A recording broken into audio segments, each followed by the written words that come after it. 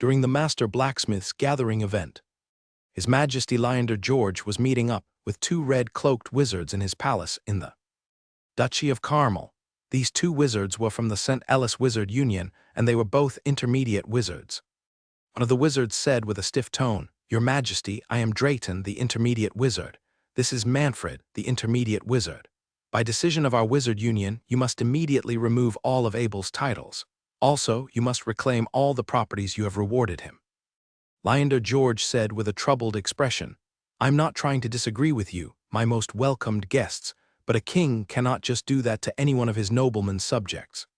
Abel must be charged with something like treason, or else everyone will start asking questions." His Majesty knew how important of a man Abel was. While he didn't have the power to handle these two intermediate wizards from the Wizard Union, he also knew that he couldn't afford to anger Wizard Morton, who was the top wizard in the duchy that he ruled. If he went after Abel, Morton might just cut his head off right on his throne. Wizard Drayton said with a sneer, "Don't worry about that old man, Your Majesty. Truth to be told, we are also looking for a way to drag Wizard Morton down. If we can somehow strip him of his status, the Wizard Union might just be able to banish him out of this duchy. He'll have no choice but to listen to our top-ranking members. If he was, say, told to fight the orcs, he'll have no choice but to go." Wizard Manfred also added, "Do as we requested, Your Majesty, or else we'll have to consider replacing you with a more obedient king. A more obedient family, even." Leander George said hesitantly, "What, please? With what reasons can I remove Master Abel?" Wizard Drayton said with a smile, "Well, that's not hard for a king, is it? If you need Abel to commit treason, then so be it. I don't think evidence is that important, but if you need it, the St. Ellis Wizard Union will take care of that." That was how Abel lost his baronship in the Duchy of Carmel. It all happened in an instant. Even his castle was confiscated within less than a day. All his wealth in Bakong City was seized. His mansion in the Triumph Boulevard, as well as his fruit grove outside of Bakong City, were also taken under the name of the duchy. Since Abel was a nobleman, almost all the noblemen-related institutes must be informed of this event. It wasn't just his family crest. His nobleman's crest also had to be removed. All the relevant data also had to be deleted from the public database. Perhaps this wouldn't have happened if Hoover didn't go to Cena City. As for Wizard Morton, he only cared about his research. He wouldn't know about any of the decisions that the Duchy of Carmel made. That being said, he had no control over what Leander George did to Abel. At the 16th-floor magic tower in the Kingdom of St. Ellis, Wizard Cliff, the manager of the intelligence agency, was sitting in the hallroom on the top floor. He was listening to reports that were from the two intermediate wizards, who both just came back from the Duchy of Carmel. Wizard Drayton reported, "Rest assured, Master Cliff, Abel's a nobody in the Duchy of Carmel now. Not only is he no longer a nobleman, but almost all his wealth has also been seized by the local authorities. As for the family of his foster father, we have told everyone in Harvest City to end all businesses with them. Soon they'll have no choice but to call for Abel to come back. It is at that point that we'll have the man that we're looking for." Wizard Cliff wanted to say something. He wanted to compliment these two wizards, but his identity card started ringing. "What?" Wizard Cliff shouted as he heard his subordinates. "Abel became a Grandmaster Blacksmith." He hung up the call instantly. When Wizard Drayton saw how concerned Wizard Cliff became, he went in a bit closer to him. "Forgive me, sir, but did Abel become a Grandmaster Blacksmith?" "Brilliant, just brilliant."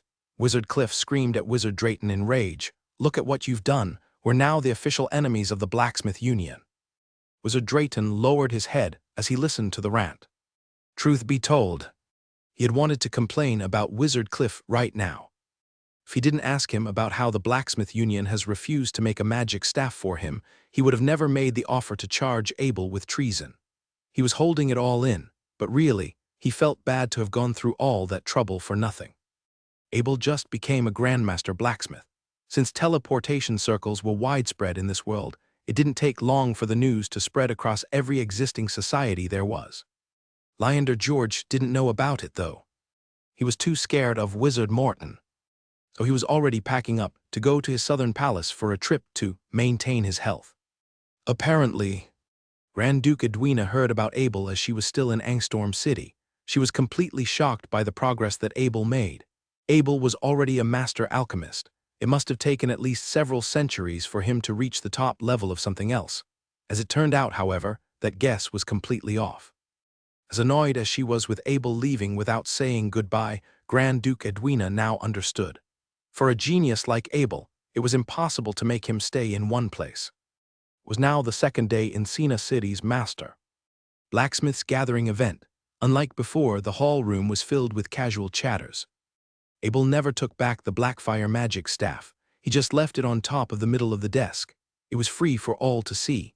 There weren't a lot of security measures that were put on it, so everyone could have access to look at how he managed to fit an external energy source to it.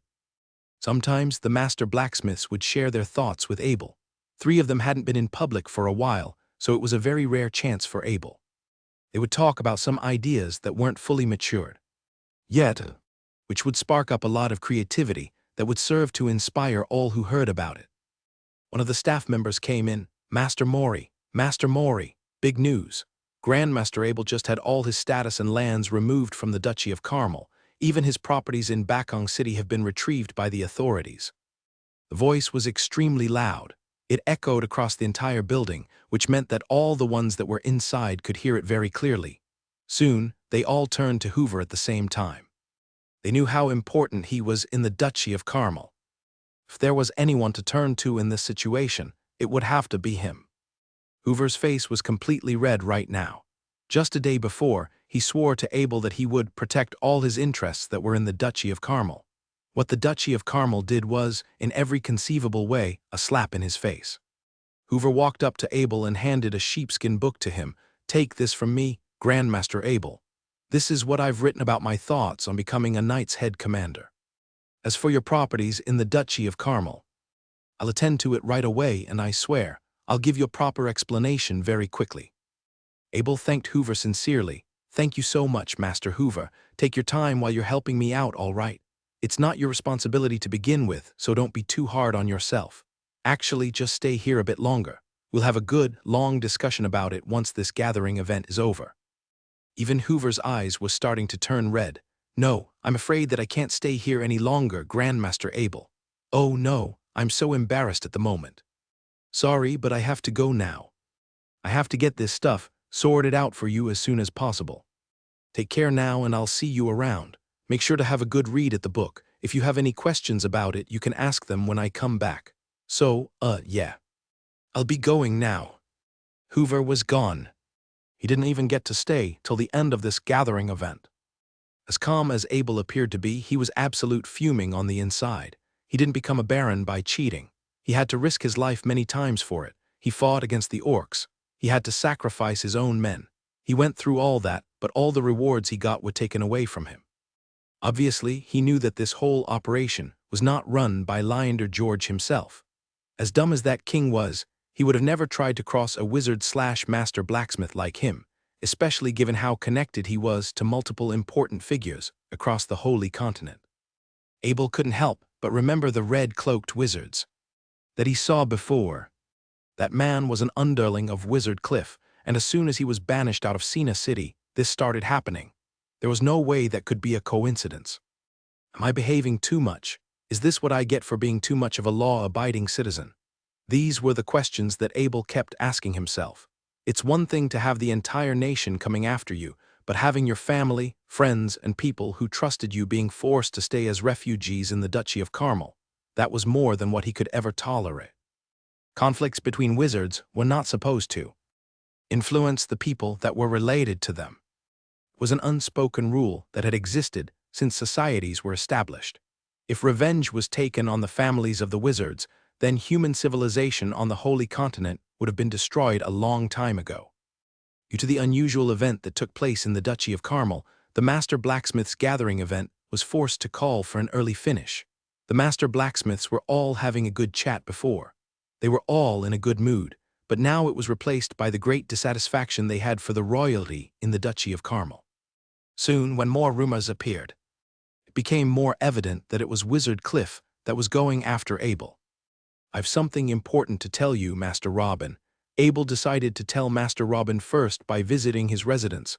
"I'll have to leave now. This is something that I have to take care of myself. Master Robin said anxiously, before careful out there, Grandmaster Abel. Advanced wizards are very scary. Don't let your anger get the best of you. Yeah, about that, a cold smile appeared at the edge of Abel's mouth. You can trust me. I don't do things that I'm not confident of. Master Robin whispered after he looked around. If you really want to kill Cliff, make sure you tell me about it. I might not be all that important, but I can still try to call for an advanced dwarven wizard. Wizard Cliff is level 16. Their price is a bit high, but there's going to be someone who's willing to do the job. Abel never expected those words to come out of Master Robin's mouth. He didn't know how much the price for hiring an advanced dwarven wizard would be, but as far as he could tell, that might just trigger a full-scale conflict between humans and dwarves. That was not something that he'd like to see. Most crucially, advanced wizards were among the hardest people to kill on the Holy Continent. In fact, people have been saying that they were immortal and that their instantaneous movements could stop them from every possible danger. Like Black Wind, advanced wizards could use the power of electricity to get away from any attacks very quickly. Abel still appreciated the offer, though. Don't worry about it, Master Robin. If I go after Cliff, you'll be the first one to know about it. Master Robin nodded, glad that you understand. Remember, you are a Grandmaster Blacksmith. You have accomplished more than any of us that are alive today. If you want trouble for Cliff, you'll have plenty of opportunities to do that in the near future. Yeah, I'll remember that, Abel said, then handed the backfire magic staff over to Master Robin. Take this for yourself, Master Robin. Since I'm a wanted man right now, I'll have this staff under your possession for the time being. It's a little help I'm offering to all the fellow members of the Blacksmith Union. Master Robin's hands started trembling as he took the magic staff over. What Abel did for him was simply phenomenal. Now that the Blackfire magic staff was offered to be studied by society, they could easily learn to replicate the techniques that were used to make it. More specifically, they could now learn to create magic staffs by connecting them to external power sources. Master Robin said respectfully, "Thank you so much for your work, Grandmaster Abel. Rest assured, whether it's the humans, dwarves, the elves, or any other race, now that I am in possession of this Blackfire staff, they'll all receive the same opportunity to learn from me." After Abel said his farewell to Master Robin, he went to where the communication circle was at. He contacted the staff that was in charge. He requested to contact Bernie of the Goff family. The Blacksmith Union was very quick about it.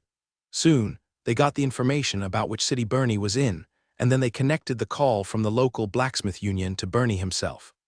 Grandmaster Abel, wow, I didn't expect it. Well, I didn't expect you to call me so quickly after you become a Grandmaster, but thanks a lot.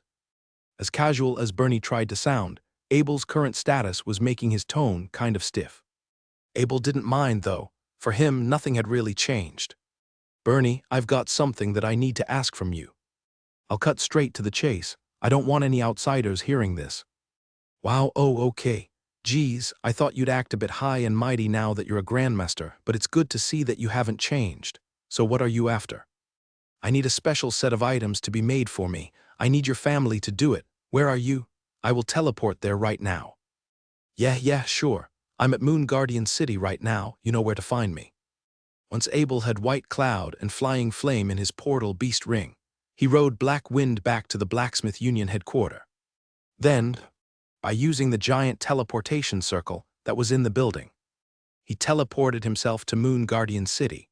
When he was there, he saw Bernie was already waiting for him. Lord Ivan was also there, and he seemed very humble for the ruler of a city. Abel gave an illustration to Bernie. Bernie, this is the blueprint of the stuff that I want. Listen, I need a lot of this type of iron piece. You have to give me 10,000 pounds of it. When Bernie took the paper over, he saw that the stuff was quite simple. It was just a sphere the size of a fist. There were several flat surfaces on it. Apart from that, there wasn't much that was special. Bernie asked, "You need this immediately, or?" Abel didn't say too much. "Yeah, as soon as possible. I'll be waiting in Moon Guardian City for them." 10,000 pounds. That was by no means a small number at all. Could the dwarves handle such a huge demand? Well, let's take a look at how many dwarven blacksmiths there were. Due to their instinctual desire to handle metal, most dwarves aspired to be blacksmiths since they were little.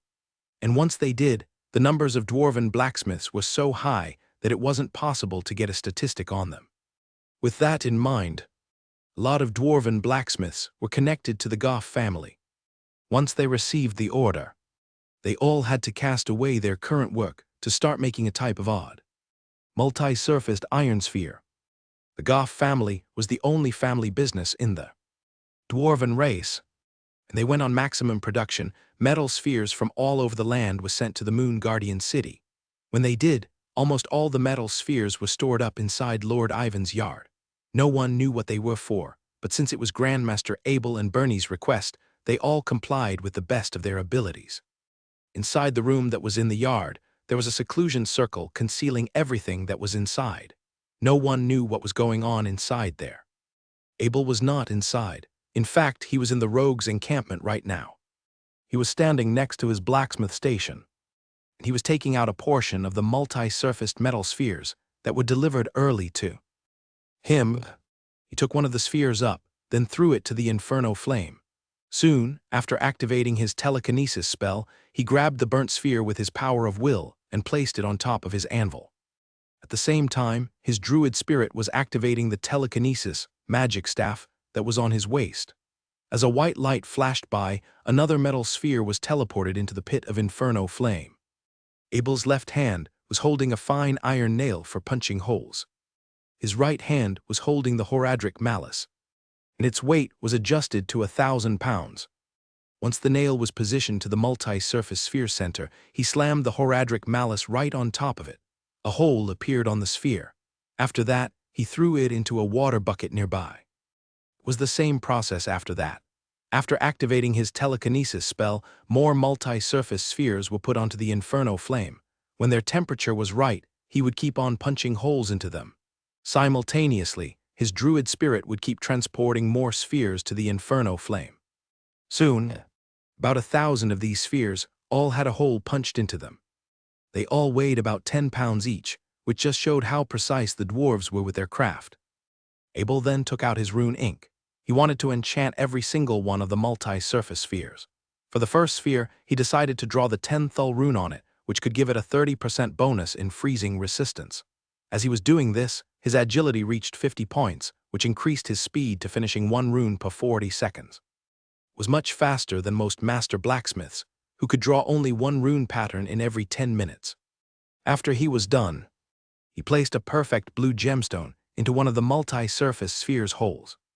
Then, by pushing a tiny piece of iron into it, he used his max-level strength to seal the hole in it. He then took out a second sphere.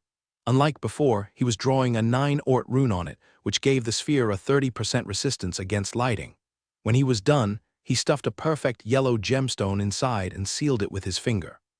For the third one, it was a 8-ral rune, which gave a 30% resistance against fire. He placed a red gemstone in it, then sealed it with his finger. Abel only defended himself against fire, lightning, and ice. He didn't bother to defend against poison, because all these metal spheres were meant for Johnson, which was basically a living bunch of rocks piled up together. Over the course of 3 days, 10,000 metal spheres were sent to the yard. Bernie tried to visit him during this time, but he would always be kicked out by Bardali, who was standing at the gate to chase out all guests. Once the last bit of his craft was done, Abel had 1/3 of his metal spheres for 30% fire resistance, 1/3 for 30% lightning resistance, and 1/3 for 30% freezing resistance. Then he called Johnson out of his portal beast ring. Johnson was a little confused. When it saw the 10,000 metal spheres lying on the ground, its eyes started flashing in excitement. It had been a while since Abel promised it that he would build a completely brand new metallic body for it. Abel talked to Johnson using his soul chain. "You've got your new body now, Johnson. By the way, since your head is so different from the rest of your body, I've decided to find a new helmet for you." "Johnson listens to Master," Johnson said through the soul chain. Abel smiled at that. Then, he took out an item from the Kong Kong spiritual beast bag. It was a metal mannequin, which was something he got from fighting the priest. A stone metal monster was a powerful creature that was called from the souls of metal weapons. When they were summoned, they would possess all the abilities that were inherent from the weapons they were called from. While the stone mannequin was meant to be passed to the underlings of the priest, Abel got in the way and took it all for himself. He wanted it because of how durable it was even against the attacks of an advanced wizard. Obviously, the price of calling out a stone metal monster was very costly. Abel felt the pain before. He shared it with Flying Flame before, when he tried to separate its soul from the contract that it was bound to. The chance of doing this successfully was pretty low, but he did manage to become its master at the end. After checking that there wasn't anything wrong with his spiritual contract with Johnson, Abel noticed how weak the stone metal monster's soul had become. Thus, it was much easier for it to succumb to Johnson, which was going to be its new host. "You can take yourself apart now, Johnson," Abel commanded. Soon, Johnson became a head lying amidst a pile of rocks. It was kind of a pain, really. He should have told it to do this outside the rogue's encampment. Now he had to take the rocks out himself. But come to think of it, there were enough rocks to make a house.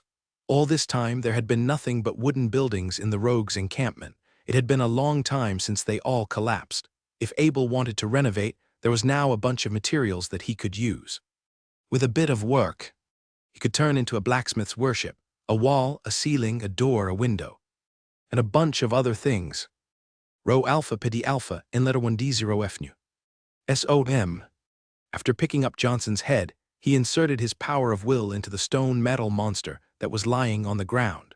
Since there was the essence of a dragon in his soul, he was able to kill the stone metal monster's remaining soul. The stronger Abel became, the more control he had over the dragon's power that was inside of him. As little of it there was, it was powerful enough to kill many, many creatures with the slightest dose. It was the same for the stone metal monster. Now that its soul was eradicated, all that remained was a pile of useless metals. When Abel scanned the stone metal monster's remains with his power of will, he realized how complex its inside was built to be. He then opened it apart, then stuffed Johnson's head in the opening. After that, he solidified the parts that were connected with some metal pieces he had. "Do you need a pair of eyes?" Abel asked. Johnson replied using the soul chain, "No need, master. I can make it with the parts that are near my head." That's what Abel liked to hear. This way, he didn't have to do more damage to the stone metal monster's defensive capability. When he tried to put the parts back, the stone metal monster suddenly started walking. It was Johnson that was doing this.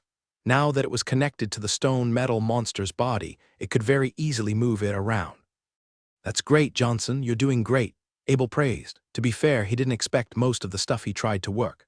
After all, the stone metal monster was a creation of the orc priests. If he didn't have full control of it, Wizard Cliff might just charge him with the crimes of siding with the orc empire. That's something that he really wasn't into at this point.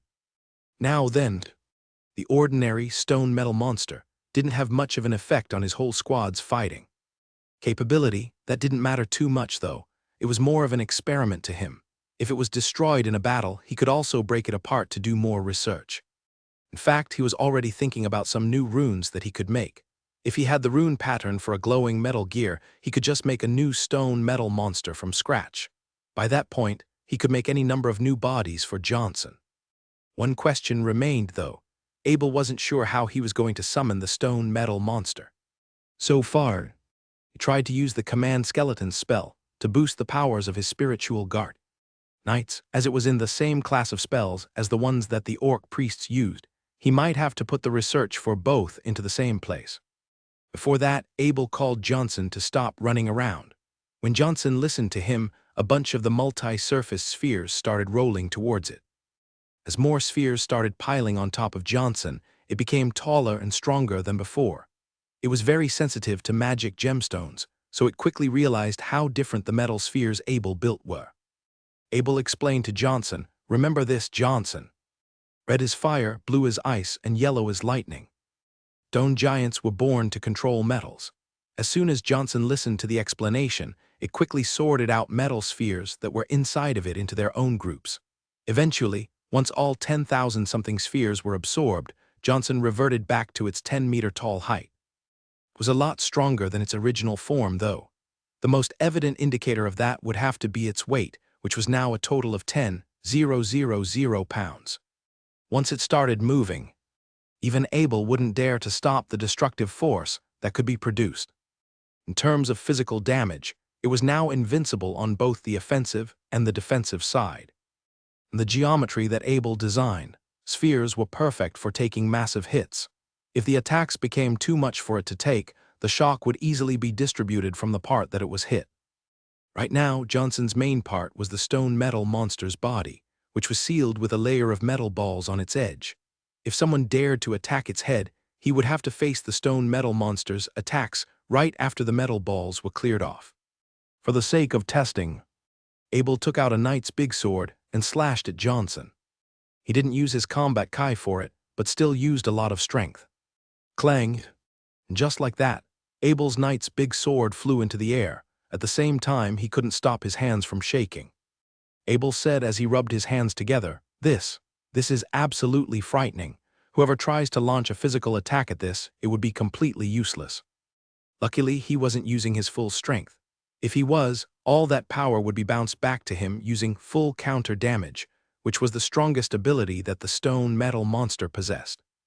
Judging by the amount of force that came back, Johnson must be at least level 12 after it was connected to the stone metal monster. The rebound was about 3 times to what Abel put in. "What monster have I made?" Abel said in his own mind. In terms of power, there wasn't anything that he could compare Johnson to. In terms of speed, Johnson had 2-meter legs. Nothing could outrun that. Even if there was something faster, Johnson could always attack them with its long-distance attacks, which was basically done by throwing the metal balls that were on its body.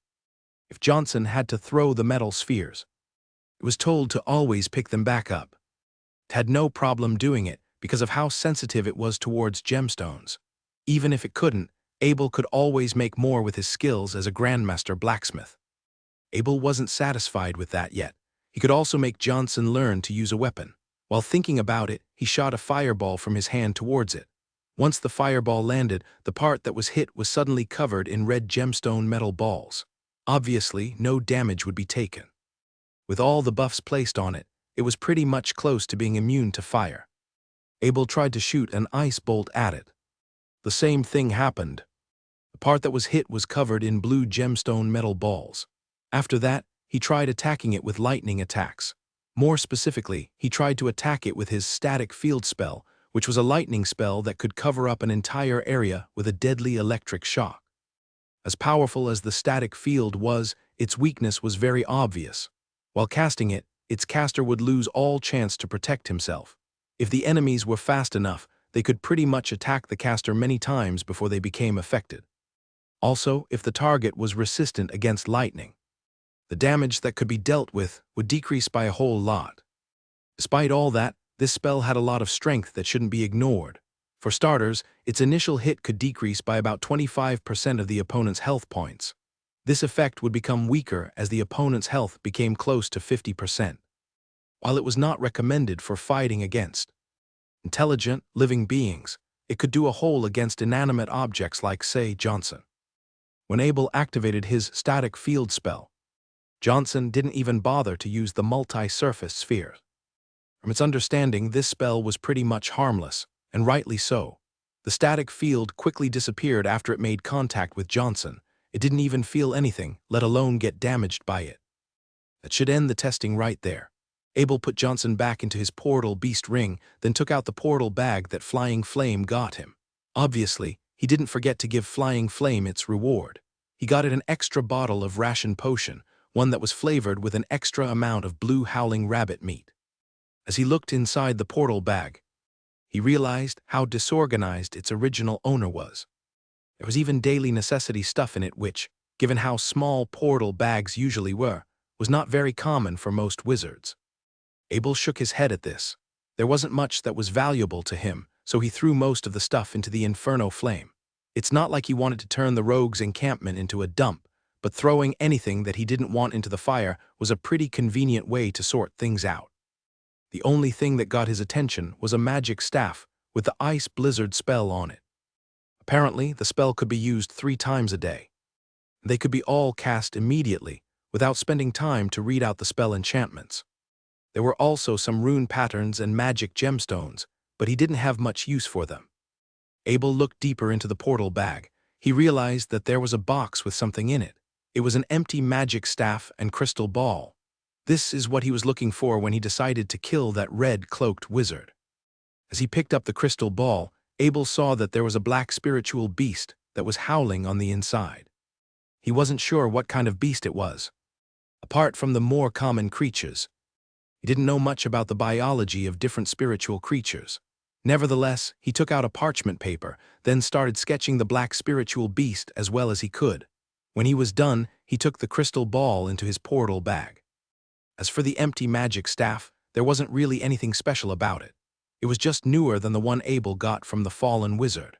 From its appearance alone, he could tell that it was made of newly furnished materials, and with that, he decided to put it inside his portal bracelet. Then, he went out of the dark world and back into Lord Ivan's yard. By this point, all 10,000 metal spheres were gone. However, because of how many there used to be, all the flowers and trees there were kept here were pretty much squandered. "Abel, you finally come out." Bernie ran up to Abel. "Where did you put all that metal spheres?" Abel pushed Bernie away as he got way too close to him. "Good to see you there, Bernie. About that, can you let me use the furnace here first? I'll tell you what I did once I'm done with something." "Oh, yeah, sure."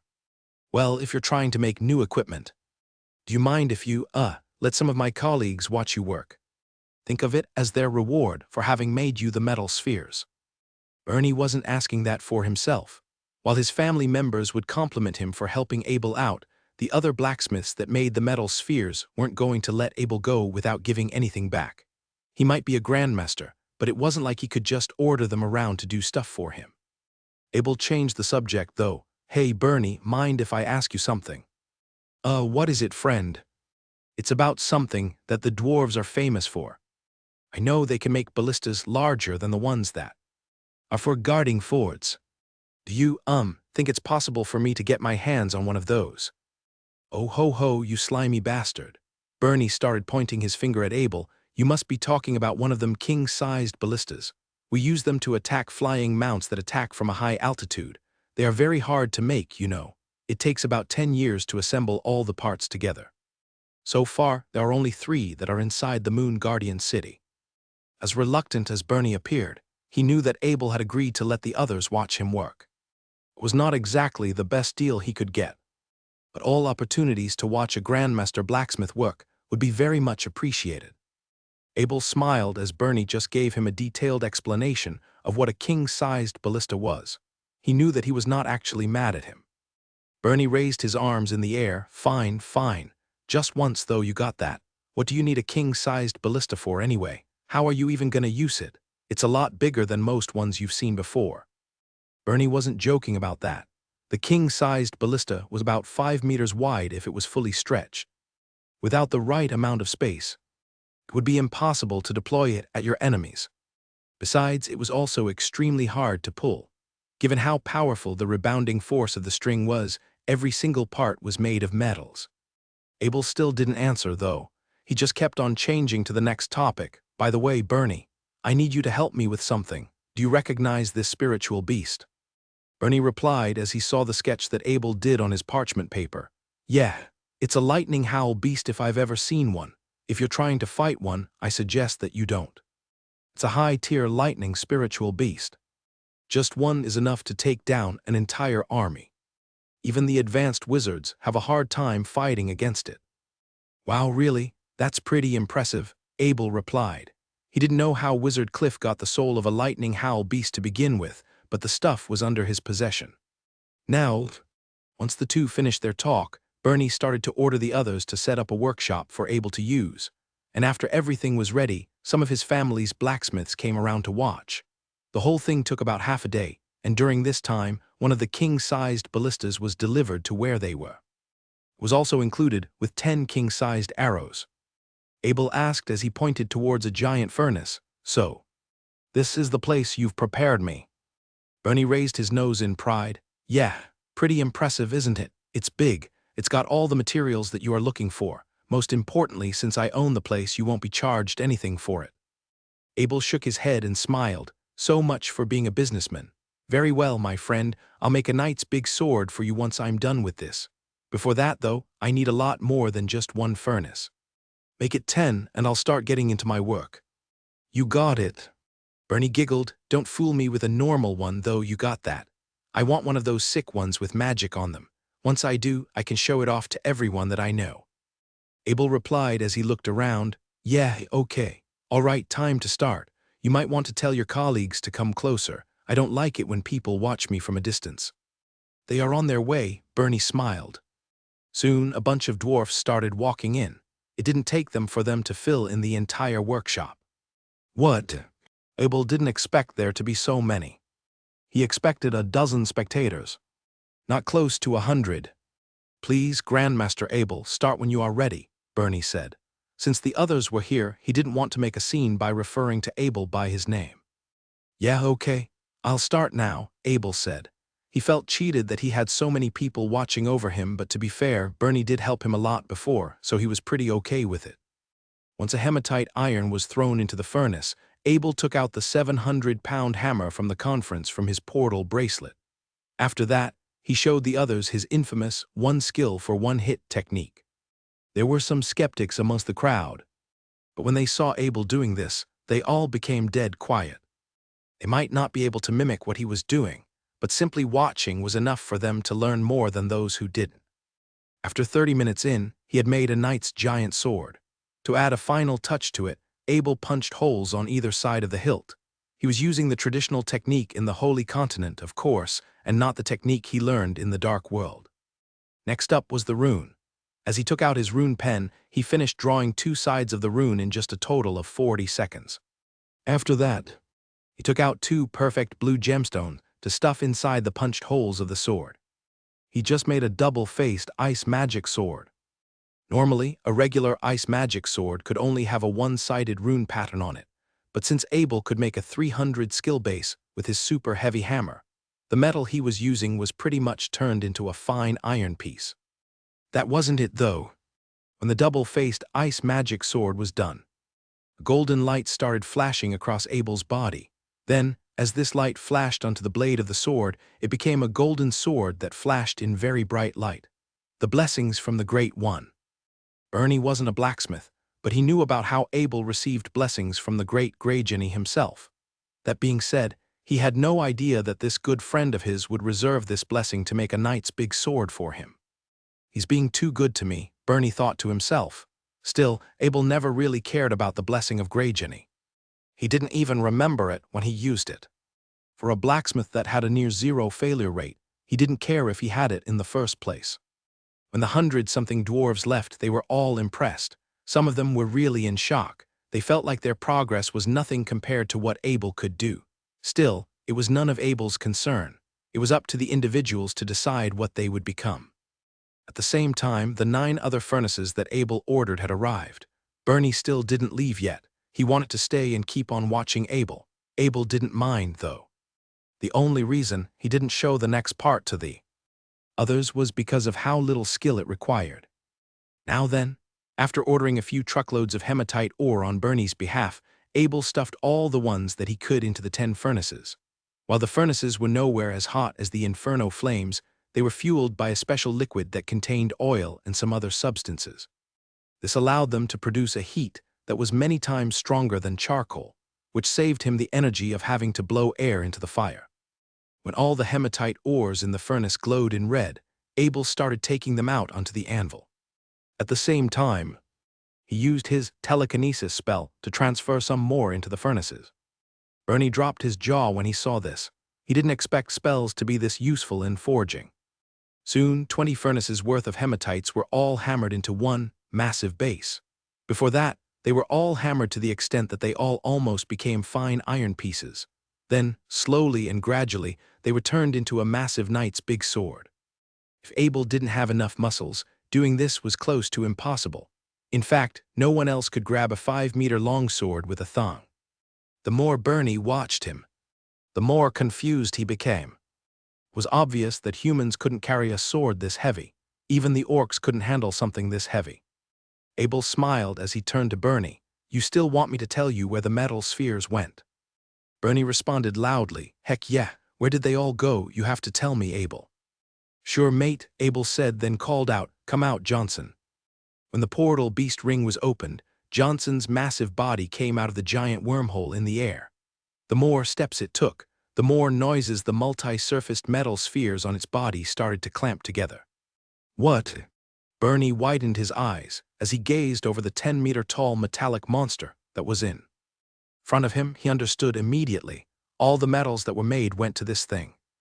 "This is Johnson, he's my summoned creature," Abel introduced to Bernie. "Johnson," Bernie said through the soul chain, "this is Bernie, a good friend of mine." As soon as Johnson heard the word friend, it became very friendly to Bernie. That actually just made it creepier for Bernie, though. When it tried to walk towards him for a hug, he started running away in panic. "Tell it to stop, Abel. I'll be meat sauce if that thing gives me a hug," Bernie shouted as he ran around. "Stop joking around, Johnson," Abel called out, then pointed towards the Super Knight's big sword he made. "Johnson, I've made a weapon for you, come here and try it." As soon as Johnson saw the sword that was customized for it, he grabbed it excitedly with its hands. It always wanted a weapon of its own, but even the sturdiest rock couldn't withstand its super powerful grip. Now that there was a giant, sharp metal that it could swing around with its hand, it could now become better at destroying everything that was in its path. Bam! And there, with one swing, one of the furnaces was slashed in half by Johnson's sword. All the fuel that was inside started pouring around. If Abel wasn't fast enough to pull Bernie aside, they would be on fire right now. When Johnson tried to slash at another furnace, Abel quickly took out his knight's big sword and ran towards it. Clang! Within an instant, Abel's sword collided against the 5-meter sword that he just made. It was a weird sight for Bernie. Abel was about 2 meters tall, whereas Johnson was about 10 meters tall. There was about a 5 times difference between the size of their weapons, but Abel didn't take a step back at all. Johnson quickly realized what it had done. It dropped its sword on the ground, then covered its head with its hands. It was very sorry to have almost hurt its masters. It was like a child that was scared of being lectured by its parents. Abel forgave Johnson despite the damage that it had caused. Just be careful, all right? You are a big boy and you know that. It's very easy for you to make a scene, so just be careful about it." Johnson started nodding with its head. Then, after picking the knight's big sword from the ground, it sheathed the sword at its back. When it did so, a part of its metal body started creating a filling for the sword to fit in. Abel then took out the king-sized ballista. He removed its base, then threw the bow part towards Johnson. Johnson was a little confused at the start. It wasn't sure how a bow works, but when Abel explained to him via the soul chain, it started pulling the string with one of its hands. The string of a king-sized ballista was made with the muscle fibers of several spiritual beasts. It was as thick as a human arm, which made it almost impossible to pull with average strength. Now then, Johnson no longer had to throw rocks at his enemies. It could still do that if it needed to, but there was now a more deadly option at its disposal. Speaking of which, it already had a good aim when it was throwing rocks at its enemies. If it really learned how to do archery properly, its attack range and power would almost be guaranteed to increase significantly. When Johnson pulled the string, Abel was glad that he didn't give it the arrow yet. They were still in Moon Guardian City, after all. One shot was all it would take down a bunch of buildings. Right now, His Majesty Leander George was not in his palace inside Bakong City. He had some other family meet up with Hoover, who was in a rage at what he had just done. Good job, Hoover screamed at the top of his lungs sarcastically. "Justin, how dare you all take away Abel's properties when he just became a grandmaster blacksmith?" The man Hoover was yelling at was Justin George, the top elder of the George family of the Duchy of Carmel. Unlike Hoover, he had been stuck at the Knight's commander rank for many years. Like Hoover, he wasn't in a good mood right now. Earl Justin spoke back to Hoover. "Well, look who's talking. In case you have forgotten, Head Commander Hoover, having Leander as the king was your idea to begin with. Now that he's the one taking in charge of confiscating all of Grandmaster Abel's properties, it's not like old people such as us can do anything about it, can we?" Hoover basically grew up with Earl Justin.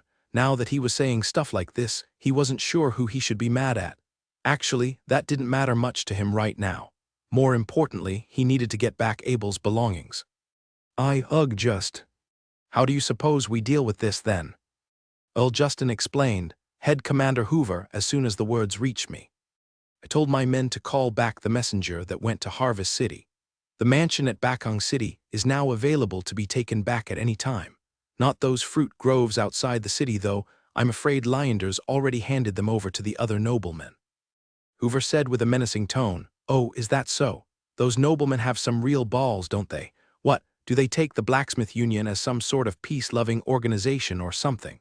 The Blacksmith Union was not, in any sense, a peace-loving organization. To begin with, the reason they had so many branches all over the major human cities was that they were militarily equipped. If they wanted to start a war anywhere, they could always use the teleportation circles they had to transport all their privatized army and weapons. This way, they could protect the welfare of all blacksmiths that were associated with them. Abel was no exception, of course. He already claimed to be under the Blacksmith Union's protection when he became a Grandmaster blacksmith. However, when he became a wizard, he started to get a lot less support from them. It was especially true when he had to face off Wizard Cliff, who was among the very best of the human wizards. At a time like that, the most that the Blacksmith Union could do was to send Hoover to help him. Earl Justin became extremely worried when Hoover mentioned the Blacksmith Union.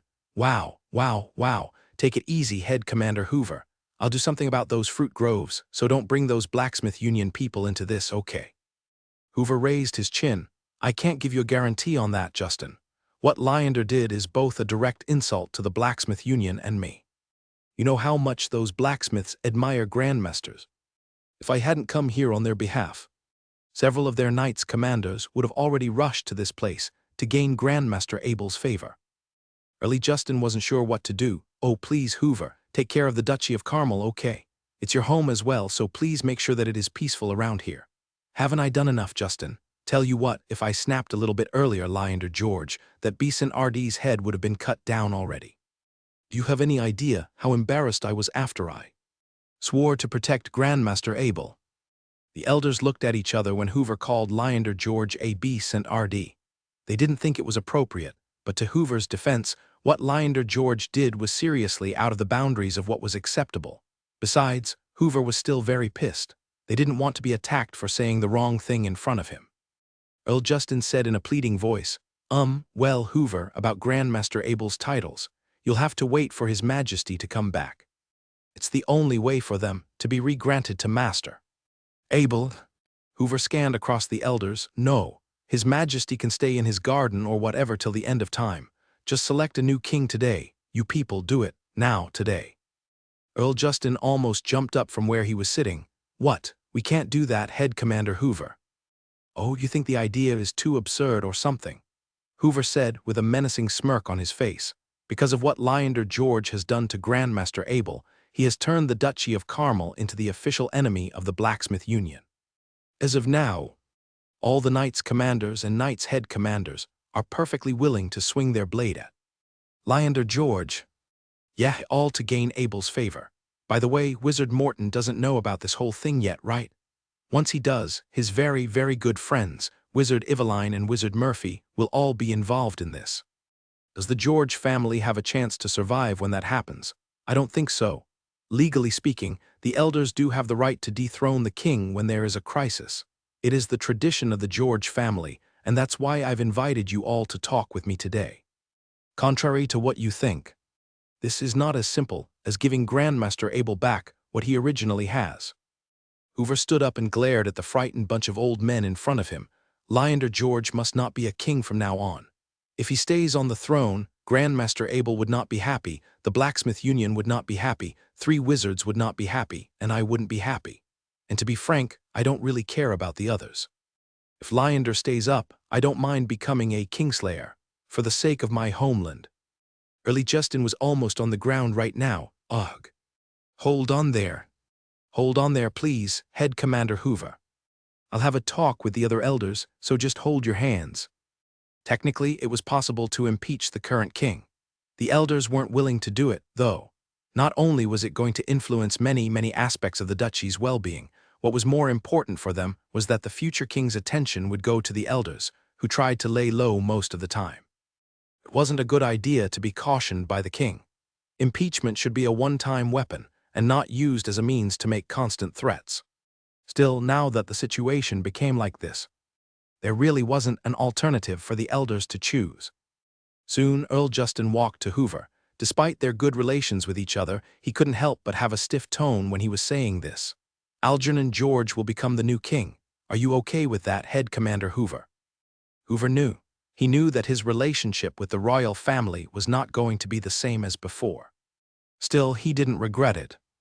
In the southern palace of the Duchy of Carmel, His Majesty Leander George was watching a show with his queen and a few subordinates. While the queen and the subordinates were all having a good laugh watching the clowns do their tricks, he couldn't shake the ominous feeling that something bad was about to happen. "Your Highness, Your Highness!" A messenger quickly ran in and interrupted the show. The queen was about to berate him, but a golden-armored knight was already coming in as well. One of the king's subordinates said, "How dare you come here with your armor and sword, you fiend? Do you not know that the king is here?"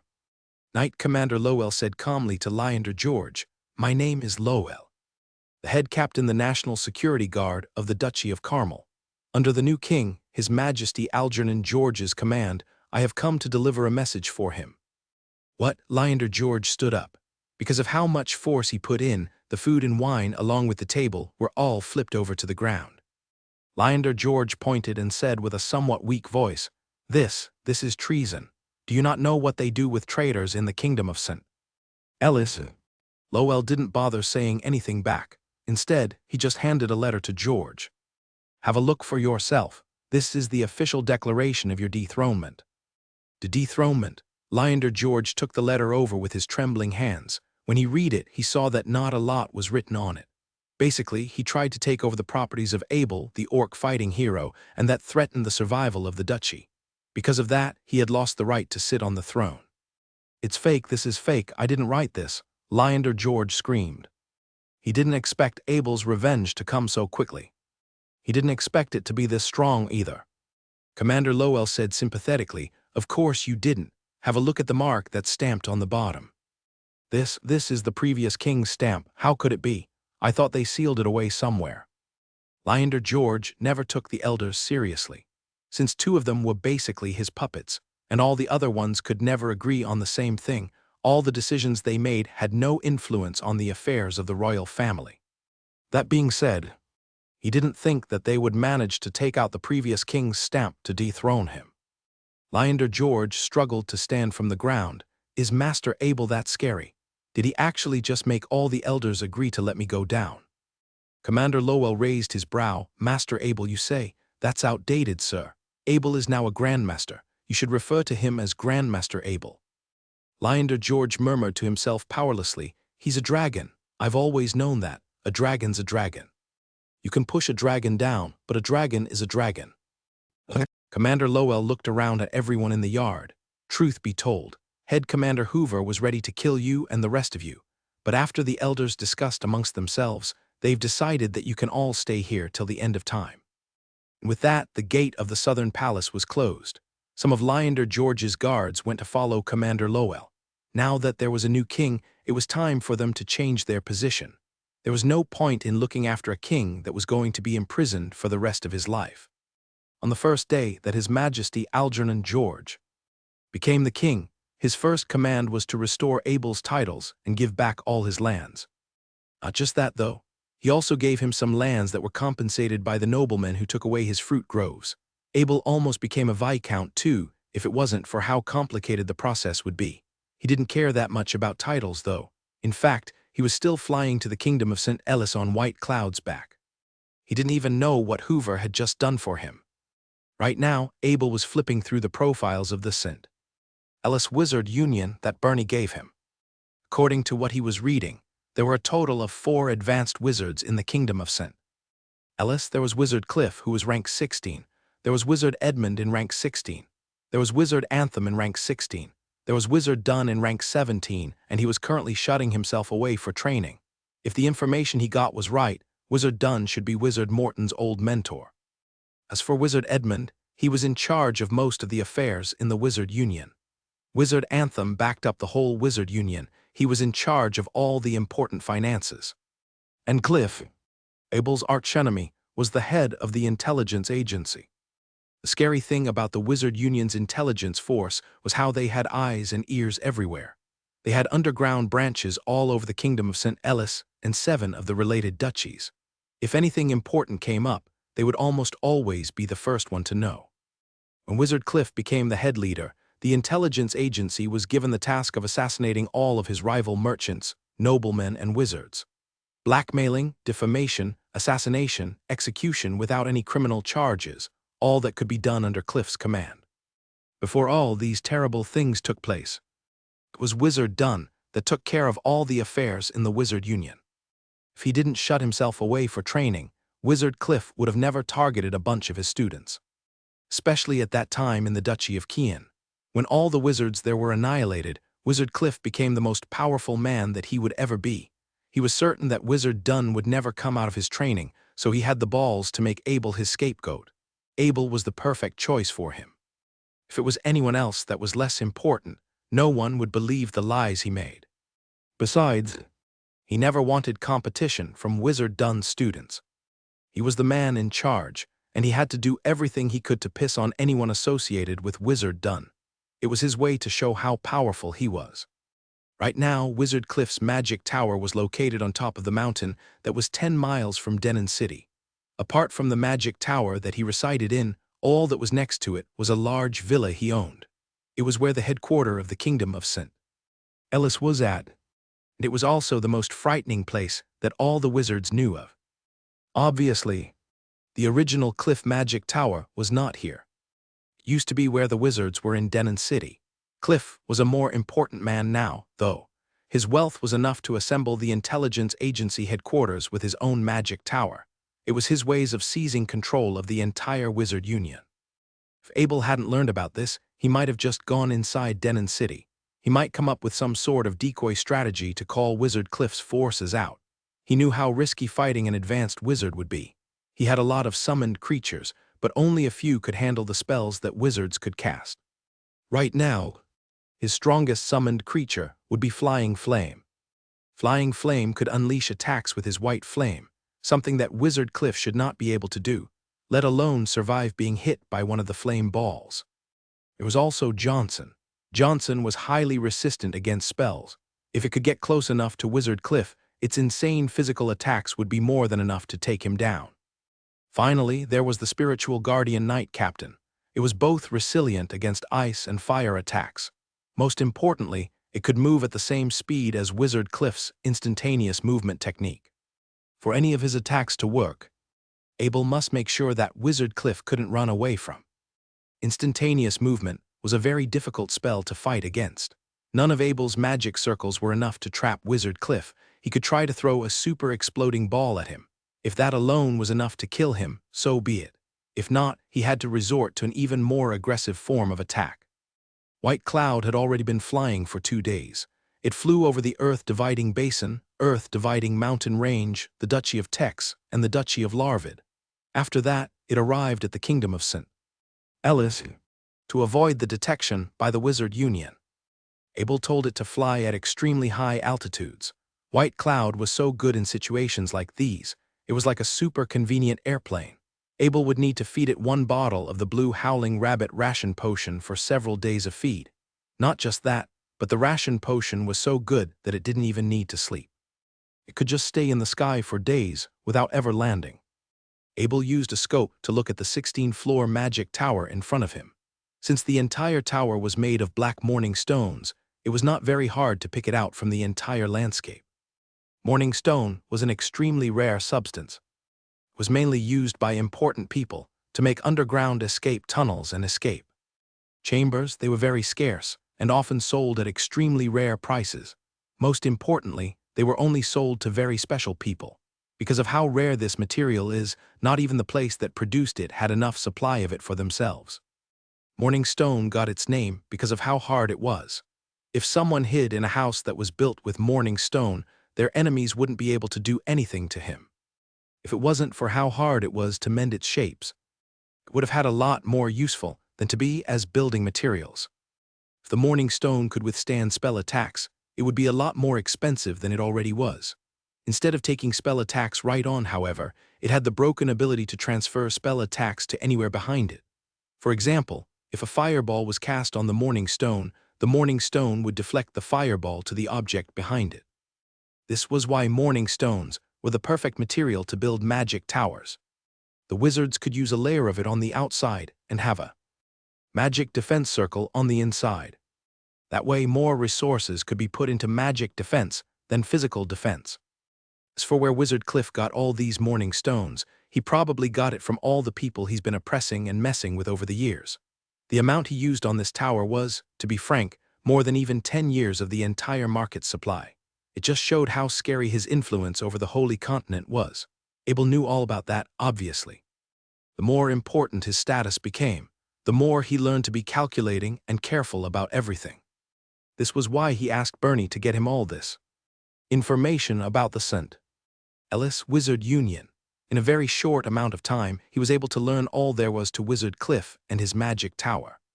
When Abel scanned across with his scope, he could see that there were a bunch of red-cloaked wizards and some gray-cloaked wizard disciples. It was a special area, so there were no commoners. From what the Goff family told him, Wizard Cliff was extremely exasperated with how he lost the man who was supposed to bring him his magic staff. For the past few days, that was all that his agency's men were investigating. As for why Wizard Cliff didn't go to the blacksmith Union headquarters himself, he decided that it was for the best if he didn't try to anger the dwarves right now. He wasn't afraid of the humans, but those advanced dwarven wizards would definitely be willing to fight him for Abel. He was a 300-year-old man. At this point, life was much more important than the ingredients he lost. Wizard Cliff was still starting to regret having Abel as his scapegoat. He didn't expect him to be this influential. Otherwise, he would have blamed the Kean Magic Tower incident at someone else. Still, since what's done was already done, the only resolution for him was to kill Abel himself.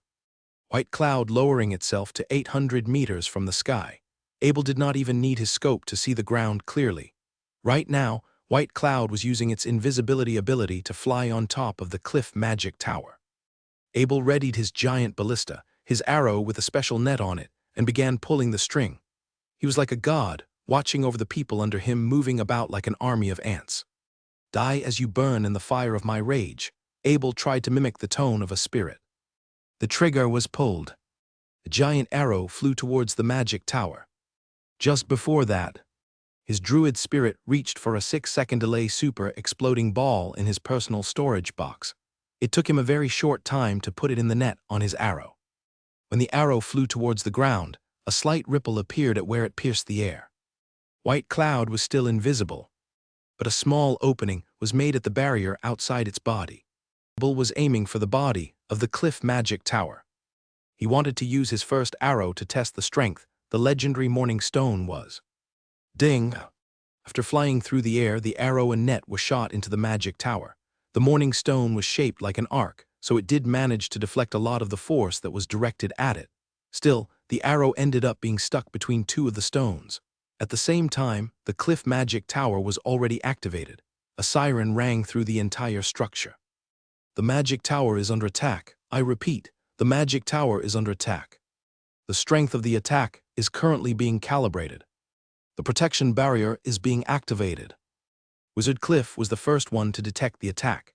He had a call on his communication circle, but the conversation was interrupted when he felt a force coming at the magic tower. The tower was basically an extended part of his body, so it didn't take him much time to notice that he was under an attack. As for the tower's automatic defense system, it would have to take a bit of time to analyze how strong the attack was. As of now, it was still trying to calculate the best form of defense based on the damage that the arrow dealt. Since the arrow was analyzed to be extremely dangerous, its protection barrier was activated to the max level. Who dares attack my tower? Wizard Cliff hung up his call and screamed out the window. All the nearby wizards were scared when they heard this. They've never seen the Cliff Magic Tower being attacked before, so they all just ran towards the magic tower to figure out what was happening. That wasn't a very good idea. The super exploding ball just reached its 6-second limit. Boom, boom, boom, boom. B0000000 Loud bang and many more followed. Okay, so maybe it was the right idea to hide inside the magic tower. From what it looked like, the Morning Stone did defend against most of the attack. Even the fire damage was mostly transferred to the elemental defense circle behind it. The outside of the tower looked perfectly fine. Not the inside, though. Because of how powerful the super exploding ball was, the inside of the tower had just taken a massive, destructive hit. The wooden frames started falling apart. The stairs started collapsing. A few of the unprepared disciples had guts shaking out of their mouths, and they laid on the ground with blood all over them. As for Wizard Cliff, he was fine, obviously. In fact, two of the official wizards that were serving him also survived. They used up a one-time passive defensive item to guard themselves against the explosion. On the side note, the item was something that they traded over the opportunity to have their own magic towers. As an experienced wizard himself, he understood how strong the attack was. That being said, he obviously wasn't going to risk going outside the tower. The important thing now for him was to figure out who was attacking him. More importantly, he needed to know how the tower was being attacked. Those who rushed inside the building weren't doing so well. The first wave of the exploding shattered pieces were all concentrated into the front yard, which literally penetrated through their bodies. It took two walls to completely stop those deadly, sharp pieces from cutting through the skins and bones of the wizards. Next up was the shock wave from the explosion. Unlike the fragment pieces, the shock wave reached the entire area that the building was on. It swept through half of the front yard and all the area that was around the tower itself. Soon the dust started falling down. The front yard became completely silent. Those who survived were petrified. A third of the area was gone. All that was in the shock wave's way was swept to nothing. "Abel, it must be Abel, come out." Wizard Cliff's angry voice echoed through the whole place. Abel wasn't replying, though. He was still admiring how strong the morning stone was. It was the only thing that stood even after the super explosion happened. Wizard Cliff was already charging the magic tower's defense circle with high-level magic gemstones. He believed that if he did so, he could withstand even the next hit that was coming at him. As long as he could make Abel waste his ammunition, there was nothing to be afraid of. After all, even if Abel could miraculously become like level 5 wizard, he was still nothing against a level 16 wizard in a one-on-one fight. Wizard Cliff screamed through his volume circle, "You are a dead man, Abel. How many of these explosions do you have left, huh?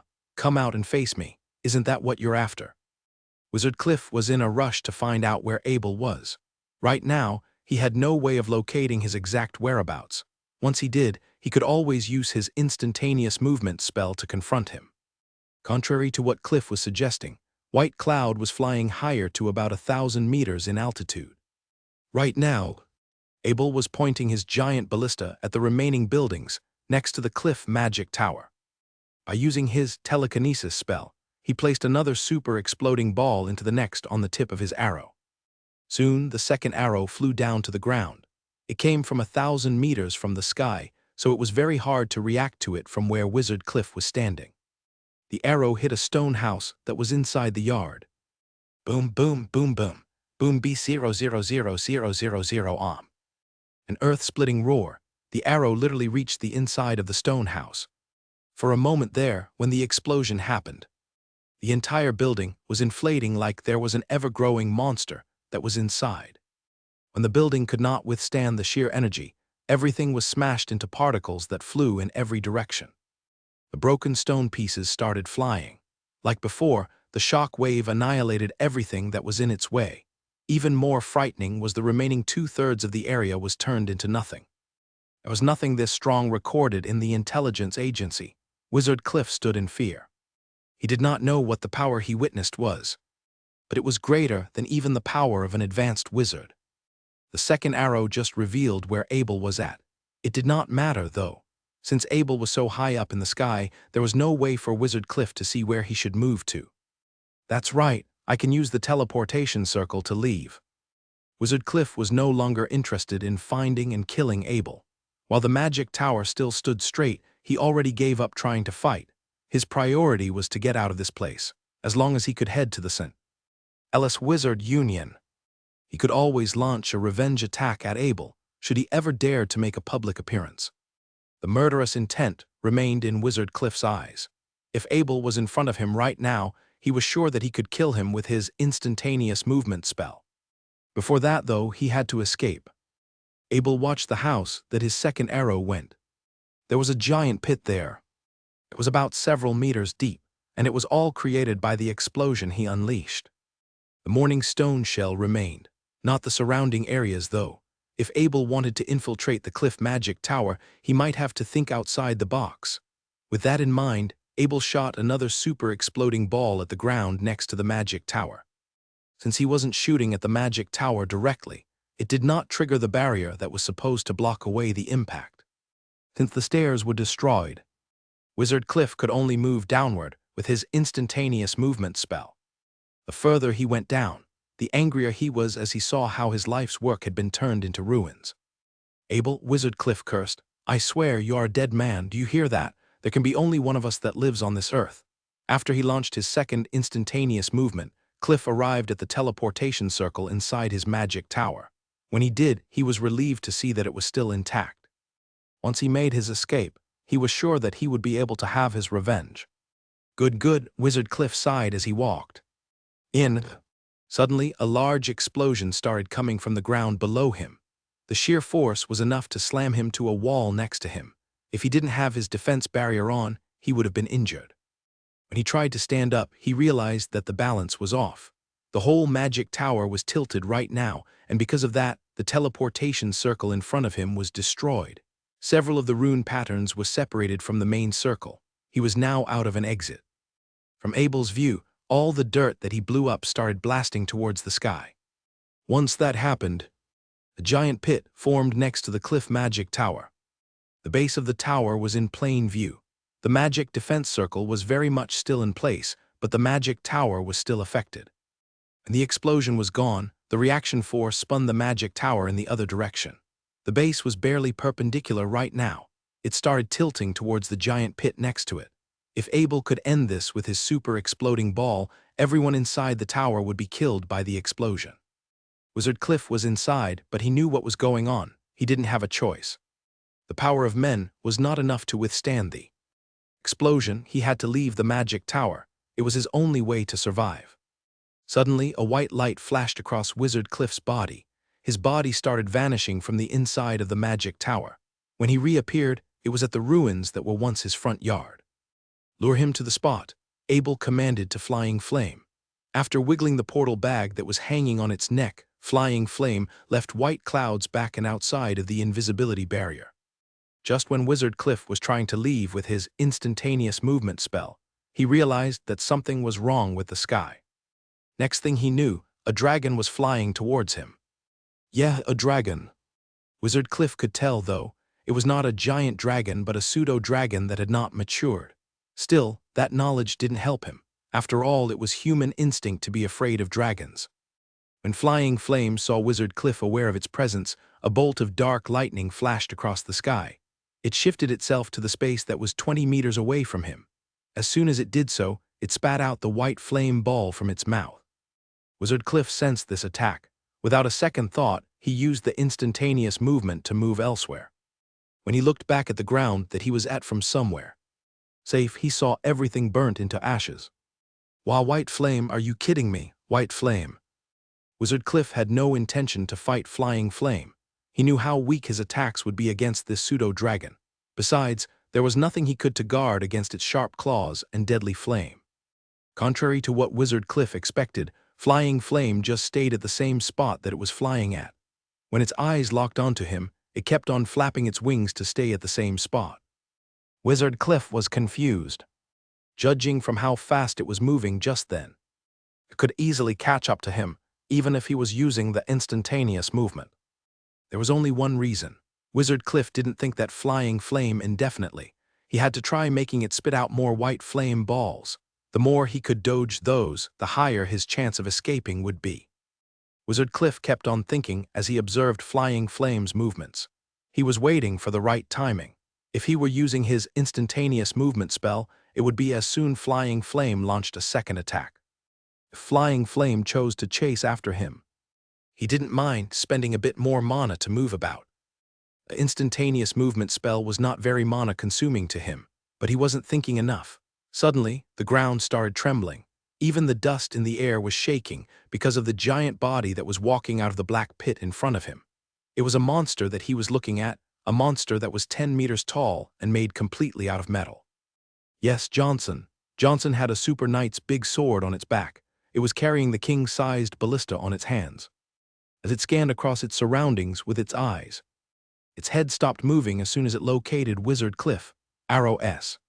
With a scratch of its hand, a few arrows appeared on Johnson's arm. As a few of the multi-surfaced metal spheres moved around, one arrow was placed onto the ballista. Then it started aiming at Wizard Cliff.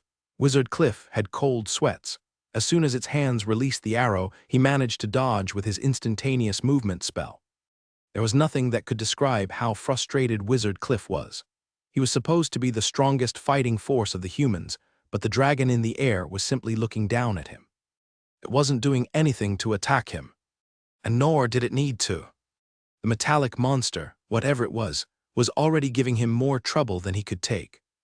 Or maybe that's for the better. As long as Flying Flame didn't interfere, Wizard Cliff thought that he could take on Johnson himself.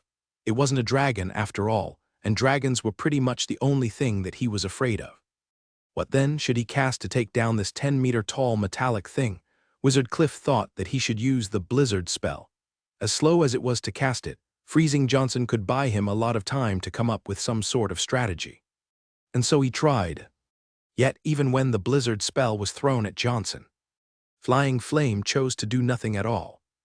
It was becoming more apparent now. Abel was using this chance to test the powers of his summoned creature. He didn't have the chance to take advantage of an advanced wizard before, so he was making the most out of Wizard Cliff by trapping him to an arena fight. From Abel's tests, Wizard Cliff didn't even want to attack Flying Flame. He thought Johnson was an easier enemy, so he decided to focus on bringing it down first. When the Blizzard spell was cast, a bunch of clouds started mixing in the sky. Large snowflakes started falling down, and most of them landed on Johnson's body.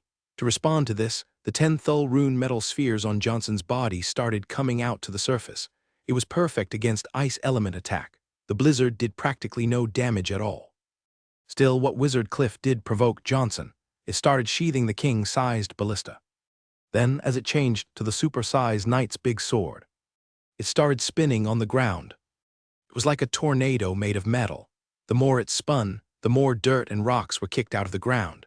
Wizard Cliff could easily dodge this, but the more sediment started to flying towards him, the more he had to waste his mana on instantaneous movement. Once Johnson was satisfied with how much energy Wizard Cliff had to waste, it finally stopped spinning and listened to its master's orders. Suddenly, a bolt of dark lightning flew to another spot. When Wizard Cliff watched to see what was going on, he could see that Flying Flame and Johnson were blocking either side of his front. It was also a dark shadow. It was a fully armored knight. The armor was black, and so was the mount that it was sitting on. If Wizard Cliff didn't get it wrong, the mount was supposed to be a spirit wolf. The sight bewildered him. Even the druids couldn't ride on spirit wolves' backs. This time, Wizard Cliff chose to take the initiative. By waving with his hand, a firewall surrounded the spiritual guardian knight captain. He wasn't fast enough, though. It was already disappearing from where it was standing. The next thing he knew, it was using its knight's long lance to stab at him. Wizard Cliff activated the rune pattern for the new Star of Frost.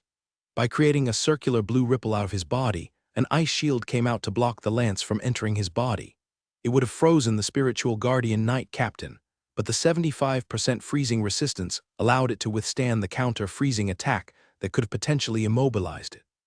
To prevent a second hit from the spiritual guardian knight captain, Wizard Cliff used his instantaneous movement to move to another spot. It followed him with the same speed. Whenever Wizard Cliff went somewhere, it would always catch up to him and continue the attacks. The attacks never stopped, actually. Wizard Cliff didn't have a chance to think. He was still a very smart man. After realizing that the ice element attack wasn't doing anything, he switched to his fireball spell and shot at the spiritual guardian knight captain. To counter this, it switched to its fire enhancement mode. The 75% fire resistance buff allowed the fireball to be neutralized with its shield. Wizard Cliff was scared by this. He never thought that knights was strong enough to guard against spell attacks like that. He wasn't done yet, however. After grinding his teeth, he shot a lightning spell at the spiritual guardian knight captain. Because of how fast it was hit straight on without any time to react. For reasons that Abel wasn't sure of, Wizard Cliff managed to deal the maximum amount of damage from his lightning spell. The damage that could be dealt by lightning spells was often randomized. Because of this, the spiritual guardian knight captain went down right away. It had no defense against lightning attacks, so there was nothing that it could do to protect itself against the lightning. Just when Wizard Cliff was about to let out a sigh, a purple light came over the spiritual guardian knight captain that went down. Soon, it started getting up like nothing had happened. Wizard Cliff didn't know, but Abel just fed it a full recovery potion via the soul chain. Obviously, that lightning wasn't enough to take out the spiritual guardian knight captain completely, but he just felt like rubbing it in a bit more. Okay, good, Abel said through the soul chain, we're done here. Give him all you got now. Soon, Wizard Cliff was forced to face the full assault of Abel summoned creature squad. White flames started forming inside Flying Flame's mouth. Johnson started lifting its supersized knight's big sword in the air. The spiritual guardian knight captain readied its lance. They all ran to Wizard Cliff simultaneously. It was pretty obvious now. There had to be someone that's instructing all these creatures. Apart from Abel, there wasn't anyone else that Wizard Cliff could think of. In fact, he was no longer certain that a revenge attack was possible. To guard against the 3 summoned creatures, Wizard Cliff threw magic scrolls at him. The fireball one was for Flying Flame, which wasn't even enough to leave a scratch on its body. Johnson pretty much just walked over the one that had the firewall spell in it. The spiritual guardian knight captain didn't even bother doing anything. As long as the attack was not lightning, it could pretty much just walk straight towards Wizard Cliff. Wizard Cliff didn't even bother checking if the scrolls had worked. He wasn't planning on dealing any damage. He just wanted some time for him to escape. He just wanted some time to think of anything else. So far, there was only one direction for him to run to. It was the direction that Abel had purposefully left without any barriers. All the other ones were barricaded by the summoned creatures. Wizard Cliff didn't know what lance the spiritual guardian knight captain was holding, but he knew that it must be some sort of magical weapon. He was facing Abel after all. There was no such thing as too careful when fighting against a grandmaster blacksmith. There was a white flame ball in Johnson's giant blade. If Wizard Cliff tried to escape from the spiritual guardian knight's lance, he would have to take even more hits than he could. He had to run, but how?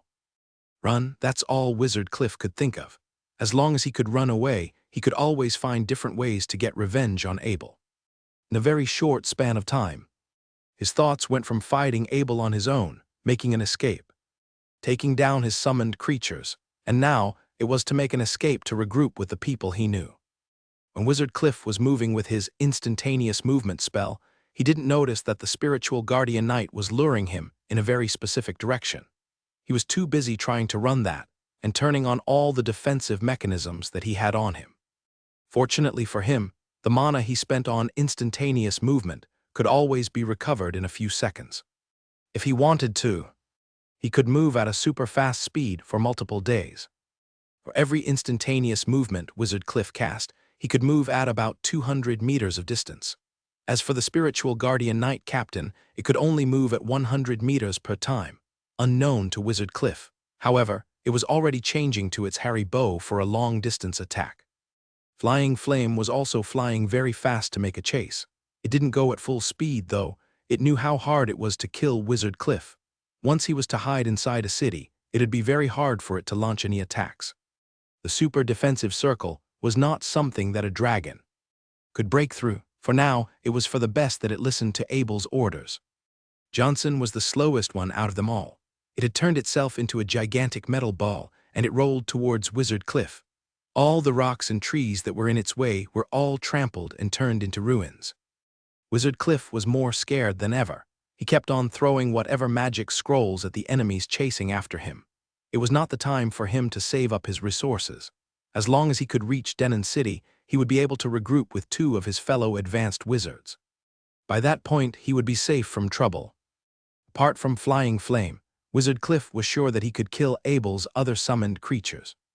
Johnson might be resilient against spell attacks, but it could not guard against 2 types of elements at the same time. As for the spiritual guardian knight, while it was very easy to shoot it down with a lightning attack, it could always make an easy escape with its insanely fast speed. It wasn't like Flying Flame was completely safe, either. Once it flew anywhere close to a city, it would be under the attacks of the giant ballistas from the city guards. And that's what wizards were like.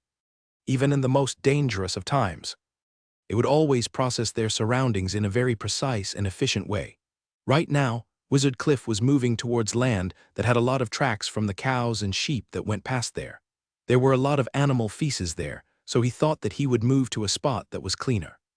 It didn't take him much time to do so. Without giving it a second thought, Wizard Cliff teleported himself to a spot that was engraved with a wheel of the chariot. That's exactly where Abel was standing. Abel was playing psychological tricks on Wizard Cliff. He was luring him to come there. Right now, under the camouflage of the invisibility hoodie, he had the small crescent shield and the jade of tan dew in either of his hands. He didn't think that his wizard spells would do much to a rank 16 Wizard Cliff, so he decided that he would only use his knight's fighting techniques. Then, as his shield attack unleashed, the invisibility hoodie suddenly lost its effect. Wizard Cliff was surprised to find Abel at his location. He used up an instantaneous movement spell just then. Since it took about 0.5 seconds to recharge, the shield made its way to his body without failure. For a very brief movement, Wizard Cliff thought that it was weird that Abel was attacking with a shield. It wasn't like a shield could break through his multiple layers of defense. Right now, he was wearing the energy shield, which could absorb most of the attack into mana that could be used at his expense. He also had 2 passive magic items, so technically, it didn't matter what kind of physical attacks Abel threw at him. Next thing he knew, the small crescent shield changed course and slammed towards one of Wizard Cliff's barrier shields. Wizard Cliff sneered at this. He thought that Abel was underestimating him. That wasn't the case, however. While the barrier shield did block the shield, it didn't stop the white light that was passing through it. As Wizard Cliff started to feel faint, he realized that something was wrong. He was fainting from a level 4 shield attack's stunning effect. He was going to be immobilized for 1.2 seconds, and it was more than enough for Abel to prepare his next attack. The golden combat kai started filling up the jade of tan dew in Abel's right hand. It also combined with the dark golden combat kai thread. Then, the power of dimension in Abel's spirit started coming out. The whole process took him 1 second. Abel was about to play his trump card. Wizard Cliff had thought that it was flying flame, but it was actually something that was much worse. When Abel slashed his jade of tan dew towards Wizard Cliff's barrier shield, it was like cutting through butter. Without the time to respond, 2 of his barrier shields slashed open. That's when the 1.2-second limit came. Wizard Cliff was starting to regain consciousness. As soon as he did, he cast an instantaneous movement spell to run away. Something felt weird for him, though. His brain was thinking about running away. His legs were responding to that, but his upper body was staying at the same spot. Wizard Cliff's body was split in half. He couldn't believe what he was experiencing. When he noticed that he was about to die, he tried to make a counterattack at Abel. It wasn't of much use. He was already out of mana. At the same time, the lower half that went away dropped the portal bag that it carried. "You killed me, how dare you?" Wizard Cliff screamed, but his voice gradually became weaker. "I'll be waiting for you, Og.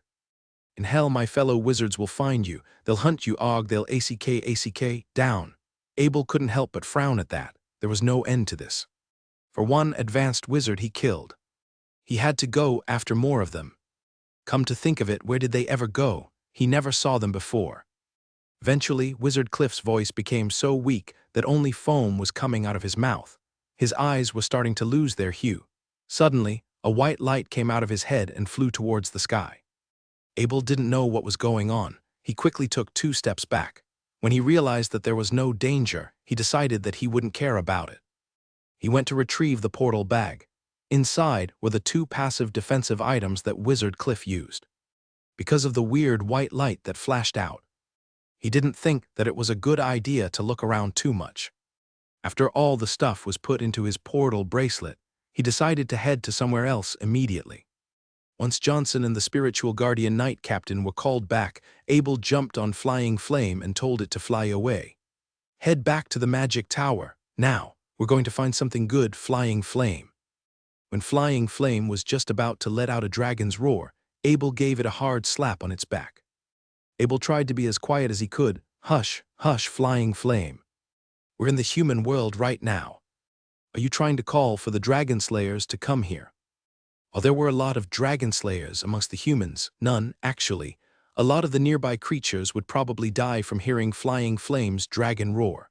Other than that, He didn't want the humans to know about how the invader of the cliff magic tower had a dragon with him, and off it went.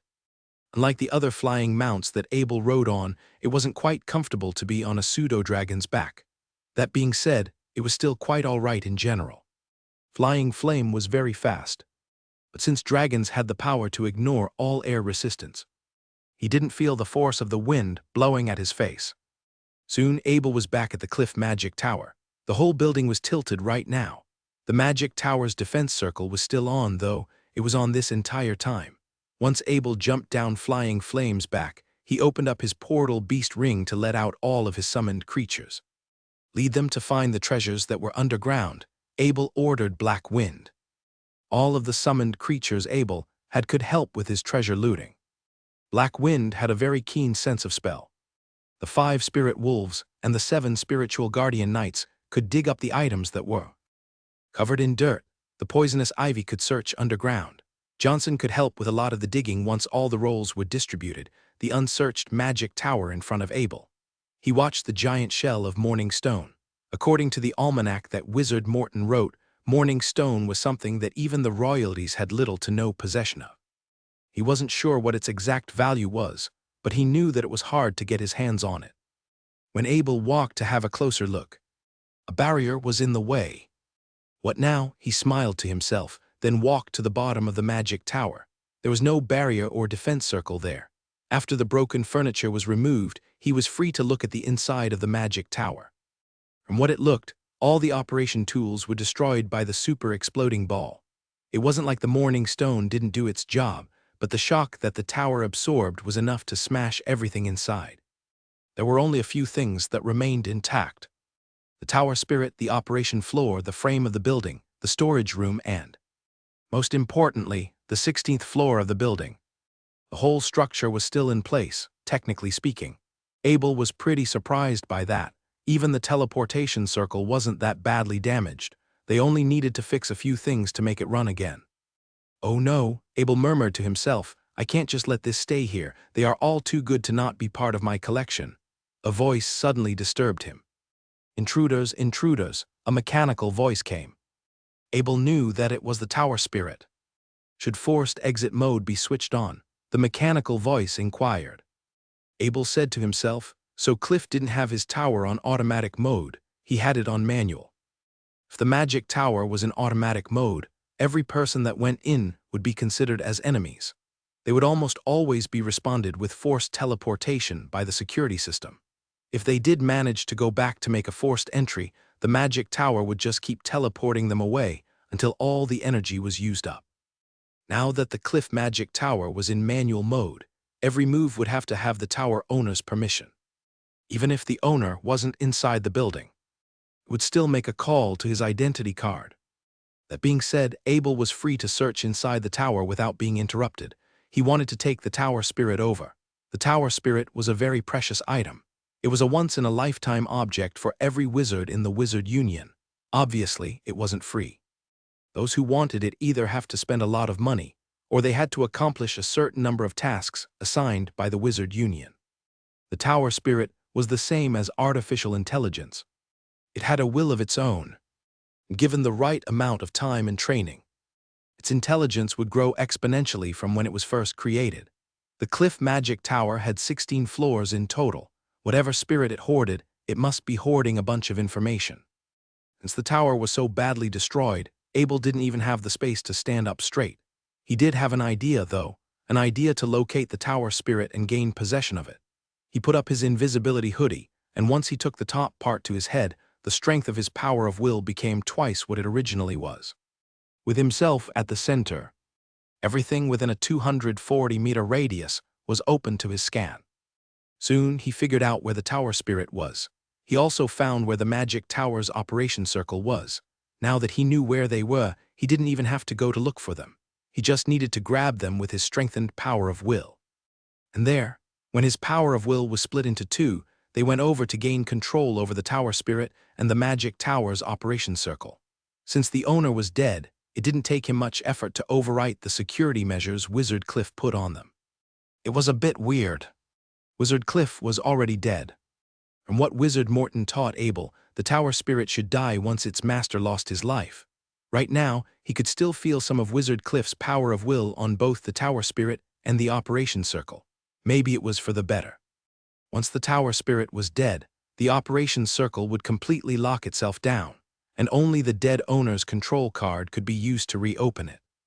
Suddenly, a strange soul connected to Abel. It was weak, very weak actually. If Abel wanted to, he could destroy it very easily. He knew what it was. It was the tower spirit, and he knew where it had come from. Rho Alpha Pidi Alpha in letter 1D0 SOM. A mechanical voice came from inside the tower. Since the Cliff Magic Tower had a new owner, everything went into default mode. The master was simply referred to as my master. An analyzing spirit. This could only mean one thing. Wizard Cliff connected all the information that the Wizard Intelligence Agency had to his own tower spirit. He was spying on many, many people's deepest, darkest secrets. There was something else that Abel didn't know about. Wizard Cliff had another magic tower at another location. While the one he was at was for protecting the intelligence agency, the one over there was where Wizard Cliff ran his main operations. It all had to do with how powerful Wizard Cliff was. Once Wizard Dunn went to shut himself down for training. There was no one to challenge Wizard Cliff's decisions. In fact, during the time that he became the dominant force that ruled over the St. Ellis Wizard Union, he had pretty much rid himself of all opposition within the organization. Abel didn't care about all of that, though. He just wanted a nice tower spirit for himself. From what he could tell, the tower spirit that Wizard Cliff had must be extremely intelligent. Now that he had ownership over it, he might as well just act like it. Requesting permission. The tower wants to connect to your psyche. Permission granted, Abel said without hesitation. It was his first time doing this, but he knew that the tower spirit wouldn't try to hurt its master. When Abel's power of will was connected to the tower's operation circle, he started to sense everything inside the tower. Countless data flashed before his eyes. He could see every damage that the tower had taken. There was one thing he noticed. Since the base of the tower had left the ground, the energy circle on its base couldn't absorb mana from the ground. Every mana that was used to keep the mana circle running was from the perfect gemstones on the operation circle. Close down the barrier circle, shut down all the defense, Abel said to the tower defense. Right now, 4 perfect gemstones were used to power up the 6 main operation circles in the magic tower. There were slots for 6 of them, but Wizard Cliff was too stingy to fill in all the spaces. Abel might not have had a good look at Wizard Cliff's portal bag yet, but he knew that that was more than 10 perfect gemstones inside. With his telekinesis spell, Abel replaced the 6 slots with his perfect gemstones. Once he did so, he thought that there was no time for him to look around too much. The tower was his now, so he could always go back in the future and have a better look inside it. The important thing for him now was to move the magic tower to somewhere that was safe. Where the Horadric cube was too small, so was the personal storage box. There was a lot of room inside the Kong Kong spiritual beast bag, but that wasn't enough either. It was no different for his portal bag and portal bracelet. Well, there was the portal beast ring, something that he got from the heir of Jotshurg City. There was basically a mini-world that was inside of it. Even White Cloud could do a full body stretch while inside. There was a problem, though. If it wasn't a summoned creature, he couldn't put anything inside the portal beast ring. Before that, Abel decided to teleport outside the magic tower. He wanted to see how his summoned creatures were doing. Johnson, come over here. Abel screamed at Johnson, who was digging through the ground with its massive hands. Once it heard his call, it stopped what it's doing and came over. Go there, Abel pointed to the tilted magic tower. Try to pick that up. And off Johnson went. It was 10 meters tall, but compared to the 50-meter tall magic tower, it was like an ant that was trying to lift a stone.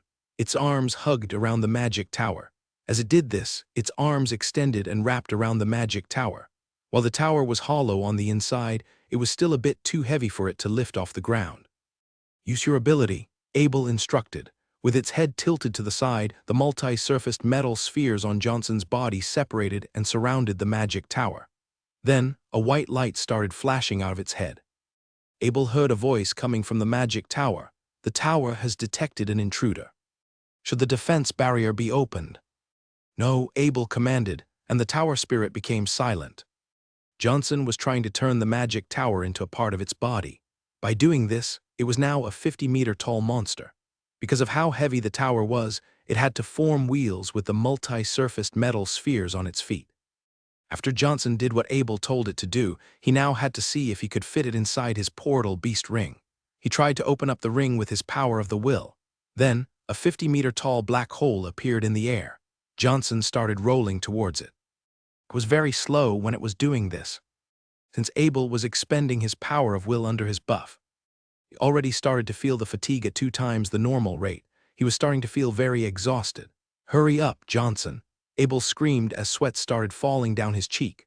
Johnson tried to go faster, but that didn't help too much. If it wasn't for the metal spheres, it'd be impossible for it to move around with a magic tower on its body. When Abel's power of will was about to be completely drained, he took out a soul potion from his snake's self-recover belt. About more than half of his power of the will was recovered. Right now, about half of Johnson's body was inside the black hole. Once Abel was done, he could bring the magic tower with him anywhere he went. All the materials inside the magic tower were his to use, including the tower spirit and the morning stone. When the black hole finally closed, Abel was free to close his portal beast ring. He couldn't help but laugh out loud. All the stuff he wasted was worth it. He got himself a few new teleportation circles, a lot of money, and most importantly, he got himself his own magic tower, which was not something that coins and gemstone could buy. He didn't even have to get loans to afford for it. He didn't have to do any missions either. "Let's go," Abel said as he sat on Flying Flame's back.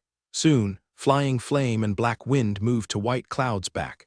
They then all disappeared into the invisibility barrier. At the same time, Knight in Denon City was pointing towards the sky in the east.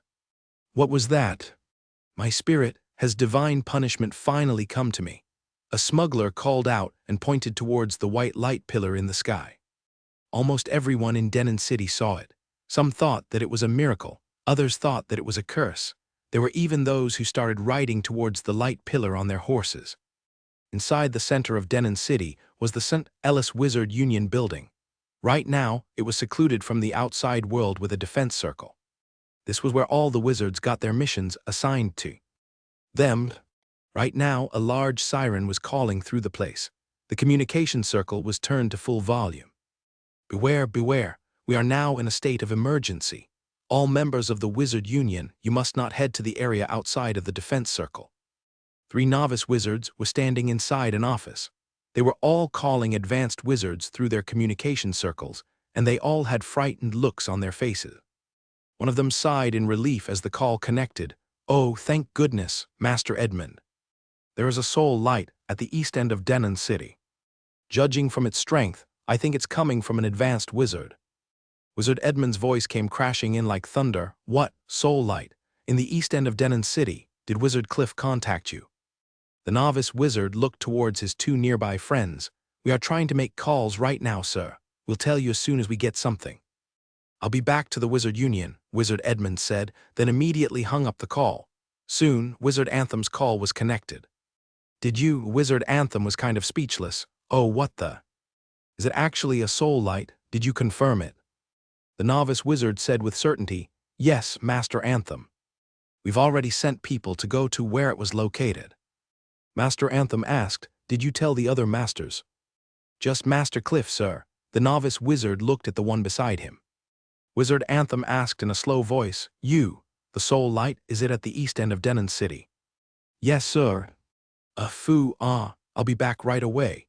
As reluctant as Wizard Anthem was to head back to the Wizard Union, his sense of obligation was telling him that he must. In no time at all, the 2 advanced wizards have arrived back to the Wizard Union. When they looked at each other, they could see the fear that was in each other's eyes. It had been many years since the Soul Light appeared in the Holy Continent. The Soul Light was basically the equivalent of a spiritual beast's crystal core. Unlike a crystal core, however, it would vanish as soon as the wizard was dead. When wizards ranked up, their soul light would increase in their quality and size. Once an official wizard was dead, his power of will would be released into the air like some sort of firework. The time that the soul light would last would depend on how much progress that was previously made. Wizard Anthem and Wizard Edmund had thought that the next soul light that they would see would be at the west end of Denon City. It was where a lot of the wizards and their magic towers were. Currently, rank 17 Wizard Dunn was doing his shut-off training. They never thought that he could come out alive, so they just waited for his soul light to suddenly come out one day. But the east end of Denon City, that was where Wizard Cliff lived. That's where the intelligence agency was. And despite all their efforts, they couldn't make any contact with him or the intelligence agency. "Should we go, Anthem?" Wizard Edmund whispered. Wizard Anthem rubbed his face with his hand. "We have to, don't we?" Wizard Edmund said as he activated several of his defense items. "Look, we can't separate from each other. If Wizard Cliff, if someone really did him in, we can also be killed in the same way." Wizard Edmund was right. It was hard to kill an advanced wizard, and it wasn't like Wizard Cliff was a man who liked taking risks. He was calculating. He would never engage in a full-on battle if it meant losing even just a bit of his resources. There was only one explanation. Wizard Cliff tried to escape from that person that was after him. When he did, he failed, and that killer ended him by chasing him down. This was pretty ridiculous, but it was the only explanation that made sense. "Oh, come on," Wizard Edmund said as he flashed to sport 100 meters away from where he was at. At the same time, Wizard Anthem followed him to the same spot. As the two wizards moved together with their instantaneous movement spells, they went to where the soul light was at. It had been a while since the soul light was released. It was no longer as bright as when it had emerged. In about 10 minutes, it would be gone from where it was. "It's Cliff," Wizard Anthem called out. It was Cliff, indeed. His upper body was separated from his lower body. When he noticed, he started adding a few more layers of defense on his body. Wizard Edmund said as he examined Wizard Cliff's corpse, "The killer should be gone now. Look, Cliff's portal bag was gone." Right. Wizard Anthem tried to calm himself down. "Good, let someone else look into this. We'll just report what happened." Since all the precious items that Wizard Cliff had were taken away, the killer must have gone away for a while now. "Hey, come and have a look at this." Wizard Edmund lowered his body for a closer look at Cliff's corpse. "Damn, I've got to say this is pretty scary. His body was split into two without any resistance. Can you tell what did this?" Wizard Anthem swallowed down his saliva. I don't think there's any weapon in this world that can do this. Cliff, he definitely had passive defensive items on him, and it's not like he doesn't know how to cast defensive spells. So what? I don't even know. Whatever the killer did, he managed to break through all that and killed him in one slash." As his fellow colleagues, Wizard Anthem and Wizard Edmund both knew how strong Wizard Cliff was. They knew how much equipment he had on him. They knew how frightening he could be in a fight. In fact, even if it was the two of them against just him, they were almost certain that they would lose. Yet here Cliff was. He was a dead man split in two. He never had a good relationship with them, but it was always sad to see someone you know for such a long time to pass away like this. Wizard Anthem sighed. Let's just retrieve his body for now." Wizard Edmund took out his portal bag, then placed Wizard Cliff's corpse in it. He then began to ask, "So why did Cliff leave his magic tower?" Why indeed? When Wizard Edmund asked that, he suddenly realized something. Wizard Anthem too. They both noticed something and they both looked at each other. "The intelligence agency," they both said to each other. Soon they arrived at the short hill. Unlike before, all the buildings that were here were gone. It's like a gigantic monster stepped over it or something. Everything was either destroyed or some of the areas was simply just bare. "Well, where's the magic tower?" Wizard Anthem screamed. When they went to where Cliff Magic Tower used to be, all they found was a giant, deep pit with no end to its bottom. They didn't know what to say. They didn't know what to think either, really. They've always been very jealous of how Wizard Cliff built his own magic tower. They didn't have enough men on their side, so they could never pillage the Morning Stones in the same way as Cliff did. Now it was all gone. The most powerful magic tower in the kingdom of St. Ellis disappeared. It was out of their sight without even a single trace. But how? A tower was not a small toy. The Cliff Magic Tower was 50 meters tall. Needless to say, it was not something that can be easily moved. Was it a super large portal bag? They've never heard of anything that big to fit a building. Okay, maybe the legendary ones, but those were owned by the most powerful royal families in the world. Besides, if the killer was powerful enough to end an advanced wizard by himself, why bother with the magic tower? When the two looked around, they could see that the whole area was excavated, excavated. From what it looked like after Wizard Cliff was killed, the killer went back to find all the loot that he could. The magic tower was, perhaps, one of the stuff that he took away. This was absolutely ridiculous. It was like the killer was poor or something, so he had to scavenge everything that his eyes laid upon. There was no way that the royal families would do something like this. They were the royal families. There was no need for them to go through this kind of length for Wizard Cliff's personal belongings. Wizard Anthem said, after he finished looking around, "Let's have the professionals in our guild look after this." "What professionals?" Wizard Edmund pointed at the ruins in front of him. "They're all dead, don't you get it? The whole intelligence agency was here before. They all died. We'll have to get people from other cities." Wizard Anthem said with a traumatized look, "Yeah, let's just get whoever we can. Can we leave this place now? I feel like something's terribly wrong here." "Oh no, you sense something?"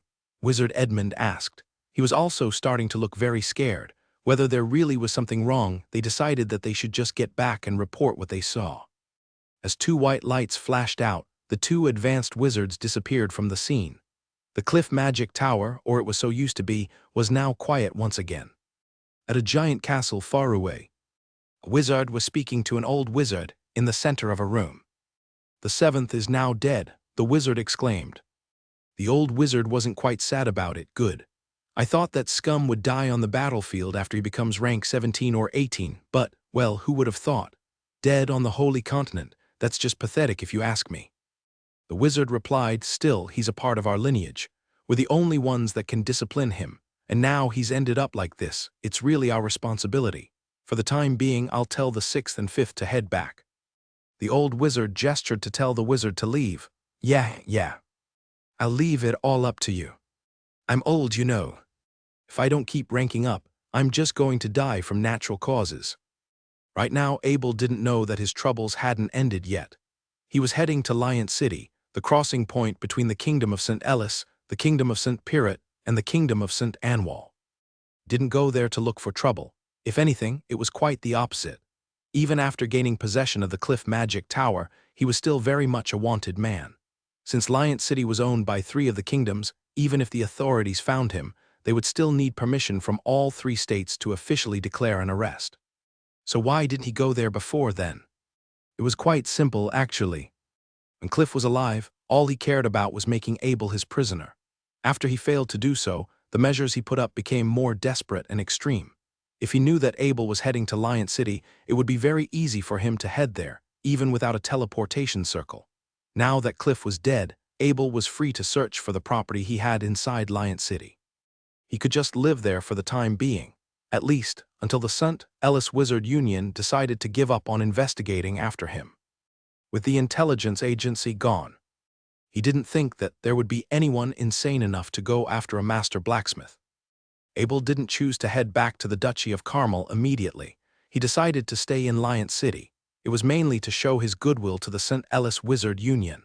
More importantly, he wanted to prove his innocence by not going back. Well, it's not like anyone would think that a rank 6 wizard would kill a rank 16 wizard, but he wanted more alibi to prove that he wasn't the one to go after Wizard Cliff. Now then, as the center of the human world, Abel had always wanted to take a tour around Lion City. He was inquisitive about this place. It was the city that his good teacher Morton had always admired. From what Morton told Abel, the laws in Lion City were very strict. That being said, it was the dream city for the wizards, because that's where all the things they wanted could be found. Now that Abel's accidentally got himself a property here, he was no longer bound by the 10-day limit temporary residence rule that was set in here. As he flew on white clouds back, Abel began to reminisce about the fight he had with Wizard Cliff. As dominating as he was starting to have a more careful view of advanced wizards. If there was anything that he learned from this fight, it'd be the fact that advanced wizards were extremely hard to kill. While it didn't take much time for him to end up cornering Wizard Cliff, there was a lot of time that he had to dedicate to setting up his strategy. For starters, he had to gather enough summoned creatures that could be threatening to Cliff. That wasn't easy. Even the spiritual guardian knight captain was almost destroyed by Cliff's lightning attacks. After that, Abel had to lure Cliff into his trap. Not only did he have to look up the geography of the battleground, but he also had to guess where Wizard Cliff would escape to. And it's not like everything would go as planned. There were many instances where luck was extremely important. To put it simply, it was a hard fight from start to finish. One mistake was all it took for Wizard Cliff to turn the tables. 418 Lion City. While he was still on White Cloud's back, Abel could already see Lion City on the ground. So that's what the center of the human world looked like. The city was split in half. There was a giant mountain that served as the border. There was also a very steep cliff, one that had a very grand fort built next to it. In the inner parts alone, Abel could see a total of 36 magic towers. They were all at least 15 floors in height, and they lined up on the giant pentagons on the ground. The pentagon was a magic circle that was set up in the very center of the city. There was a very tall building next to this giant magic circle. While it was not as tall as the magic towers, it was still much taller than the other buildings next to it. After Abel flew to an isolated location, he got on Black Wind's back and made an instantaneous movement to the ground. Now that Black Wind could perform a total of 5 instantaneous movements in one day, it became very convenient for him if he wanted to get on and off White Cloud. The entrance he chose was the one from the kingdom of St. Anwal to Lion City. It was a cavern which was built on the side of the mountain. The whole of the cavern had 10 armored knights to guard it. Whoever made their way in here had to show whatever documents that were required. Outside the city, there were vendors that were selling various different items. Rather than doing business, however, it felt more like they were treating the people that were coming in and out of the city. Soon after following the line, Abel made his way to the entrance. "Your identity cards, please, sir," the knight said respectfully after seeing Abel's Mount Wolf. Because of how close he was, Abel could tell that the security guards here were all advanced knights. It was a surprising sight for him. In most cities, advanced knights were supposed to be high-ranking officials. Here, however, they were just normal soldiers that acted as security guards. "Can I use this instead?" Abel handed his property bond to the knight. The knight lowered his head even more humbly. "Yes, sir, but if you don't have any proof of residence, allow me to write one for you. Just come over here, please." "Excuse me then," Abel bowed to show his thanks. When he followed the knight to a desk, he jumped down from Black Wind's back. The knight also jumped down from his horse. He was about 180 cm in height. He was pretty tall, but Abel's even taller stature made him seem kind of feeble. In fact, despite Abel being a lot younger than him, this knight could tell that there was a drastic difference in terms of their skill level. "May I have your name, sir?" the knight inquired. "Abel, it's Abel Harry," Abel replied. He expected some sort of reaction from the knight or the scribe, but they just got his name down very calmly. After all, there were a lot of Abels in the world. He wasn't calling himself something like Blacksmith Abel, so it made sense that they didn't really know who he was. "You have a title, sir?" the scribe asked. "Well, Abel thought for a while, then said, "No, don't have any." The knight and scribe exchanged a look. From Abel's expression alone, they could tell that something went wrong to him. Still, Abel sounded and acted like a nobleman. After they got the gist of his information, it was not up to them to ask the questions. That being said, they didn't need to learn about how Abel had lost his title as a viscount or an earl. "Anything to verify your profession, sir?" the scribe asked. "How about this?" Abel passed over his rank 3 wizard badge. When the scribe took it over and placed it on a jade, a red light flashed over the badge. "Your wizard badge has been cancelled." The scribe gave the badge back with a weird look on his face. He didn't know about Abel's story, but he felt bad that a young man would lose both his wizard status and nobleman status. "Do I need to show what profession I'm in to make an entrance?" Abel frowned. The scribe said patiently, "Of course not, sir. I'm just recording some basic details for the city council to manage." Abel asked, "Right. Can I reapply for my wizard status after I'm in the city?" The scribe nodded, "Of course, sir. Please head to the Wizard Union branch for that." Suddenly, a few men in suits walked towards Abel. "Hey, brother, can you help me out here? It would be nice if you can get my friends here inside the city. Don't worry about the pay, man. I'll make it worth it for you." "What do you mean?" Abel turned around to look. It was a knight that was talking to him. He was about the rank of a knight's commander. As polite as he sounded, there was a certain cockiness that was in his eyes. He probably saw Abel's documents. There wasn't anything on it, so he probably assumed that he was talking to a normal civilian. The knight's commander continued to talk. Didn't you know? Good sir, if you have a property in this city, you can always bring 5 people inside with you. Don't worry, we're not going to stay at your house. It would be a lot of help if you can just get us inside. As for the price, the knight's commander thought after a while, how about 10,000 gold coins? The knight that brought Abel here interrupted, very savvy of you, huh? 5 company for 10,000 gold coins. He then turned to Abel, my good sir, please, don't fall for their tricks. Your house is much more valuable than that. Also, if they bring any trouble to this city, it would be your responsibility, do you understand?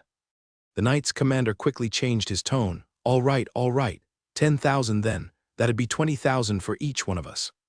Just go away. Abel waved the knight's commander away, I'm not short on money, so go bother someone else.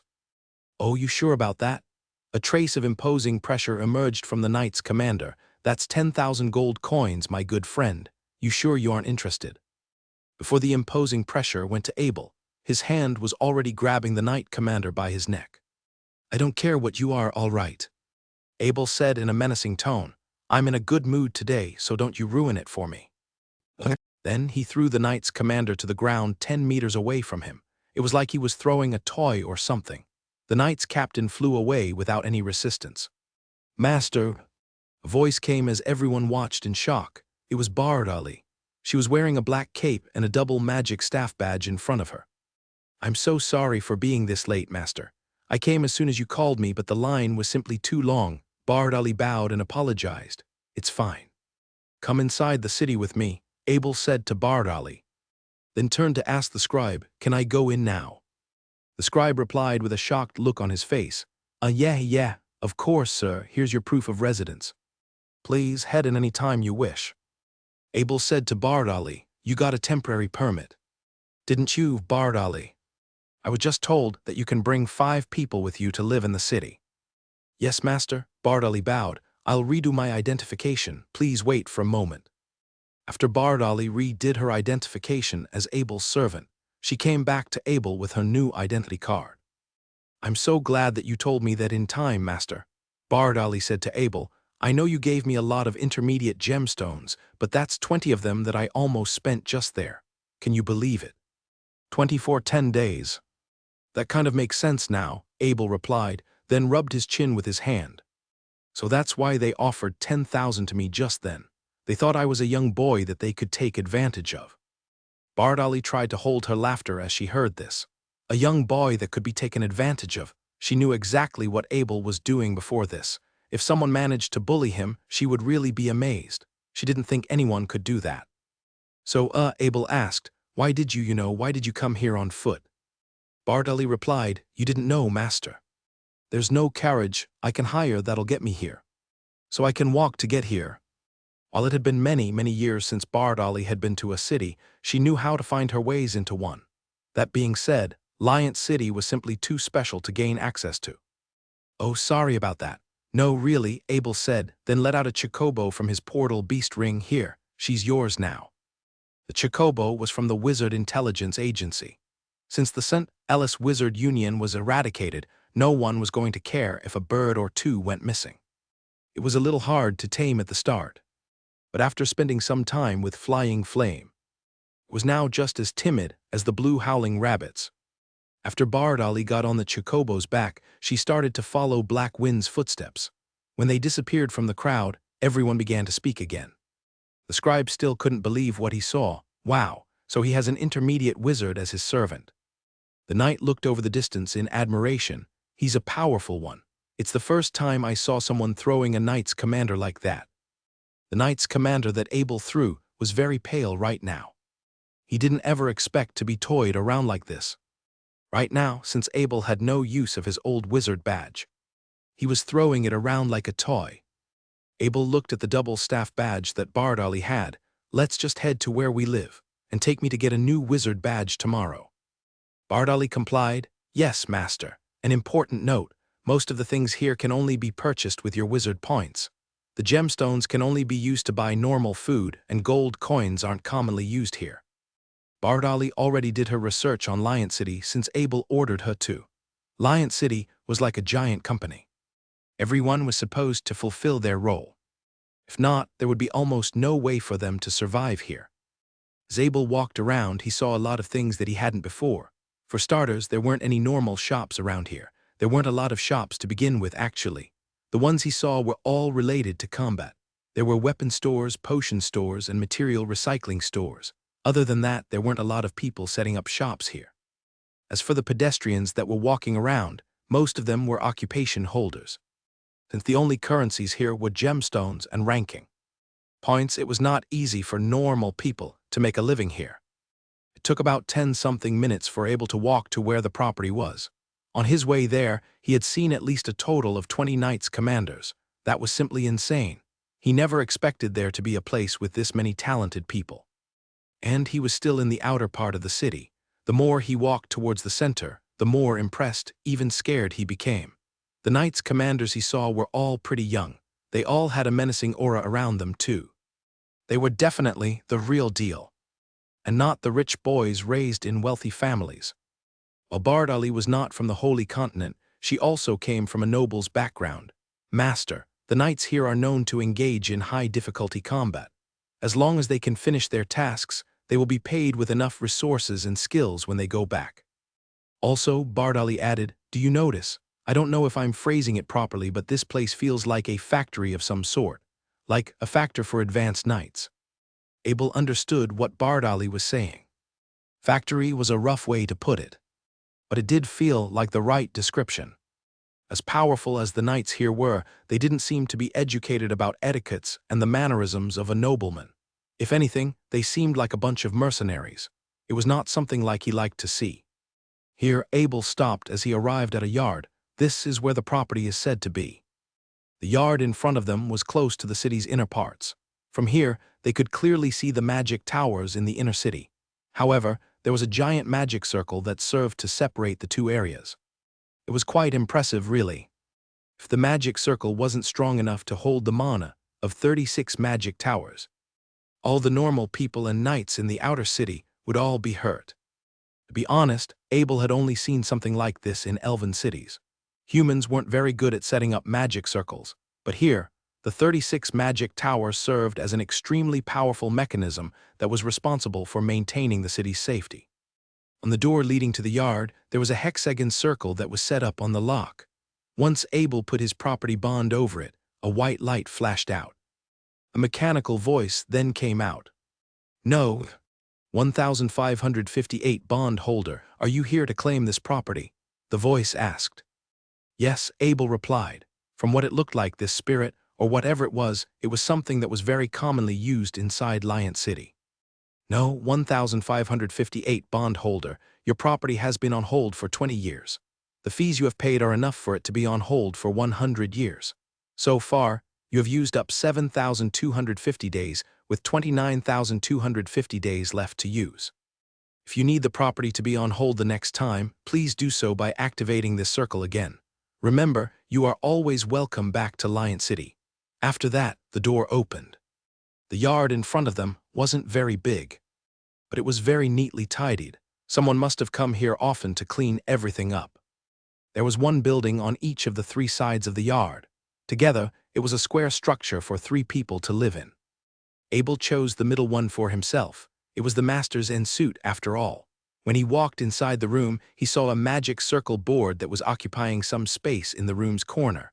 There wasn't a magic gemstone on it. The original owner probably took it away. When an intermediate gemstone was placed on the board, an invisible wall suddenly surrounded the entire yard. As it turned out, Lion City wasn't like Sina City and Moga City. Since the original owner left a defense circle here, this could mean 2 things. 1, Lion City was not a pacifist city where fights weren't allowed, and 2, there were some problems with crimes in Lion City. It made sense, actually. With this many advanced knights and wizards around, it'd be hard to keep the peace here without the super-sized defense circle. "Bardali, give me your status card," Abel ordered. After she did, he started matching it with his. He then went to do some work on the defense circle board. Abel passed the status card back to Bardali. "You can have it back now. From now on, you are free to come in and out of this place. Once I'm not here, you also have the permission to use the magic circle in whatever ways you see fit." Yes, master, Bartley replied. She knew what Abel did this for. She couldn't follow him into the dark world. So the only thing she could do while he was away was to act as his security guard in the Holy Continent. After turning on the seclusion circle, Abel opened the teleportation portal to the rogue's encampment. Once he went inside, he was finally freed of the burdens on his mind. Cliff was dead. Abel did it himself, but he didn't feel relieved at all. If anything, Cliff's last words only made him feel even more uncomfortable.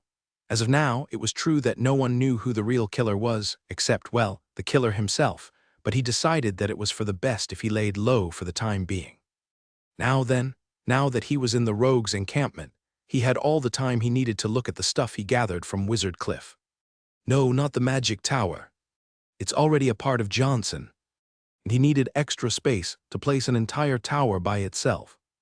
There was one thing that he wanted to look at the most: Wizard Cliff's portal bag. He didn't have enough time to look at it before. Other than that, there were also the portal bags of some other wizards inside the St. Ellis Wizard Union headquarters. First, Abel took out everything inside Wizard Cliff's portal bag. It was a large-sized bag with a volume of 10 cubic meters. When everything was out, a mountain of various objects appeared in the middle of the rogue's encampment. As Abel looked through these items, he realized that most of them weren't of much use to him. For example, there were a lot of perfect gemstones. As much as Wizard Cliff cherished them, they were nothing but ordinary objects to him. There were also a lot of rune patterns. Still, apart from some of the defensive circles, most of them just took too much time to activate. Abel would rather just use his skill tree than to have them take up space inside his portal bag. And those potions. Abel only used dark golden quality potions now. He didn't even want to look at the ones that Wizard Cliff had. Most potions had some sort of side effects to them. He wanted to avoid as much unfiltered substances as he could. This was why he would only drink potions that he made himself. Not everything was useless, though. The spell books and commentaries Cliff wrote were all very educational. They would prove to be very important for Abel's training, or they could be good for his magic item collection. There were also 2 passive defensive items. Wizard Cliff was using them the entire fight. They both gave Abel a lot of trouble at the time. Unfortunately for him, only 2 were allowed to be carried at once.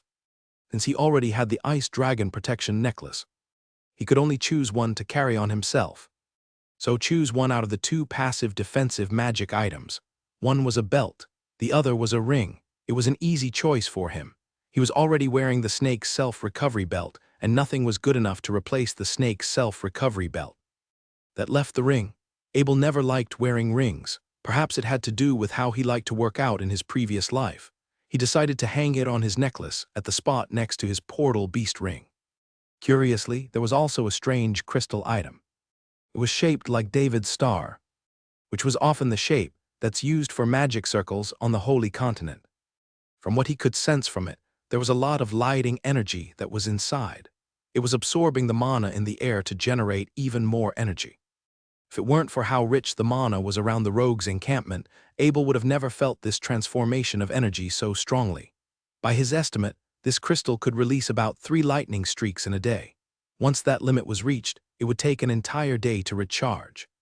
So that's why Wizard Cliff's lightning spell was so powerful. He must have used this crystal item to charge up his mana. It looked kind of old, though. It was probably more of an ancient tool than a device that's created recently. Abel had to be decisive about what he wanted. He was no longer the amateur that carried nothing with him. After the other portal bags were cleared, he gave them all to his summoned creatures to use. For the spiritual guardian knight captain, he decided to put a lot of gears inside its portal bag. Since its death kai was strong enough now, it could open the portal bag itself to switch to whatever equipment it was told to. White Cloud also needed its own portal bag. Once it did, Abel was going to put in a lot of his ration potion in it. While White Cloud could stay in the sky for several days without food, it still needed to feed itself. Abel wanted more portal bags for himself too. His Kong spiritual beast bag was starting to get too cramped with all the stuff that he had. If he could have multiple portal bags inside his Kong spiritual bag, he could save a lot of space would have been saved. He wasn't that resourceful yet, of course, but it's something that he was working towards. Finally, there were the two boxes that Black Wind dug up from the ground. If they didn't contain the power of the dimension, they would have been destroyed by Abel's super-exploding ball. Once they were opened, he could see that there were some portal items inside. It was weird. It was a regular box on the outside, but once the lids were off, you could see space that was about 10 times bigger. These were probably for doing office work. Unlike other portal items, you didn't need to open it with your power of the will. It could be opened manually. It could be carried around very easily. It seemed like something that anyone would be comfortable to use. Once they were opened, Abel could see that they contained secret information of every family in the kingdom of St. Ellis. He wasn't interested in conquering a nation, though. Now that he had the dark world to explore, he didn't want to meddle too much into worldly affairs. The other box contained all sorts of rare materials, meteorite iron, various precious metals. The quantity was enough for Abel to make a few new sets of armors. There were also a lot of materials for alchemy. While he wasn't sure what most of them were, that didn't stop him from understanding how valuable they were. All in all, he had gotten a lot of good things this time around. Abel had already made up his mind. The secret information could go to the Harry family's residence in Harvest City. The two portal boxes, too. Imagine that, all the treasures could be fit into one or two boxes. It'd be a perfect gift for Lord Marshal and the Knight of Bennett. Abel took out the book that Hoover wrote. It was meant to be a recollection of his journey towards becoming a Knight's head commander. Since only a handful could be the very best, he needed a lot of guidance was needed. For Knight's commander to become a head commander, there were a lot of obstacles that must be overcome. First up, Abel must learn to combine his combat kai with a specific type of energy. More specifically, by combining his physical attacks with a specific type of, say, an element, his regular attacks would be much stronger than before. It's much harder than it sounded, though. While the knights could learn such techniques from the scrolls, they never found out how to control their own mana to perform these moves. Yes, a knight's head commander had to learn to use his own mana. Throughout history, many knights have gone through some insane lengths to attempt this. One solution they found was that, with the help of wizards, they could attempt to drown themselves in areas that were highly concentrated with mana. It was a daredevil move, of course. It was the equivalent to exposing your entire body to poisonous gas. Many have died whilst trying to do this, but some did end up gaining the ability to control a very slight amount of mana. Again, even those who survived had to bear the negative consequences for the rest of their lives. The loss of physicality was the easy part. Once the body was corroded with mana, the damage could end up being irreversible, detrimental, chronic, and potentially end up causing all sorts of other lifelong issues. Once a knight's commander had, miraculously, learned to control his mana, things would start to become easier. He would have to learn to combine his combat kai with his knight's techniques. Some time was needed for this, obviously, but it really wasn't a concern for the genius that was Abel. After flicking through some of the pages, Abel realized that he was already a step ahead. He didn't need to learn to control his mana all over again. Right now, his biggest problem was with combining his combat kai with his knight's techniques. The element he chose was the power of dimension. It was an overpowering element, needless to say. The problem was that he couldn't activate it with his knight's techniques. Also, since he could only unleash this power with a quick hit, he couldn't really make a correct assessment of where he should be. So what was his real level? He was technically a knight's commander, but he was so much stronger than just that. If he was against any other knight's commanders, he could easily dominate them with his dark golden combat kai threads. Even without his combat kai, he could take on most of them with his max-level strength and agility points. If he really wanted to know where his current level was at, he could try to take on a knight's head commander. He had never done that before, actually. He didn't even know much about the knight's head commanders. There weren't many of them on the Holy Continent. In fact, apart from the charge technique that Hoover wrote in his book, and it wasn't even the complete version, there didn't seem to be a lot of knowledge that had been passed down. Abel was different. He was learning both from the Holy Continent and the Dark World. He could be promoted to a knight's head commander anytime, and it wasn't like he had to sacrifice his health for it. It was a shame that there wasn't a lot that Hoover could teach him. So he chose the power of dimension as his base element. While this choice made his training a lot more difficult for him, he didn't regret it in the least. There wasn't anyone that could guard against the power of the dimension, as seen in his fight with Cliff. As much as he had to prepare for his one-time only attack once he was all set, there was literally nothing that could stop him. The next few days, Abel went to the prison's first floor during the day and went back to the rogue's encampment for his meditation session during the night. After he was satisfied with the progress he was making, he went back to his room in Lion City. He was back in his room. When he closed down the seclusion circle, he saw that Bardali had prepared breakfast for him. It was a fairly simple meal. There was some white bread, honey, and a little bit of fruit. Bardali said in an apologetic tone, "Good morning, master. I'm so sorry. This was all I could get with my magic gemstones. The better ingredients can only be bought with points." No, it's fine. This is great." Abel smiled as he began to dig in. "Can you boil some water for me?" "Yes, master." Bardali went out to get some water from the well. Once she did, she came back and placed a full bucket on the table. Then, with a wave of her wrist, a butterfly made of flame emerged from her hand.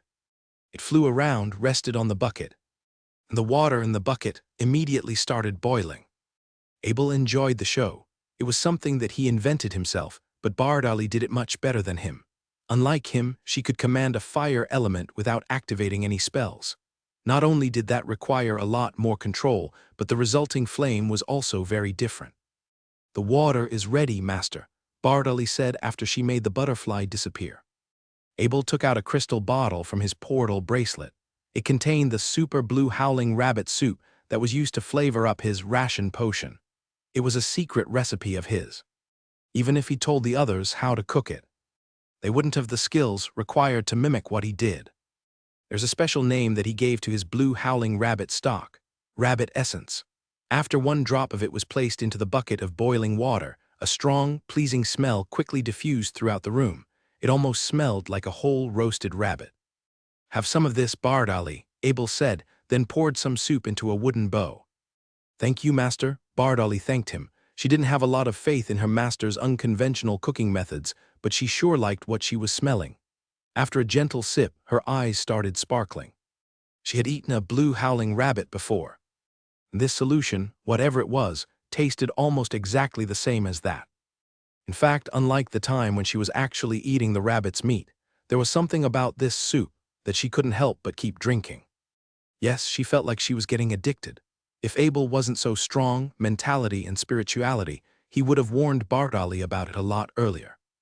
Bardali pointed towards the crystal bottle that Abel was holding. She only had one drop of the liquid. It was one drop. There were so many more drops in the bottle her master had. "Master, what?" Bardali couldn't help but smile from the extreme satisfaction she was feeling. Abel replied with a smile, "Rabbit essence, Bardali. It's something I've made by extracting the richest parts of a blue howling rabbit." "Can you use it on other foods?" Bardali asked. "Yeah, sure, try it on anything. I haven't done a lot of experiments with it yet, but if you're interested." Abel proceeded to hand the entire bottle to Bardali. He didn't mind giving it away to her. After all, it wasn't even that hard to make. If he wanted to, he could make a tankful of it at any time. After breakfast, Abel followed Bardali to the Wizard Union branch in Lion City. It wasn't a long walk. After 10 minutes, they arrived at a giant building that was made with white granite. Half of it was inside the gigantic magic circle created by the magic towers. The other half was exposed to the outside world. After putting Black W in and the Chocobo somewhere safe, Abel paid one intermediate gemstone for them to be taken care of. After that, he went inside the Wizard Union building. As soon as he stepped in, a strange power scanned across his body.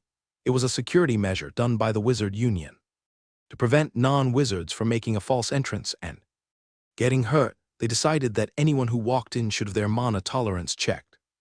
Once he was inside, Abel took a look at his surroundings. There were a lot of wizards here, so many, actually. There were more than any of the Wizard Union branches that he had ever been to. There were more than a dozen official wizards in one quick glance. 2 of them were intermediate wizards. There wasn't any special event going on, and it wasn't even the peak hour. This was about as many wizards as it would get on any normal day. Abel started to notice a special spot. It was the guest room. Right now, there was a rank 4 novice wizard that was talking to someone else. Judging from Abel's previous experience, the guest room could only be used once an application has been approved. Something important was probably being handled over there. Just as he was about to go and have a look, a wizard in light golden robe flashed before his eyes. "Welcome to the Liant Wizard Union, Grandmaster Abel. It's a pleasure to see you here. I'm Wizard Lorenzo." "Oh, hello there." Abel greeted with a bow. "I didn't expect you to recognize me so quickly, Wizard Lorenzo." While Abel had just become an official wizard, he could already sense how powerful Wizard Lorenzo was. In fact, the presence that he felt was stronger than even that of Wizard Cliff. Wizard Lorenzo was an advanced wizard. There was no doubt about it. In fact, his rank was definitely higher than 16. Abel stated his business. "Thank you for welcoming me like this, Wizard Lorenzo, but I'm not here for anything particularly important.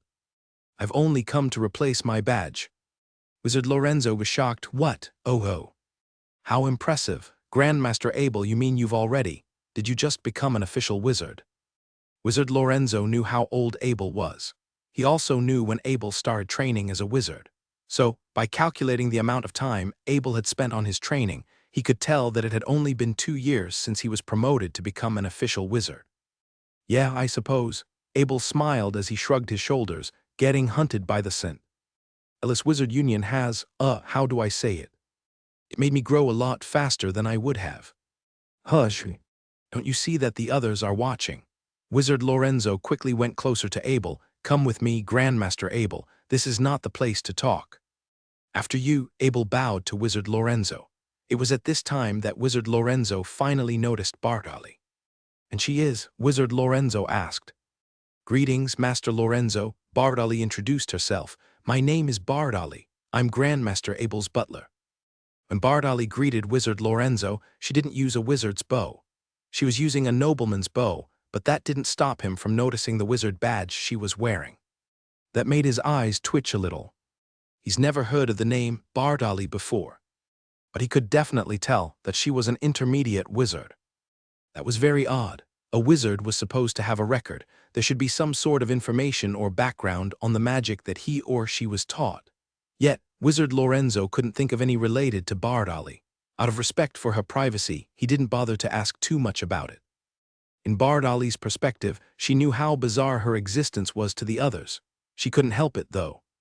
Despite her continuous training to assimilate in the Holy Continent, the skills that she possessed belonged in the Dark World. It was the reason that she tried so hard to qualify as an official wizard here. In fact, she already tried that when Abel told her to come to Liant City alone. When she did her test, however, the only spell she could cast was Fire Wall. That didn't stop her, though. At the end of the day, since she could cast the spell much faster than normal wizards, she was granted immediate permission to get her own intermediate wizard's double magic staff badge. Overall, it was a strange story, but what's stranger for Wizard Lorenzo was how she was Abel's so-called butler. That meant that Abel had a fire-conjuring wizard that could do any one of his biddings. She could kill for him, burn things down for him.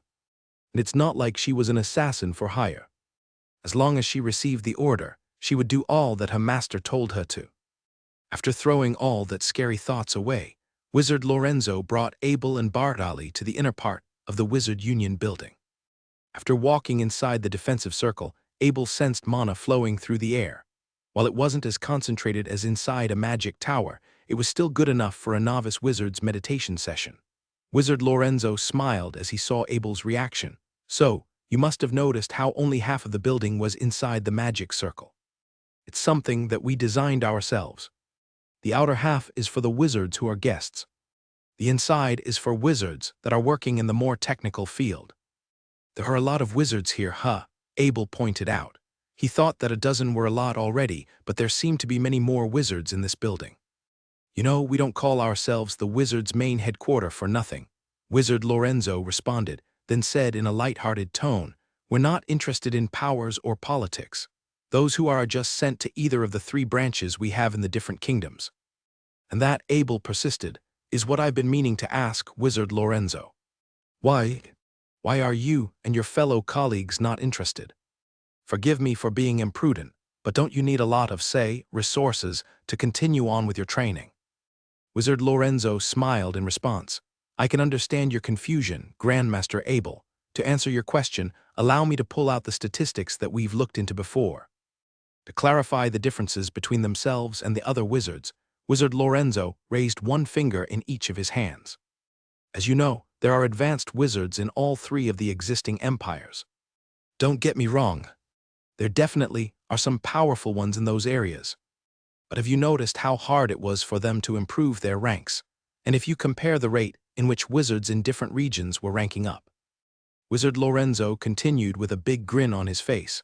Lion City not only has the fastest rate, but it also has the highest proportion of promoted wizards. Do you understand now? Abel hadn't seen a lot of advanced wizards before. He couldn't tell if what Wizard Lorenzo was saying was true. Still, he decided to keep an open mind and accept this statistic. Abel asked, "So, from what you're saying, wizards get distracted from their training when they do something else?" Wizard Lorenzo was about to give a dead set yes to that question, but Abel was a perfect example of a wizard who had been distracted to do something else. After becoming a Grandmaster Blacksmith, it took him little more than 2 years to become an official wizard. About that, I guess, Wizard Lorenzo changed his mind after thinking. It all depends on the person's talent. Grandmaster Abel, you're a special case. There's no doubt about that, but for most people, it's best if they don't divert their efforts to something else other than magic. Wizard Lorenzo walked towards a scanning gate. I don't know how you are concealing your mana, Grandmaster Abel, but please, don't hide when you pass through this gate. It is so the Wizard Union can get a correct assessment of your current level. Oh, I'm so sorry. Abel quickly apologized and revealed his mana. Before, he appeared to be just another normal human being. Now, after switching off his concealment tools, he started emitting the aura of an official wizard. Can I ask you something, Wizard Lorenzo? Abel suddenly remembered something. What is it, Grandmaster Abel? Abel said rather hesitantly. I used to have a wizard's badge when I was at the Kian branch of the St. Ellis Wizard Union. Since that one is already terminated, is that going to affect my test today? Bizarre smile appeared on Wizard Lorenzo's face. Abel certainly brought up an awkward topic. After all, the Kian Magic Tower was what caused him to be a wanted man in the first place. Wizard Lorenzo tried to keep a straight face. It's fine, Grandmaster Abel. The Lion Wizard Union is above the St. Ellis Wizard Union. Whatever you do here, you won't have to worry about a thing that the St. Ellis Wizard Union says. That's great to hear. Thanks, Wizard Lorenzo, Abel said in relief. It'd be a few years before he could head back to the St. Ellis Wizard Union, but as of now, he could at least attain his official status as a wizard. And if he wanted to build his own magic tower, he could always do it at where he came from, the Duchy of Carmel. Just put your hand here for me, Grandmaster Abel, Wizard Lorenzo instructed as he pointed towards a door.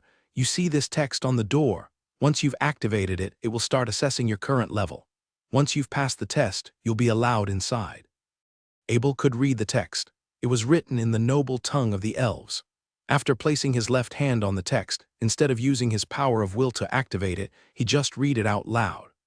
Scan, he said in the noble tongue of the elves. Then, the part that said scan started flashing in white light. When the light vanished away, the door opened after a soft clicking noise. Wizard Lorenzo heard it. He knew that Abel was speaking in the noble tongue of the elves. In fact, a lot of the magic circles here were created in the elven letters. They had invited masters all the way from the elven lands to make these. You know the language? Wizard Lorenzo asked in a light-hearted manner as to not raise any suspicion. The noble tongue of the elves was supposed to be top secret.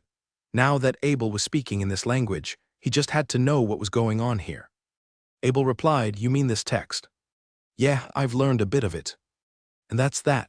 Since Abel was now a Grandmaster Blacksmith, no one was going to bother asking too many questions about him.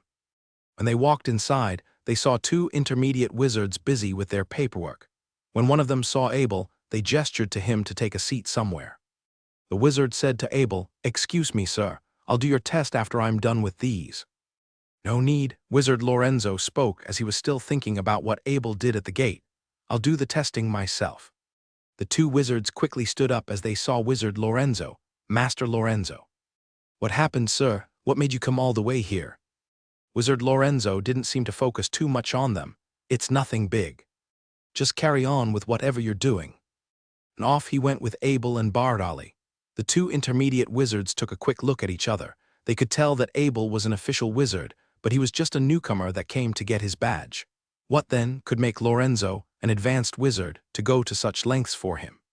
The answer to that was quite simple, actually. After Abel became a Grandmaster blacksmith, he basically became a VIP member of whatever place he went to. Whether it was to the humans, the dwarves, or the elves. If he wanted to get something done, he would always be welcomed by the highest associates of whichever organization he was in.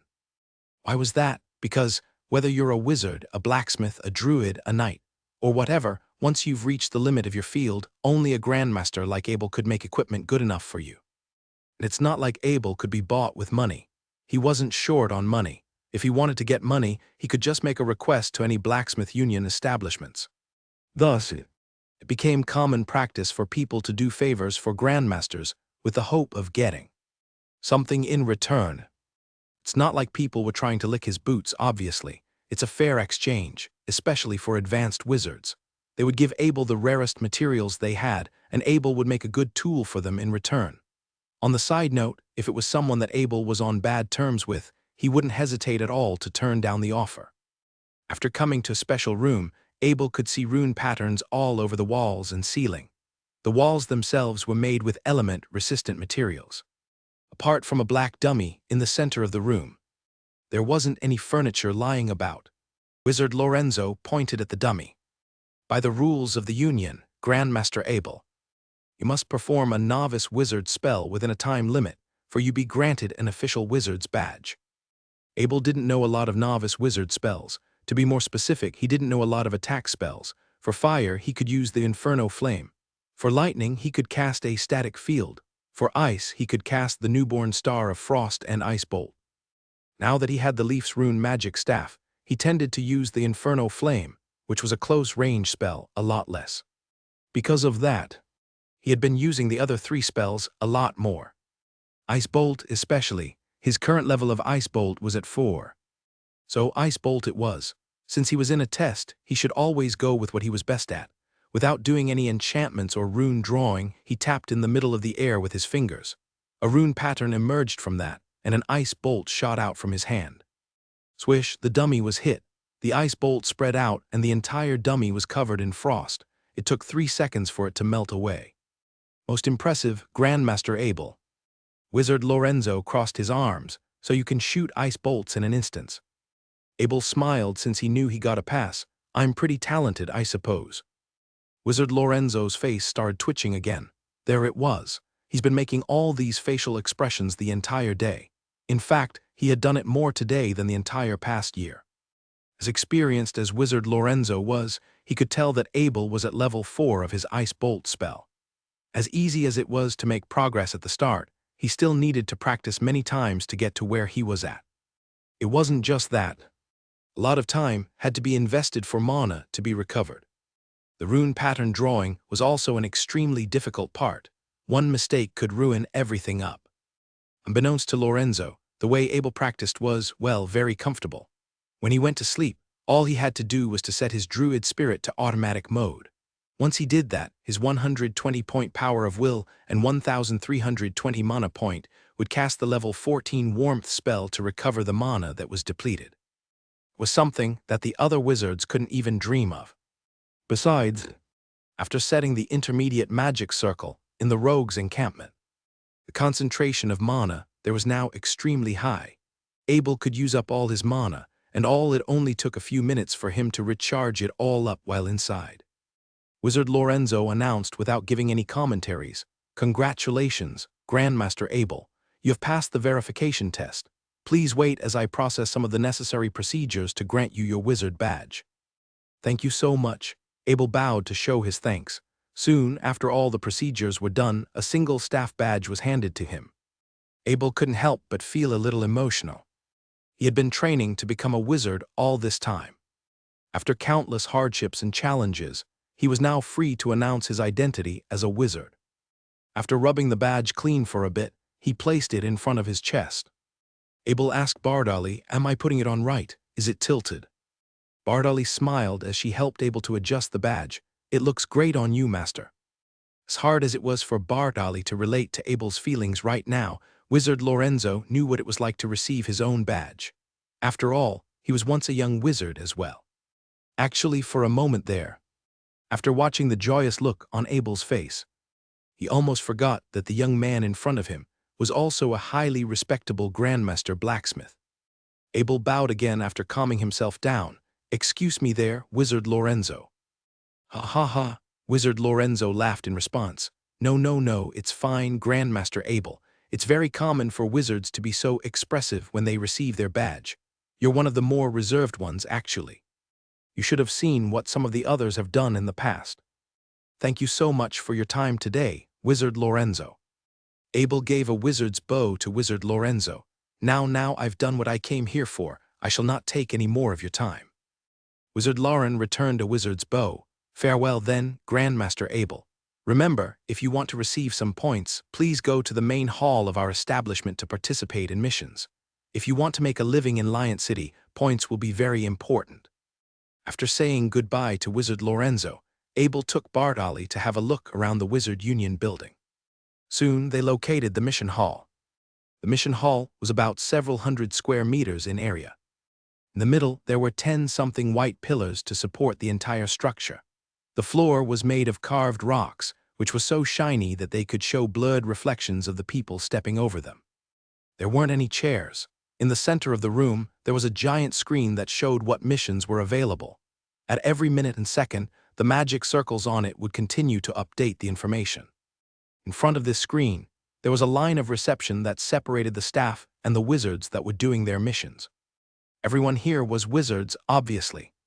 Non-wizards were not allowed to be here. "Look, Master," Bartali pointed towards a few rows on the screen.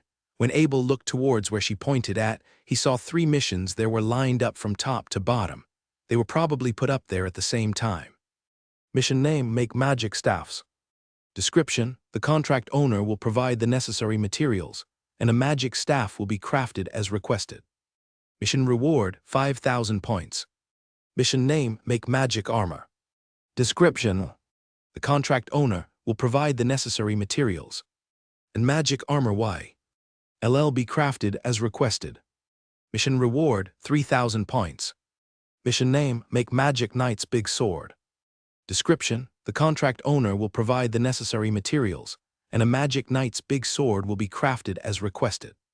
Mission reward: 3,000 points.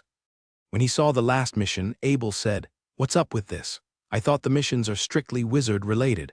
Why are there people asking for armors and knights' big swords?"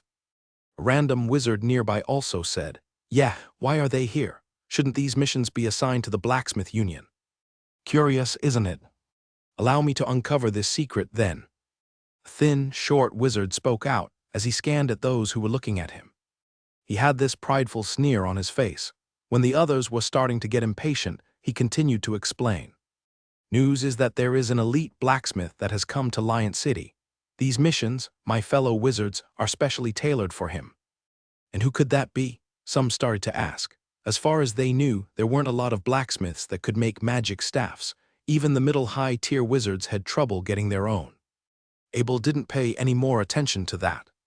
He just frowned as he saw the 3 missions that were on the screen. Making weapons wasn't really hard for him. That being said, he didn't like the idea of doing publicly announced contracts in exchange for points. There wasn't a lot of wiggle rooms for jobs like this. Thus, he started looking up stuff that he could trade with points. He could get potions, gears, spell-related books. There were a lot of things that he could get, but there was only a handful that he really had a need for. Those that he wanted, they were all very, very expensive. Tower Spirits, for example, it cost 10,000 points for just one. He had to make 2 magic staffs to afford one. Master Bartali whispered to Abel, "This must be some sort of trap." "What?" "I don't know how valuable magic staff is in this world, but shouldn't they all be priced differently? You know, depending on how hard it is to make them. It's not mentioned here, though. It just says that you're supposed to make one." Abel was starting to notice, too. So far, all he did was create 1 magic staff, but the contract didn't give any specific request on its quality of it. Whoever made this contract must have forgotten to do that. As for the price, he probably just made a rough guess based on the cost of his raw ingredients. Most importantly, He was probably trying to trick Abel, who was a newcomer to Lion City. Abel didn't know too much about how things worked here. He didn't have a lot of points either, so it was natural for him to pick up any mission that he felt comfortable doing. Up until now, Abel's main goal in Lion City was to just take tours around the nearby areas, and to take a look at his new house, of course, that had changed. Now, after seeing the items available for exchange, he started to have second thoughts. The things he wanted were expensive, though. He needed a lot of points to get them. As mentioned before, there was the Tower Spirit. There were also teleportation circles, large-sized defensive magic circles, super-sized defensive circles, large-sized mana-gathering circles, super-sized mana-gathering circles, and magic towers ranging from 6 to 20 floors. Needless to say, they all needed many, many points. Out of all these items, the teleportation circle and the large-sized defensive magic circles was something essential for Abel. If he could have those in the Harry Castle, it'd be a lot easier to protect those that were close to him. Same for Matthew Castle and the Bennett Castle.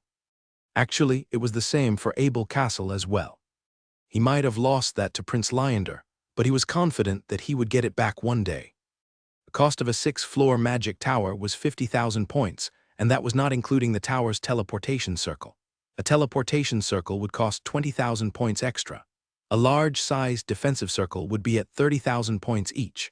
No wonder there were wizards that had worked in the Wizard Union for a century, or many centuries even. Time to earn some points, I guess. Abel sighed as he realized the huge amount of work that he had to do. Bardolly asked, "Are you accepting this mission then, Master?" "Yeah, but I don't have to rush it. I don't think there are others who can do it, so let's just go back now." Abel wasn't wrong about that. That being said, he still didn't like the idea of accepting a job from someone he didn't know. If it was Wizard Lorenzo that was asking him in person, he'd be perfectly happy to do it. Yeah, even at a discount, but not when he didn't know who was trying to hire him. Meanwhile, Wizard Lorenzo was laughing as he pointed his finger at Wizard Nigel. "Well played." Wizard Lorenzo laughed. "So much for your plan, eh?" Wizard Nigel scratched his head in embarrassment. "Would you stop that? Come on, it's not like I've failed completely. Now that I've got his attention, who knows? He might just come back to do the job in a few days." "Oh, I'll be waiting for that then. Sucks to be you, though. If I didn't forget to bring my own materials, I would have just told Grandmaster Abel that I wanted a new magic staff." Unlike Wizard Lorenzo, Wizard Nigel did prepare the materials to make himself a new magic staff. Still, his pride wouldn't allow him to ask favors from Abel directly. There was also some other reason that he chose to make a request anonymously in the form of a mission. But that's a secret that he'd like to keep to himself. Abel didn't know about all that, obviously. He just preferred doing everything out in the open. After he and Bardolly left the Wizard Union building, they retrieved their mounts and rode around the city. After going around, Abel noticed how hard it was to enter Lion City's inner circle. For every entrance into the inner parts, he would have to pay a fee of 10 points per day. Most people couldn't afford that, of course, but there were a lot of wizards who would like to do that. In fact, there were a bunch of them that never left the inner parts. Right now, none of that was relevant to Abel. He was broke. He didn't have a single point in his possession. A blacksmith union building. Abel set out as he was approaching a building that he was so familiar with. "Welcome, welcome, Grandmaster Abel." A human servant ran up to him and bowed. Abel wasn't surprised by that, though. After becoming a Grandmaster blacksmith, it became mandatory for all the staff members of the blacksmith union to know his name and appearance. "Thank you so much," Abel said, then jumped down his mount at the same time as Bardolly. Can you take care of our mounts for a bit?" "Why, it's a great honor, Grandmaster Abel." The servant complied despite how unexpectedly humble Abel was being. When Abel walked inside the Lion Blacksmith Union building, everyone inside was ready to give him a welcome party. They were all very excited to see him. After all, some of them had never even left the city. If anything, seeing a Grandmaster in person was like a miracle or a once-in-a-lifetime experience for them. That didn't last for very long, though. "What are you all doing? Get back and do your job." A solemn voice came, which made every blacksmith go back to their post. All the noise suddenly died down, and only the sound audible was the sound of iron being hammered. It was the first time that Abel had been here, but he could tell that it came from the backyard. Master Joyce quickly came to bow to Abel. I'm so sorry for that, Grandmaster Abel. The workers here aren't very disciplined. Sorry if they've been bothering you. Abel didn't mind being bothered, actually. If anything, he was more concerned that he was standing out too much in this building. He did notice Master Joyce, after all, as they were both at the Master's Gathering event earlier. He felt like he should be extra cautious of his demeanor in front of his senior. Abel greeted Master Joyce as appropriately as he could. No, it's okay, Master Joyce. If anything, I'm the one who disrupted the workers here. As a fellow member of the Blacksmith Union, I should have sent a notification before I came here, but I made the mistake of coming here unnoticed.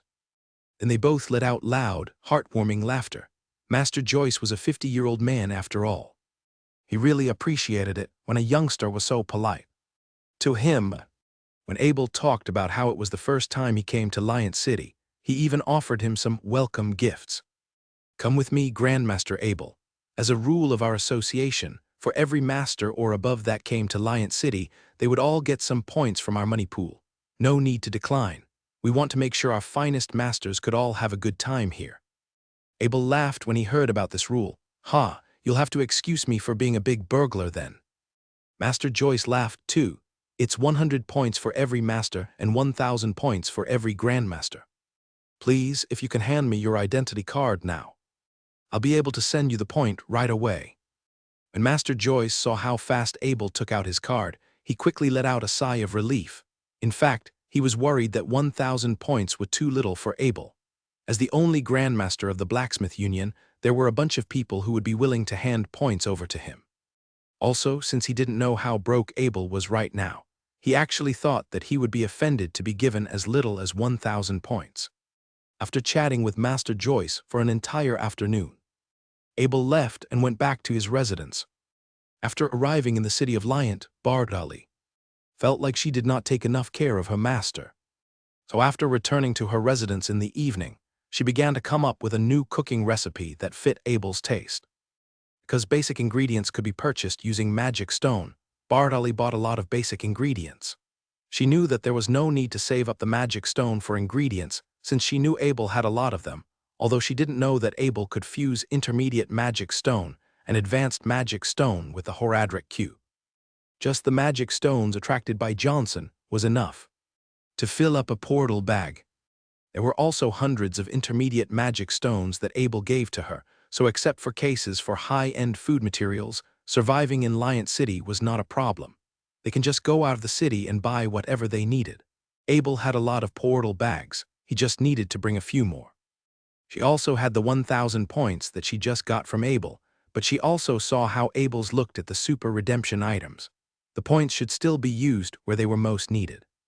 Abel watched Bardali trying to make a meal today. And from her operation, Abel knew that she had learned cooking for a while. Although this was rare among the nobles, maybe some nobles like the feeling when they cook. In Abel's opinion, the cooking level of this era was still very primitive, and it was different from the cooking techniques of his original world. In the past, he had no time and lazy hands, but now he had Bardali. Was it possible to write some cooking techniques for her? Abel liked to enjoy himself. He missed the taste of the world before, but he had no time to study cooking. Of course, if the skill tree of the Horadric cube could let him use cooking into skills, he can still think about it. Now that Bardali showed an interest, Abel decided to help her. Although Abel wasn't that good at cooking, it can only be said to be at a beginner level. As his mental strength became higher, his memories of the previous world became clearer. He took out the quill pen, a stack of parchment paper, and kept recalling and writing on the parchment paper. From the most basic fried, deep-fried, cooked, pasted, roasted, stewed, steamed, radon, the basics were written down one by one. Each of them had well-known cooking dishes to help. Bardali. Abel wrote these cooking techniques very quickly, sorted it out from memory, and transcribed it directly on parchment paper. Although there was a lot of content, it did not take much time. After writing everything, he discovered one of the most important things, that was the lack of flavoring agents in this world. Although the most important main flavoring agent, rabbit essence, already exists, but to change the taste, other auxiliary flavoring agents were needed. He glanced at the Kong spiritual beast portal bag. When he left the Elven clan, he took a large amount of various medicinal materials. He selected some peculiarly tasted materials with ordinary prices medicinal materials that could replace seasoning materials such as onion, ginger, chili, garlic, etc.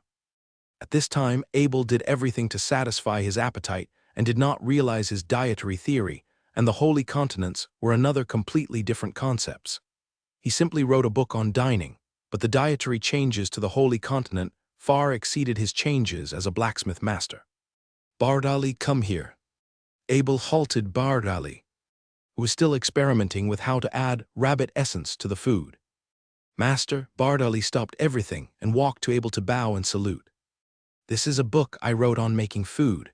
You can experiment with what I wrote above to see if it's possible to do. Abel gave Bardali the parchment book he had just written. Master, can you actually write a book about cooking? Bardali's surprise was understandable. She knew that Abel was a noble, but not all nobles would learn to cook like her, especially male nobles. It was basically impossible for them to cook. Although she knew that Abel was very good at barbecuing. She thought they were just survival skills during expeditions, not cooking. I'm waiting for you to make the food in my book so that I can eat delicious food. Abel took out a few small bags with a smile and then said, These are spices that accompany this book. Take them together and study them. Yes, master. Bardali took the book to study on her own. Of course, there was nothing special about the dinner, just the soup and mashed potatoes with rabbit essence. It was good to eat, just a bit monotonous. After having dinner, Bardali found Abel again. Master, I have studied the recipes you have prepared. I don't have many ingredients in Liant. Can I go out and buy them? Bardali took this matter very seriously because this was the true butler task that Abel gave to her for the first time. She was going to leave Liant City to buy ingredients to report to Abel.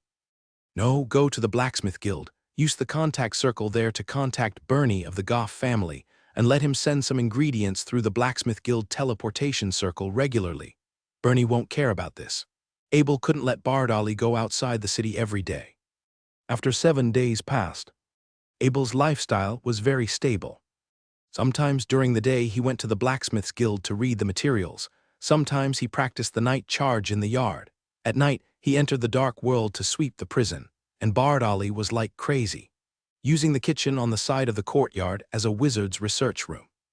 In the past 2 days, Abel has been able to eat dishes made by Bardali that were very similar to Chinese food. Due to the different materials and condiments, there was still some difference in the taste, but these dishes still made him very satisfied. At noon on that day, Bardali set up a table of good dishes early. They were the results of her 7 days of research. Of course, according to her ideas, these 7 days were just some of the previous dishes she could master. If she really wants to study in depth, she didn't think she could master Abel's book without at least 3 years. Steamed eggs, boiled fish, sweet and sour tenderloin, pork rib soup with salad. Bardali, your cooking is getting more and more delicious. Abel smelled the rabbit essence. It was much better than the previous chicken essence or broth, so the imitation dishes actually made were better than the original taste. Master, you're wrong. It's not that I'm getting better at cooking, but that your recipes are good. I just cook them according to what you recorded. Bardali can see that Abel was very happy and couldn't help but smile. That's still good. Let's sit down and eat together, Abel said to Bardali. In the Holy Continent, the normal host rarely ate with the housekeeper, but sometimes invited the housekeeper to eat together as a reward.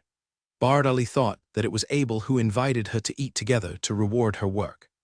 In fact, Abel was thinking about the habit of Chinese food at this time. Traditionally, Chinese food was meant to be eaten together. Just as Abel was about to start eating, the gate of the courtyard was flapped. He couldn't help but hesitate. He had no friends here. If someone from the Blacksmith Guild or the Wizard Guild found him, just use the ID card to contact him. They won't come to his house to bother him. Master, shall I open the door? Bardali glanced at Abel, revealing an inquiring look. Go see who it was. Abel nodded. He was also curious who would find him in this way in this city. Bardali opened the door, and a haggard old man stood in front of the door. The double staff badge on his chest showed that he was an intermediate wizard. When he found that the person who opened the door for him was also an intermediate wizard, he quickly bowed to the wizard. Anything I can help you with? Bardali inquired. Meanwhile, she hurriedly greeted him with a wizard's standard bow. "Oh hey," Wizard Alberta replied. His attention was obviously too occupied with the smell. "Hello there, my name's Alberta. If you don't mind me asking, what are you cooking right now?" Bardolly didn't seem to catch on. I'm not sure what you mean by that question. Please, can we have a conversation inside?" All this time, Wizard Alberta's had his eyes fixed towards the source of the smell. He wasn't even looking at Bardolly when she greeted him. But when he requested her to invite him in, the expression he had, it was sincere.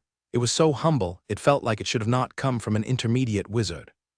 Bardolly was a little annoyed with this intrusion though. "Sorry, but I'm just a housekeeper without a legitimate reason to let you in. My master will not be pleased." Truth be told, Abel was in a good mood today. He probably wouldn't mind to let Wizard Alberta in, but Bardolly just didn't feel like letting Wizard Alberta get his way. Honestly, Wizard Alberta wouldn't know if she was deliberately keeping him out of the door. He was still trying to process the fact that Abel had an intermediate wizard as his housekeeper. A legitimate reason, Wizard Alberta scratched his head. "Just hear me out, all right? It might sound weird, but bear with me. I happen to live next to you all, you see. A few days ago, I started smelling some great food coming from your yard. I've got to say, you do some excellent cooking over here. Every day, I can't help but snort at the good smell that's in the air to the point that any other food I consume feels tasteless." At this point, Bardolly was more annoyed than surprised by the explanation. "Well, my master's been teaching me some cooking skills lately. Now, if you'll excuse me, please come by at another time." Could you please sell me some food? I can buy it with points," Wizard Alberta pleaded. Abel's voice suddenly came and interrupted. "Just give some to him for free. Ask him to leave after." "Yes, master," Bardolly replied. As the obedient housekeeper she was, she walked back to the house, picked up one steamed egg, the plainest dish, packed it in a box, and walked out with it in his hand. "Here," she said unwillingly. "Thank you so much." Wizard Alberta took the box over in joy. "Now, how many points should I pay?" "Thank you, but it's fine. Please, just leave us now." Just like that. After Bardolly shut the door on Wizard Alberta, he was left alone at the front entrance. He might have been a respected figure in Lion City, but to be fair, his behavior just then was no different from that of a beggar. It made sense that he would be shooed away like this, but by a housekeeper. Guess that showed how significant Abel's status was. Whatever, Bardolly might have not been very polite back there, but Wizard Alberta got the food that he was after. After suffering from injuries from his latest missions, he didn't have a lot to do in his pastimes. Recently, the only thing that hooked his interest was the food that he kept smelling. Of course, he tried to keep it in at the start. He tried to ignore the smell, but he quickly noticed that something was wrong. Even the spiritual beast meat he bought was starting to taste bland. His regular meals just felt boring. It felt like a chore to eat normal food. Something was getting on his nerves. He first suspected the smell to contain some sort of poison. Yet, after using various means to test this hypothesis, he couldn't find that anything wrong. He tried drinking antidote for poison, but it didn't help. He still couldn't enjoy the food that he had. With no solution at all, he was left with one choice. He was desperate, so he didn't mind being called cheeky or other things. He had an urgent need, a need that he wouldn't care to spend quite some points over. After walking back into his house, Wizard Alberta first placed the container on the table. When he opened it, he almost fainted from the good smell that was coming out. It was incredible. He kept on telling himself to wait. As he lingered onto his sanity, he reached for a wooden bowl to put the steamed egg in. Instead of digging in, he took out a circle board that could determine whether the food was harmful. Then, after carefully picking out a tiny piece from the steamed egg, he put the tiny piece on top of the circle. There was no reaction. "It's not poisoned," Wizard Alberta cried out enthusiastically. If the food was really poisoned, he would have had to look for another way to satisfy his hunger. Now, time to do some tasting tests. When he put a spoonful of the egg inside his mouth, his jaw almost dropped from how delicious it was. It was truly a blessing. He was about 300 years old now, but he's never had an experience like this before. Suddenly, he heard a loud banging from his door. Ugh, so annoying. Wizard Alberta dropped the spoon to open the door. It was probably his neighbor. He always had the habit of being a bother during lunch. "You still alive, Alberta?" That's the first question that the middle-aged knight asked when Wizard Alberta opened the door for him. Needless to say, it was not a polite thing to ask. Wizard Alberta's injuries were quite bad, and he sure didn't want anyone familiar to find out about it. To give a bit of introduction, the man that came was Head Commander Lange. He was the captain of the Warhammer Adventure Team, the same team that Wizard Alberta was in. The two were really good friends, so he didn't bother with any formality. It smells so delicious. Head Commander Lange sighed over the smell of the steamed egg. Due to his injury, Wizard Alberta couldn't move fast enough to stop Lange. Hey, don't touch that bowl. Head Commander Lange was already stuffing a big spoonful in his mouth. It smells great, there's no doubt about that. It's not quite enough though, don't you think? No wonder your health is on a decline. You can't be thinking about having one egg as your entire meal. Suddenly, as Lange was still mouthing about how Alberta wasn't taking care of his own health, tears started flowing down his cheeks. It's weird. Despite all that's happened in his life, Lange hadn't cried in years. Actually, he was starting to feel something. It was a feeling that he hadn't felt ever since he became a knight. Ag my goddamn egg. Heart-wrenching voice echoed could be heard across the entire building. Then, with one instant movement, Wizard Alberta snatched the spoon from Lange. Head Commander Lange shrugged after he wiped away his tears. That's a bit stingy, man. You should have told me if you're having food this good. Wizard Alberta was literally staring at Lange. Listen, all right? I bought this food with my own points. Besides, I am sick. You shouldn't steal food from a sick person. Didn't your mother ever teach you that? All right, it's yours. Gee, don't bring my mother into this. Head Commander Lange raised his arms to surrender. Actually, where did you buy it from? Did you cook it from the raw ingredients you've bought? Wizard Alberta replied as he continued to eat the egg. It was done by an intermediate wizard housekeeper next door. From the way she said it, she's learned it from her master. From what you're saying, a man came here to buy the food with his points, Abel said. Yes, master. And he did it because the smell was so good that he lost interest in any other food. Yes, master. I don't know if you feel the same thing when you eat those, but apparently every bite is extremely addictive. At first, Abel didn't pay much attention to how Wizard Alberta interacted with Bardolly. Yet, when he overheard what he was saying, something started to click in his mind. Abel shook his head. Nah, I just think the food is delicious. Bardolly tilted her head. Your power of the will is superb to most people, master. Also, there seems to be a mysterious, powerful force that resides within your soul. That's probably why you were unaffected. Bardolly was right to suspect that there was something wrong with the food. Truth be told, every time Abel tried to make something to eat or drink with his Horadric cube, there would also be some sort of unexpected results. For example, the red wine he fused. Wizard Morton discovered that it could enhance a wizard's speed in leveling up. There was also the rum he made, Aka Master's wine. It wasn't supposed to work like a magical item, but it was superbly effective in resisting colder climates. With all these previous examples, Abel should have not expected the rabbit essence to be something ordinary. Like he didn't find any effect at first, but now he did.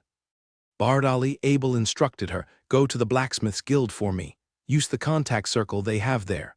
I want you to make a call to Bernie. Tell him to send a few dogs in separate cages. What for, master? Bardolly asked.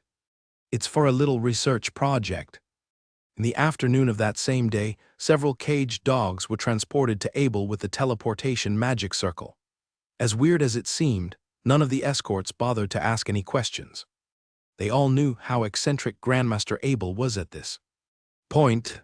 That being said, they were extremely devoted to making sure that they were doing the best job that they could. After receiving the 10 batches of the caged dogs, Abel immediately opened his barrier circle and went into the dark world. Then, over the next 10 days, while he was inside, he recorded the behaviors of the dogs after he fed them meat that was drizzled with the rabbit essence. There was a placebo group and an experimental group. After he fed different meat to different groups, he started recording the changes in their behavior. After he was done, he went back to his house and told Bardolly his results. The rabbit essence does not contain any sort of toxin that is harmful to consume. That being said, it is an extremely addictive agent that is extremely difficult to resist upon first contact. Abel continued his report. Once consumed, The craving that is created by the smell will normally disappear within 2 days.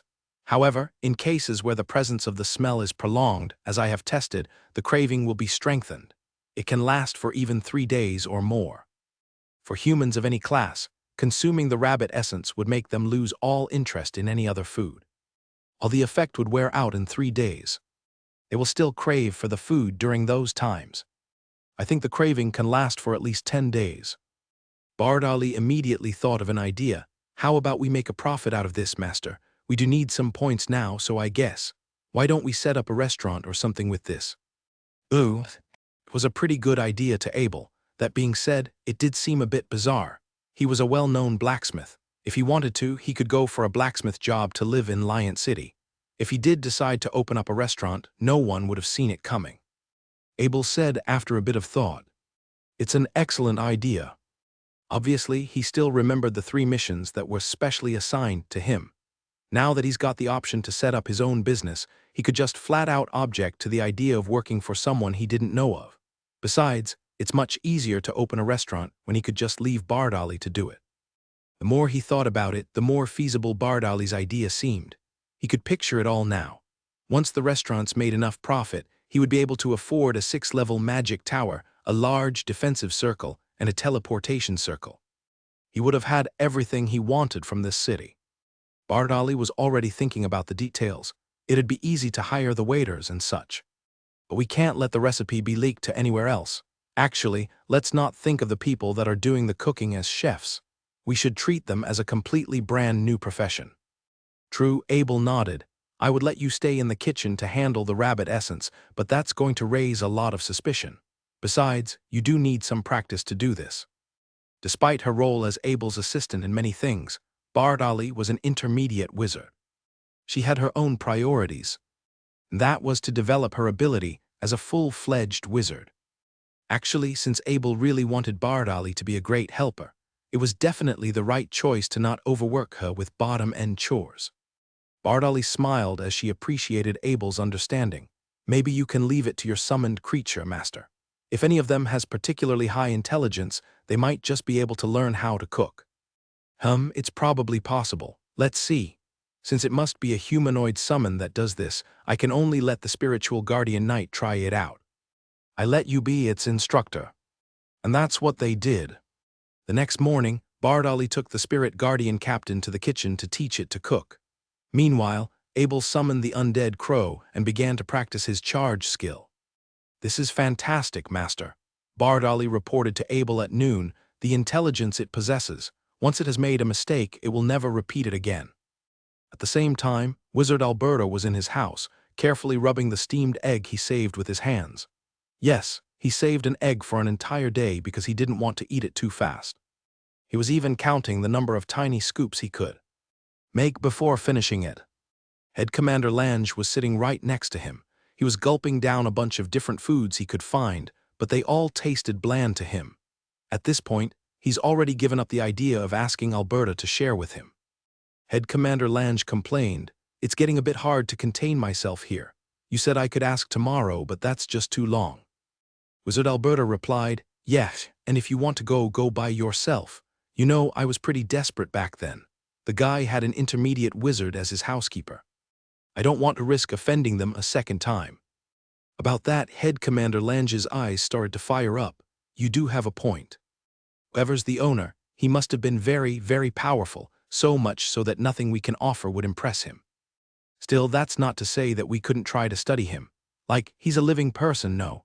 He must have some sort of weakness, some sort of desire that he would trade anything for. If we can know what it is, he won't be able to turn us down, I just know it. When Abel returned from the dark world, Bardali immediately reported to him. I have a message from Master Joyce. His messenger came to say that elite wizard Nigel has appointed a mission just for you.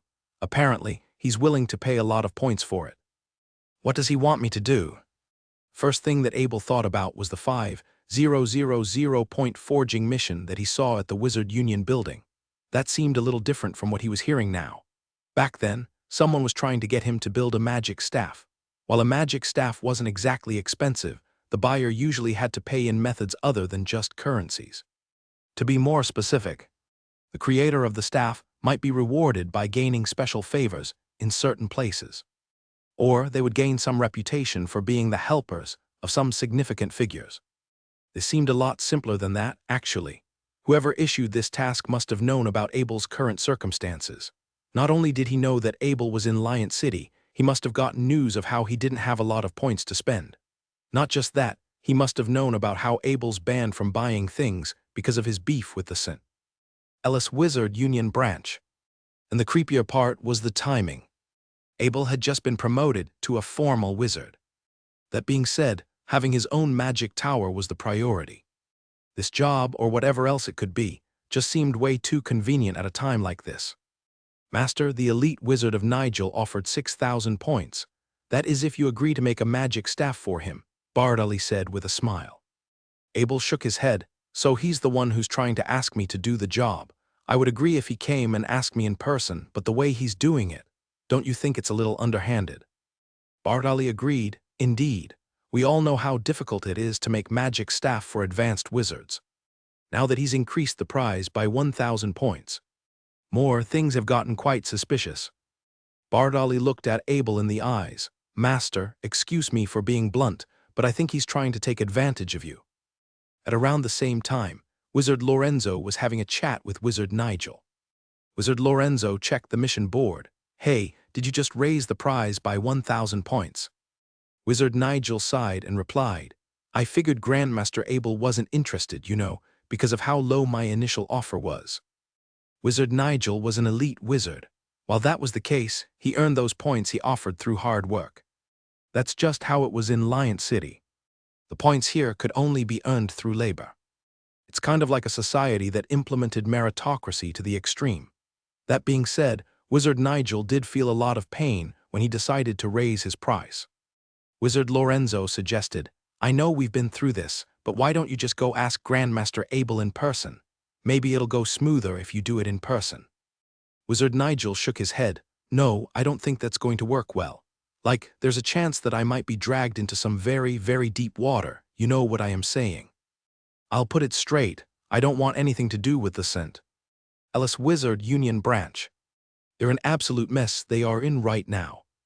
The way Wizard Cliff just got murdered the other day. I'm not trying to put up any conspiracy here, but quite a lot of people are suspecting Grandmaster Abel, If I go and meet him in person, there's no telling what he'll try to get me to do. Wizard Lorenzo nodded in agreement. True. I wouldn't risk being involved too. Wizard Nigel continued. I've tried so hard to reach him, After putting up the job offer at the Wizard Union, I even went as far as to post the same poster in the Blacksmith Union. And Master Joyce, now that he's reached Grandmaster Abel's residence, I just hope that he notices my intention. The way Wizard Nigel thought was very simple. He wanted to do business with Abel, but he didn't want to be involved in any sort of scandals. This was why he decided to be anonymous the entire time. He wasn't really thinking about being polite. He was more concerned by security of all things. There was one thing that he didn't consider, though. As soon as his job offer was sent to the Blacksmith Union, the news was sent immediately to Abel. Abel had access to everything that he needed to know. And that's why he was so offended about this deal. Just now, the price of the magic staff had increased by 1,000 points. For a real expert like Abel, this kind of petty offer only seemed like an insult to his craftsmanship. To him, it felt like the person was trying to swindle him as though he didn't know anything about the current market. On top of that, this person was anonymous, meanwhile being everywhere that he's trying to go. To give a clearer perspective, Abel was one out of the only 4 Grandmaster blacksmith on the Holy Continent. The other 3 were all dwarves. That made him the only Grandmaster blacksmith available for business.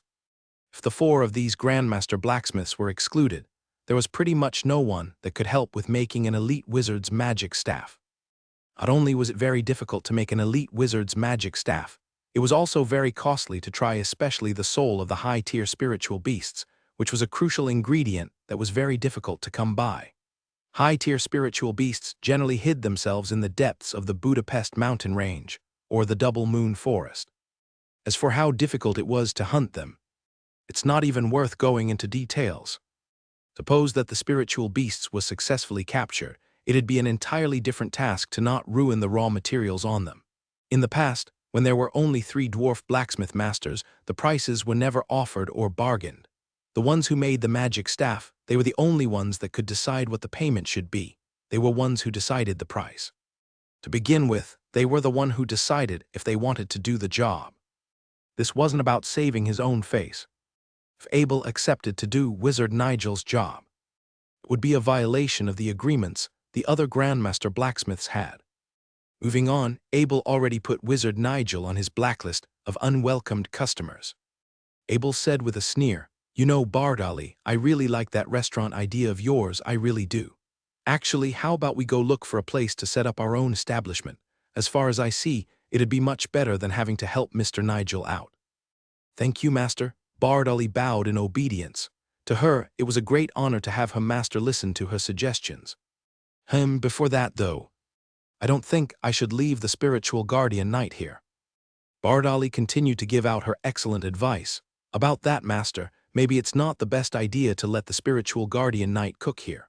If you want someone to be your chef without leaking the recipe, I suppose you can have your employees sign a contract with you. It's a method that I just remembered. Also, let's not let the spiritual guardian knight's training go to waste. It might not be the best idea to have it cook here, but it can always do the job when you are training the dark world. Now that I've got my own task in this world, it'd be harder for me to accompany you when you're on your quest." "A contract? Did you regain a part of your memory?" Abel asked in surprise. Bardali explained, "Yes, Master. All this time I've been slowly sorting out my memories over the last few thousand years. That's not to say that I've fully regained all my memories, but a fraction of it is starting to come back to me."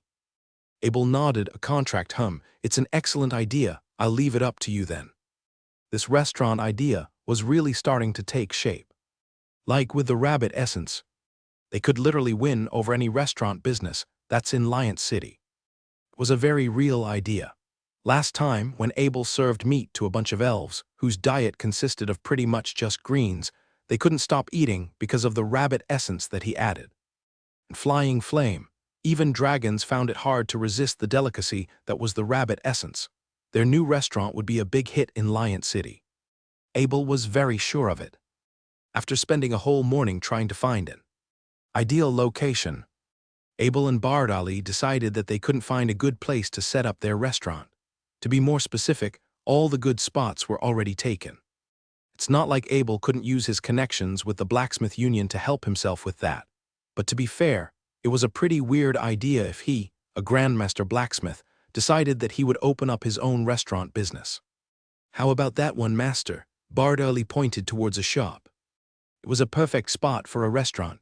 It had 2 floors and wasn't far from Abel's residence. Most importantly, when they got there, saw someone putting up a sign at the door. The sign read, "For sale." Bardali said happily, "We've really found our luck here, Master. Look, since this place was already a restaurant, we can even save the money for a lot of the renovating work." Abel nodded in satisfaction. "I like it. The location is good, and there are a lot of people that are walking by." Bardali said, "It's quite a big establishment, though. Considering the points we have, we might not be able to afford it." Abel replied with a smile, "About that, I believe the blacksmith union can do a lot to help." When the two walked towards the door, they saw 2 of the original staff talking to each other. One of them spoke. "I don't think we can stay here anymore, Garen. Like most of my points are going towards my basic knight's training. I do have some spare for, survival purposes, but what then? My whole identity in this city is tied to this house. Now that we're selling it, if the new owner doesn't want me to stay, I'll be homeless, which means I can't stay in Lion City." The person called Garen responded with a sigh. "Remember what they said. 10 years in Lion City and your life will be turned. What a joke it has become. Our business was forced to close, and Master Mitchener is going to sell his estate, ugh." That's when they finally noticed Abel and Bardali. Garen promptly guided the two wizards. "Oh, excuse me there. Please sit wherever you like. I'm ready to take your order any time." Bardali halted him with her hand. "No, we're here because we saw the sign for sale outside the door. Was your boss here?" "Yes, please wait, I'll call the boss out," Garen said, then hurried up the stairs. A moment later, a fat man with a big belly came down from the upper floor. Welcome, welcome. I am the owner of this shop, Johnny. Johnny continued to speak. Very savvy of you to take an interest in my establishment. You see, it's got a very good location. Also, if you take a look around you, everything here is pretty much new. I got it from my uncle, and it's only been 3 months since I've decided to open my business here.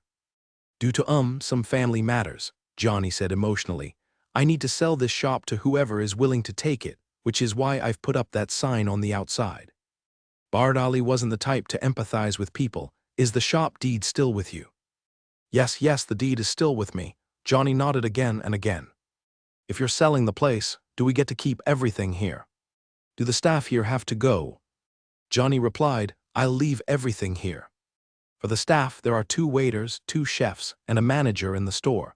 If you don't want them to stay, you can send them out of the city. Abel noticed something. There was a middle-aged man standing over at the counter. It looked like he wanted to say something, but he kept his mouth shut this entire time.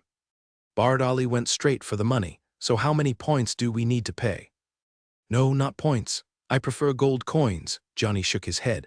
In his mind, he was already glad enough that Bardali bothered to ask. That's weird. Here, look at this menu you have. You use magic stones and points to pay for the food, so why do you want me to pay you in gold coins? Johnny replied, That's because I'm done with this city, my good friend. Once I've sold this place, I'll have nothing to do with it ever again. Say a price then, Bardali demanded. Johnny said with a bit of thought, I suppose, 1 million gold coins if you want to be precise. It's a pretty fair price here. Abel was more than happy with this. Right now, he had a lot of gold coins and not enough points. He didn't want to borrow points, so it was always good pay with what he already had. After seeing Abel, Bardali spoke on his behalf. Very well, we'll accept the price you offered. If you want, we can pay you right away.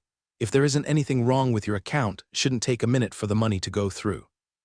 Since this wasn't a normal house that they were buying, a fraction of the payment was sent towards the city hall as a transaction fee. To Johnny's fortune, since the fee to leave Lion City was about 100 points, Bardali transferred another 100,000 gold coins to him. As for Abel, he was just ecstatic that points weren't involved in this deal. Points were a very precious thing to have. As long as one stayed long enough to gain points, it would mean that the wealth he's gained was very much secured. It's the same reason that the 2 waiters didn't want to leave Lion City. As long as they could earn enough points, they could save up enough wealth to provide for their future generation's education. Knights, wizards, whatever.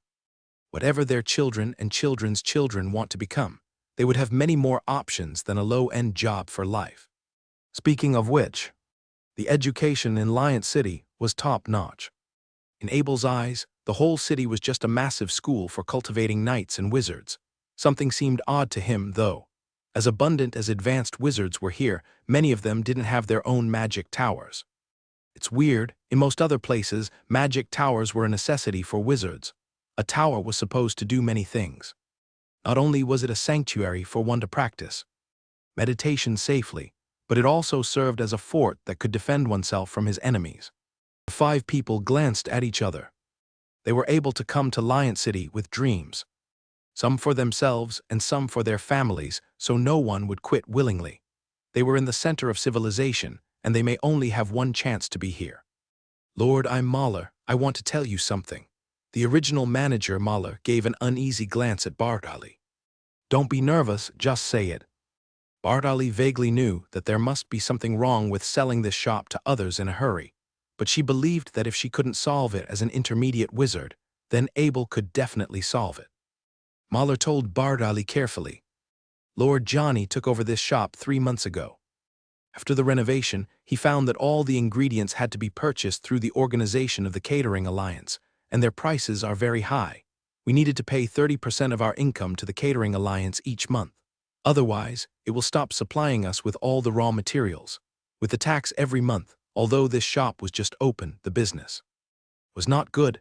Lord Johnny has been losing money for 3 months. He can't pay these expenses anymore, so he was thinking of selling the shop and leaving here. Mahler, you don't have to worry about that. We have our own channel ingredients. And don't care about the Catering Alliance. Bardali waved his hand and said carelessly. If it was a large organization such as the Wizard Union, she might still consider it. This kind of business organization was not in her eyes. The starting point was different, the location was different, and the way of looking at the problem was different. For Mahler, the Catering Alliance was a big organization. But for Bardali, her middle-level wizard status was too high to stress about catering alliances, not to mention that she would not buy materials from the Catering Alliance. All the materials were all sent by blacksmith through the portal circle. Mahler, it will be good for you to stay as the store manager. You can introduce them to me first. Bardali was very satisfied with Mahler, who considered Abel's hardships right away. With this, Mahler could be reassured, and with the contract, he didn't need to be afraid of Mahler betraying him at all. Yes, Lord, these are the chefs Finkel and Barney. They are brothers. Their cooking skills are good, but Lord Johnny doesn't seem to have the taste of the residents of Lion City, so this is also one of the reasons for the poor business. These are Garin and Mickey, the waiters in the store. Mahler carefully introduced them to Bardali. Bardali didn't care how good the two chefs were before. In her opinion, they weren't as good as her. They still had to learn from the beginning. Very good. This is the contract. Just put your hand on it. Bardali took out a contract made of delicate animal skin from the portal bag and placed it on the table. This animal skin contract was not made of ordinary animal skin. It was made of the softest skin of the mid-level spirit beast, and Bardali used the Dark World spell pattern to add the mana on the contract. The rights and obligations of the two parties were written on the contract. This was an equal contract, which showed that Bardali provided compensation, and the clerks would not only have normal work, but also must keep the corresponding secrets. Otherwise, they would be punished by the wizard. Upon seeing this mysterious contract, Mahler froze for a moment. He hesitated for a moment, but he still pressed the fingerprint on it. Others saw him had already signed the contract. They then stepped forward and pressed their fingerprints. When Mickey finally pressed his fingerprint on the contract was surrounded by a white light, which slowly rose from the table. It extended to 6 streaks, which connected Bardali with the 5. A grand voice sounded in the minds of 6 people. The contract has been established. The 5 clerks, who had never seen such a scene, were pale, and the power of the wizards made them palpitate. What had just happened made them tightly put away the careful thoughts that had not yet been generated. Abel was embarrassed to do his next task. He rode Black Wind to the Blacksmith Union. Before the Blacksmith Union's communication circle, Abel activated the circle and was waiting for a response from the opposite. Master Abel, are you looking for me? Bernie's voice came from the communication circle. Bernie, this isn't so drastic. Don't be so formal, Abel said with a smile. Abel, are you going to open a restaurant? Why should I send so many ingredients every day? Bernie's voice became a lot more casual. He asked. Cough, Abel couldn't help saying something. This was not really a glorious thing for a blacksmith master to open the restaurant. No way, did you really open a restaurant? Bernie raised his voice a lot, and he seemed to be frightened. For points, Abel said helplessly. What are you missing? I can give you. Why do you need to build a restaurant for points? How many points can you earn then? Bernie said generously. Yes, one of the 6th floor of the magic towers, one of the spirit towers, 3 of the large defense circles, and 3 of the portal circles. Abel said in an indifferent tone. Bernie replied as he quickly caught onto what Abel was. After Abel, these things are strategic materials. But if you build the magic tower into the rupture basin, our Goff family can afford it, and we will help you with the best things. Bernie continued jokingly, I suppose all you have to do is to shout me a meal. How many points will the items on your menu be? Bernie was very curious about what kind of restaurant Abel was going to open, and he was confident to change for many strategic materials. About that, you'd better not come to eat at my place. The food I'm making, it will make people addicted. Look, the restaurant hasn't opened yet. No need to be stingy, is there? Bernie laughed. Abel changed the subject. Hey, could you deliver a box of potions to help me get to the Grand Duke Edwina in the Angstrom City? Only you can do this for me. Okay, sure, no problem. I'm going on a trip. Bernie knew the identity of Abel's other potion master, and he was the only one who could only do this kind of thing. By the way, giving you another barrel of master wine is a reward for you. If you are embarrassed to ask for some, I will save some for you. Abel said jokingly. Doesn't everyone wants master wine? I'll take what you give me, Bernie yelled. The status of those drinking master wine had risen again. Since Abel became a master, the value of this master wine had risen again. Among the dwarves, the master wine had become a symbol of noble status. Bernie gave others more master wine than he had, and now he didn't even have much of the master wine he could drink.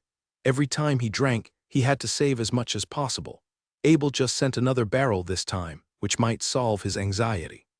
The Blacksmith Union's portal circle was a circle for themselves, which was not connected to the outside world. It was just a portal circle between all the Blacksmith Union in the Holy Continent. This was also the premise of establishing a portal circle for the Blacksmith Union. Otherwise, it was just for the safety of the city, and each city would not allow the Blacksmith Union to build the portal circle in its own city. There was a Blacksmith Union in the Goff city of the Goff family. As long as the items were sent there, it was almost equivalent to send to the Goff family. Abel passed a box of potions and a barrel of master wine through the portal circle. Abel's other identity, Master Bennett, was an alchemist of the elves, so in order to maintain the name of Master Bennett, as well as to have a friendly relationship with Grand Duke Edwina, he would also regularly send some potions to Angstrom City, which could consolidate his position among the elves. On the other hand, he also knew that if he stopped supplying his lotion and conditioners, it might cause a riot. As long as the elves were desperate enough to keep doing business with the dwarves to buy these two kinds of potions, he had to keep supplying for their demand. Once the supply stopped, the first place to be affected was Angstrom City and Grand Duke Edwina. Since Master Bennett was the alchemist of the Grand Duke's palace, Abel was obsessed with knight skills training and fighting. In the dark world, he mastered the charging skill. This terrible acceleration and double strike skills allowed the knight to transform mana into speed, widening his fighting range at any time. It was a rare calm day for Abel, and he almost felt like he was hiding in the downtown. In fact, it wasn't that no one wanted to find him. There were many people who wanted to find him to make equipment. Ordinary people simply didn't know where he was, and they didn't even know where to begin looking. Those who had real strength and power did not want to find him during this sensitive period, therefore he got some leisure time. It was just that the St. Ellis Wizards Union was too slow to deal with affairs, and they hadn't revoked his wanted status for a long time, which is why he started to wonder whether there were any senior wizards who were dissatisfied with him. How could Abel think that he throwing a few super explosive balls would demolish the intelligence office? Even the intelligence processing and analysis spirit of the intelligence office was taken away. At this time, the St. Ellis Wizards Union was in a state of sorrow. The intelligence service needed to be rebuilt, the vacuum of power needed to be filled. The new spirit needed to be applied to the Wizard Union of Lion City.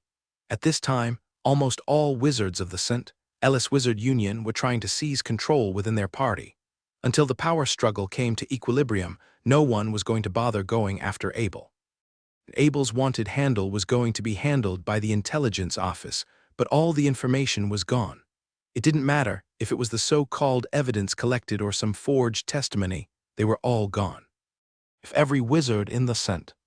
Ellis Wizard Union branch didn't receive Abel's wanted poster, no one was going to remember him.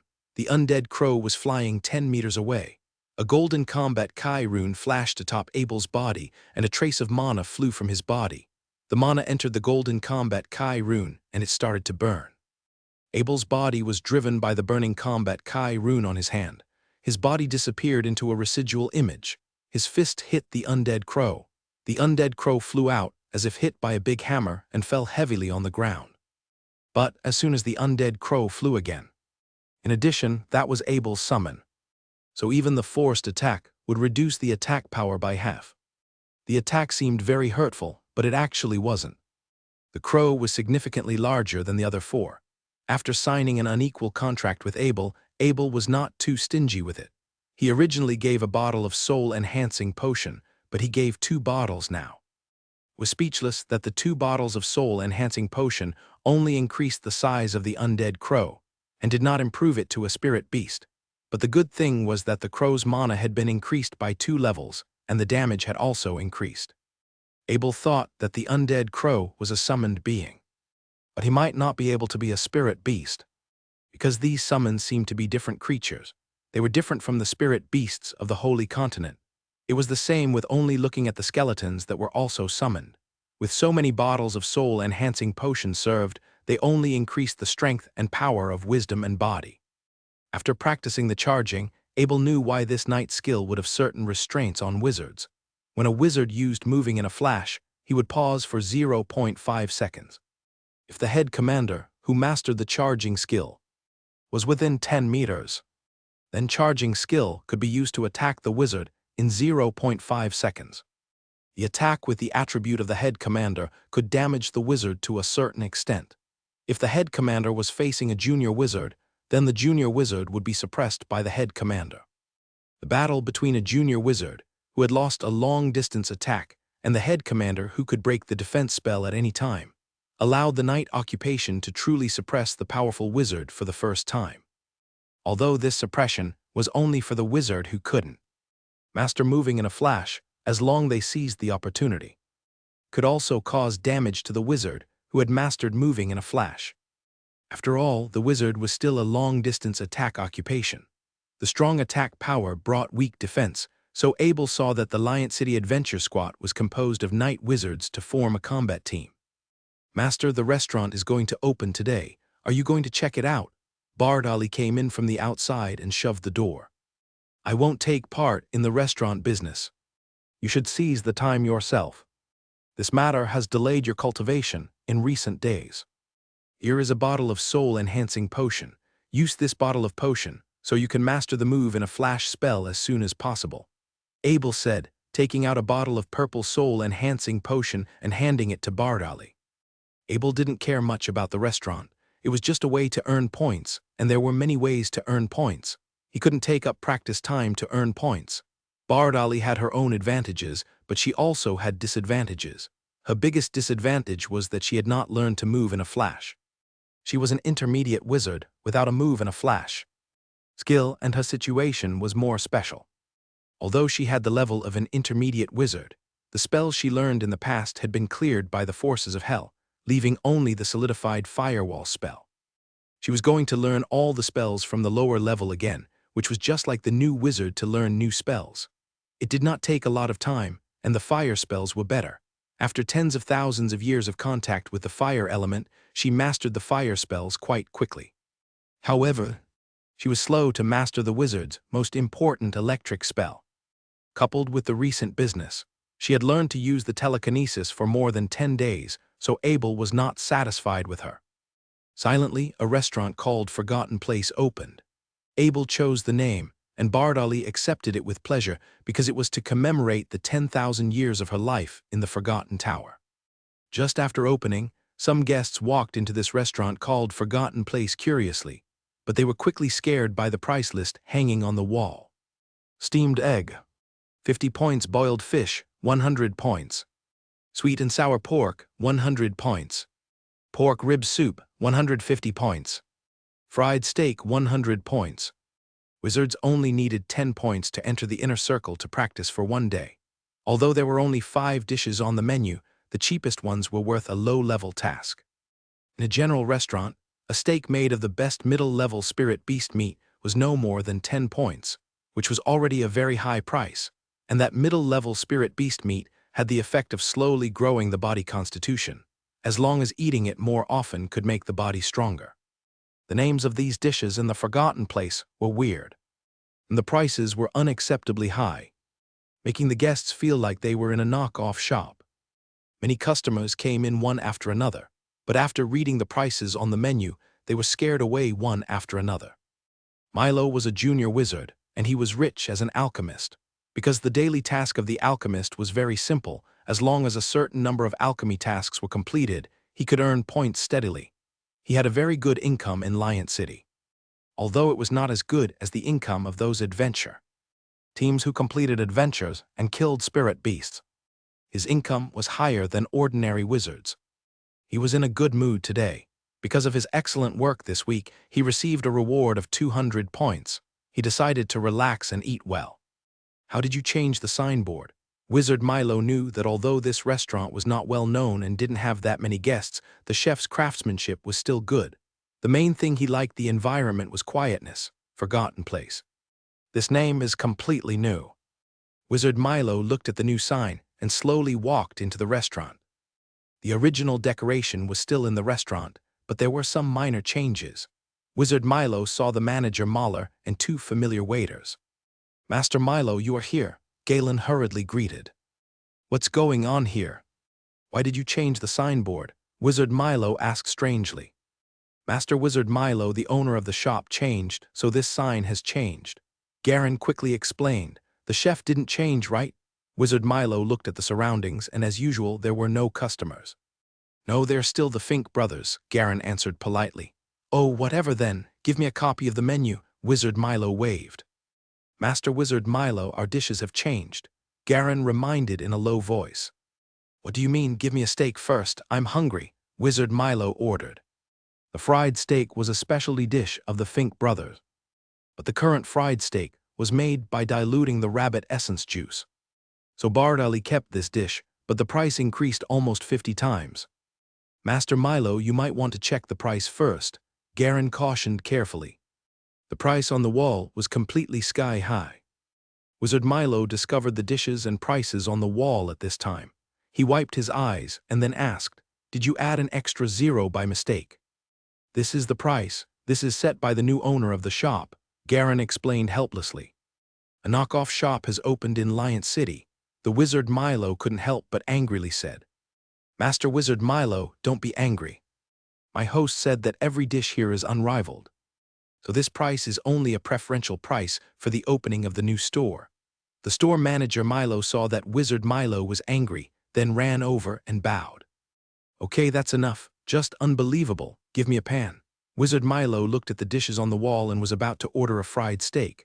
After seeing the price on the wall, he involuntarily changed his words. Bring me a steamed egg. If I don't like it, don't doubt me, this shop will shut down. Yes, yes, sir. Rest assured, Manager Milo said with a smile, then turned back and said to Garen. Go ask Fink to make a steamed egg for Master Milo. Garen trotted all the way to the kitchen. Fink in the kitchen heard that this was the first business in 2 days. He quickly started making steamed eggs and carefully followed the steps he just learned. Steamed eggs were very simple dishes, and there was no technical difficulty, but they had a completely different style from the world's food preparation methods. Soon a steamed egg was prepared. Of course, the most important step was to add diluted rabbit essence water into it. The steamed egg only had a half drop of rabbit essence. But even so, when Garen walked out of the kitchen with a steamed egg, a strange aroma filled the entire hall. Wizard Milo had already lost his sense because of it. His eyes were already fixed upon the egg as it was served to him. Even Garen and Mickey couldn't help but gulp. But Bardali knew how addictive this food with rabbit essence was, so she also prescribed all 5 shop clerks to have an extra meal every night, and the dishes were 5 courses. Although the cost was not much, for the 5 shop clerks, this was a big deal. How did they know, especially after eating these dishes? Then eating other dishes, even if they were made by Fink brothers. As long as they didn't add rabbit essence, everything would become boring. Wizard Milo gently dug a piece into the mouth with a spoon. An unprecedented touch fluttered in his heart, and in his heart, his soul was completely intoxicated by the taste of this bowl of steamed eggs. At this moment, unexpected things happened. Wizard Milo's spiritual power began to fluctuate wildly, and a trace of coercion driven by the power of the will rushed outward. The nearest people, Manager and Garen, were the first to bear the brunt, were directly overwhelmed by a force of coercion, and then Mickey was also crushed to the ground. Fortunately, the wizard's coercion was not the same as the commander's attack, and he didn't have much attack power. Although the 3 people were embarrassed, they were not injured. After the shock wave of coercion passed, the 3 of them got up from the ground, walked back quickly. There was a burst of white light on the wizard Milo sitting on the chair, and then his whole body was completely bathed in white light. At this moment, his figure seemed to be somewhat illusory, and a strange breath slowly emanated from his body. Which wizard is this? How crazy! How was he promoted in the outer circle? A wizard felt strange when he looked at the direction of promotion. The promotion took place in Forgotten Place. Which wizard was be promoted there? Abel's sense of ability was strong, plus the Forgotten Place restaurant was not far from his residence, so he went quickly.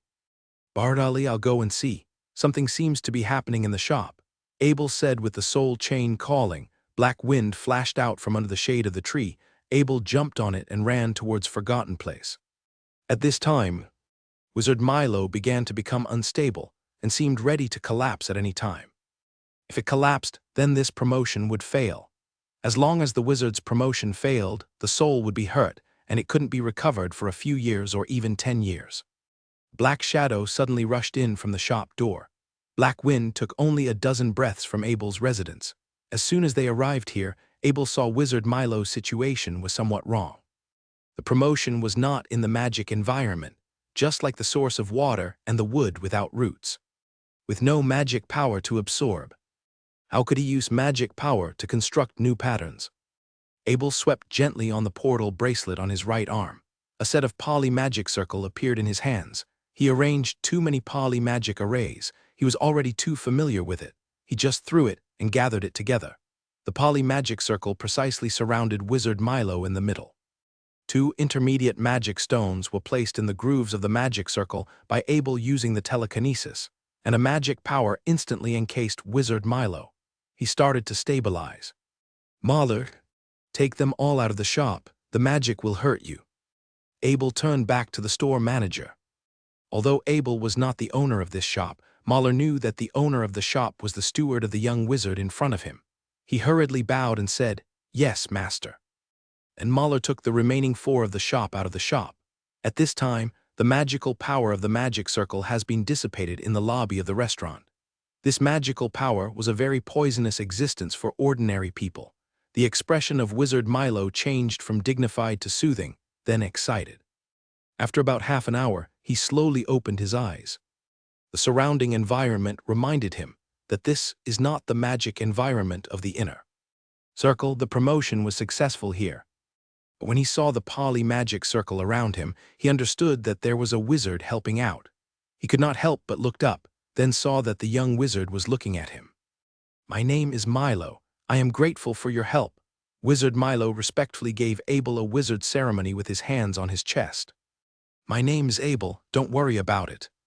I'm related to this shop, has something to do with me. So I'm taking care of it."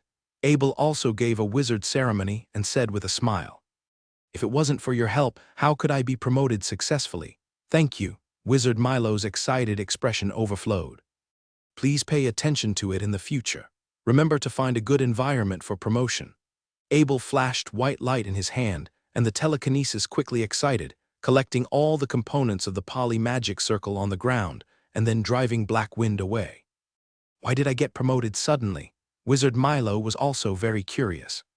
He recalled the situation before the promotion again. Finally, his eyes focused on the steamed egg in front of him. "My gods, this steamed egg can promote wizards." Wizard Milo's voice became hoarse. He never expected to rank up with what? A steamed egg that cost him 50 points. He had been stuck on level 7 for almost a decade. It was what many wizards referred to as the low promotion period. This period could last for a few days or a few years. But today, with just a bowl of steamed water eggs that worth 50 points had made him break through. In order to advance from level 7 to level 8, Wizard Milo had spent thousands of points on potions and hundreds of time and effort to be promoted. He picked up the spoon again with a very reverent gesture and slowly dug a small spoon into his mouth to adore the incomparable taste. The steamed egg itself was a dish that could amaze the world. By adding the rabbit essence forged by Horadric Cube into the dish, the taste of the dish had been enhanced into a whole new level. It could be said that every bite of the steam water egg could send Wizard Milo into an indescribable bliss, as if every muscle and nerve in his body was dancing. Now he could be sure that his promotion breakthrough was brought by this steamed water egg, which was a 50-point dish that granted him the feeling of being in a dream. "Mark, have the kitchen bring one of each of the dishes." At this point, the Wizard Milo was not worried about the expensive points. He decided to make a celebration for his promotion. Manager Mark just returned to the shop and heard the orders of Wizard Milo and quickly arranged the 2 brothers to work together to prepare the dishes for Wizard Milo. Soon a course was served, and the aroma washed through the lobby and out of the Forgotten Land. "What smell is this?" Head Commander Lange was passing by the entrance of the Forgotten Land, and his keen nose caught an aroma of the food. Although the aroma had been cut very light due to the wind, it did not escape his keen sense of smell. It was the smell of steamed eggs. "That's what steamed eggs taste like." Head Commander Lange muttered to himself. It's almost like he was groaning in pain or something. Could not forget the bite of the steamed egg he had taken that day as a guest at the Wizard Alberta house.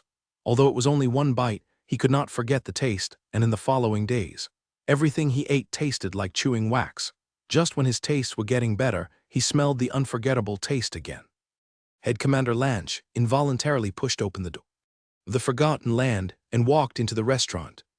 He saw Wizard Milo sitting inside and continuously scooping up the 5 dishes that overflowed by hot air and wrapped in the scent that he kept dreaming about. If the Head Commander Lange hadn't eaten the steam egg before, he would still be intimidated by the price on the wall. But since he'd taken a bite before, a delicacy like that was definitely worth that price, in his opinion. Give me a steamed egg. Head Commander Lange was stirred by the aroma on the Wizard Milo's table. His mouth was constantly drooling and swallowing. He could not bear the feeling anymore. Soon Garin delivered the water egg to Head Commander Lange. He brought his nose closer to the egg and inhaled fiercely of the aroma that bubbled up. Although there were only 2 customers on that day, the points sold were equal to the point earned by the previous restaurant in a month. Everyone in the shop was excited because with the income, they could rest assured and secure their work and continue to stay in Lion City. The next day when Manager Mahler opened the door, he was stunned by the scene before him. There were more than 24 various ages of wizards, standing in front of the Forgotten Land and waiting anxiously. As soon as they saw the shop door opened, more than 20 wizards pushed forward without any manners. Such huge force almost made the Manager Mahler fall down, but luckily Mickey quickly helped him so that he wouldn't fall down. There weren't many seats in the Forgotten Land. Bardali did not expect there would be so many customers since the prices were high, and her original plan was to build up a high-quality and luxury image for the restaurant. So there were only 7 tables downstairs. All upstairs were 3 single rooms with only 1 table per room. This means that there were only 10 tables on the entire 2 floors of the restaurant, and these tables are not large tables. These tables are Western-style tables for 2 people to sit face to face. Most of the wizards who had rushed in were seated, and there were 7 or 8 more who had no place to sit. "One steamed egg," a wizard called out. "I'll have a steamed egg too." "First serve me a steamed egg." "I came first, serve me the steamed eggs first." It was the wizards downstairs who were shouting. By that time, all upstairs seats are packed and no longer have any seats available. The remaining wizards were all standing at the rail on the 2nd floor. "We're in a private room, our dishes should come first." In any restaurant, the private room is served first. The 7 or 8 wizards who were standing there at this moment couldn't help but cry out. "We don't need seats, just serve us steamed eggs first." The whole Forgotten Land was in a frenzy, and all the wizards ordered steamed eggs. The reason was that all the wizards here know about Wizard Milo, the wizard who stopped promoting for 10 years and has heard incredible stories about steaming eggs. Of course, some of the wizards who heard about it rationalized that eating a steamed egg and getting promoted was just a story, while others who were equally stuck at the low promotion period, same as Wizard Milo, would put in 100% effort if there was even a glimmer of hope. By paying 50 points for a chance of promotion, which had 0 danger and difficulty, no one could refuse that offer. That's why so many wizards had come to the Forgotten Land at the same time. Manager Mahler kept bowing and greeting customers. Meanwhile, in the kitchen, 2 huge steamers made especially for steamed eggs had more than 20 steaming eggs inside at the same time. The special dwarven fuel that had been forged was used extravagantly as a fire starter. All the fuel were a gift to Abel from the dwarf clan. In a few minutes, the 2 steamers had finished steaming more than 20 steamed eggs. Heat rose up when the steamers were lifted, carrying the strange aroma of food from the kitchen into the hall. The whole restaurant, which was very noisy, suddenly became silent in a second. All the wizards were attracted to the aroma, feeling a sense of relief in their souls after smelling it, and realized that the story they heard was true. Garin and Mickey showed their skills as excellent waiters, each carrying 8 bowls of steaming eggs and placing them quickly on the tables of the wizards who were just complaining about not getting the dishes in the first place. Very soon, even the wizards who stood on the side had a bowl of water-steam eggs in their hands, and the entire restaurant was filled with sounds of swallowing and enjoyment for a moment. In the private room on the 2nd floor, a level 9 sorcerer named Menard was putting a spoonful of steaming egg into his mouth. Wizard Menard was one of the earliest and longest wizards, who were trapped in a low promotion period among all the wizards here. He had been trapped at level 9 for 23 years. He had tight nerves since the 10th year of the low promotion period. He was afraid that he might be like some of his predecessors, who couldn't be promoted to a higher level for a lifetime until they died. Therefore, he practiced very hard just to remind himself to break through the low promotion period all the time. Unfortunately, 23 years later, he was still stuck in level 9. When he put a spoonful of water steamed egg into his mouth, the taste made him forget about his cultivation and everything around him. He even forgot that he was a wizard and felt like an ordinary person who was surrounded by an unspeakable taste while his body trembled softly. The lag he had experienced for 23 years was now completely gone. He easily passed through his bottleneck, and suddenly a new energy, a new essence started forming inside his body. Menard. Wizard Frank, while sitting opposite of Wizard Menard, wanted to ask him if he was doing okay. Yet, as he knew how long his good friend had been stuck, he decided that it was better not to disturb him. It was good that he had the mana gathering circle ready a long time ago. He didn't think that it was going to be used, but there it was. Wizard Menard was using it all by himself. How? What? An egg. It cost 50 points. What? Wizard Frank muttered. He couldn't believe what he was looking at. More than 20 wizards, whether they were upstairs, downstairs, anywhere, all noticed the fact that someone was being promoted. They became very serious. Soon, they all looked towards the room that Wizard Menard was in. Out of respect, none of them spoke when they watched. They just stood quietly as they tried to feel the air around them.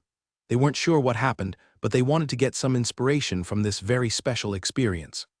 Although Manager Mahler had only seen a wizard being promoted once before, he wasn't completely clueless.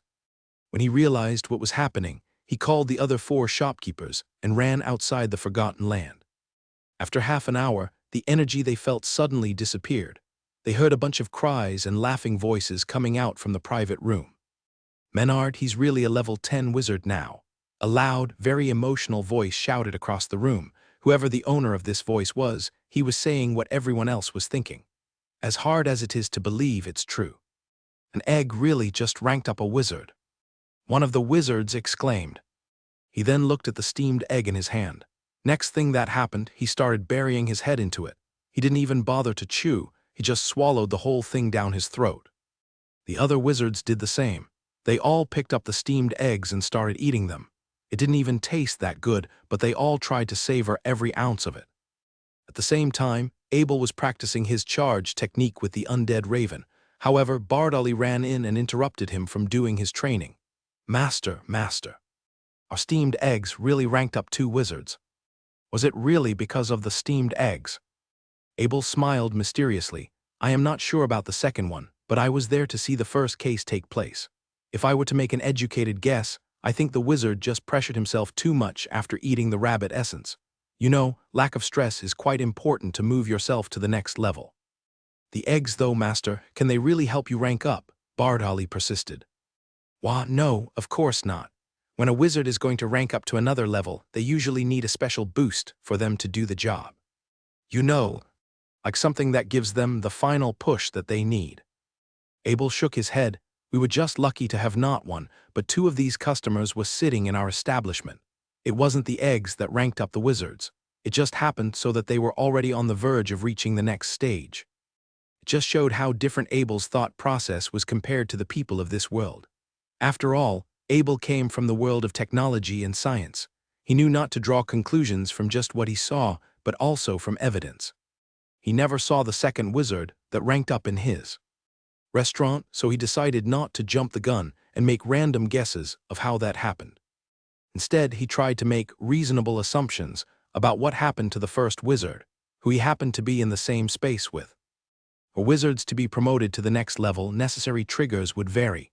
For some, it was the sight of a particular type of flower. For others, it was looking at a tree. Of course, it could be the rabbit's essence that Abel was selling. Well, it was definitely a more noticeable stimulus than random things in the wild. But that didn't mean it was any more effective than any of the things that were mentioned. Therefore, the necessary triggers were not about what the wizards saw, but what they meant to the wizards.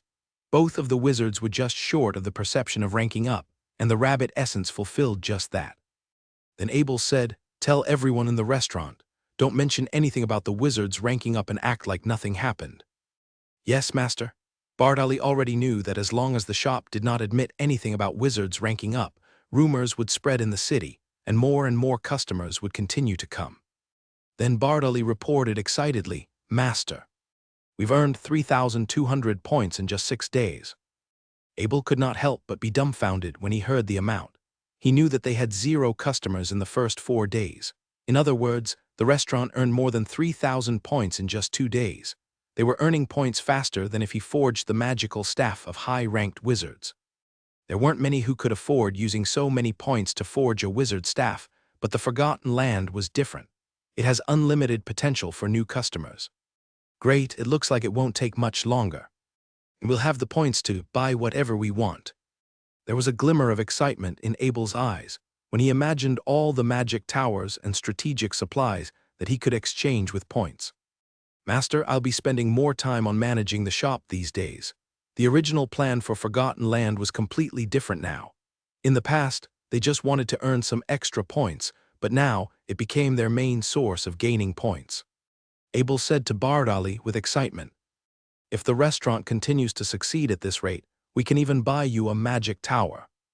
Most lively place in Lion City used to be the auction house or trading markets, but now all the knights, wizards, and warriors were gathering in front of one small restaurant from day to night. The majority of the customers were wizards, whether they were the wizard who was lagging in their current ranking or wizard who came by the rumors. One thing which was very clear in their minds: 2 wizards ranked up after eating the dishes of this restaurant. It may be a coincidence for 1 wizard, but definitely not 2. Dishes in the Forgotten Land had almost replaced the items that were claimed to be helpful in ranking up in the point exchange list of Wizards Guild. By the way, these items in the auction house just claimed to be helpful, and not many examples of real cases had happened in the past. Frankly speaking, these kinds of items were very expensive and are very limited. Once it appeared, every wizard would do anything to get them. On the 8th day, the number of customers coming to the restaurant had a noticeable drop. It was probably due to the fact that there weren't any wizards ranking up in the restaurant for the past 2 days. Frankly speaking, this does not match the rumors of one would be ranked up if one had eaten the dishes in Forgotten Land. Thus, some of the wizards had started to think that it was just hype for the restaurant. On the afternoon of the 8th day, Wizard Diode walked into Forgotten Land. He had just spent all his points on a mana gather potion, which claimed to have a certain chance of increasing the probability of ranking up. Unfortunately, he failed after taking the potion.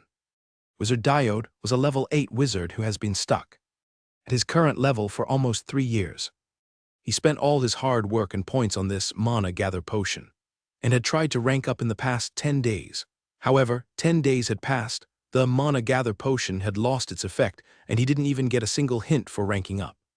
At the time when he was most upset, what made him even more upset was that he had been replaced by other wizards in his previous positions and became jobless. Wizard Diode felt like he lost everything in his life. When he was drinking in the pub, he heard someone beside him talking about how amazing the dishes in the Forgotten Land were. It gave him a glimpse of hope in his despair. He came to the Forgotten Land when there were just a few customers. Wizards could recover their senses very quickly, and when there weren't any wizards ranked up in the restaurant, the hype for the restaurant was reduced. Honestly speaking, if the food didn't have the strong addictive taste to the customers, perhaps the number of customers would have been significantly reduced. Also, it was because of this addictive nature that many of the wizards who had eaten the dishes here were checking whether they were poisoned, while waiting to wait and see if other wizards will have the same problem. So there weren't many guests this afternoon. Wizard Diode ordered a steamed water egg with his remaining 50 points.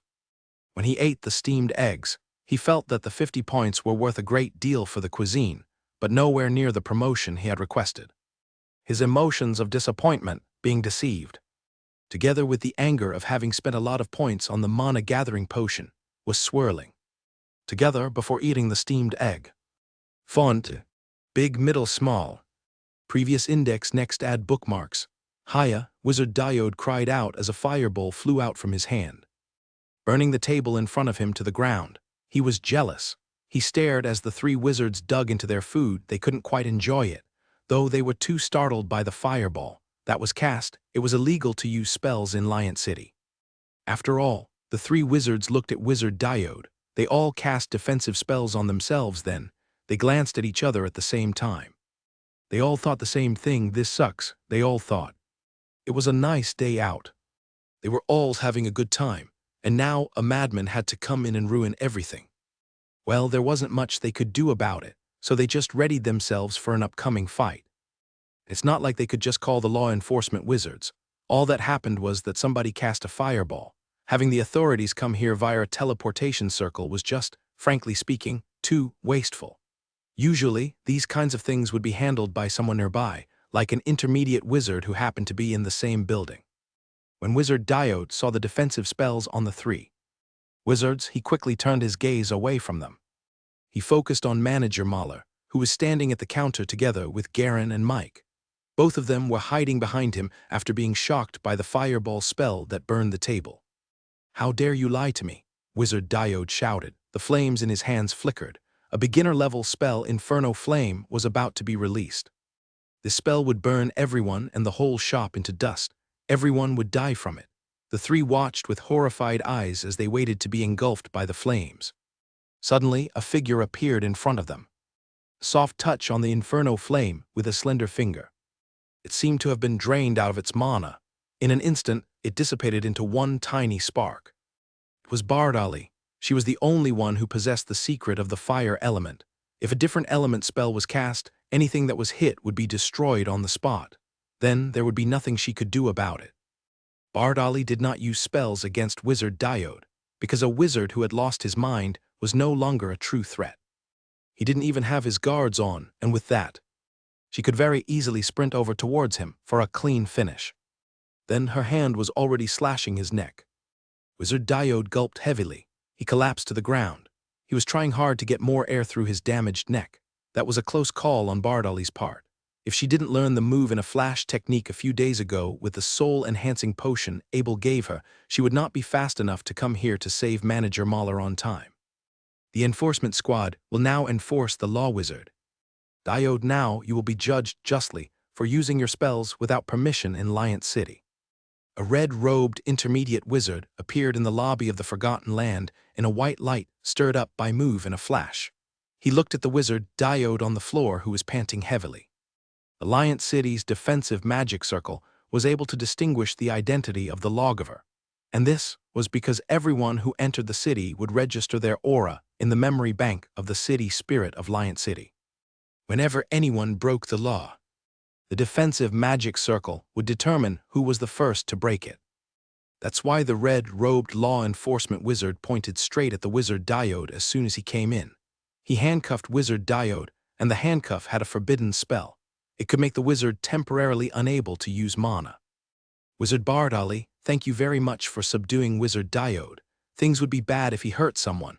The red-robed law enforcement wizard bowed and gave thanks. There were several types of law and order incidents. Lion City, one was an attempt to commit a crime, one was an injury, one was a death.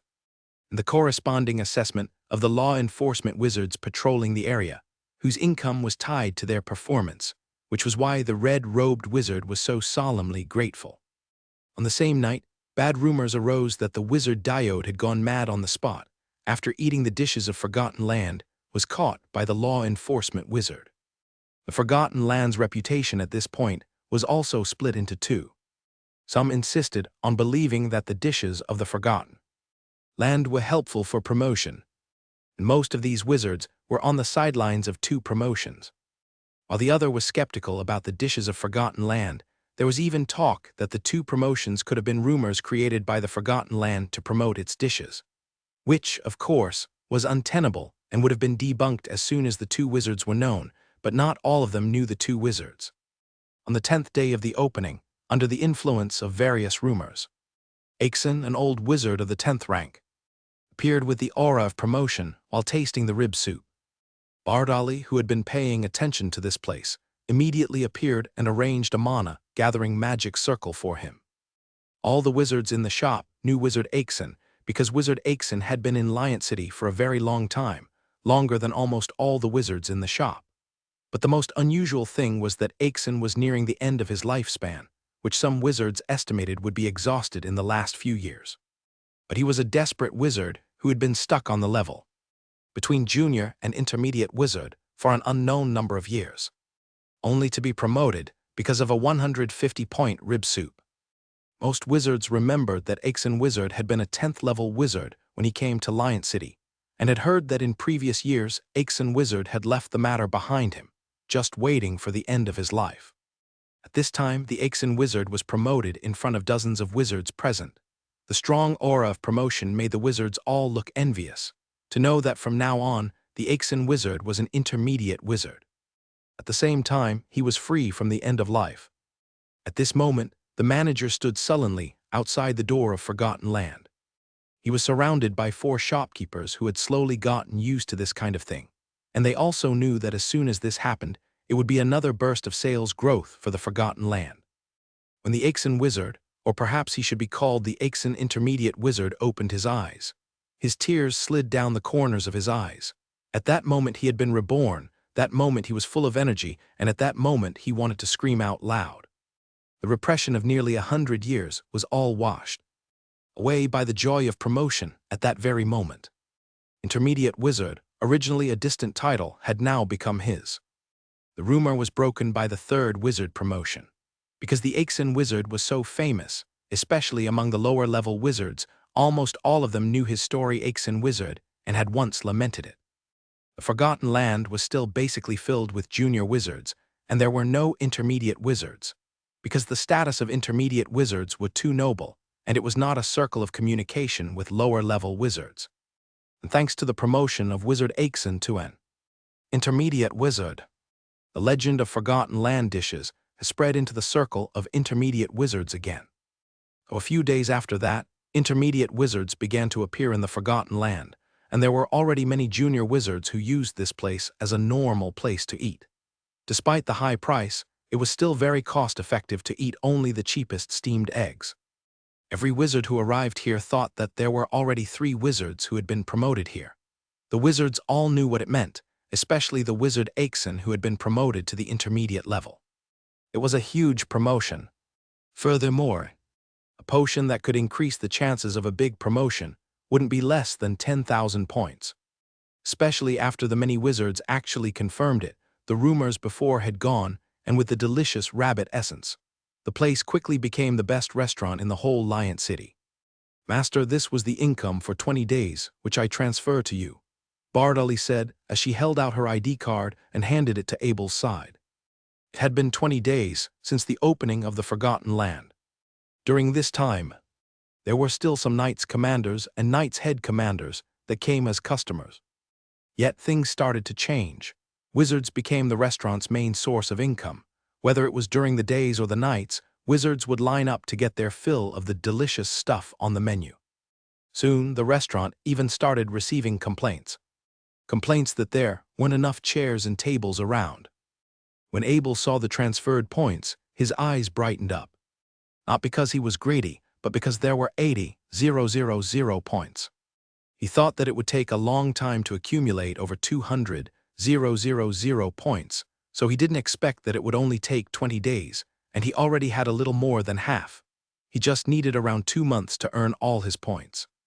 Abel only earned 200 points in the last 6 days. Now, why was there a sudden surge in the sale of Forgotten Land? Such methods to earn points were much faster than robbery. With just a few days' time, Abel already earned back the points he used to purchase a magic tower and teleportation circle. You can earn points this fast by opening a restaurant? Abel questioned.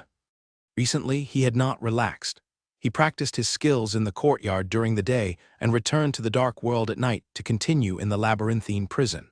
He had successfully broken through the first 2 levels of the prison and was cleaning the 3rd level. Putting all his energy on cultivation made him almost forget time. He was so undisturbed that he forgot everything other than himself, and the matter of the Forgotten Land was handed over to Bardali. Therefore, he had not visited it again since she had last reported. "Master, the deliciousness from your recipe coupled with the rabbit essence promotion has allowed us to make a profit," Bardali said. Of course, the wizards have been flocking to the restaurant like crazy lately because 3 wizards were promoted in the store recently. If this continues, the income will increase over time, Bardali explained with a smile. Bardali, since we have earned so much, we must pay the taxes in full according to the laws of the Lion City, and don't let anyone get hold of you, Abel said. Abel's first reaction upon learning that the Forgotten Land was earning so many points, and other people would be jealous. He needed to minimize this. My lord, please rest assured. The restaurant in Lion City operates under a uniform tax system. Due to the size of the Forgotten Land, all we have to do is turn in a tax of 200 points per month, Bardali replied. Although Bardali did not know much about the tax system in Lion City, Manager Mahler was very experienced and had asked her to pay the taxes as early as they noticed the huge increase in income, and the current month's taxes were already paid. Only 200 points. Abe couldn't help but be a little speechless about the tax system. The place hadn't even been opened for a month, and his shop was earning 80,000 points. It was outrageous when you only had to pay 200 points in tax. My lord, according to Manager Mahler, the store's previous owner, Johnny, was also making just over 200 points per month in profit at the time, Bardali said. After taxes were deducted, they did not have the remaining points to pay for the store's employees, which was why the store was transferred to us. You have to manage the rabbit essence these days. At this rate, some people will have bad thoughts about it. Anyway, the rabbit essence must not be exposed. Abel commanded. Please rest assured, I keep the rabbit essence personally, and only leave some of the rabbit essence hooked up water for the kitchen every day, and the amount was only enough for one day. Even if someone gets the diluted rabbit essence, it won't be of much use, Bardali said confidently as she patted the space bag on her body. As her memory slowly returned, her former management talents began to return, and she used to manage a lot of business when she was a noble count, and the management of a restaurant was a piece of cake for her. This is a small set of defensive magic circle. You take it and set it up in the kitchen. This defensive magic circle will also be able to protect the kitchen for a while, and so it can withhold until reinforcements arrive. It also allows the shop staff to duck into the defensive magic circle if something happens. Abel took out a small set of defensive magic circles and handed it to Bardali and said, Yes, my lord, you are very thoughtful, Bardali said as she bowed and took over the defensive magic circle. In the Wizards Guild, the 4 elite wizards in Lion City at this time were all sitting together. Before them was a piece of information provided by the intelligence department. Elite Wizard Lorenzo, Elite Wizard Nigel, Elite Wizard Allenby, Elite Wizard Eddington. These 4 elite wizards were all up to level 17 and were also the most powerful fighting force in the human world of the Holy Continent. Of course, nominally, the city was still run by the Kingdom of St. Ellis, the Kingdom of St. Pirit, and the Kingdom of St. Anwal, but that was just to manage the people's livelihood and so on, and all it got was some tax revenue. The real power was in the hands of these elite senior wizards. They controlled the defensive magic circle that surrounded the entire Lion City. Of course, their power was limited. The powerful memory analysis capabilities of the city spirit kept the 4 elite wizards in a position of mutual supervision. These 4 elite wizards belonged to different wizard factions, so the entire Lion City was always in a kind of balance of power. Although the 4 elite wizards were powerful, they also had to follow the rules of the Wizard Guild, and the points in their hands were earned by their hard work. They couldn't get as many points as they wanted. Although the city of Lion City claimed to be the center of humanity, it was only the center of humanity in the Holy Continent. Here's a confirmed piece of information from the intelligence service. Wizard Lorenzo was in charge of the intelligence division, and this discussion was based on the information in his hands. The other 3 elite wizard eyes swept over to the information on the table, but none of them reached out to open it. The 4 elite wizards had recently learned from various sources about a restaurant called the Forgotten Land. It has been earning points like crazy in Lion City, with thousands of points earned every day. Therefore, it made them feel really jealous. That's why this distribution meeting was held. The 4 elite wizards believed that if they joined forces, they could buy this restaurant and become their money-making tool. The Forgotten Land was purchased from the original owner Johnny 20 days ago, with all the formalities in the shop along with the 5 shopkeepers, were all transferred together. Wizard Lorenzo's mind at this moment was already very different from yesterday, and he continued his introduction unhurriedly. Since the opening of the Forgotten Land, there have been 3 incidents of wizard promotion. The first time was after Wizard Milo ate a dish called steamed eggs on the 3rd day of the opening and generated a promotion aura. Then the promotion was successful with the help of Master Abel. After a pause, Wizard Lorenzo continued. The second time was the Menard wizard, who likewise ordered a steamed egg. With just a bite, he generated the promotion aura and successfully promoted it because of the magic circle that was created by his companion who had been arranged.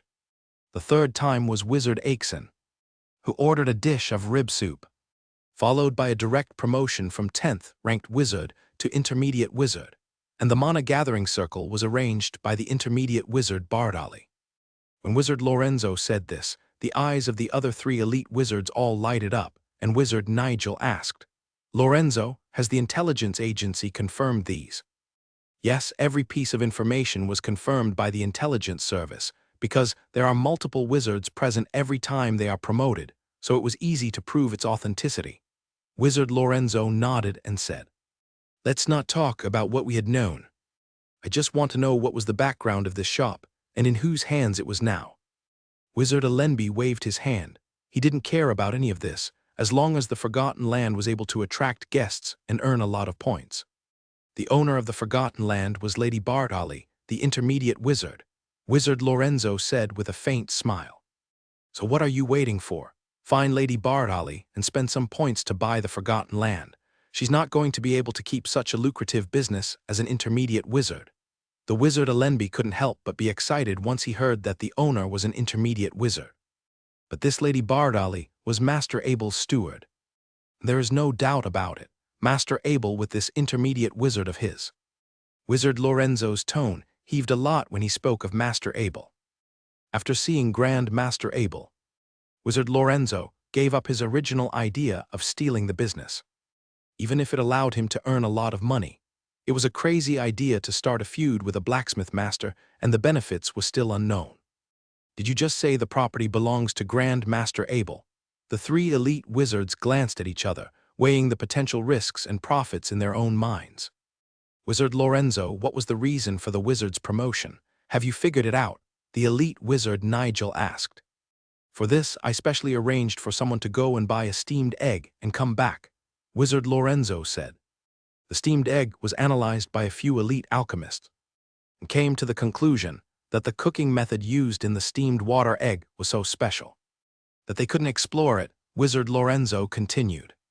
But it was certain that there was a special additive in the steamed egg, and it was this additive that made the dishes of the Forgotten Land taste extreme. Wizard Lorenzo continued. Was the additive agent helpful for Wizard's promotion? Elite Wizard Nigel asked. After several analyses, several elite alchemists determined that this additive agent, in principle, does not allow the wizard to be promoted. It neither increases mana, nor does it increase mental strength, nor does it affect the body. The only difference was the deliciousness. The fact that as many as 3 wizard promotions have been recorded has also puzzled several elite alchemists, who agreed that it was highly likely to be a coincidence. Elite Wizard Lorenzo then replied, "How can this be a coincidence?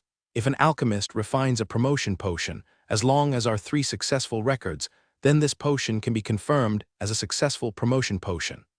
The elite wizard Allenby looked like he didn't want to give up the idea of obtaining the Forgotten Land. "I forgot to remind everyone here. That shop belongs to Master Abel. All of the ingredients were imported from the dwarves through the Blacksmith Guild's teleportation circle."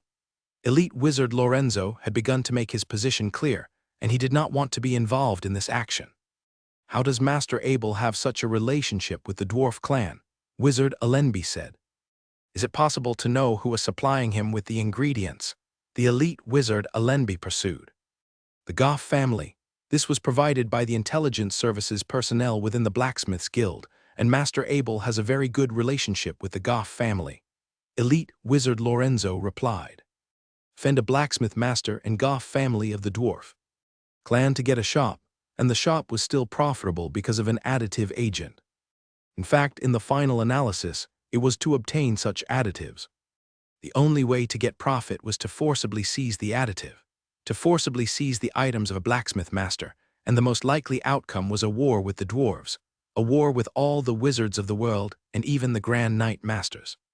At the same time, they thought of the story of that most famous blacksmith of the dwarven clan, Master Harrington, whose one of his newly forged magical weapons was snatched away by the head commander Duergar, Lowell. Master Harrington had issued a bounty, the price of which was only a favor to him. The end result was almost all of the head commander, along with a multitude of intermediate wizards and elite wizards, going after the head commander Lowell. All Duergar tribes that had helped the head commander Lowell the Duergar were eventually razed to the ground, and on the 5th day of the mission, he was iced into a block of ice by an elite wizard and given to Master Harrington. Since this incident, no one in the Holy Continent had ever dared to underestimate the power that a master could have. And if we offended Master Abel, they could also be treated in this way. "I give up," elite wizard Nigel said as he raised his hand. "I give up," elite wizard Allenby said as he raised his hand. "I give up," elite wizard Eddington said with a raised hand. Just as the Wizards Guild in Lion City had been spared an unnecessary hassle for Abel for reasons of sufficient intelligence, in the middle of a villa in the outer circle, a bloated, fat man was sitting on a huge chair made of ironwood. "We have lost a lot of business during. I heard that the Forgotten Land has robbed us of countless points. What's going on?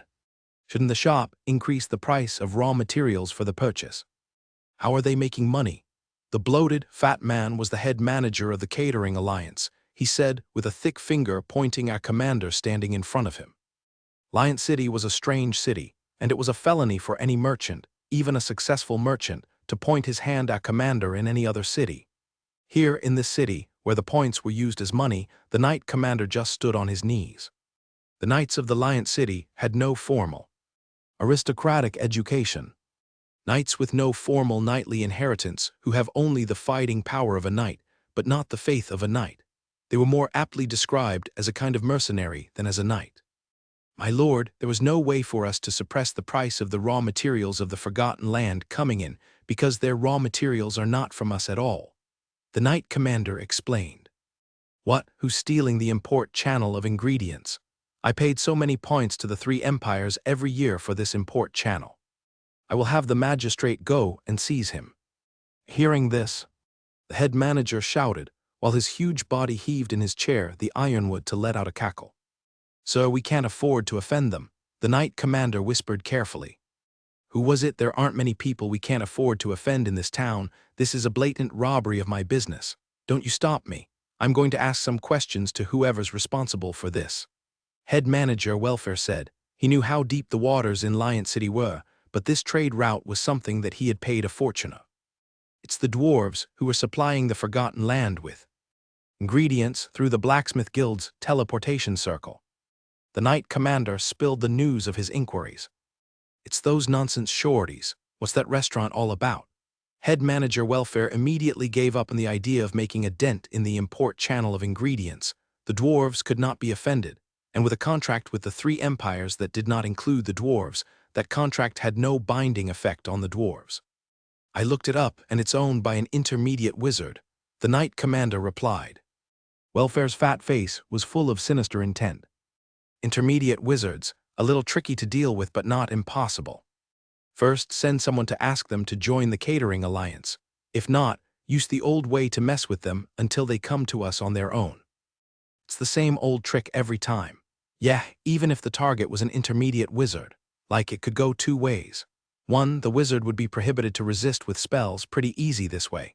2, even if the wizard fought back with spells, Welfare could always hire a bunch of intermediate wizards to do his dirty works." In front of the counter in Forgotten Land, manager Mahler was looking at the restaurant accounts. He was quite satisfied with his current life. Since business in Forgotten Land had improved, he had doubled his remuneration with all the shopkeepers in the shop, and of all his peers he knew, none had earned more than he did now. The most important thing was that every day he could eat the dishes that the wizards would have to queue up to eat, and for these dishes, he was willing to do the job even if he didn't get paid for it. Just yesterday, the shop owner Bardali, the wizard, had also added a defensive magic circle to their kitchen, and divided the control cards of the magic circle into 5, allowing each person in the shop to have one, so that if there was a wizard promotion in the future, they would no longer have to hide outside the shop, just enter the defensive magic circle. Garen and Mike were also energetic. They had both signed up for knight training classes, and the generous reward allowed them to learn the basics of knighthood from now on, only after the night was over, of course. This has been very satisfying for the two of them. They were busy but in a good mood. Always with a smile on their faces, the shop's atmosphere was very harmonious. The two brothers Fink and Barney didn't have knight and wizard credentials, so they wanted to earn enough points and then pick up the family's offspring as well, believing that their status could be changed by selecting well-qualified children from the offspring. Manager Mahler smiled at the profit bills of the restaurant when a middle-aged man with a strange badge walked inside. He didn't grab a seat and order, but went straight to the counter. "How can I help you?" Manager Mahler stopped calculating. "I am Bayard, the director in the Food and Beverage Alliance. We have investigated and want to invite you guys to join our alliance," said Bayard proudly. "Mr. Bayard, our restaurant has never ordered ingredients from your alliance, let alone do something for an investigation. I'm afraid you got it wrong." Manager Mahler knew this alliance for quite some time. They forced members to buy ingredients from only them. There were more inventory and so-called training fees that they had to pay. "Mr. Mark, you better inform your boss of it and send 1/3 of your profits each month, or else we'll not be sure you guys are safe," Bayard said with a threatening tone. "Well, our boss is an intermediate wizard. You're looking for trouble." "Intermediated wizard? You think the head manager cares?" Just as his voice faded away, there was a hand grabbing Bayard's neck. "I'm Wizard Akeson. I just leveled up to the intermediate level. I'm, well, curious about this welfare fellow you talk about. You mind taking me to him?" Wizard Akeson had treated the Forgotten Land as his hometown since becoming an intermediate. "Wizard here." He was angry to hear someone that had no regard for wizards. I didn't mean it." Bayard was surprised there was a wizard here because they seldom appeared in public. He got butterflies in his stomach and said it with a tremulous voice. "Get away from here or I'll bring you trouble," he said and took a step forward, which made Bayard run towards the door. "Thank you very much, Wizard Akeson. This meal is on me." Manager Mahler bowed to him. "It doesn't matter." "Haha, thanks for your treatment." Manager Mahler took a deep breath. If the director of Bayard kept making trouble, he would have to call his boss Bardali, which may make her doubt his ability to do the job. At the house of head manager welfare, Bayard was complaining of his happening. He described himself as a gentleman for inviting the restaurant and got knocked flat on his face by Wizard Akeson. "Well, it seems like we have to teach them a lesson." "At your service," Bayard said. This afternoon, Manager Mahler saw their several knights with the badge of Food and Beverage Alliance coming over. They, however, ran away while finding many wizards sat inside. At the point, Manager Mark knew there was more to it than that, and he couldn't deal with it. He used the ID card. Soon, Bardali was back in the restaurant. "Boss, the Food and Beverage Alliance wants to trouble us, Manager Mark told her the whole story. "Inform me as they come." Bardali opened this restaurant just for earning points. She knew some unspoken rule in this industry. If their demand was moderated, she would compromise. The next day, as Manager Mahler opened the door, there was blood covering the wall, floor, and the door. Getting the signal from Mahler, Bardali went out. The scene made her remember some sad memories. Her rage broke out and turned the blood to fire. Although she was angry, her ability to control fire was unparalleled. The fire could have destroyed the restaurant, yet disappeared after cleaning the blood. This ability surprised the Red Robe Wizard, who just transferred here for checking who broke the rule to use magic. He knew what happened. It was a dirty trick. "Bardali, I'm sorry to inform you that we'll take off 1,000 in your points as a penalty for using magic." "Sure, but I hope you can help me arrest the one who poured blood here. 1,000 points were not a big deal for her." "Have you made an enemy?" The Red Robe Wizard was taking note. "It must be the Food and Beverage Alliance. I was waiting for them to talk, but they poured blood all over the restaurant." "The Food and Beverage Alliance. Bardali, take it from me. You're better dealing with the problem privately." They have very strong supporters. He told her with a muffled voice. If the law enforcement wizards can't help me, then I'll just report this to my master. He will take care of it, said Bardali in a strong voice. She didn't think a food and beverage alliance could influence a wizard in charge, so she declined the Red Cloak Wizard's kind-hearted offer. Upon hearing the word master, the red-cloaked wizard's face immediately changed. This woman in front of her was already an intermediate wizard with an extraordinary firewall ability. How powerful could her master be? It was getting dark, but Abel didn't enter the dark world. Instead, he sat on a chair within his courtyard, holding a glass of juice. Bardali, I don't like trouble, but I will definitely resolve them if they come to me, said Abel faintly to Bardali, who was standing behind him. As he was speaking, a black hole appeared in front of him, and a black armored Spirit Guardian Knight appeared in front of him. Spirit Guardian Knight Captain, use the Raven Claw and let's go, said Abel while connected with the soul chain at the same time. The Spirit Guardian Knight Captain searched around in his portal bag for a bit and changed his weapon to the Raven Claw, and a bucket of arrows appeared on his back. Although it could use its natural bone arrows, this mission today did not allow a single bit of mana wave to come through. Therefore, it could only use physical attacks. The Spirit Guardian Knight Captain disappeared from the courtyard when Abel took out the piece of the map he got from the Goff family through the Blacksmith Union. The dwarf family specialized in trade, of course. They knew a lot about Linnate City since it was the center of humans. This map showed the location of each food and beverage alliance member in Linnate City. It also marked the location of their headquarters. It seemed like today would be their nightmare. Abel connected all 27 of their restaurants in his mind through the druid's soul and calculated the most efficient path. Afterward, he sent this path to the soul of the Spirit Guardian Knight Captain. Only a pure, thoughtless intellectual body such as the druid's soul could do complicated calculations like this in such a short period of time. Abel put on his invisible cape and jumped on top of Black Wind as he said, Bardali, you stay at home. I'll be back in a moment. It was extremely hard for a normal wizard to hide their scent from a city's grand protection circle, but not for Abel. The transformation necklace he had was high quality, although he was not sure if it was actually made by the goddess of moon, like the legends claimed. It was obvious how precious this necklace was just by looking at the elves' respect towards it. After all of Abel's scent was hidden away by this transformation necklace, he was basically invisible to a city's grand protection circle. With his invisible cape, no one would be able to see him and Black Wind if they were not moving. Today he would teach the elites of the Food and Beverage Alliance a lesson of who they shouldn't mess with. Deep within the night, the Spirit Guardian Knight Captain's shadow flashed with every 100 meters as it moved forward. At last it arrived outside of a restaurant, but at that point the restaurant was already closed and the inside was pitch black. He picked up the Raven Claw and secured an arrow to it.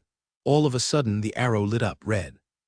That blue-colored flame of life on the Spirit Guardian Knight Captain's head focused on the restaurant up front. It was its enemy, and he had to strike it down. With a gentle lift of a finger, a flaming red arrow flew towards the restaurant with a weird penetrating sound. Raven Claw was a dark gold bow. Abel had given it to the Spirit Guardian Knight Captain for a long time ago since it had the fire enchantment, and its attack power was way too low for Abel. But no matter what, that Raven Claw could still make a fire elemental's attack and explode when a target was hit. Although this might not do much to decent wizards, it was still a disaster for normal houses, especially those made out of wood. The Spirit Guardian Knight Captain had already flashed away when the arrows were still flying. It already knew it hit its target. The arrow penetrated the window and set off an explosion within the store, engulfing it in flame. Since it was made out of wood, everything inside was whipped out by flames. There were no extra flammable ingredient required. The wooden pillars of the store began to collapse, and soon the entire store had turned into a pile of ash. But things didn't end here. 10 seconds later, another store was faced with the same fate. By this point, the Grand Protection Circle of Linnate City had detected a faint mana wave the moment before the arrow strike. Through the city soul's calculations, it concluded that it was some low-ranking spell, so it would only send out its location to the wizards without teleporting them. Afterward, the city soul received a few more low-ranking mana waves, but it still did the same. Using the raven claw on these defenseless houses was like using a giant sword to kill chickens. It seemed like this night was a row of disaster for the law enforcement wizards. An attack alert was reported consistently almost every 10 to 20 seconds, and its location kept changing.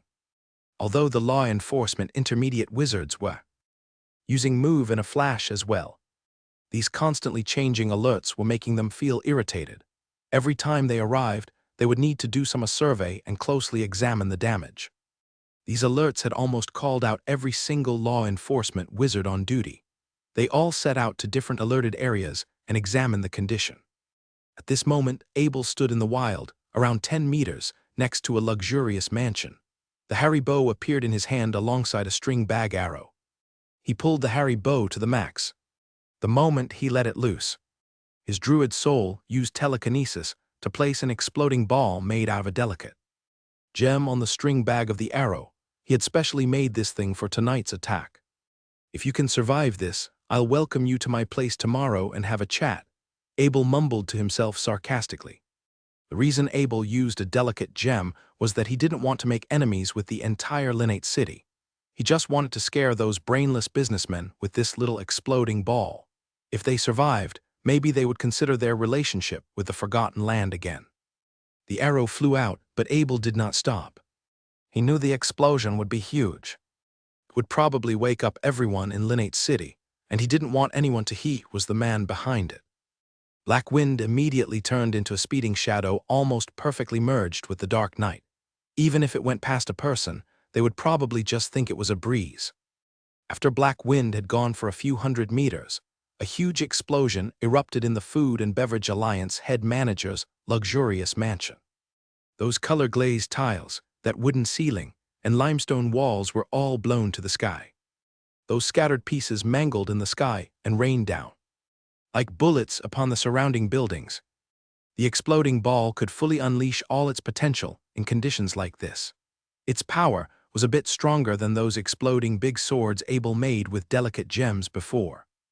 Actually, Abel had miscalculated a little bit and caused some damage to the surrounding buildings, but still, the only thing that totally burned was that luxurious mansion owned by head manager Welfare. The fat body of head manager Welfare also couldn't stand against this blast and directly turned into chunks of meat. Now that was a typical Abel revenge.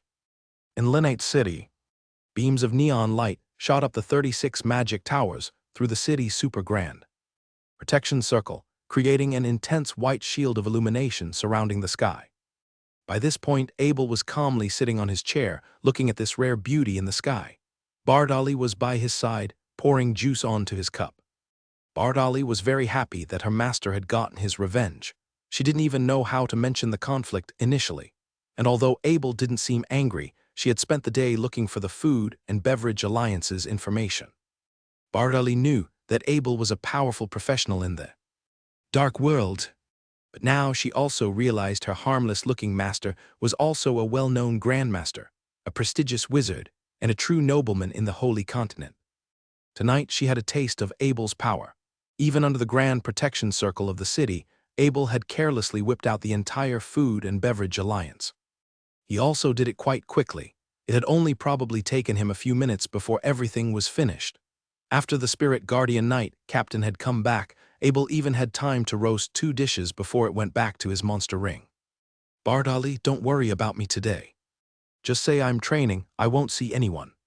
Tomorrow, go to the court again to report the Food and Beverage Alliance, and also demand a result from law enforcement wizard again."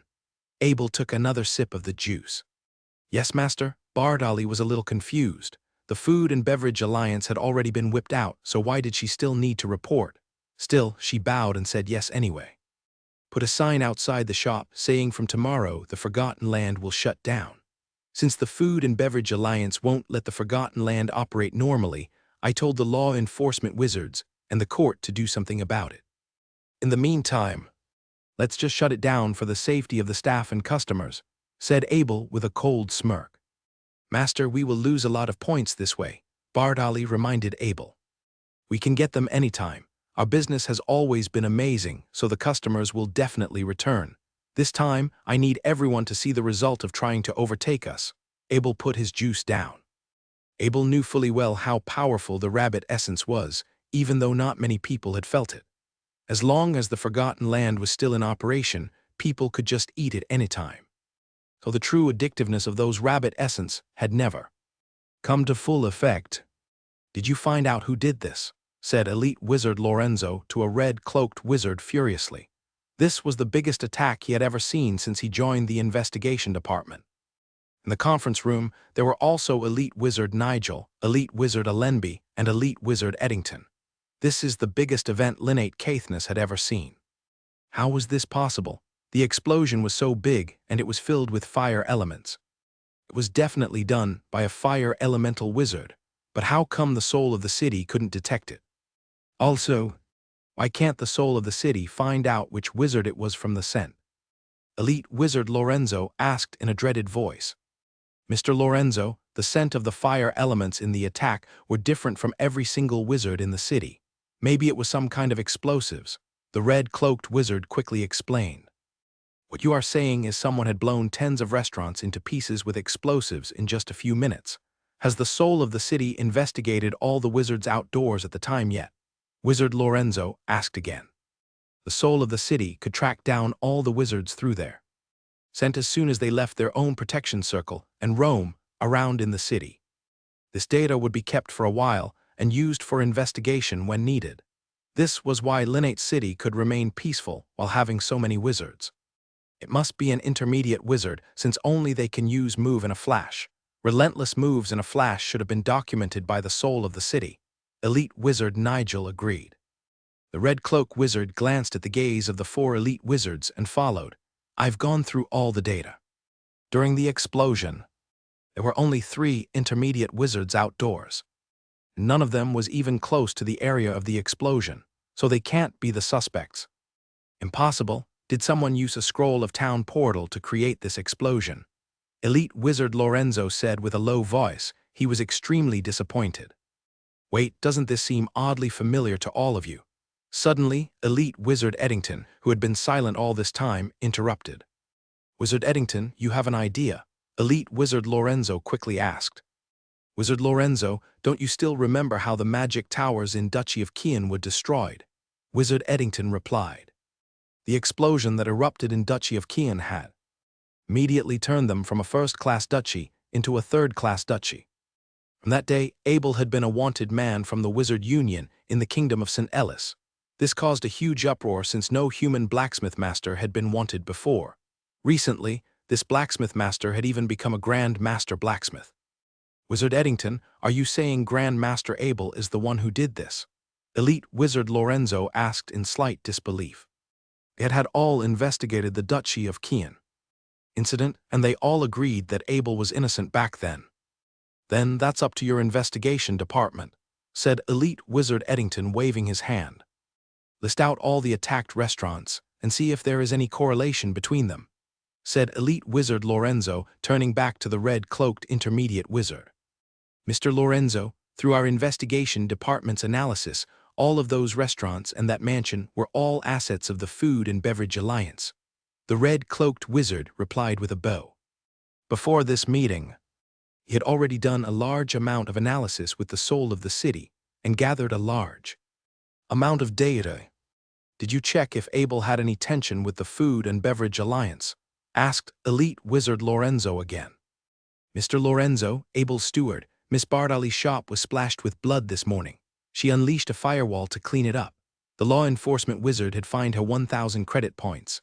Afterward, Miss Bardali reported to the law enforcement wizards that it was the Food and Beverage Alliance who disrupted her shop first. All of this is documented in the soul of the city. All misses can go have a look," the red cloak wizard said after searching around in his stack of data for a while. "What a bunch of gutsy bastards. Isn't the Food and Beverage Alliance the assets of the Kingdom of St. Porter?" Wizard Lorenzo asked again. Although the Food and Beverage Alliance was making a profit, it was not high. The Wizard Union in Linnate City couldn't just eat up all the rewards. They had to save some for the 3 great kingdoms as well. They just didn't expect the Food and Beverage Alliance to do just a disgusting thing of trying to overtake Abel's assets. Seems like that's about it. The Food and Beverage Alliance angered Grand Master Abel. And since he didn't like chatting with people, he just demolished the entire Food and Beverage Alliance himself, or told someone to do it. Elite Wizard Eddington nodded and analyzed. "Any comments or further investigation?" said Elite Wizard Lorenzo, glancing at the three other elites. "That's right, every single one of the wizards on the spot knew fully well. Even if they had evidence that Abel was the man behind this, what could they do about it? Arrest him. If they really had the guts to do this, maybe it would directly lead to a war with the dwarfs." The three elites knew that there could be a big chance Abel had invited some of those elite wizard dwarfs to do this for him. This direct and ruthless style of attacks seemed exactly like something the dwarfs would do. Early the next morning, the burned-up mansions and restaurants were locked up. The court told the public that they had already captured the men behind these attacks, a team of 4 adventurers who often robbed the Budapest mountain range. Just when most people were applauding the speed at which the court had resolved this event, some realized something was odd, especially Rose, who knew a little about this team of adventurers. The adventurers were just robbers. It made no sense for them to perform such a grand attack within the city. But since the Linnate city had blamed this attack on this team of adventurers, it could only mean one thing. This attack was done by some extremely prestigious person, someone that the Wizard Union could not afford to offend. Just when the wizards in Linnate City thought that this incident had settled, another event had occurred. Early in the morning, Wizard Milo, Wizard Maynard, Wizard Akeson, and a bunch of other wizards arrived outside of the Forgotten Land ready to have their breakfast. However, all they were met with was a piece of paper. News: the Forgotten Land in Linnate City has been busy ever since our grand opening, and we worked very hard to serve our customers. However, recently the Food and Beverage Alliance has blackmailed us into joining them, demanding a large admin fee. Our restaurant didn't want any conflict, and we were about to discuss this matter with the Food and Beverage Alliance, but they continued to interfere with our business. We had reported this to the court and the law enforcement wizards, but they said the Food and Beverage Alliance was too powerful to offend. Therefore, in order to ensure the safety of our staff, we decided to close from today until the court and law enforcement wizards resolve this problem. Thank you for your understanding. This news was a sudden strike of thunder, and all the wizards were dumbstruck by it. How could such unfair and oppressive behavior occur in a wizard-ruled city? That was an insult to all wizards. My God, no steamed eggs, no steamed fish, no sour pork, no rib soup, no steak. How can I make it through today? Yelled a wizard in agony. After this, the wizard called out the name of each plate. All other wizards began to salivate. It seems like a wizard's powerful control had vanished into their desire for these dishes. When will they open again? There are no dates here. An intermediate wizard asked desperately. Are you blind?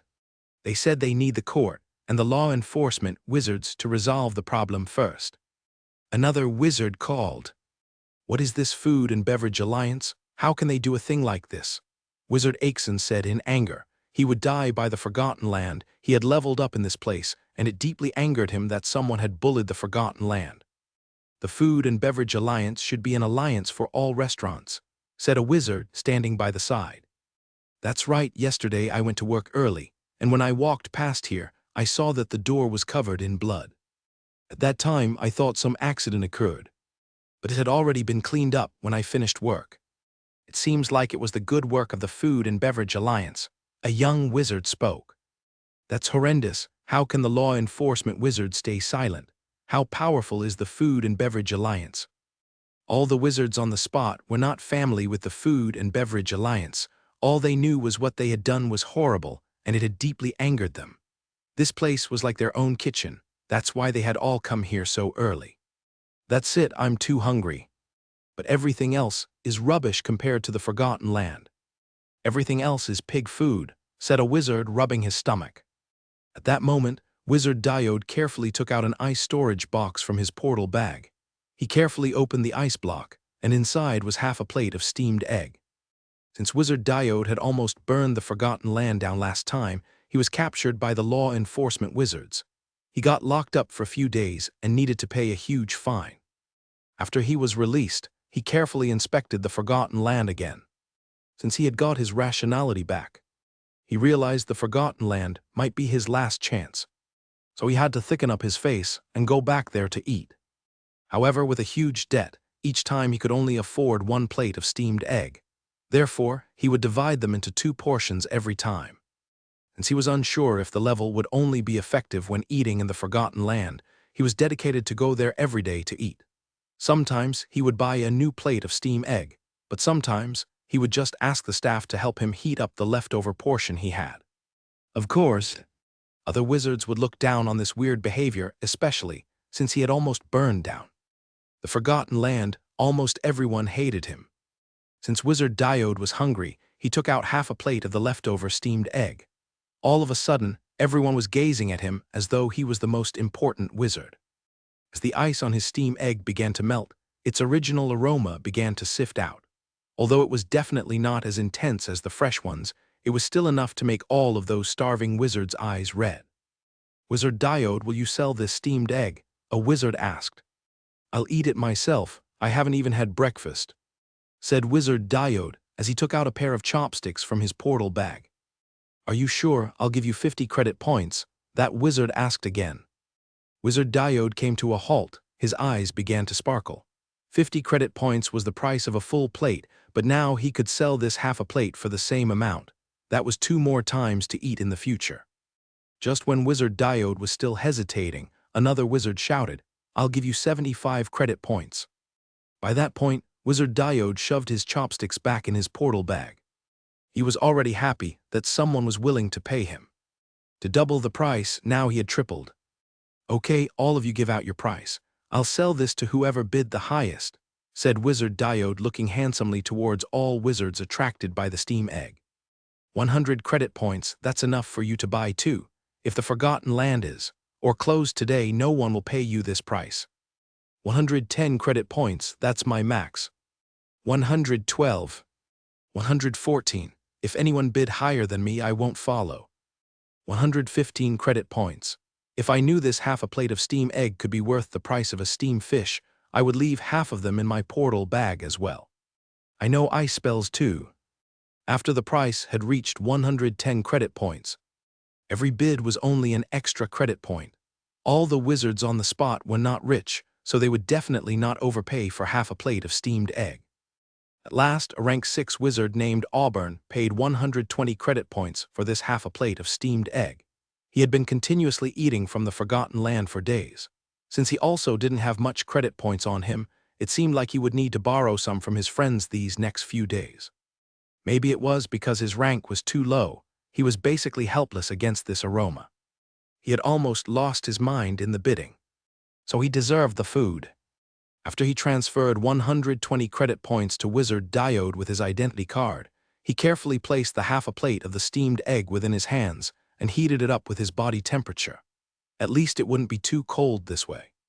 He also believed that the level up effect would only occur if he ate inside the Forgotten Land, so he gently knocked on the door. Afterward, Manager Mahler's voice emerged. "Sorry, customer, we are not open today." Manager Mahler and the 4 other staff were all living in the Forgotten Land, since there weren't any other places for them to live in Linnate City. "Manager Mahler, I have half a plate of steamed eggs here. Can I just come inside and eat it? I promise I'll go as soon as I'm finished," said Wizard Auburn in an almost begging tone. When facing a wizard's request manager, Mahler gently opened a small gap on the door and said, "Come in." Wizard Auburn quickly flashed in. The other wizards also wanted to follow, but it was too late. The door was already shut. "Finkel, come here and help Wizard Auburn heat up his steamed egg," Manager Mahler called towards the kitchen. Quickly, Chef Finkel walked out of the kitchen with a big wok. Inside was metal sand. He was training at the time, so his face was still filled with sweat. Wizard Auburn. After Finkel greeted him, he glanced at that half a plate of steamed egg and asked in a weird tone, "Isn't this Wizard Yodio's habit?" "I got this from Wizard Yodio," Wizard Auburn replied with an awkward and slightly embarrassed smile. Finkel confusingly glanced at Wizard Auburn. He didn't have the status to question the weird request of this wizard, so he just brought the steam egg straight to the kitchen. Soon, a steaming hot steam egg had been brought out again, now placed in front of Wizard Auburn. It smelled just as good as the freshly cooked ones. The smell of this steam egg on top of the friendliness of the Forgotten Land had deeply touched Wizard Auburn to the core. He put a spoonful of steam egg in his mouth. Although he had just eaten the same thing a few days ago, it was a total experience after going through a roller coaster ride of emotions. Sparkles of bliss began to emerge with each bite as the aroma filled his heart. It reminded him of the times when he was young, when he first followed his teacher into the magic tower and slowly became an official wizard. Seemed like his entire life was flashing in front of his mind. Soon, the scent of leveling up began to build within his body. It was at this moment Manager Mahler knew something was not right. He quickly called shop owner Bardali through the identity card. At that time, Bardali was preparing breakfast for Abel, and suddenly she received this call. That was odd, she thought to herself. The shop was not supposed to open today. How come there was a wizard leveling up? Soon she noticed the weird look on Abel's face as well. Bardali, why is there a wizard leveling up in our shop? Abel asked in confusion. She knew Bardali had put up the sign. He also knew Manager Mahler would not disobey Bardali's command. I just replied to Mahler's message. I need to go have a look. You can unleash the Spirit Guardian Knight Captain and tell it to cook for you, said Bardali with a bow. Just come back quick, don't show yourself too much today, Abel warned her. Bardali had arrived at the Forgotten Land in a flash and helped Wizard Auburn set up the mana gathering circle. The 5 staff of the shop hide behind the protection circle of the kitchen so those mana couldn't hurt them. My God, this is the scent of leveling up. A wizard locked outside of the shop suddenly called in shock. The Forgotten Land had given them too many surprises. Another wizard was leveling up, and this time it was only through half a plate of a leftover steamed egg. Wizard Auburn is so lucky. I regret not buying that half a plate of steamed egg now.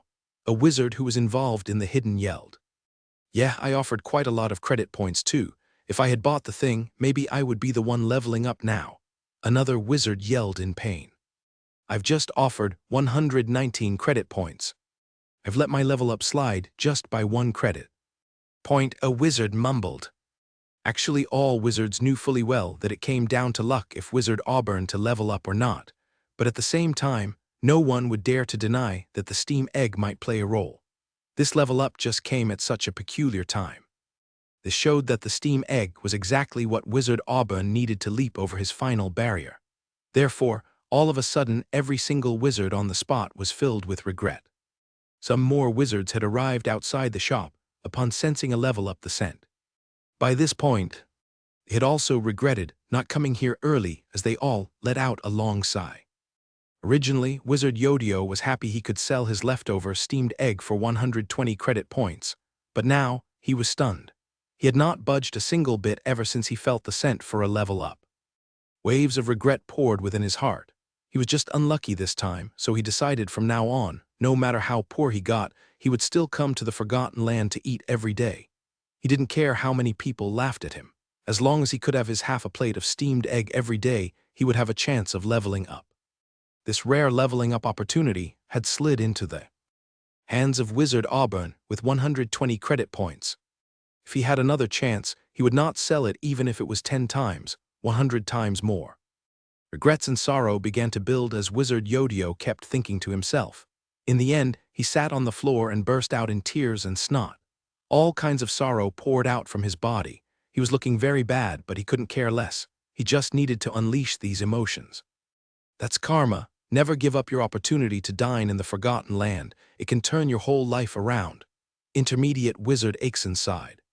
Wizard Aixon had the most sympathy here. His life was almost about to end, but it was completely turned around with a bowl of rib soup. Since he had become an intermediate wizard ever since, he had gained more precious time for training, more time for him to progress to the next level. Half an hour passed, and a slit was opened from the door. Wizard Auburn dashed out with the happiest look on his face. Since he had become a rank 7 wizard, his excitement had unleashed his uncontrollable mana wave everywhere. Now every wizard on the spot knew his rank. Another wizard leveled up. A wizard spoke softly. Is this the 4th one? Who will be the 5th one to level up? Another wizard spoke in a shaking voice. Yeah, who would be the 5th one to level up? Before, no wizard believed a dish could help them level up, but after countless examples, none of them could deny it anymore. Wizard Aixon was the 3rd wizard to level up here, and it was a huge leap forward for him as well. Now, he was not planning to stop any time soon. It's too bad they are now closed down, Wizard Marlon sighed. Although he had just leveled up, he still believed he would level up again as long as he kept coming to the Forgotten Land. Yeah, what can we do for our hope to level up? Low-ranking wizards like us don't have enough credit points to buy those ultra-expensive potions. Now our only hope was killed. We can't continue like this. Let's wait here. Wait until more wizards come and we will all go to the law enforcement wizards together. We need them to resolve their problem. Yeah, this will show them they shouldn't mess around with low-ranking wizards like us. I'll join. I'm not going to work today. I'll take a leave today as well. I can't kill my only hope of leveling up. They were filled with a fiery passion. None of those wizards saw a connection between this and the 10 restaurants that were destroyed yesterday.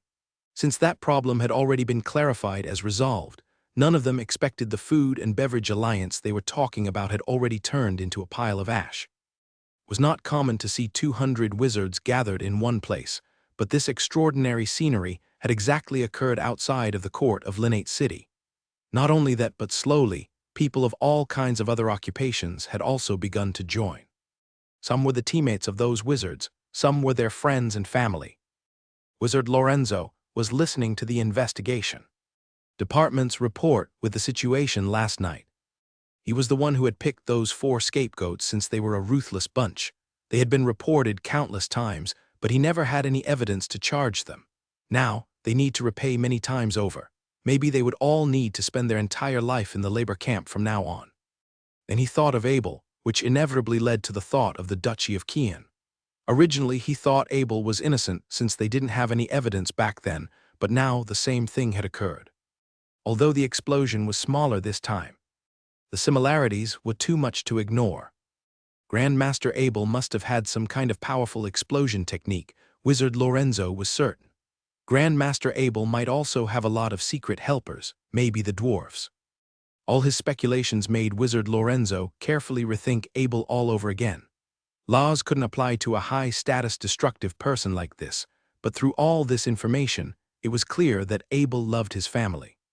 Abel probably wouldn't mess with you as long as you didn't mess with him. Therefore, it was better to keep Abel happy. Just when elite Wizard Lorenzo had confirmed his decision to dismiss the investigation department reporter, another reporter rushed in.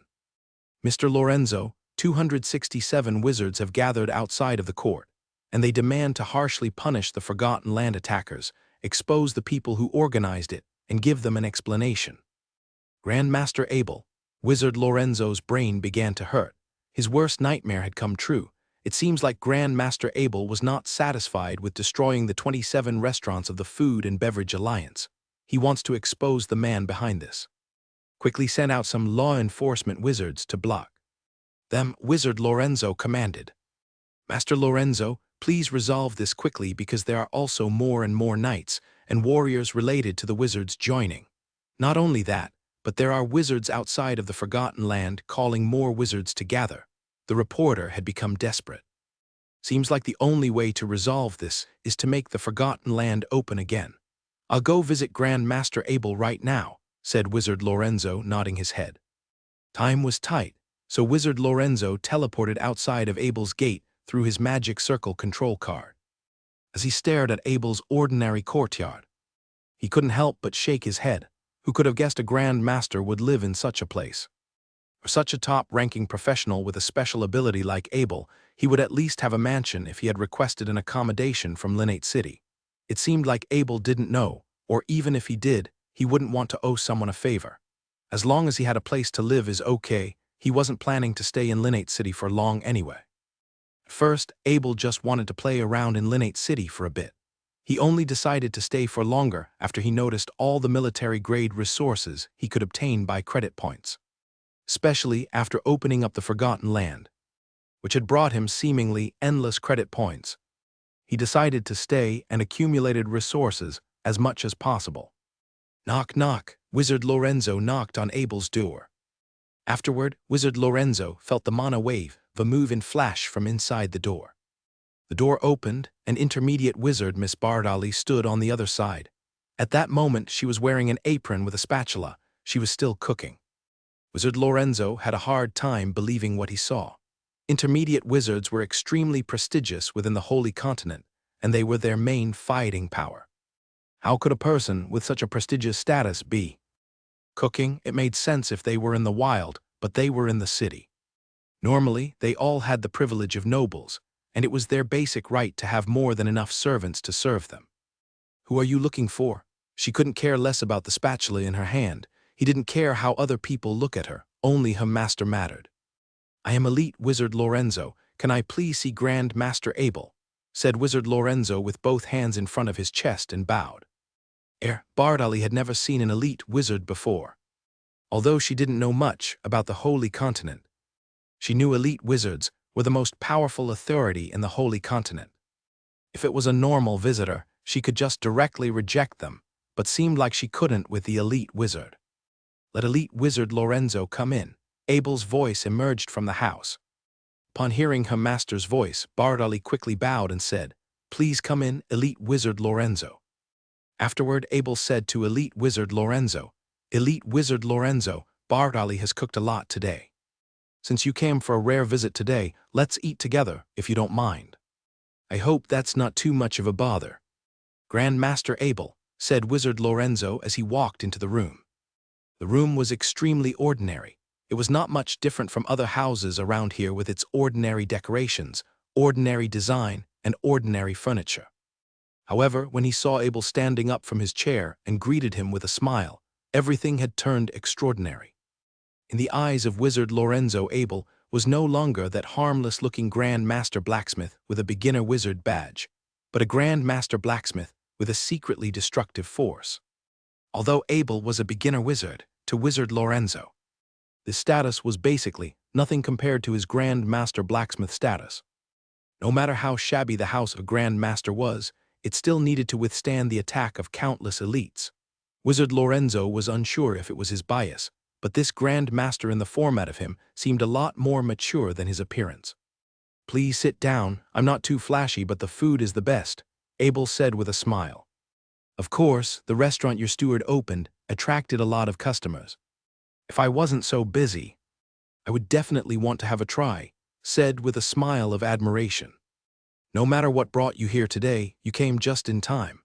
Let's eat together, we'll chat afterward," said Abel in a friendly tone. He had a deep respect for every elite wizard since he knew how hard it must be to achieve such a level. Every elite wizard had countless years of hard work behind them. Ever since Abel realized how powerful they were, he wanted to have a good chat with one of them. It was best to not make them an enemy. "Grand Master Abel, how could I say no?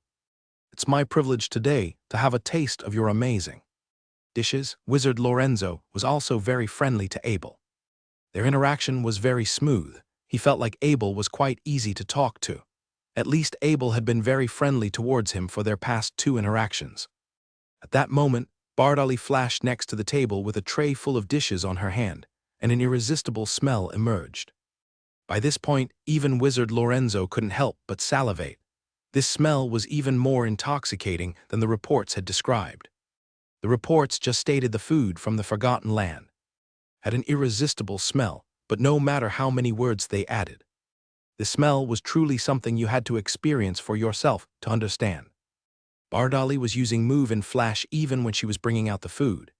It was as though she was still practicing Move in a Flash. According to the report, Bardali was a powerful intermediate wizard with an outstanding grasp of fire elements. Seeing the confused look on Wizard Lorenzo's face, Abel explained, "Bardali had always been interested in fire spells and kind of forgot about lighting spells, so she is doubling down on her training now." What a weird wizard, Wizard Lorenzo thought to himself. Bardali carefully divided each of the dishes in front of both Abel and Elite Wizard Lorenzo. They normally wouldn't bother to do this, but since there was a guest, it was best to dine according to the tradition of nobles. Although the official Chinese way of dining was eating the same dish together to show a sense of closeness, Abel was not planning to bring this tradition to the Holy Continent. Their noble way of dining was way too different, so he didn't even want to bring chopsticks. If someone had asked Wizard Lorenzo what was his favorite food before this, he would have given out a big list. When he was young, he had traveled to countless cities, and tried countless amazing cuisines, many of which he still remembered clearly. However, Wizard Lorenzo would point at the 5 dishes on the table. It was the best thing he had ever tried. Everything else was basically rubbish compared to this. Weird emotion arose from within as he put a spoonful of steamed egg in his mouth. He was deeply touched to the core. Although this was not enough for him to level up, he still felt like he had just gained a deeper grasp on his current ability. Elite Wizard Lorenzo's eyes began to sparkle. Grandmaster Abel's dishes could really help a wizard level up. Although a few elite alchemists had sworn that the food in the Forgotten Land didn't have any ingredients on paper that could assist level up, Wizard Lorenzo was sure that leveling up didn't always need to go through an increase in the power of the will. A deeply touching feeling was equally as important. However, he didn't know the rabbit essence Bardali had used this time was pure. It was a lot more concentrated than the ones in the Forgotten Land, since those ones were watered down. After the first bite, Wizard Lorenzo had remained completely silent. Every single dish had given him a new sensation. Especially as a wizard with a high power of the will, his taste buds were a lot more sensitive. If Abel knew what was going through Wizard Lorenzo's head, he would have told him that he thought too much. The thing that was really beneficial to a wizard leveling up was his red wine. Those things could basically slowly recover the physical body of wizards and reignite their inner ability, but of course, Abel would only save them for his friends and family. The touching feeling those rabbit essence gave out was only the byproduct of its irresistible taste. At the end of the day, Abel still cared about the taste of his food the most. It was the taste of home. After Wizard Lorenzo finished his food, picked up a glass of juice with Abel, and began to speak, "Grandmaster Abel, thank you so much for inviting me to eat with you. It was truly an extraordinary experience." Abel was not an elite wizard, so he didn't know how hard it was to level up. But no matter what, Wizard Lorenzo still felt he took away a lot from this experience, and he was extremely thankful. "Wizard Lorenzo, it is always a pleasure to share things with friends," said Abel with a smile. "Grandmaster Abel, it is my pleasure to be your friend." Elite Wizard Lorenzo replied with a smile as well. With this good start, Wizard Lorenzo was now a lot more confident with the conversation that followed. "Grandmaster Abel, the reason I am here today is to ask you if you can open the Forgotten Land again. Since you have closed the restaurant, a large number of wizards are now gathering outside of the court," asked Wizard Lorenzo with a sincere tone. "The Forgotten Land, my steward only opened the shop for fun to spend her time. But since it has angered the powerful food and beverage alliance, I had already scolded her and told her to close the shop. It was just a little game anyway," said Abel with a careless smile and gazed at Bardali behind him. Bardali didn't say anything. She only bowed and put a guilty look on her face. Wizard Lorenzo was not expecting Abel to say something like this, so he didn't know what to say all of a sudden. It seemed like it was not easy to talk to Abel after all. Still, since Wizard Lorenzo wanted to resolve this quickly, he just asked, "Grandmaster Abel, what demands do you have?" As you know, the Food and Beverage Alliance had already been destroyed other than a few small potatoes. "Wizard Lorenzo, you know me. I prefer peace over conflict, so I won't open the Forgotten Land again without a clear response from the force behind the Food and Beverage Alliance," said Abel with the same smiling face, but his force sounded extremely certain. "Okay, Grandmaster Abel, I will now contact the force behind the Food and Beverage Alliance and quickly give you a response," said Wizard Lorenzo, helplessly standing up. Although Wizard Lorenzo had gained quite a lot from the food, he still hadn't made any progress business-wise. It seemed like he would have a lot of trouble in front of him to get the Forgotten Land to open again. In the lounge room of the court, intermediate wizard Archie felt extremely unsettled as he stared at the huge group outside. He was an agent of the Kingdom of St. Pirat in the Kingdom of St. Ellis. Although the Food and Beverage Alliance played a small role in the overall profit of their kingdom, he had still given them some leeway since their headmaster had given him some benefits. The entire Food and Beverage Alliance would be whipped out along with their headmaster in one night, and this problem was resolved without going through him. He could fully smell the fishiness, but he couldn't do anything about it. They probably would not offend the 4 elite wizards, so he might be the one taking up all the responsibility. Originally, he didn't really want to offend anyone for just a little bit of benefit from the Food and Beverage Alliance. and after the incident, he was still hoping their next headmaster could repay him. But ever since this morning, a large number of wizards began to gather outside of the court, demanding the supporting force behind the Food and Beverage Alliance. As time went on, their number began to grow, and now it had reached a scary number.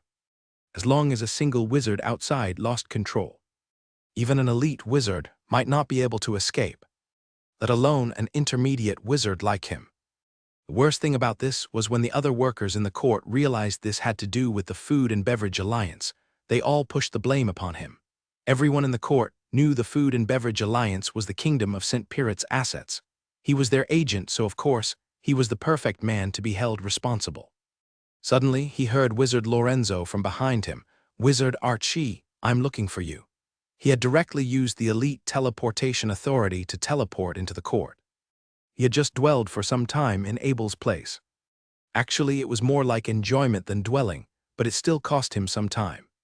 Therefore, he had directly teleported next to Wizard Archie. Normally, he would never do this, but he had no choice since he didn't have much time. "Mr. Lorenzo, what brought you here?" Wizard Archie quickly bowed. Normally, if an elite wizard wanted to see someone, they would tell them to come to their wizard union. It was extremely rare that they would go see the person by themselves. "If I didn't come, we might be in big trouble," said Wizard Lorenzo, pointing at the huge group outside.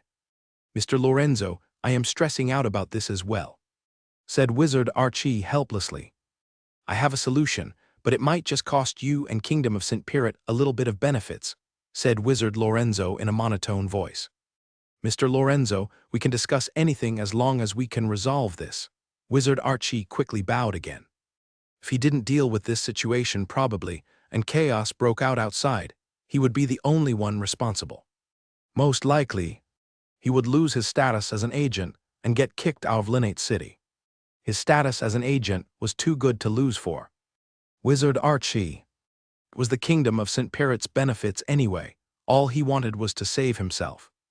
"Do you know the owner of the Forgotten Land is?" Wizard Lorenzo asked Wizard Archie. "Mr. Lorenzo, I heard it was owned by an intermediate wizard. Is that wizard very powerful?"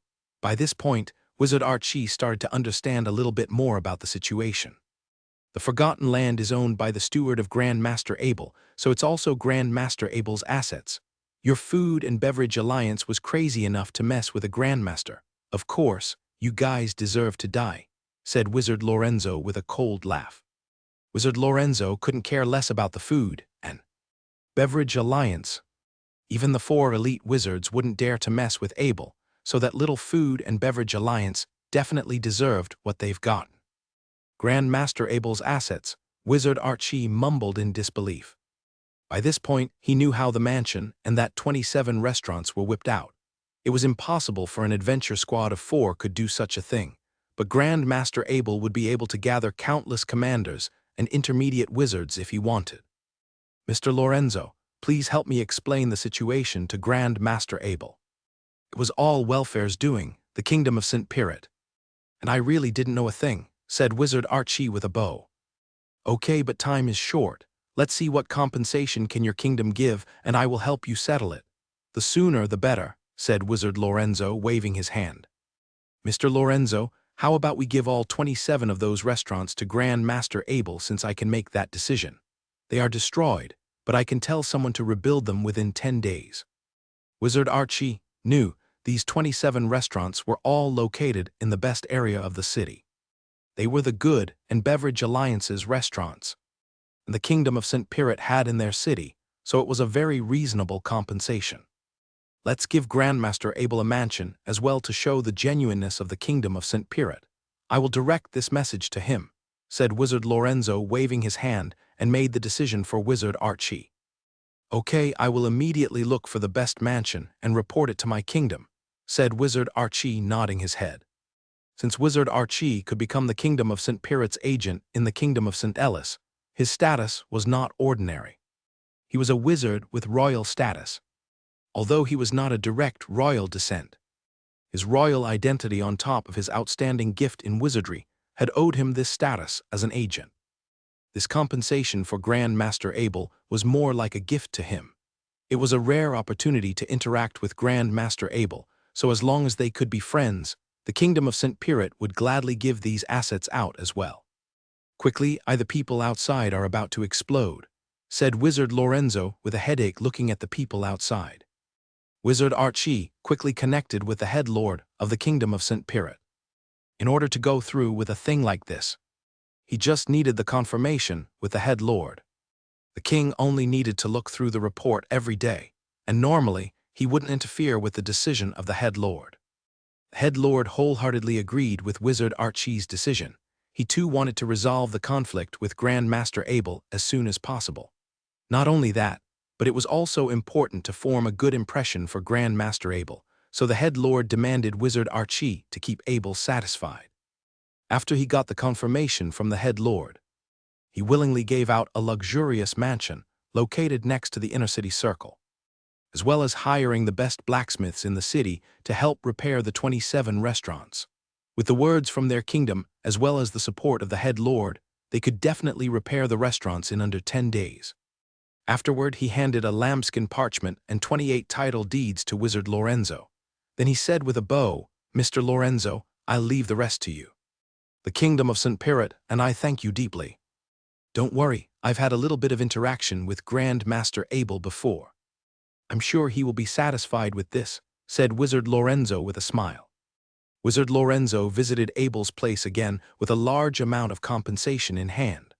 27 restaurant title deeds, 1 mansion title deed, and a fire letter from the kingdom of St. Pirit. This compensation was totally unexpected for Abel. He just wanted a little apology from the kingdom of St. Pirit after he realized they were the owner of the Food and Beverage Alliance through the Goff family. Abel thought that destroying all their restaurants and killing their headmaster was more than enough. But it seemed like his thoughts were still different from what the kingdom thought. In the eyes of the kingdom of St. Pirit, a little bit of benefit was nothing compared to the respect of a grand master. These assets were just like a little gift.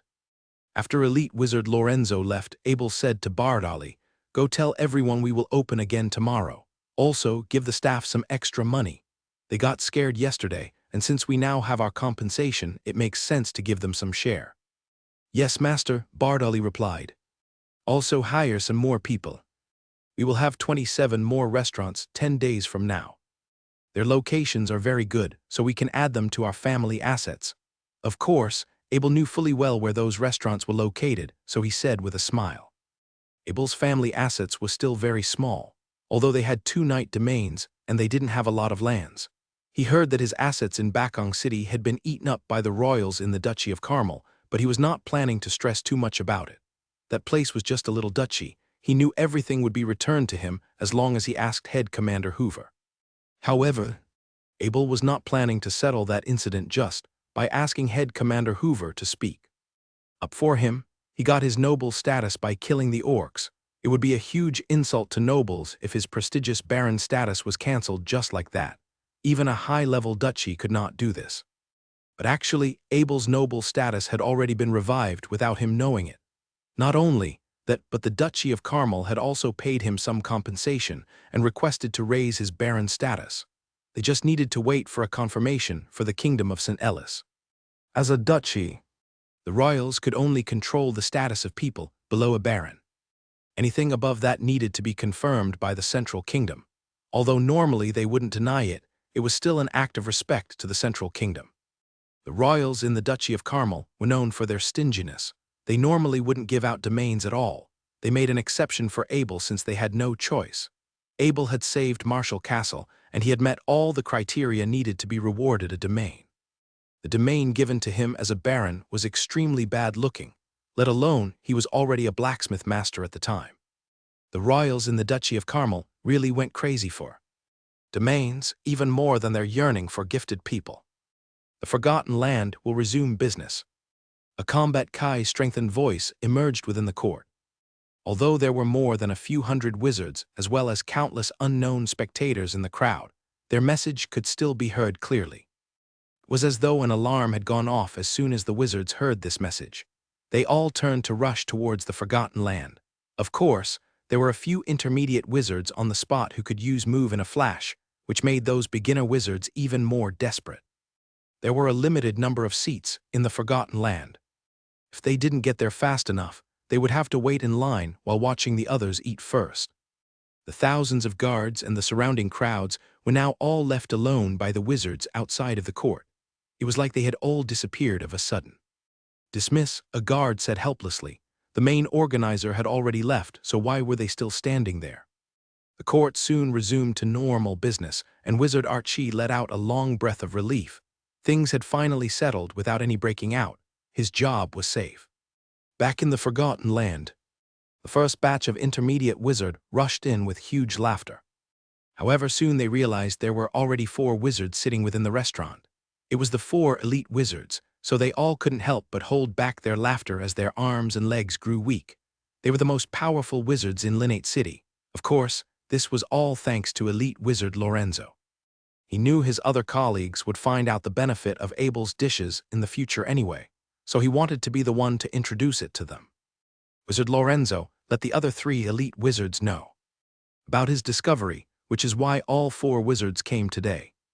"Wizard Lorenzo, I never expected the food here could bring me such an enlightening experience.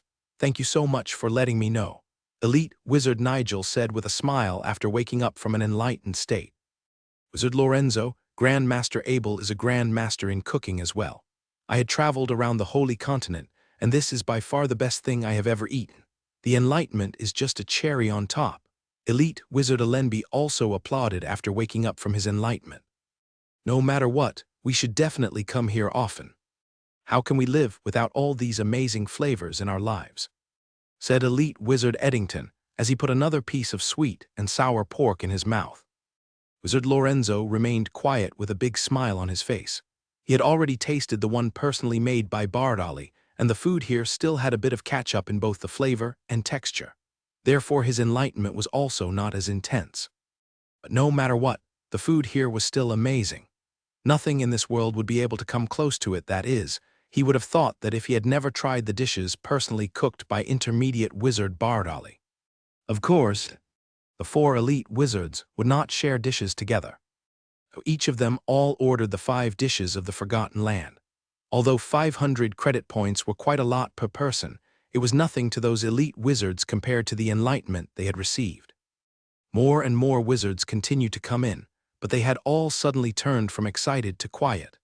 Even those young wizards who didn't know about the 4 elite wizards were affected by the atmosphere and kept their mouths shut. "Let's go, let's not distract others from enjoying their food," said Wizard Lorenzo to other 3 elite wizards with a smile. They had eaten quite a lot anyway. "Let's go." After 4 elite wizards left, the chattering slowly resumed in the Forgotten Land. Still, they were talking nowhere as loud as before. The appearance of the 4 elite wizards had raised the class of the Forgotten Land by a lot. By this point, Manager Mala realized from the words of the intermediate wizards that those 4 confident-looking wizards, just then, were actually the legendary elite wizards. He knew working here was the right decision. The appearance of the 4 elite wizards had made all the other wizards treat him a lot differently. Both their attitudes and gaze were a lot more friendly.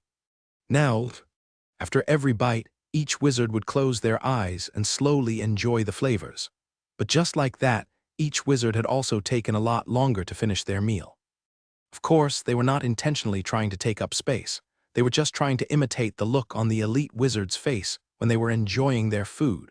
The thought maybe this would have a better effect, but that was just the way those elite wizards liked to enjoy their food. "Manager Mahler, when will the Forgotten Land expand? The place is way too small here," said a wizard standing in line. He was on the heavier side, so he couldn't run as fast. On top of that, those wizards were also eating way too slow. Each of them paused for so long after each bite that their dishes had gotten cold already. The wizards in line watched desperately as the flavor in the air kept alluring their saliva. It was suffering. "Mr. Wizard, don't worry. I will let the shop owner know." Manager Mahler also didn't want the wizards to wait. Every single one of them could kill him in a flash, so by this point, each of them was like a powerful bomb waiting to explode anytime. As everyone was waiting helplessly, Abel and Bardali were going to see the mansion the Kingdom of St. Pirat had given him. It was a 1,500 square meter, luxurious mansion located in Fulu Road. Although this wasn't much compared to mansions in other cities, it was huge compared to the other mansions in this densely populated city. Ever since Linnate City had established, a law was passed down stating this no mansion could go beyond 1,500 square meters. Therefore, no matter how prestigious your status was, no one has a mansion beyond 1,500 square meters. It was the limit. The entire Fulu Road was made by the highest quality water crystal, so just this road alone had an astronomical value. There were 100-year-old trees planted on each side of the road, and between each tree stood a lamp pole made from pure silver shining in golden light. Although the lights weren't turned on during the day, these ancient trees and these delicate lamp poles still gave out a sense of luxury that was unavoidable. Abel had gotten the 10th mansion on the road. It was a lot bigger than all the other ones, so it could be spotted from afar.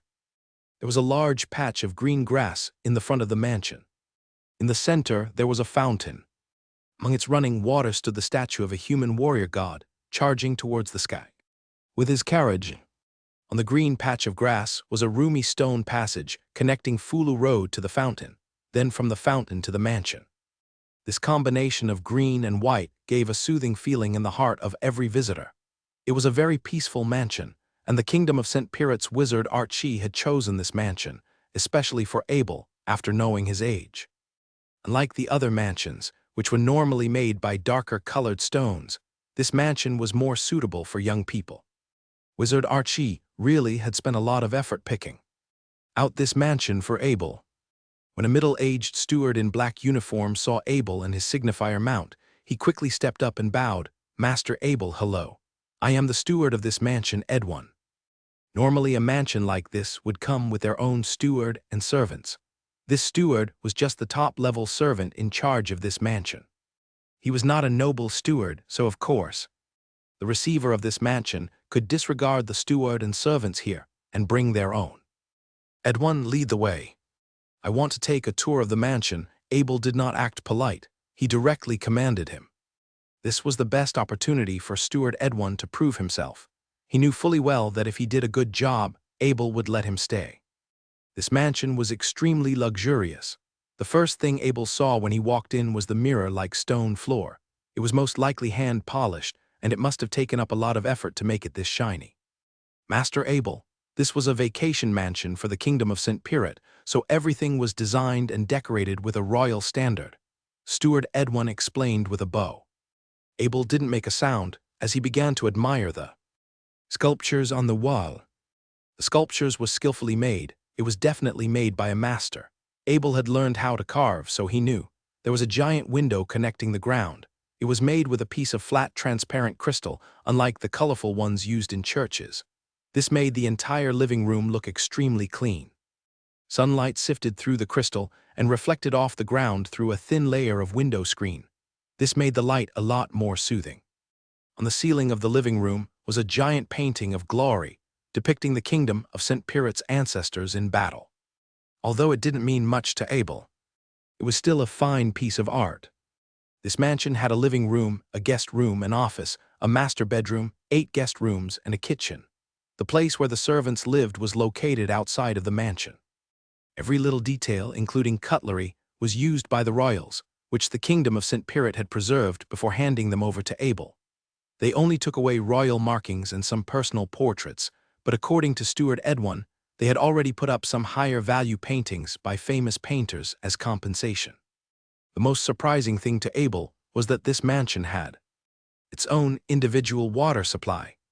Since the entire mansion was built with white stones, it could basically turn into a castle if he blocked all the doors and ignited the medium-sized protection circle.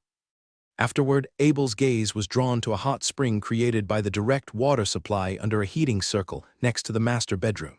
Even if in a past life, having a hot spring was quite nice. This was the most luxurious mansion Abel had ever seen. Although the elves' mansions were prettier, as a human, he still belonged to a mansion designed by humans. After Abel took a tour, he looked back at Edwin following closely behind and said, "Steward Edwin, I am very happy with this place." Abel had intentionally addressed Edwin with the word steward in front of his name. This meant that Abel had accepted him as his steward. Steward Edwin was very happy about this, since a steward who had been sent out could not be returned to the royals. Although Steward Edwin didn't know Abel's identity, He knew he was definitely an extraordinary person to receive such a big gift from the kingdom of St. Pirat. "Master, I will remain loyal to you," said Steward Edwin, kneeling down to his knees on the ground. "I, Abel Harry, will accept your loyalty," said Abel with a smile, and reached his hand out to help Steward Edwin get back up. Afterward, Abel introduced him to Bardolly and said, "This is Bardolly, she is my steward as well." Steward Edwin felt his heart tense. He had seen the intermediate wizard badge in front of Bardolly. Although he was a little confused by her identity, he would never have guessed that this intermediate was actually Master Abel's main steward. By this point, he could no longer complain a single bit about being sent by the royals. Even an intermediate wizard had become Master Abel's steward, so it was a glory to serve him. "Bardolly, the next few days will be quite busy for you. Hire and train some new staff to fill up the 27 new restaurants," Abel said helplessly, but he had no choice. Expanding his restaurants was just such a good way for him to gain credit points and strengthen his family assets. "Don't worry, Master, I will not disappoint you," said Bardolly with a bow. "Nice, I will put up an intermediate mana gathering circle here and give you 2 fresh blue crystal cores before I enter the dark world every night, so you can train faster," said Abel, waving his hand. Bardolly couldn't return to the dark world with Abel. The intermediate mana gathering circle in the dark world was basically the pinnacle of a mana-filled world. She could not enjoy it, so she had always meditated using the beginner mana gathering circle in the Holy Continent. This way of meditation was so bad, every time it had almost brought 0 to no realization. But since Abel now had enough credit points, buying another intermediate mana gathering circle was simple. Abel was not short of gems. No matter what kind, he could have as much as he wanted. The only reason he couldn't buy an intermediate mana gathering circle before was that they were military-grade resources. No matter how many gold coins you had, you could only buy it through credit points. Afterward, Bardolly took a trip to the Wizard Union and spent 20,000 credit points for the intermediate mana gathering circle and brought it back for Abel to set it up in the office. Since Abel didn't have a use for this office, he turned it into a meditation room for Bardolly. Originally, an intermediate mana gathering circle could not be installed in these little mansions. Not only because of space, but also because mana could disturb the neighbors when it leaked out, since not all their neighbors were wizards. This mansion was big enough, so every night, Bardolly would open the intermediate protection circle. As long as this circle was not broken, nothing could hurt Bardolly, and she could meditate with those 2 fresh blue crystal cores without worry. In regards to the loyalty of Steward Edwin, Abel didn't really care. Abel wouldn't tell him anything about his top secrets, so his job was just to take good care of the mansion. The workers responsible for rebuilding the demolished 27 restaurants had now been sent over from the kingdom of St. Pirat, as well as a large number of luxurious materials. Everyone who lived around the restaurants was experiencing a dramatic change in scenery each day. Those workers could rest, but the workflow continued relentlessly 24 hours a day. In a few short days, the wastelands had transformed into new buildings at an unbelievable speed. The interior decoration followed suit. If there wasn't a law limiting a restaurant like these to 2 stories, the kingdom of St. Pirat would definitely build some even higher ones with these high-spending techniques. Everything had finished by the 8th day, and those 27 restaurants were ready to go. This had truly reflected the kingdom of St. Pierre's powerful building power. It had exceeded the original estimation of Wizard Archie by 2 days. Also, during these 8 days, a hiring advertisement had driven the entire Linate city crazy. No matter if it was the position of a chef, head chef, or waiter, the salary offered was almost 2 times more than other restaurants. Not only that, but they could also have a free meal at the restaurant each day. To outsiders, the first condition of a double salary was already amazing. But for those in the know, they knew how much of a luxury it was to have a meal at their restaurant each day. A bunch of beginner wizards had applied for the job. Since Bardolly didn't want to stress too much, she just lined them up outside of the restaurant. The job wasn't too hard anyway, so she had gotten all the staff she wanted in no time. Afterward was the contract signing. Since normal people rarely had the chance to interact with wizards, they didn't know how scary it was. They just thought it was like any other contract in the Holy Continent. But of course, as long as you didn't violate the contract, just that 1 meal a day was an amazing opportunity. Master, I have already signed a contract and did training with each of the staff, Bardali said to Abel, who was training. Nice, these are some fresh rabbit essence. Take them with you. Did you think about how to run those restaurants? Although Abel rarely asked about the restaurants, he was opening an extra 27 of them at once. This was quite a big deal for his family assets, so he had to ask.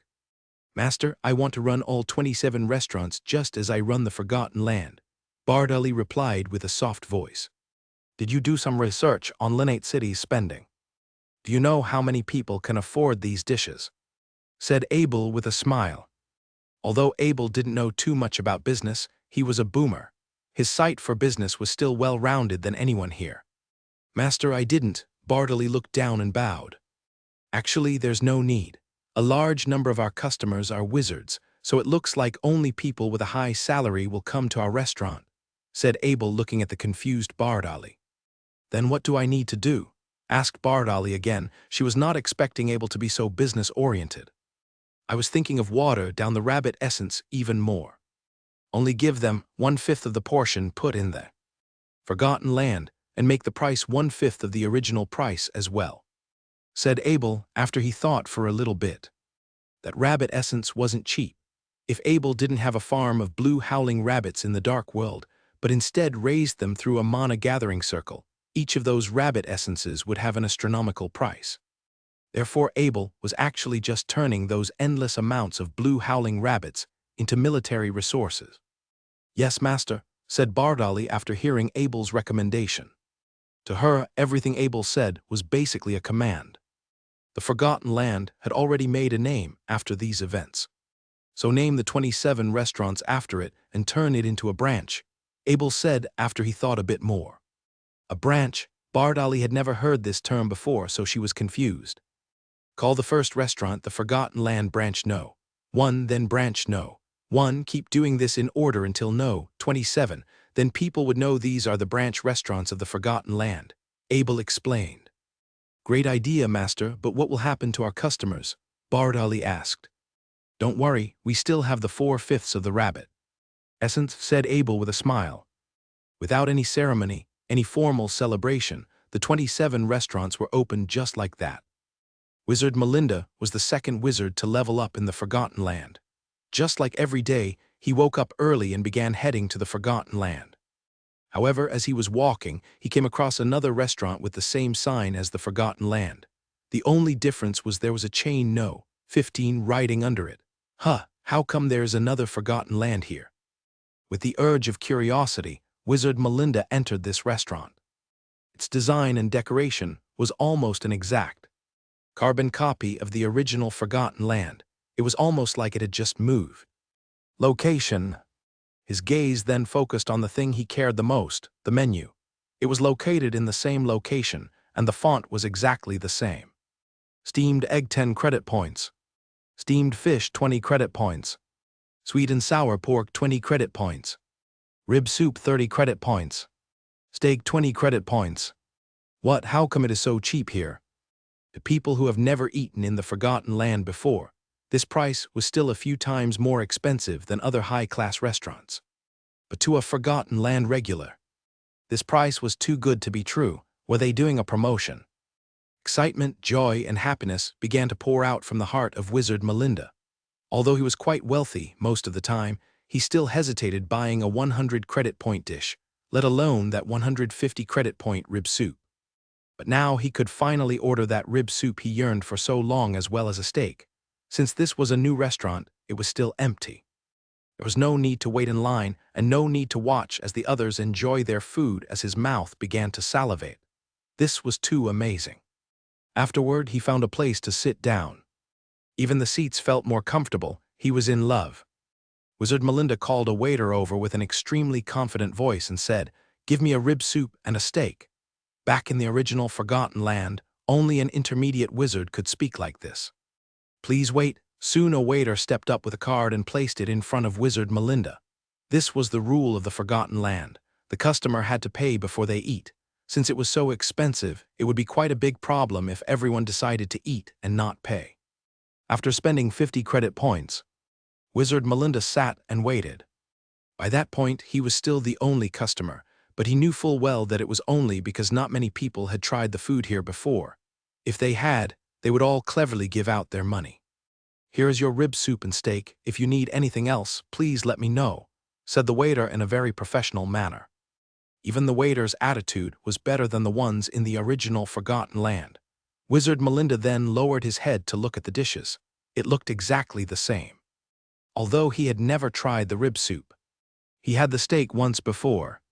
However, when he began to enjoy the smell of the dishes, he suddenly realized something different. How come the smell is fainter than before? He was an official wizard, so he could use his power of the will to analyze the component of what he saw. He was sure this smell was definitely a mile behind the ones in the original Forgotten Land. But he didn't give up. He cut up a piece of steak and placed it in his mouth. When the piece made contact with his tongue, he could clearly sense the taste that made him level up had been decreased by 4/5. Then he looked at the price on the wall again. It seems everything in this world really did come with a price. And he gazed around at the decorations in the shop again. It no longer had that low-key yet grounded feeling of the original Forgotten Land. Everything here seemed too overdone with luxurious materials. He then gazed at the waiter again and cursed in his heart. This rat-eye-looking thief, even Mickey looks much better than him. How can such an ugly person be a waiter? Although Wizard Melinda was not happy, he had already paid, and he was not going to waste the food. Therefore he just helplessly lowered his head and began shoving large mouthfuls of food in his mouth. By this point, he realized, after eating from the original Forgotten Land, this 1/5 of the flavor was making him crave the original one even more. Afterward, he took a sip of the rib soup. It was actually still very amazing. He had calmed down quite a bit. Now his appetite had expanded after trying this new dish. The mouth-watering smell of his steak and rib soup sifted out the door into the nose of the people walking by. They all suddenly turned their gaze towards the restaurant as hunger arose within them. Slowly, the smell of rabbit essence began to fill up Knight City, attracting more and more customers into all 27 of the branched Forgotten Land. By this point, the Forgotten Land was like a huge spider waiting for its prey. Although their dishes was still extremely expensive, it was not intolerable like before. Normally, a slightly wealthy person would still willingly out their money to dine in one of the restaurants. Abel had already settled in Knight City for a month. Now, during this time, he felt like he was back in the 4 months where he had trained in the magic. There was nothing he needed to worry about other than doing magic training and night training. Now, he was roaming around the prison once again. The 7 spirit guardian knights disappeared behind Abel and reappeared in front of a group of bone archers. First, the spirit guardian knight captain did a mass slow down to the group of bone archers, and the others began their slaughter. Abel didn't interrupt their killing, since they needed those bone archers' souls to level up their own archery ability and strengthen their bone arrow. Abel was on the 3rd floor of the prison. He had already whipped out most of the things there, but he still couldn't find the exit. His luck had been horrible lately. He spent so long in the prison, and it had only brought him 153 bottles of soul potion. However, after the dragon core strengthened his body, his power of will had already reached the 120 points limit of a beginner wizard. It wouldn't increase it anymore, even if he used another soul potion. He had also grasped the Knight technique shield attack and charged through practice, so none of those soul potions had gone to waste. All of his summons and contracts had also been leveled up with soul potion as well, so they couldn't have another one for the time being. The 5 immortal ravens had taken the soul potion. Suddenly, they began to screech as he speeded towards a wall behind Abel. Abel quickly got out of the way. As soon as Abel moved, a wave of anger rushed through the wall towards him. Abel wasn't too afraid of these mana-sucking wizard killers. His knight ability was too strong. No normal hell creature was a threat to him. His attention was still on the immortal ravens. Those things had become a lot smarter after taking the soul potion, so they could spit enemies and attack even quicker.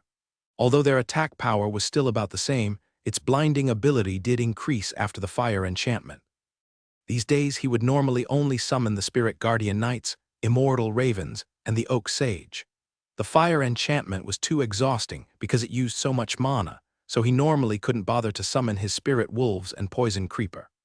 It seems like I'm in luck today. This must be the exit. As Abel continued to walk, he spotted no hell creatures. He was experienced, and he knew things like this would only happen if he had found the exit. After long periods of lonesome battles, Abel had developed a habit of talking to himself. It was a good way to keep his sanity in check within this lightless poison. He spotted a red glow up front. It was the relentless flame of hell. Under this glow, an exit surrounded by a metal gate appeared. Finally, Abel let out a breath of relief.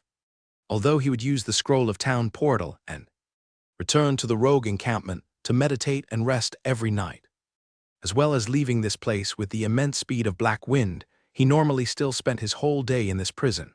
He had almost forgotten what sunlight looked like. The metal gate wasn't locked as Abel pulled it open. Up front was a stone stairway leading towards the top. The immortal ravens flew out as the spirit guardian knights followed. Abel and the oak sage stayed at the back. This was another experience he got after almost dying many times. One should never hope for safety up front. There was nowhere safe in the dark world. After a while, they came across a huge warehouse. The night pearl on Abel's armor lit up the place, so he had quickly found the front gate. He opened the gate, and sunlight emerged in front of his eyes. This should be the side corridor according to his memory, and he had spotted that little teleportation station near the green patch of grass. After using up 2 perfect stones, he ignited this little teleportation station. Abel let out a breath of relief. As long as he had this little teleportation station, he could just directly come here next time. No need to go through that dark prison all over again. As he kept walking along the side corridor, things began to look more magnificent. The carving on the wall was full of glory from the ancient time. Afterward, a large door appeared up front. On top of the door was a multicolor window, very classy. This should be the big church located in the innermost center of the rogue encampment. Under the dull sound of a door being pushed open, Abel walked into this big church. All of the original candles had gone out and were replaced with the eternal flame of hell. This gave a weird contrast under the grandiose design of the church. Not long after Abel's arrival, a large number of devilkin and tainted rushed forward. This holy place had been taken over by hell creatures. Without Abel's command, the 7 spirit guardian knights flashed forward and blocked. The leaf magic staff on Abel began to show its powerful fighting power. The fireball pattern emerged, and balls of fire began to shoot forward one by one. Each explosion could cover a large patch of creatures. Although this spell was not a real mass attack technique, it was simple since those spirit guardian knights had already rounded those hell creatures up in a small group.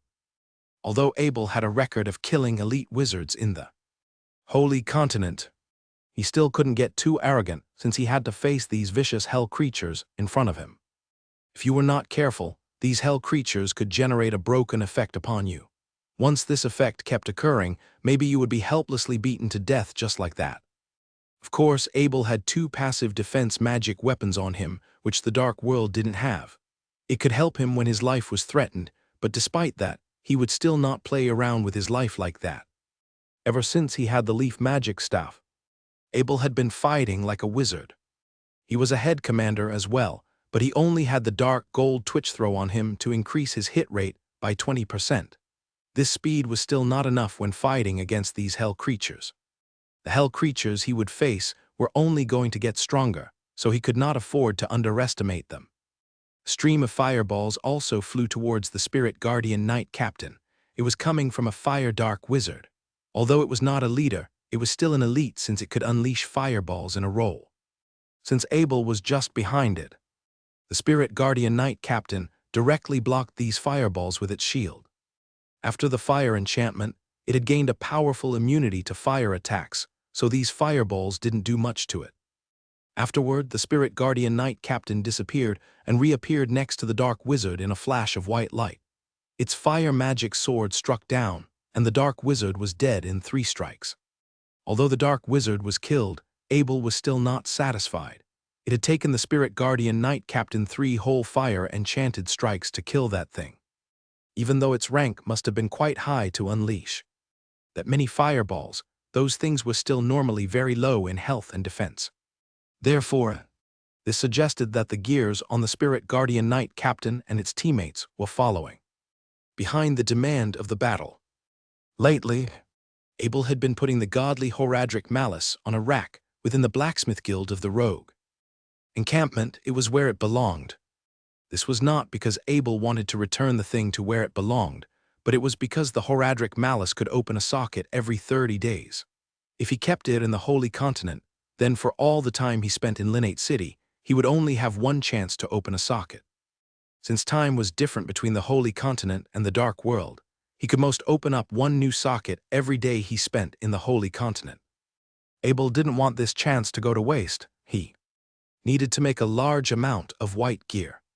Although the gears had some power-strengthening ability from the way they were made, they didn't have any magical attributes. Since they were made by Abel, they were all amazing bases for magic weapons, even without magic attributes. However, their only fate was only for Abel to put sockets on them. If the sockets were good, Abel would throw that gear into his Kong Kong spiritual beast bag to become the base for a rune word. If the sockets were bad, Abel would throw that piece of gear to a side, give it to people in the future, or melt it off to make new ones. Abel felt hurt sometimes as well. It was not easy to make armors, helmets, and different kinds of weapons. Although he had the powerful Horadric Malice to speed up the process, he still had to make those things with his own 2 hands.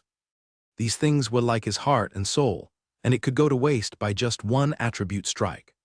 But because of this, Abel's forgery skills had gotten noticeably better. By this point, he could just easily make any gear he wanted. Afterward, Abel continued to move forward within the big church. He used the immortal ravens to attract the Dark One, Tainted, and Anger. These were basically the only hell creatures around here. By this point, his battle formation was well developed. The Spirit Guardian Knights up front, the immortal ravens as a distraction, and himself at the back using spell attacks. Countless gray souls flew out from the dead hell creatures and entered his Horadric cube. Suddenly a fireball flew towards Abel, so he blocked it with his Pelta Lunata. This fireball was quite strong. Although it was not strong enough to penetrate the Pelta Lunta, it still hurt Abel a little bit. Afterward, a weird force quickly began to suck his mana away. A few thousand points of mana had turned into 100 points in no time. Mana burn. Abel was shocked. This was the ability of a real wizard killer. He moved with his power of the will, and the Spirit Guardian Knight Captain immediately arrived next to the Dark Wizard. However, before the Spirit Guardian Knight Captain even had the chance to strike, the Dark Wizard moved away in a flash as well. Extra speed, Abel mumbled. It was clear to him that this was a dark gold level Dark Wizard. Its body was blue, which was unique to dark gold level Dark Wizards. Normally, its 2 abilities could do wonders to other wizards. But today, it was faced with the Spirit Guardian Knight Captain. Its flash was still miles faster than the extra speed of the Dark Wizard. The Spirit Guardian Knight also didn't have any mana. It only had Death Kai, and it had very high immunity to fire attacks. All of these had made the dark gold level Dark Wizard helpless against the Spirit Guardian Knight Captain. A chase broke out in the battlefield as Abel drank a bottle of full recovery potion. Afterward, he began to unleash fireballs and whipped out all the other hell creatures. The other 6 Spirit Guardian Knights began to flash as well, and rounded up the dark gold level Dark Wizard. 7 fire magic swords struck down at once. Continuously. Under some scream of agony, the Dark Wizard fell on the floor, and a gold shadow flew towards Abel's Horadric cube. This was a totally expected gain. Both mana burn and extra speed was quite a good ability. It was too bad Abel couldn't use it on himself. If not, he would definitely have used it. The only summon that could benefit from the mana burn was the Spirit Guardian Knight Captain, and the one that could benefit the most from the extra speed was Johnson. If Abel was not lucky, this potion would go to waste. This was the stress of privilege. If Spirit Guardian Knight Captain could really have the mana burn, it could truly become a nightmare for wizards. With its natural ability to move in a flash as well as the ice and fire enchantment, it could clear out all their mana in one strike. The scariest part is the slow-down effect on top of the Spirit Guardian Knight's flashing ability. By that point, no wizards could escape. If Johnson had the extra speed, it would also become a powerful attacker. The biggest downside was that it was too slow to chase after wizards. Although the extra speed might still not be able to catch up to a wizard moving in a flash, it still would fall behind. It was too bad Abel couldn't summon Johnson currently. The 16th floor magic tower was still in its stomach. He needed to find a place to secure this magic tower first. Let's keep it for now, Abel said to himself. Up front was a row of neat wooden benches.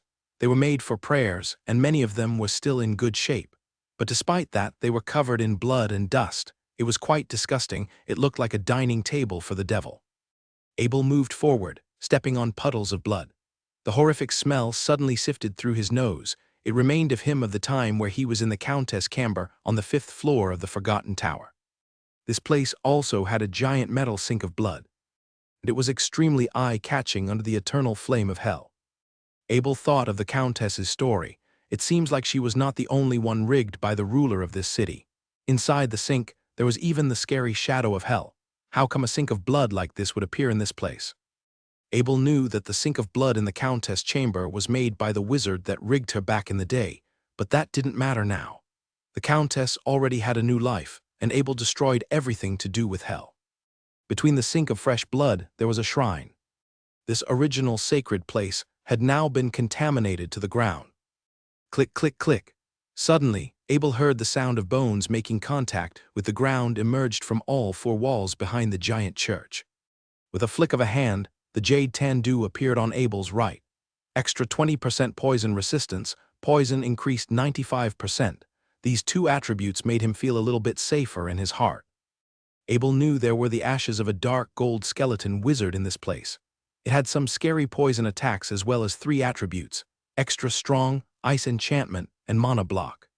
As soon as one was struck by it, both the ice damage and poison damage would immediately show its effect.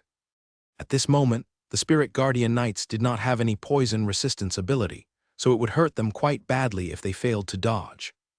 Abel moved his power of will, and the immortal ravens immediately rushed towards the sound. Soon, a few balls of green light flew out towards the sky.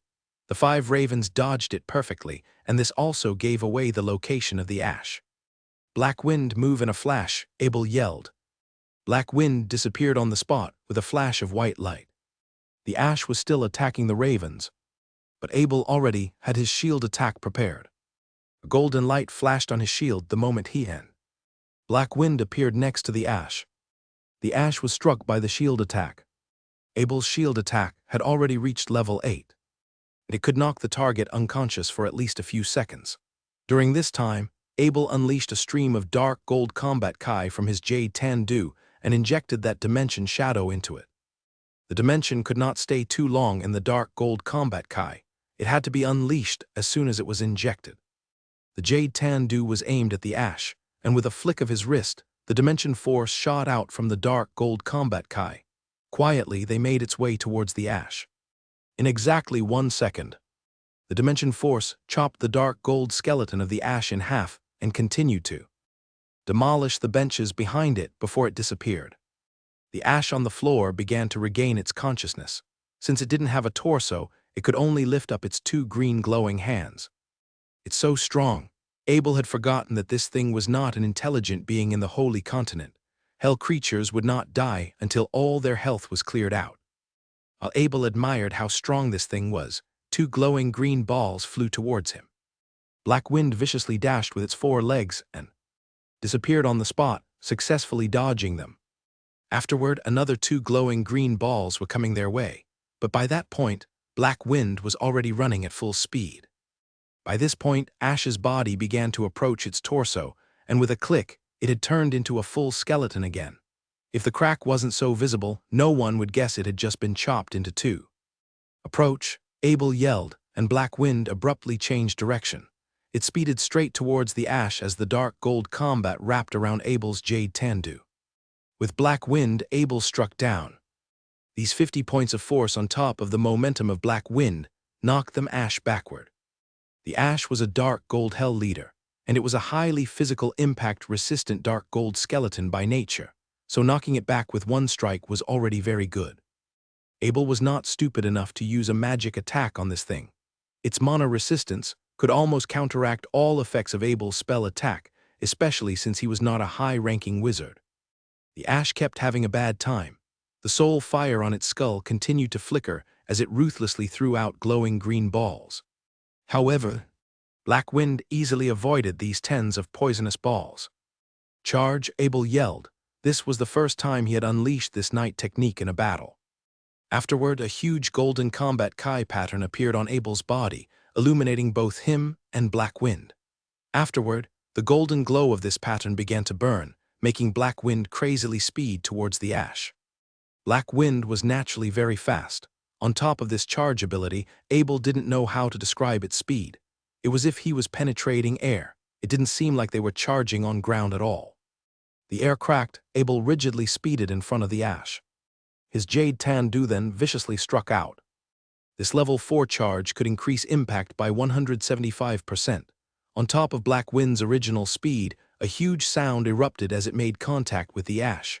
The rib in front of the ash began to crack. Then it was knocked backward, flying. As the ash was still flying in mid-air, Black Wind had already followed up in a flash. Abel had regained his shield attack on the Pelta Lunata, and just before the ash landed, another shield strike struck it. The ash fell flat on the ground, and the 2-second vertigo affected it. Abel flicked his power of will, and the Spirit Guardian Knights then flashed next to the ash. They surrounded it in a circle and began smashing it like a piece of iron. The fire-enchanted weapons were quite good, but since the ash had been knocked unconscious, it was even easier to inflict damage.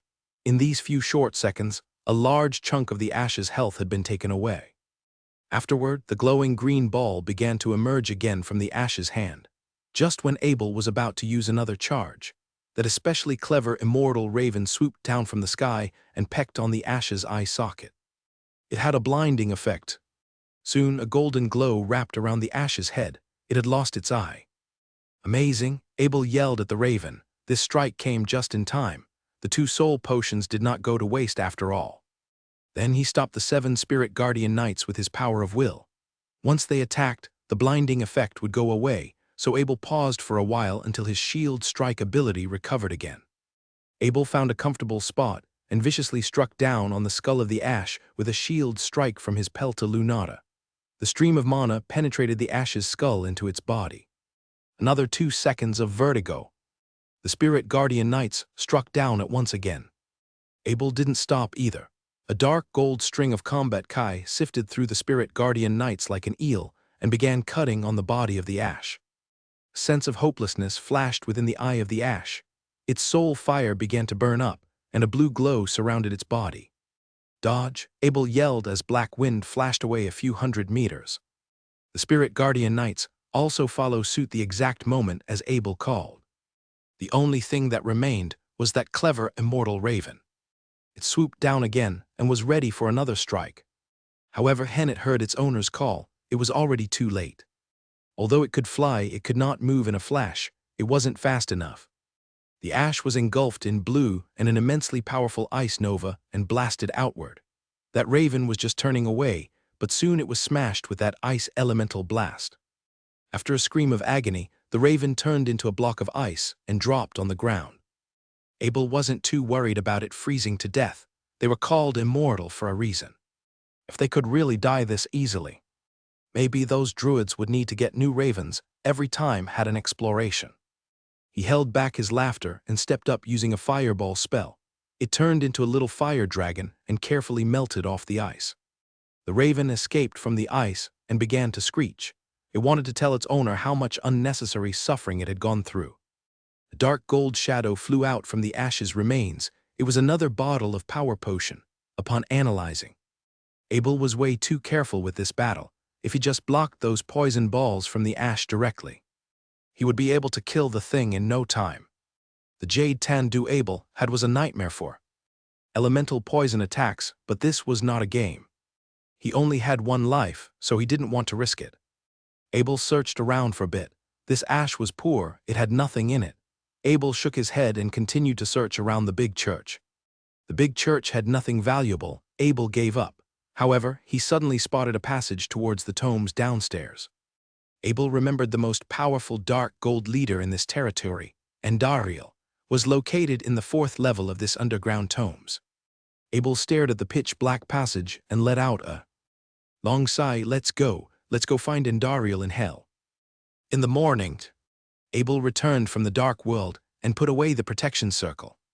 These past 2 days, Bardali was busy with her new restaurants, so she set off early in the morning.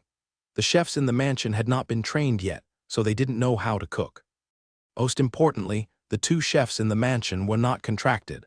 They couldn't cook things on Abel's menu until they were contracted to secrecy. Abel unlined Spirit Guardian Knight Captain.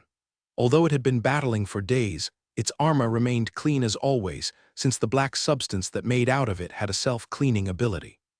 Of course, Abel forced out this ability. Even though he was used to the gore as a human, he didn't really want to see those disgusting things in his everyday life. Therefore, even his raven had to learn how to clean itself. Master, good morning. Like every good steward, Steward Edwin had already been waiting outside since early morning. He bowed the moment he saw Abel walk out of the protection circle. Steward Edwin, did the blacksmith union deliver the cooking ingredients yar? Yesterday night, Abel requested cooking ingredients for this new mansion of his.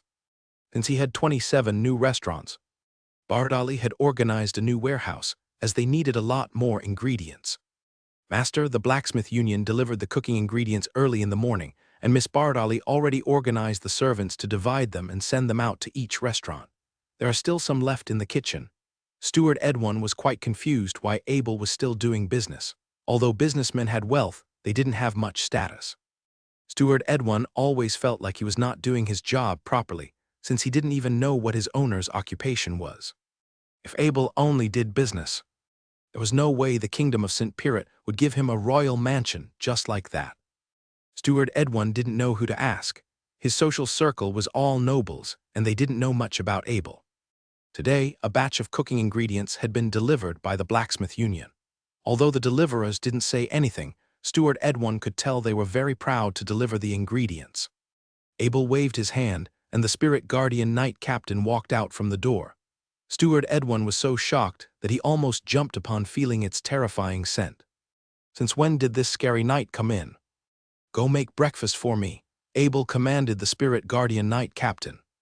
Under Bardali's training, the Spirit Guardian Knight Captain had become a decent chef. There was a bottle of rabbit essence on its waist, specifically made for Abel. The Spirit Guardian Knight Captain bowed like a human knight and slowly walked towards the kitchen with its spirit wolf. Abel commanded it to not move in a flash. Although it could show itself in the wild, it could not unleash any of its secret ability. Looking at his owner commanding this clearly powerful knight to make breakfast, he felt extremely confused. It was like nothing made sense to him anymore. Steward Edwin, sorry I forgot to introduce myself to you. Abel realized Steward Edwin was confused. As his steward, he deserved to know who he was. Steward Edwin quickly stood up straight and did a serious bow. My name is Abel Harry. I was a baron before, but my status had been scrapped. I am also wanted by the Wizard Union in the Kingdom of St. Ellis. I think I am still wanted at this moment, Abel said blankly. Steward Edwin looked even more confused. It was not common to get your status and domain taken away. On top of that, his owner was also wanted by the Wizard Union. It was a miracle that he could survive. How could he stay here comfortably? I am a knight, Abel thought for a while and followed. You can say I'm basically a fake head commander. Steward Edwin let out a breath of relief. Although a fake head commander was nothing too extra prestigious in Linate City, it was definitely not a low status. I am also a rank 6 wizard, said continued. Steward Edwin let out another breath of relief. It made sense. Why would the Wizard Union want a normal person? Of course, Abel was a wizard as well. Also, I've just become a Grandmaster Blacksmith, Abel said blankly. Steward Edwin's jaw dropped. He did not lose himself thanks to years of professional steward experience, but his heart was pouring with excitement. As a royal steward in a holiday mansion, he knew how high a Grand Master's status was. It was no wonder why the Kingdom of St. Pirat was so generous. Steward Edwin didn't know they had given Abel the 27 restaurants as well. Just this mansion alone worth quite a lot. He had also realized why the deliverers from the Blacksmith Union had come across as so proud of themselves, even if they were just doing an insignificant thing. Steward Edwin, do you have any experience in organizing banquets? Abel said, interrupting Steward Edwin's thoughts. Yes, master, Steward Edwin replied with a strong voice of pride. I want to invite some people over 3 days later. Tell the chefs to go to the Forgotten Land and learn some new dishes. I want them to master them in 3 days to serve my guests, Abel commanded. Yes, master, I will organize that. Steward Edwin didn't really know what his owner meant by new dishes, but since that was what his owner wanted, he would need to get it done. There were 2 chefs in the mansion. Both of them had served the royals, so their foundation should be quite good. It shouldn't take a long time for them to master a new dish. If the spirit guardian knight captains to communicate with humans, Abel could just leave this job to it. Steward Edwin send an invitation letter to these people. Abel continued.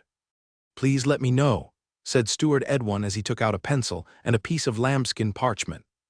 Normally, a noble would not use cheap writing equipment such as a pencil. They only used it out of convenience. Invite elite wizard Lorenzo from the Wizard Union of Linate City. The Blacksmith Union's Master Joyce. The Goff family's young Master Bernie, also the agent of the Kingdom of St. Pirit.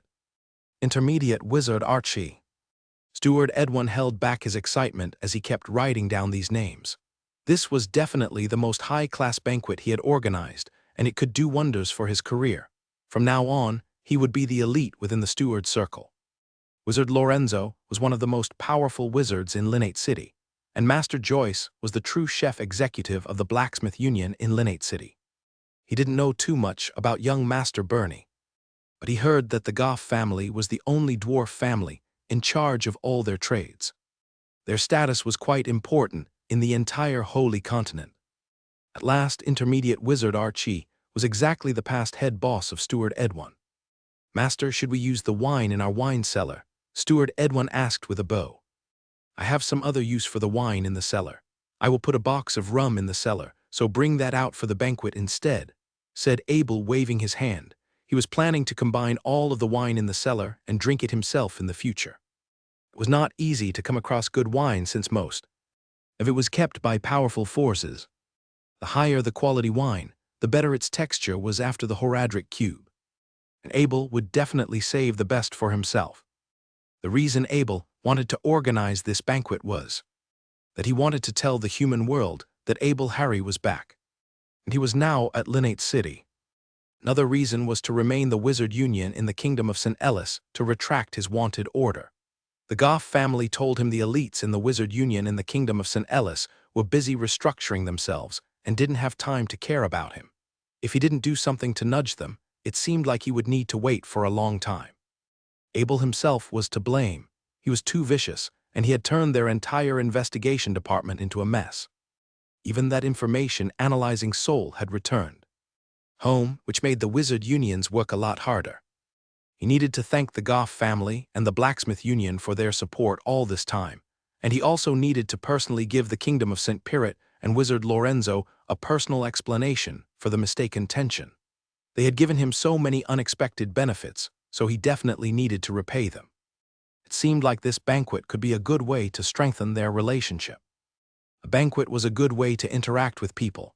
With a peaceful atmosphere, Abel could strengthen friendships and meet new people.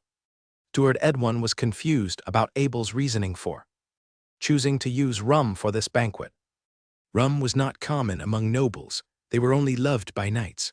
However, he didn't know the rum Abel had was the so-called master wine loved by all dwarfs. The spirit guardian knight captain came back. With a flick of his hands, a black hole appeared next to Abel. The spirit guardian knight captain walked in and disappeared in front of Steward Edwin's eye. Steward Edwin had almost forgotten his manners again. His jaw dropped, but this time he was in shock. That's my summon since I am a wizard, Abel said with a cold laugh. Since they would be living together for a while, it was better to let Steward Edwin know about this thing. Although Steward Edwin didn't know too much about wizards, he was sure he never heard anyone, or even any legends saying a summon could cook for its owner. Afterward, some footsteps came about, and a servant emerged holding a big tray. He opened the cover, and a wonderful smell filled the living room. The servant held back his saliva and carefully placed 5 dishes on the table. He then said with a bow, "Master, your breakfast is ready." The servant bowed again and walked out. Although he had also undertaken some professional noble training, he still couldn't hold back the sound of saliva in his mouth as he spoke. Even Steward Edwin couldn't withstand this wonderful smell. He had seen a lot during the course of his life, but he had never smelled anything so wonderful. "Steward Edwin, you can have this steamed egg," said Abel, pointing at the dish on the table. Yes, master, this was a way to show face. An owner had to take good care of his steward. Steward Edwin carefully picked up the steamed egg and bowed. As he was leaving through the corridor, he knew he would need to immediately organize the chefs to the Forgotten Land and learn these dishes. That way, at least he could still eat it in the future. A piece of paper could not hold back fire, especially when Abel wasn't intentionally tried to keep this banquet a secret. Soon, news of Grand Master Abel organizing a banquet had spread among the noble circle. Even the location and time was leaked to the people in the know. The Kingdom of St. Pirit's Prime Minister Duke of Chesterton was very happy when he heard about this news. He immediately accepted the invitation for Wizard Archie and organized a bunch of priceless gifts. He really wanted to leave a good impression on Abel. Abel was still wanted by the Wizard Union in the Kingdom of St. Ellis. It would be hugely beneficial for the Kingdom of St. Pirit if Abel could settle in their city. This way, they would attract a lot of high-level blacksmiths to settle there as well. Even if Abel didn't want to go live in the Kingdom of St. Pirit, they could still have a good relationship, since they might be able to purchase top-quality gears from Abel directly. The Lord of Chesterton had been to an auction with Grand Master Abel's weapon before. It was completely insane. It was like the people no longer cared about their money as long as they could attain a magic sword by Grand Master Abel. Since a Grand Master could also make magic staff, as long as they kept a good relationship with Abel, they could also attract a large number of wizards. Back in the Wizard Union of the Kingdom of St. Ellis, Elite Wizard Edmund and Elite, a Wizard Anthem, was sitting across each other. Since Wizard Cliff had died, the entire investigation department had been whipped out. The power of these two wizards grew tremendously. The entire Wizard Union in the Kingdom of St. Ellis had basically become their world. Since they were busy sucking up the wealth and power, they had almost forgotten all about Abel. It was only then that they received the news that Grandmaster Abel had appeared in Linnate City and was organizing a banquet. Both elite wizards were quite surprised by this news. The Kingdom of St. Ellis had 1/3 of the assets in Linnate City, so Abel was directly provoking them. At this moment, both elite wizards weren't planning to go see Abel. They were not crazy like Wizard Cliff. They would not underestimate the power of a blacksmith. Master, if Wizard Cliff was still alive, he would think again before acting. That's why this had led to their meeting today. Due to the recent gain in power, it created quite a bit of tension between the two elite wizards. If not for Abel, they would definitely not sit together like this. Edmund, you are the one in charge of Grandmaster Abel's case. Go resolve it, Wizard Anthem said with a smirk. The original investigation department had been whipped out, but the newly reformed one had been taken up by Wizard Edmund. Although he had given out some leeway, it irritated Wizard Anthem. Anthem, Grandmaster Abel's case belonged to Cliff, so we should decide together, Wizard Edmund said blankly with a smile. Although he had already gained most of the power in the Wizard Union, he still didn't want to get in trouble because of this. In regards to Grandmaster Abel's wanted order, nothing really mattered. It didn't matter if the evidence was real or not. They had all been destroyed, so there was nothing to accuse Abel. On top of that, did they even have the authority to condemn a Grandmaster? Since Wizard Cliff, the elite wizard in charge, died, they needed all the members in the Wizard Union to unanimously agree until they could cancel this wanted order. Although the elite wizards were extremely powerful within their kingdom, there were still some executives above them to examine their behavior. Therefore, Wizard Edmund could take power, form alliances, but he could never violate his job. Edmund, I agree to cancel Grandmaster Abel's wanted order, but I will be the one representing us in his banquet. I will personally deliver the news to him, said Wizard Anthem with a sharp gaze. There was no way Wizard Edmund would give away such a good opportunity to Wizard Anthem. Forming a good relationship with a Grandmaster blacksmith meant that they could have an early chance to access magic weapons, especially a magic staff. Anthem, we can go to the banquet together, but I will definitely be the one to deliver the news. No negotiation, Wizard Edmund said. He knew the wanted order could not be cancelled with only one of them going. Soon, the two elite wizards had come to an agreement. The magic stamp was stamped on Wizard Abel Harry's wanted order lambskin parchment. 3 days had passed. During this time, some changes had taken place in Linnate City. The 27 forgotten land chains had all been opened, and its presence could be spotted in every flourishing spot of the city. The 27 restaurants had already taken over Knight City in 3 short days. Everyone here had some kind of extraordinary ability here, so there was no shortage of money. The decrease in price had given a lot more people the opportunity to try their food, and many travelers would definitely come to one of the Forgotten Land chains as soon as they came to town. However, the wizards seemed to still prefer the original Forgotten Land. The food there was the most authentic and could help them level up a lot more, despite the fact that the food were 5 times more expensive. Every wizard knew this well. Although Abel didn't really care about normal wealth by that point, credit points could do no harm. It could help him exchange the military-grade resource he yearned for so long. Every day he could make tens of thousands of credit points. He felt like a rich landlord in Knight City. He only needed to save up a little longer until he could exchange the stuff he needed. Quick, clean up the leaves in the front yard. The guests will come soon. During lunchtime, Steward Edwin busily ordered the servants to clean up the mansion. They had completely transformed it in the past few days. The guests this time were extremely prestigious, and Steward Edwin could not relax. He needed to know every step of the progress. Contrary to the chaos outside, Abel had just ignited a communication circle in his office. He placed a gem inside and began communicating. Soon a happy voice emerged. "Abel, where are you? I've been waiting for you to hear back from you all this time." Upon hearing this familiar voice, Abel's heart was filled with excitement. "Teacher, I am now Knight City, and I've settled in the number 10 of Fulu Road. Abel, do you still have some more of those potions you gave me last time?" Wizard Morton asked in a worried voice. This was in regard to Wizard Eveline's recovery, so he could not treat it lightly. "Teacher, did you get hurt?" Abel felt his heart drop as he felt a murderous scent shoot up from his body. Of course, Wizard Morton could not feel Abel's murderous scent, but everyone in the mansion, including Steward Edwin, felt a shiver running down his spine. Luckily, Abel didn't use his power of will to pressure it. The scent only leaked out naturally, so no one got hurt. "I didn't get hurt, but I just think that gold healing potion you gave me last time can be very beneficial to Wizard Eveline's old injuries. All my old injuries had been recovered, not only that but I've also leveled up," said Wizard Morton with a voice full of joy. Wizard Eveline's old injuries made him lost hope in leveling up. He is the Duchy of Carmel's genius, but now he's forever stuck in rank 6. "If you can help me find more of those gold healing potions, maybe it could help him." Wizard Morton followed. Abel let out a long breath of relief and reclaimed his murderous scent. He then said with a smile, "That's no problem, teacher. I'll do anything you say. I have one in my portal bag right now. I'll organize some people to send it to you tomorrow." "Why wait till tomorrow? I'll bring Eveline and head to your place right now. The earlier the better." Since Wizard Morton heard that Abel was in Knight City, he might as well just directly teleport there. It might take a few transits, but Wizard Morton couldn't care less about gold coins. "That would be great too, teacher. If you can, bring Wizard Murphy along with you. The reason why I am calling is that I have a banquet tonight and I want to invite you.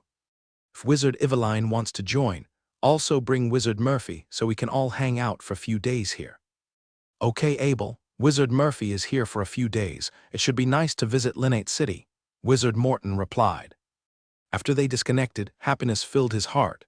He hadn't seen his teacher in a long time, and now his teacher had leveled up. As a disciple, he should really prepare a good gift for him. Since now he gained 3 more guests, he began to worry if they would have enough food.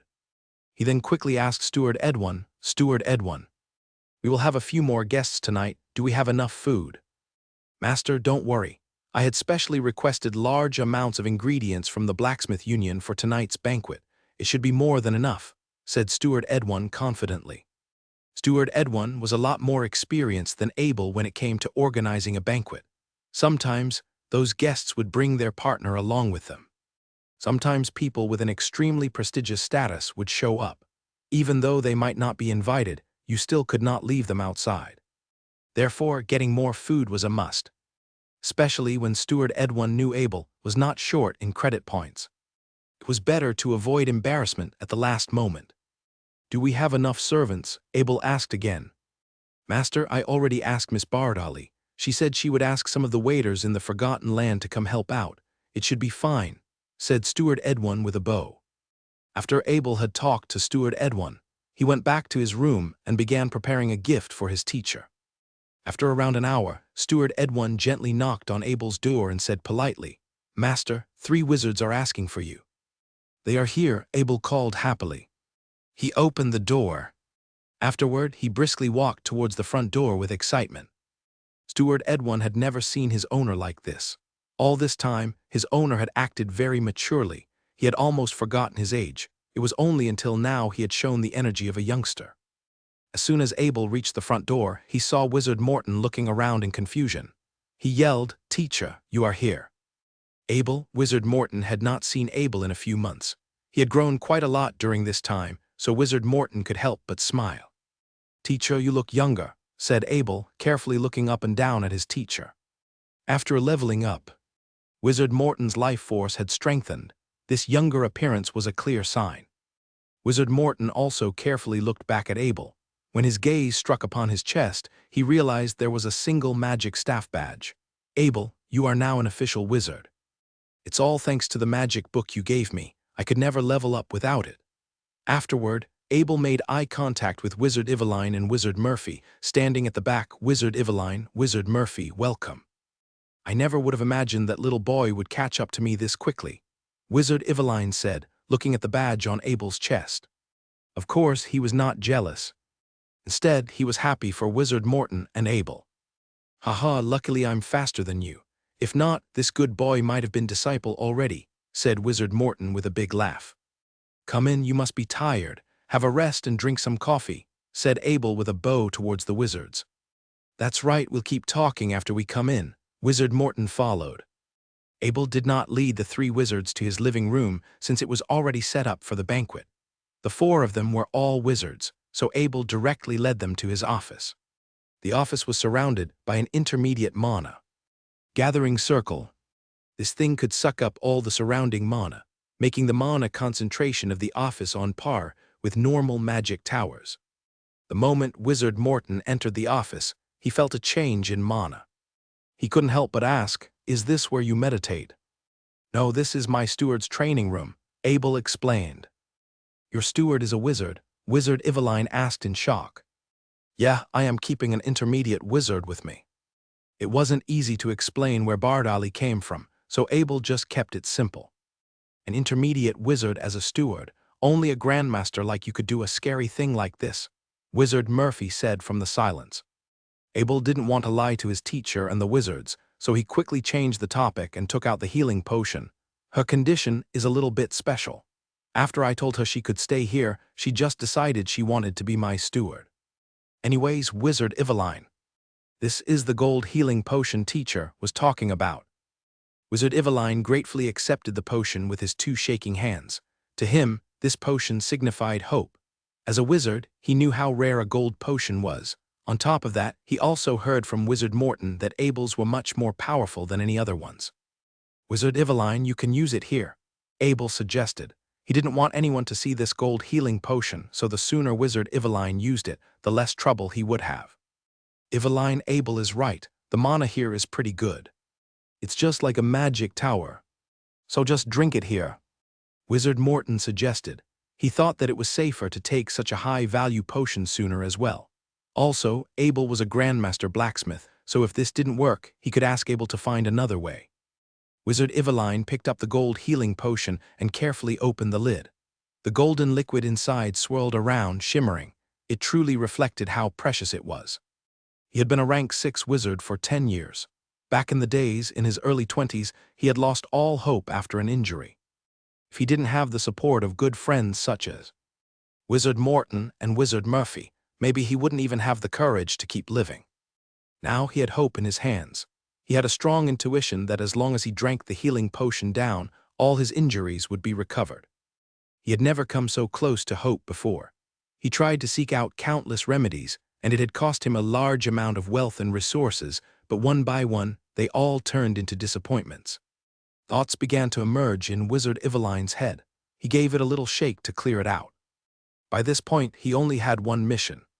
That was to pour this gold healing potion in his mouth and wait. He tilted his head back and poured the golden liquid into his mouth. Before he could even taste the bitterness of the potion, a wave of warmth arose within him and soon engulfed his body. This warmth was like countless little hands massaging his body. All of the hidden injuries in his body began to relax against this warm wave. It was slowly getting better. He thought he would never heal in this life, but it was working. Wizard Eveline's face was at peace. At that moment, he felt like he was inside his mother's womb again. Spiritually and physically, he had never felt this peaceful before. To Wizard Eveline, this recovery felt extremely long. But to Abel, Wizard Morton, and Wizard Murphy, only half an hour had passed until Wizard Eveline's skin was covered in the dark color sweat that was excluded from his body. Soon, waves of pungent smell began to sift out from his robe. These were the toxins left over by the Countess potions Wizard Eveline had been taking all these years. But by this point, the powerful golden potion was combined through the Horadric cube. Its effect was unlike anything that he had used before. Abel didn't even need to examine, and he knew the potion was working. Wizard Eveline's face was filled with smiles, smiles that came from within. "Eveline, it's been a long time. Abel, thank you so much," said Wizard Morton, looking at Wizard Eveline in gratitude. "Teacher, there's no need to be so polite," Abel replied with a smile. Wizard Eveline opened his eyes. He examined the freshness of his body with his power of the will. He had never felt so relieved. It was like he had been reborn again. "Hey, what is all this dirt on my body?" he called, realizing his body was drenched in dirty sweat. "Wizard Eveline, these are all the toxins left over by all the healing potions you've used. Now they have all been expelled. In the future, any potion you take will have as much effect as the first time you use them," Abel explained. He was an expert on this. Wizard Eveline touched himself with his finger and quickly said, "Abel, do you have a place I can clean myself? I can't see anyone looking like this." Since no servants could come in here and Bartali was in the restaurant, Abel led Wizard Eveline to the guest bathroom. Luckily, Wizard Eveline had some clothes in his portal bag. After half an hour of cleaning, he stepped out like a new man. Wizard Morton and Wizard Murphy were waiting patiently outside of the bathroom. They were excited to hear about Wizard Eveline's rebirth experience. Abel did the same as he quietly stood next to Wizard Morton. "My Eveline is alive." Wizard Morton stepped up and hugged Wizard Eveline the moment he stepped out. "I wanted to hug you sooner, but you were just too dirty." Wizard Murphy stepped up and joined the hug. All three of the wizards were overwhelmed with emotions. Abel never knew his teacher, Wizard Morton. Wizard Eveline and Wizard Murphy were such good friends. Wizards wouldn't even relax their defense most of the time, let alone hug people. They would only hug people who they trusted their life with. "I feel like I can level up soon. I'll catch up to you guys," said Wizard Eveline with a heart full of confidence. "That's my Eveline, he is back," said Wizard Morton with a big laugh. Wizard Eveline was a young genius. He had become an official wizard at a young age. Since now he had healed his injuries, leveling up was just a matter of time. "Teacher, Wizard Eveline, Wizard Murphy. Let's find a better place to talk. Come to my office," Abel suggested from the side. Abel was right. The bathroom really wasn't a good place to talk. The four of them returned to the office once again.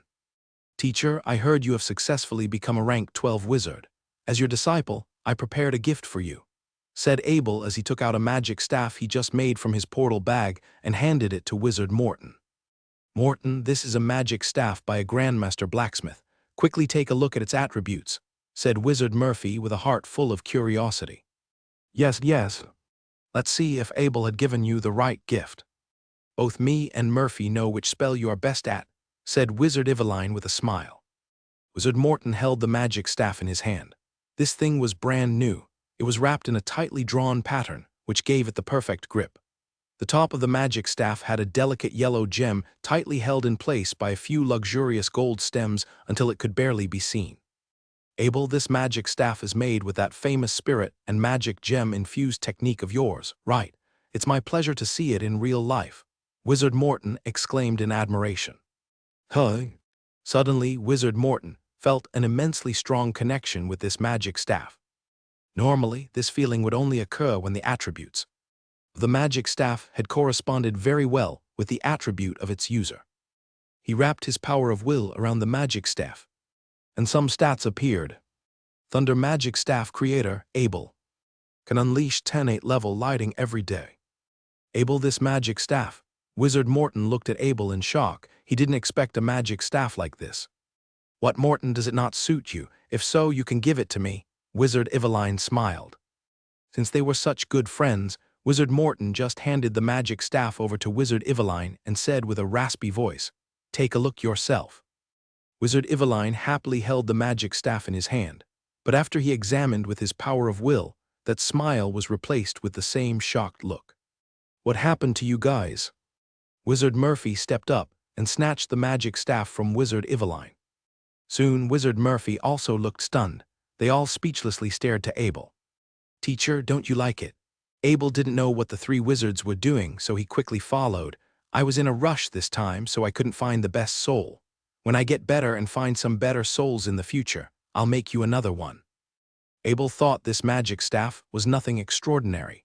The material he used to make this thing came from elite wizard Cliff. He got from the time Flying Flame had attacked the Red Cloak wizard.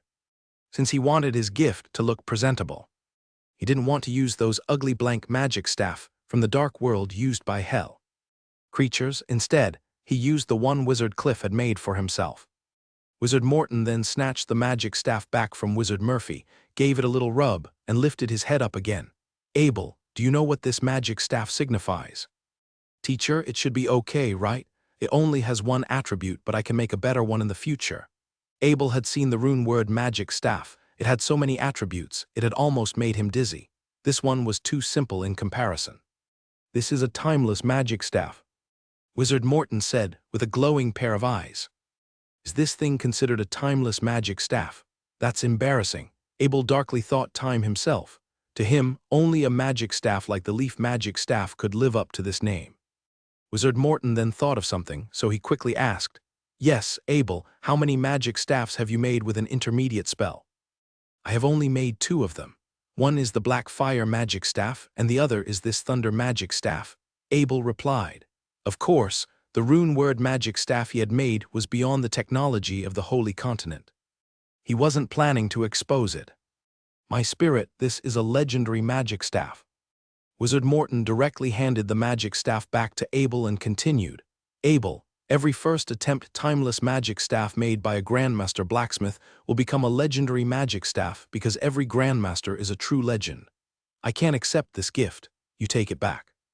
"Teacher, just accept it. It will be a waste for me to use lighting spells," said Abel with a smile. He did not take back the magic staff. "Morton, so what if it's a legendary magic staff? You guys are teachers and disciples anyway, just accept it." This is Abel's kindness. On top of that, it's easy for Abel to make a magic staff. As long as he has the ingredients, he can make as many as he wants, said Wizard Eveline, patted Wizard Morton's shoulders. Wizard Eveline knew Wizard Morton all too well. Wizard Morton specialized in lighting spells, which was quite rare among wizards. Even after years of mastering other spells, they were still nothing compared to the power of his lighting spells. To other wizards, maybe this magic staff would just be an ordinary magic staff. But to Wizard Morton, this could hugely elevate his fighting ability. Although it only had one attribute, this 10 times 8 level lighting per day meant that he could have the chance to annihilate his enemies 10 times per day. Wizard Morton had already grasped the top level lighting spell, so every level up was an immense increase in power. With an 8 level increase, his lighting spell could basically annihilate intermediate wizards. "Teacher, this is your leveling up gift. Giving it back makes no sense. On top of that, you are the teacher of a Grandmaster Blacksmith. You deserve a legendary magic staff," said Abel with a cheerful smile. "Abel, I'll keep it." Wizard Morton was not a guy who would overdo his manners, so he just put this Thunder magic staff in his portal bag. "Abel, since you are now an official wizard and elite Wizard Cliff is dead, why don't you come back to the magic tower?" Wizard Eveline asked. When Wizard Eveline mentioned that Wizard Cliff had been killed, Wizard Morton's eyes began to sparkle. Could Abel be the one who killed him? He always knew his disciple was not afraid of anything, but no matter what, he still could not believe that Abel had the ability to kill an elite wizard. As an intermediate wizard, Wizard Morton knew exactly how scary an elite wizard was. Their flashing ability was indescribable, and their defense was almost indestructible. Even if you could break their defense, That would most likely give them enough time to flash away. When I get back, I will demand the Wizard Union to cancel your wanted order, said Wizard Morton in a low voice. The fact that his disciple was wanted, partly because of him, had always remained a huge weight in his heart. If his teacher, elite Wizard Dunn, wasn't isolated right now, his teacher would be able to stand up for Abel, instead of getting driven out of the human world. Teacher, Wizard Eveline. I am not planning to build my magic tower outside of Bakong City, Abel said with a low voice. You want to stay in Linnate City? Wizard Morton was raised in the Duchy of Carmel, so his heart shook when he heard that Abel didn't want to return to Bakong City. This could be a great opportunity for the Duchy of Carmel to take off. Abel would attract a large number of wizards. However, Wizard Morton also knew well that this mansion in Linnate City was much better than the ones in Bakong City. Also, Linnate City was much better for the development of wizards. No, I will only be staying in Linnate City for a while. I will go home, but not to Bakong City, said Abel with a wave of slight anger in his tone. Abel, what happened? Wizard Morton asked. In Bakong City, my noble status had already been scrapped and my assets have been taken. There's nothing worth my time anymore. I will return to Harvest City. I will go back to Harry Castle. Then I will build a magic tower there, or even two, Abel said blankly. By this point, he no longer has any feelings for Bakong City. The only thing he missed was his home, Harry Castle, Bennett Castle, and Abel Castle. He wanted to build his 6-floored magic tower there.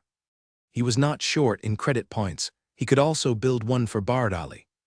He would make his courtyard the safest place in the world, so everyone in his family could live a peaceful life. What, your noble status had been scrapped and your assets had been taken away? Wizard Morton emphasized his tone with each word. In the end, he sounded extremely serious. All three of the wizards didn't care too much about things in the ordinary world, especially Wizard Morton. Since he had just leveled up, he never really thought about Abel's problem in Bakong City. Plus, Abel was a Grandmaster blacksmith. In Bakong City, Head Commander Hoover was also a master blacksmith. He had always looked after Abel. So Wizard Morton thought nothing would happen to Abel's assets as long as Head Commander Hoover stood up for him. Even a baron, who had gained his title through battle, couldn't have his title scrapped. This was unimaginable among nobles. You needed to be the biggest traitor in the world to deserve that.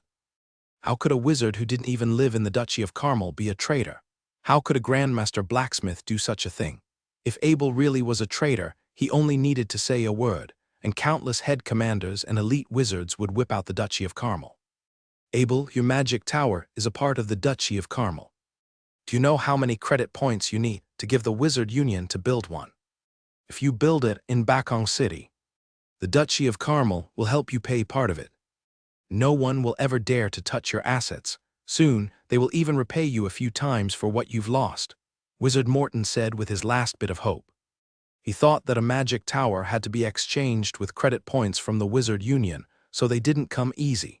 If the Duchy of Carmel could pay for half of the building fee, maybe Abel would stay. Teacher, don't worry, I already have enough credit points for my magic tower. After a few more days, I can even make enough to pay for my giant defense and teleportation circle. Your disciple can make credit points in no time. Abel knew how much Wizard Morton loved Bakong City. But since he didn't want to go, he just said so bluntly. Magic towers don't come cheap. How do you have enough? Don't ever oversell your magic staves. This will anger the other 3 grandmasters. Wizard Morton had given up pressuring his disciple, but upon hearing Abel's explanation, he had grown worried again. Teacher, don't you remember? I have only made 2 magic staves. I have a business in Linnate City, and it is bringing me a lot of credit points. I have more than enough. I don't need the Duchy of Carmel to support me. I will still be in the Duchy of Carmel. I just want to go home, said Abel with a smile. It's better to build your magic tower away from your family. Mana can hurt ordinary people. By this point, Wizard Morton had gotten even more worried. He seemed to forget all about persuading Abel to build his magic tower in Bakong City. I'm friends with the elves, and I want them to make a mana isolation circle for me. This way, my magic tower can be built directly in the middle of my castle. I always dreamed about having my magic tower as the highest building in my castle.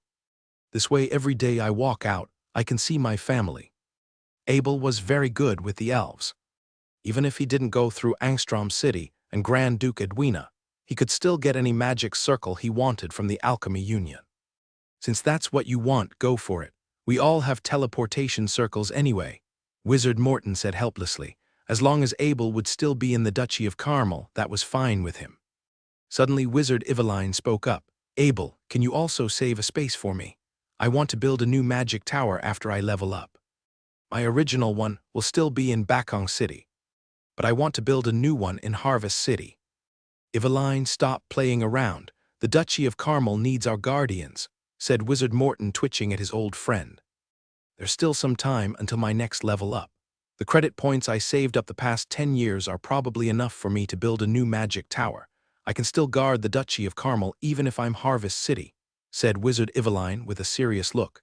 He had only healed his body because of Abel, and he knew Abel could definitely use a hand in Harvest City.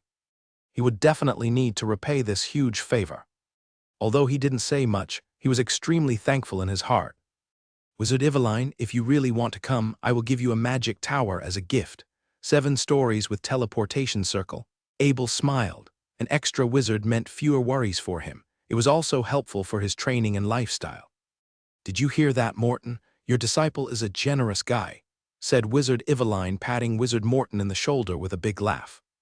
Abel, I know you have credit points, but don't waste it like that, said Wizard Morton with a frown. Teacher, we are all friends here. I'll just be straightforward.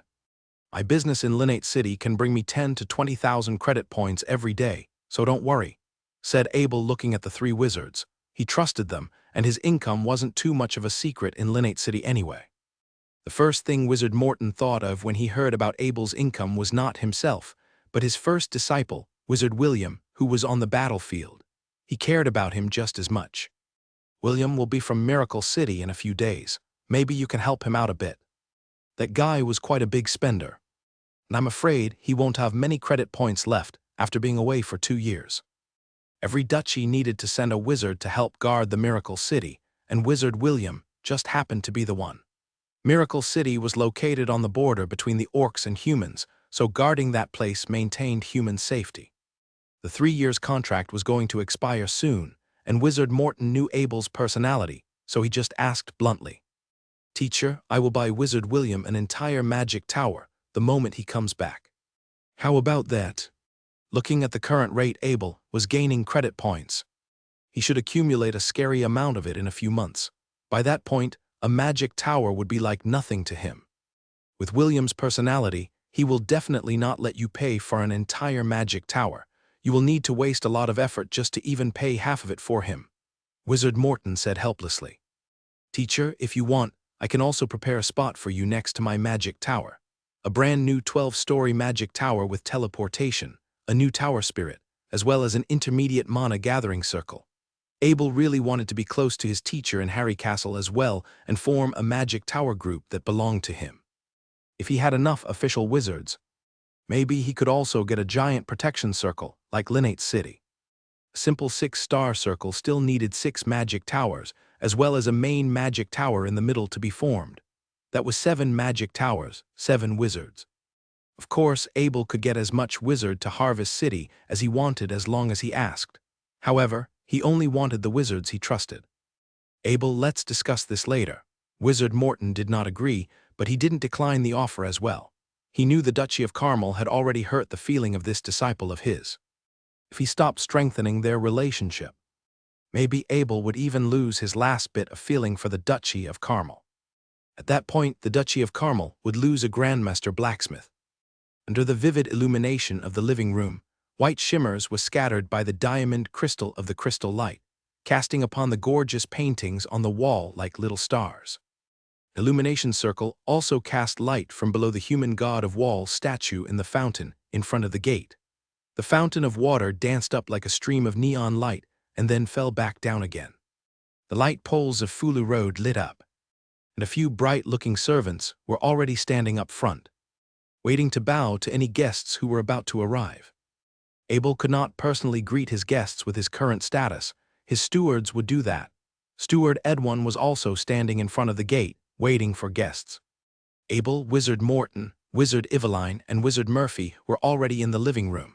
They talked about the fun things of their past as they waited.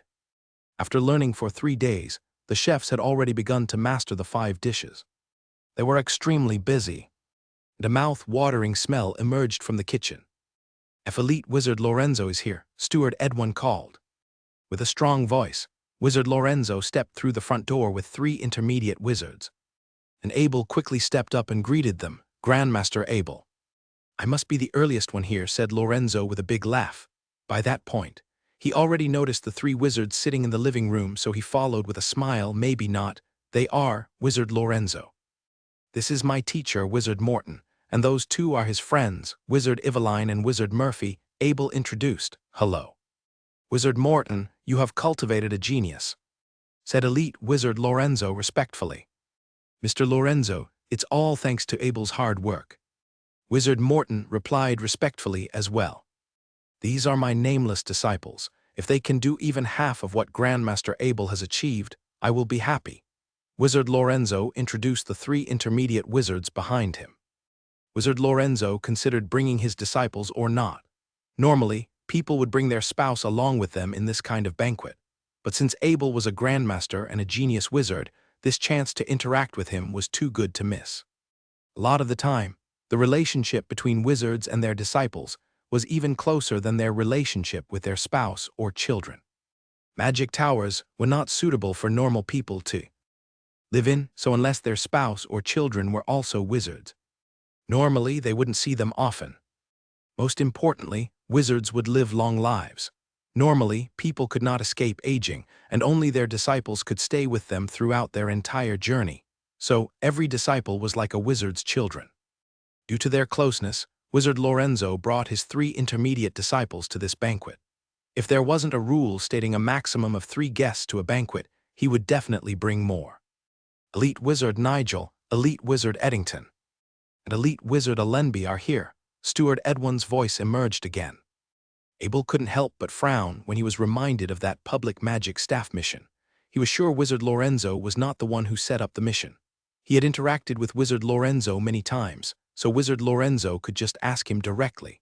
He owed a favor to Wizard Lorenzo, so he would definitely not decline as Wizard Lorenzo just asked.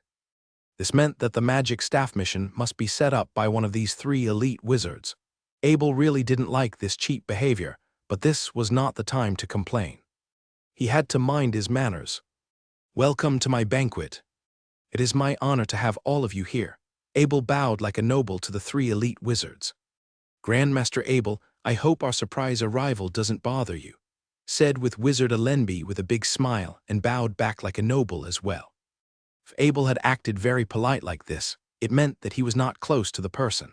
The 3 elite wizards also knew it was not good to go to a banquet without noticing, but they just got the news that the Kingdom of St. Ellis had cancelled Abel's wanted order. So, if they didn't come today, maybe they wouldn't have another chance to interact with Abel. Since the 3 elite wizards were not in the invitation list, so they didn't bring any partners with them. Only guests in the invitation letter have the right to do so. "The Goff family's young Master Bernie is here," Steward Edwin called again. "Please take a seat first. I need to go greet my guest," Abel said to the 3 elite wizards in a sorry tone with a bow. "Go for it, you are the owner. You must be very busy," said Wizard Allenby, and the 3 elite wizards bowed back together. The moment Bernie stepped through the door, he directly walked towards Abel. "Grandmaster Abel, I've pushed away a few big meetings to join this banquet. You better promise me a full belly." Abel bent down and gave Bernie a big hug. "You can eat and drink as much as your stomach can fit." Afterward, Bernie pointed around the Burton commander at the back and said, "Those bastards wouldn't stop bothering me once they heard that you were offering unlimited food. None of them want to get leftovers, so I just had to bring all of them. If you want to blame them, go for it, don't blame me." "Haha, of course, all of you are welcome. I should have written all of your names in the invitation letter in the first place," said Abel with a big laugh as he bumped elbow with the Burton 6 brothers. "Grandmaster Abel, we just want to drink some master wine." Young Master Bernie just kept all of it to himself, said Big Brother Burton with an odd, angry smile. All 4 of the elite wizards were quite surprised to see how good Abel's relationship with the Goff family's inheritance was. Even if Abel was a grandmaster blacksmith, it would still probably be very hard to interact with these stubborn dwarfs.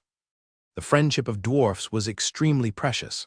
Once they recognized you as a friend, they would give out all they got to support you. On top of that, the Goff family was a special family among the dwarfs. Their powerful control in the economy gave them a lot more power over the other two big dwarf families. Their power was almost on par with the dwarf royalty. The four elite wizards were extremely jealous of this friendship. It was truly a type of wealth that could rely on for your entire life. "Grandmaster Abel, where's the food? Where's the wine?" Bernie said, looking around. To his surprise, the food hadn't been served. There were only some plates of fruit on the table. He thought this was a buffet because he didn't even see any wine. "Bernie, the food this time is a little bit different. It's best to eat it while it's hot. So the food will only be served when most guests have arrived." "Of course there will be wine at that time," said Abel, shaking his head. Afterward he turned and called a servant, "Bring some wine out. The rum is too strong. I'm just afraid you will get full before you even got the chance to try the food. Don't worry." "We dwarves won't get drunk," Bernie said with a big voice, waving his hand. The Burton brothers looked at Bernie with a judgmental look. They all knew Bernie's drinking habit. So they all burst out laughing in the living room. "Blacksmith Master Joyce is here." Steward Edwin called once again. Abel quickly stepped up and greeted with a smile, "Joyce, I'm so grateful for your help this time. Tonight you definitely need to drink more." Master Joyce bowed and said with a smile, "Grandmaster Abel, it's the Blacksmith Union's honor to help you. I heard from my dwarf friends that your wine is the best in the world. I will definitely give it a good try tonight." "Bernie, here's your good friend. Let's chat together," said Abel with a smile, looking back at Bernie. "Master Joyce, we meet again," said Bernie with a bow. "Young Master Bernie, my honor." Master Joyce bowed back. By this point, that servant had come back with a barrel of wine. He placed it on the table. Just when he was about to open it, Bernie stopped him. "This is all mine, you can go first," Bernie said, waving his hand. The servant turned to Abel. To his surprise, Abel nodded, so he bowed and walked off. Afterward, Bernie said proudly, "You know what? This master wine cannot be wasted, so after researching, I've found a technique that works well."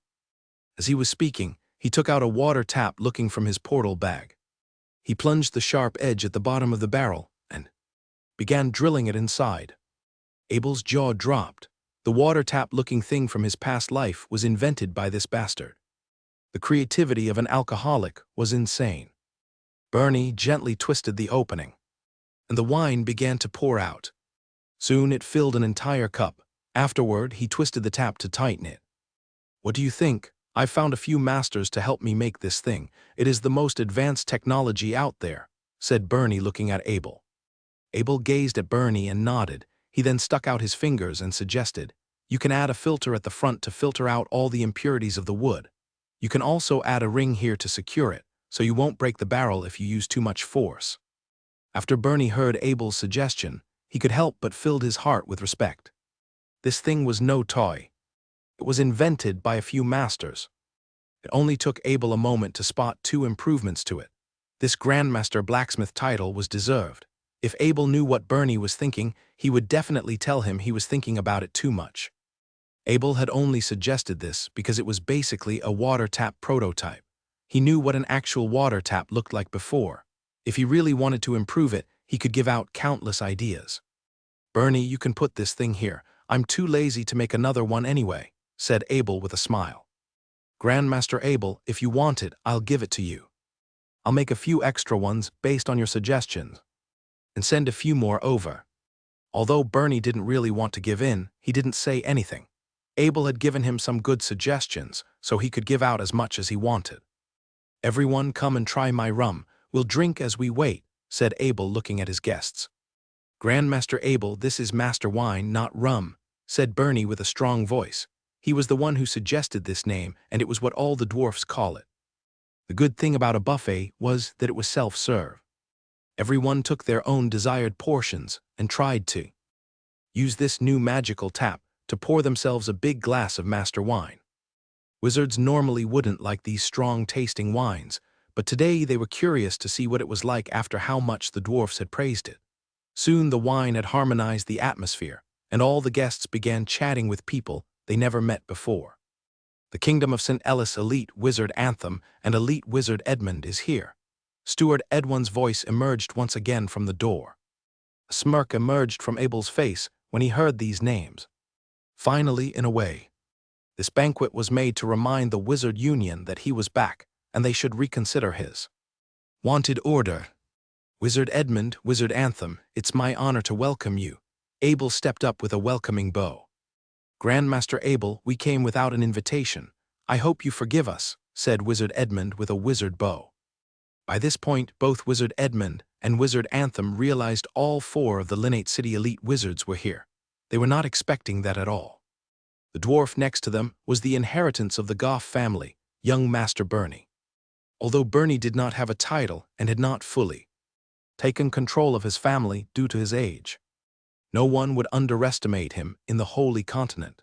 Ever since his inheritance had been confirmed, he had become the representative of the Goff family. His fingerprints could be seen in every large trade. Wizard Edmund and Wizard Anthem exchanged glances.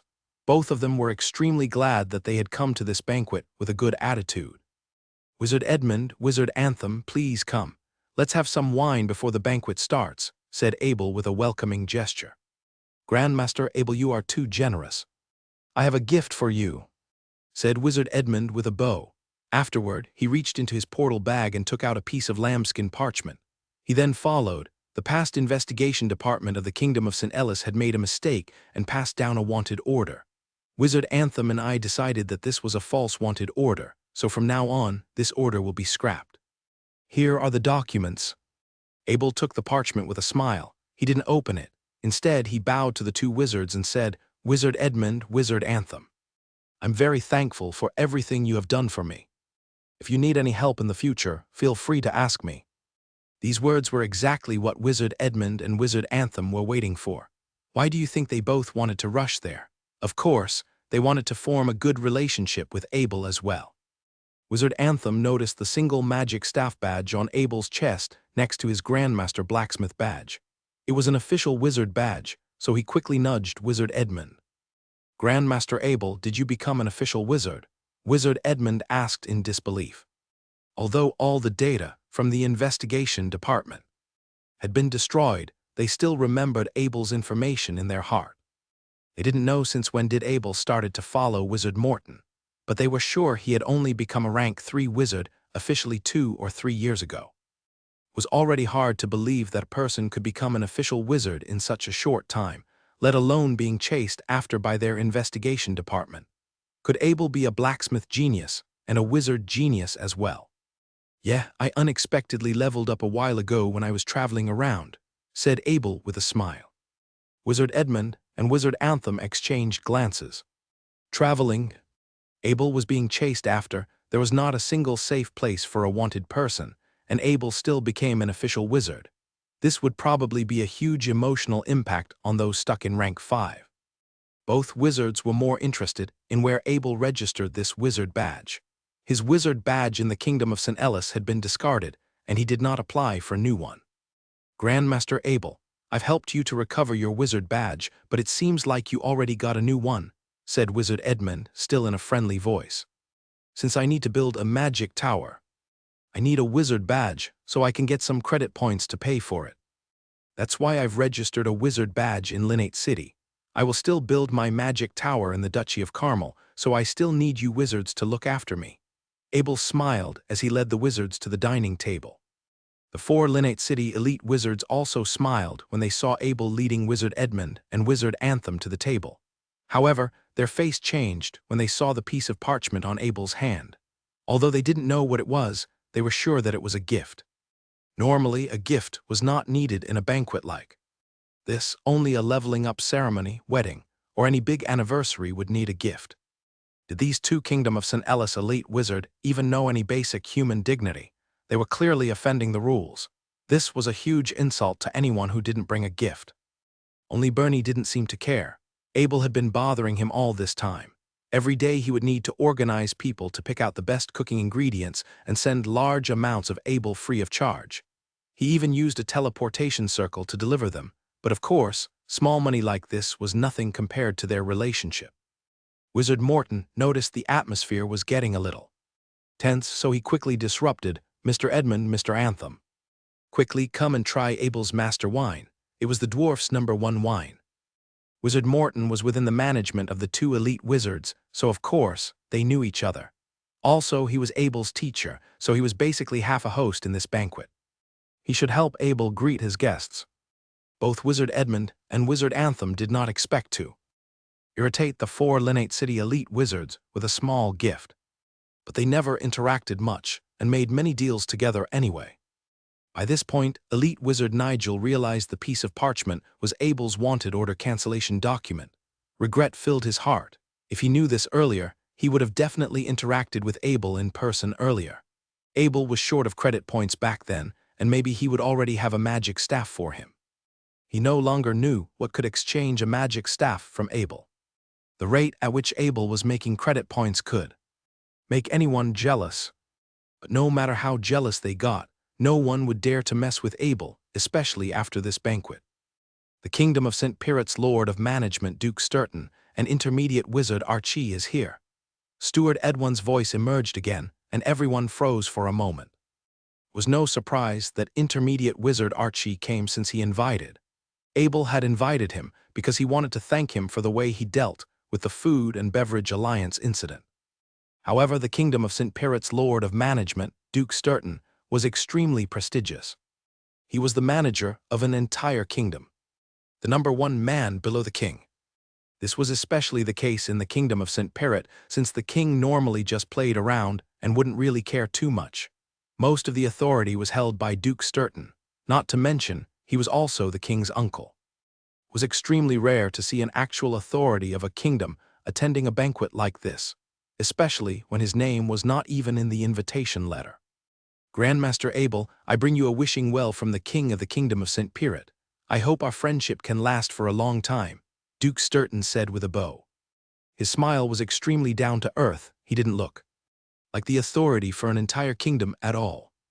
Duke Sturton, please let King Manfred know that I sincerely appreciate his wishes, and it's my honor to have you in my banquet tonight, Abel said, bowing back. Duke Sturton then walked closer to Abel. It was the perfect distance to get close to a person without being intimidating. He then said with a smile, Grandmaster Abel, I never expected you to be this young. Wizard Archie, who had come with Duke Sturton, stood behind like he didn't exist at all. He would not dare step up and interrupt Duke Sturton. Although Duke Sturton didn't have much fighting power himself, he was still extremely prestigious in their kingdom. He was a true royal, unlike a branched royal like Wizard Archie.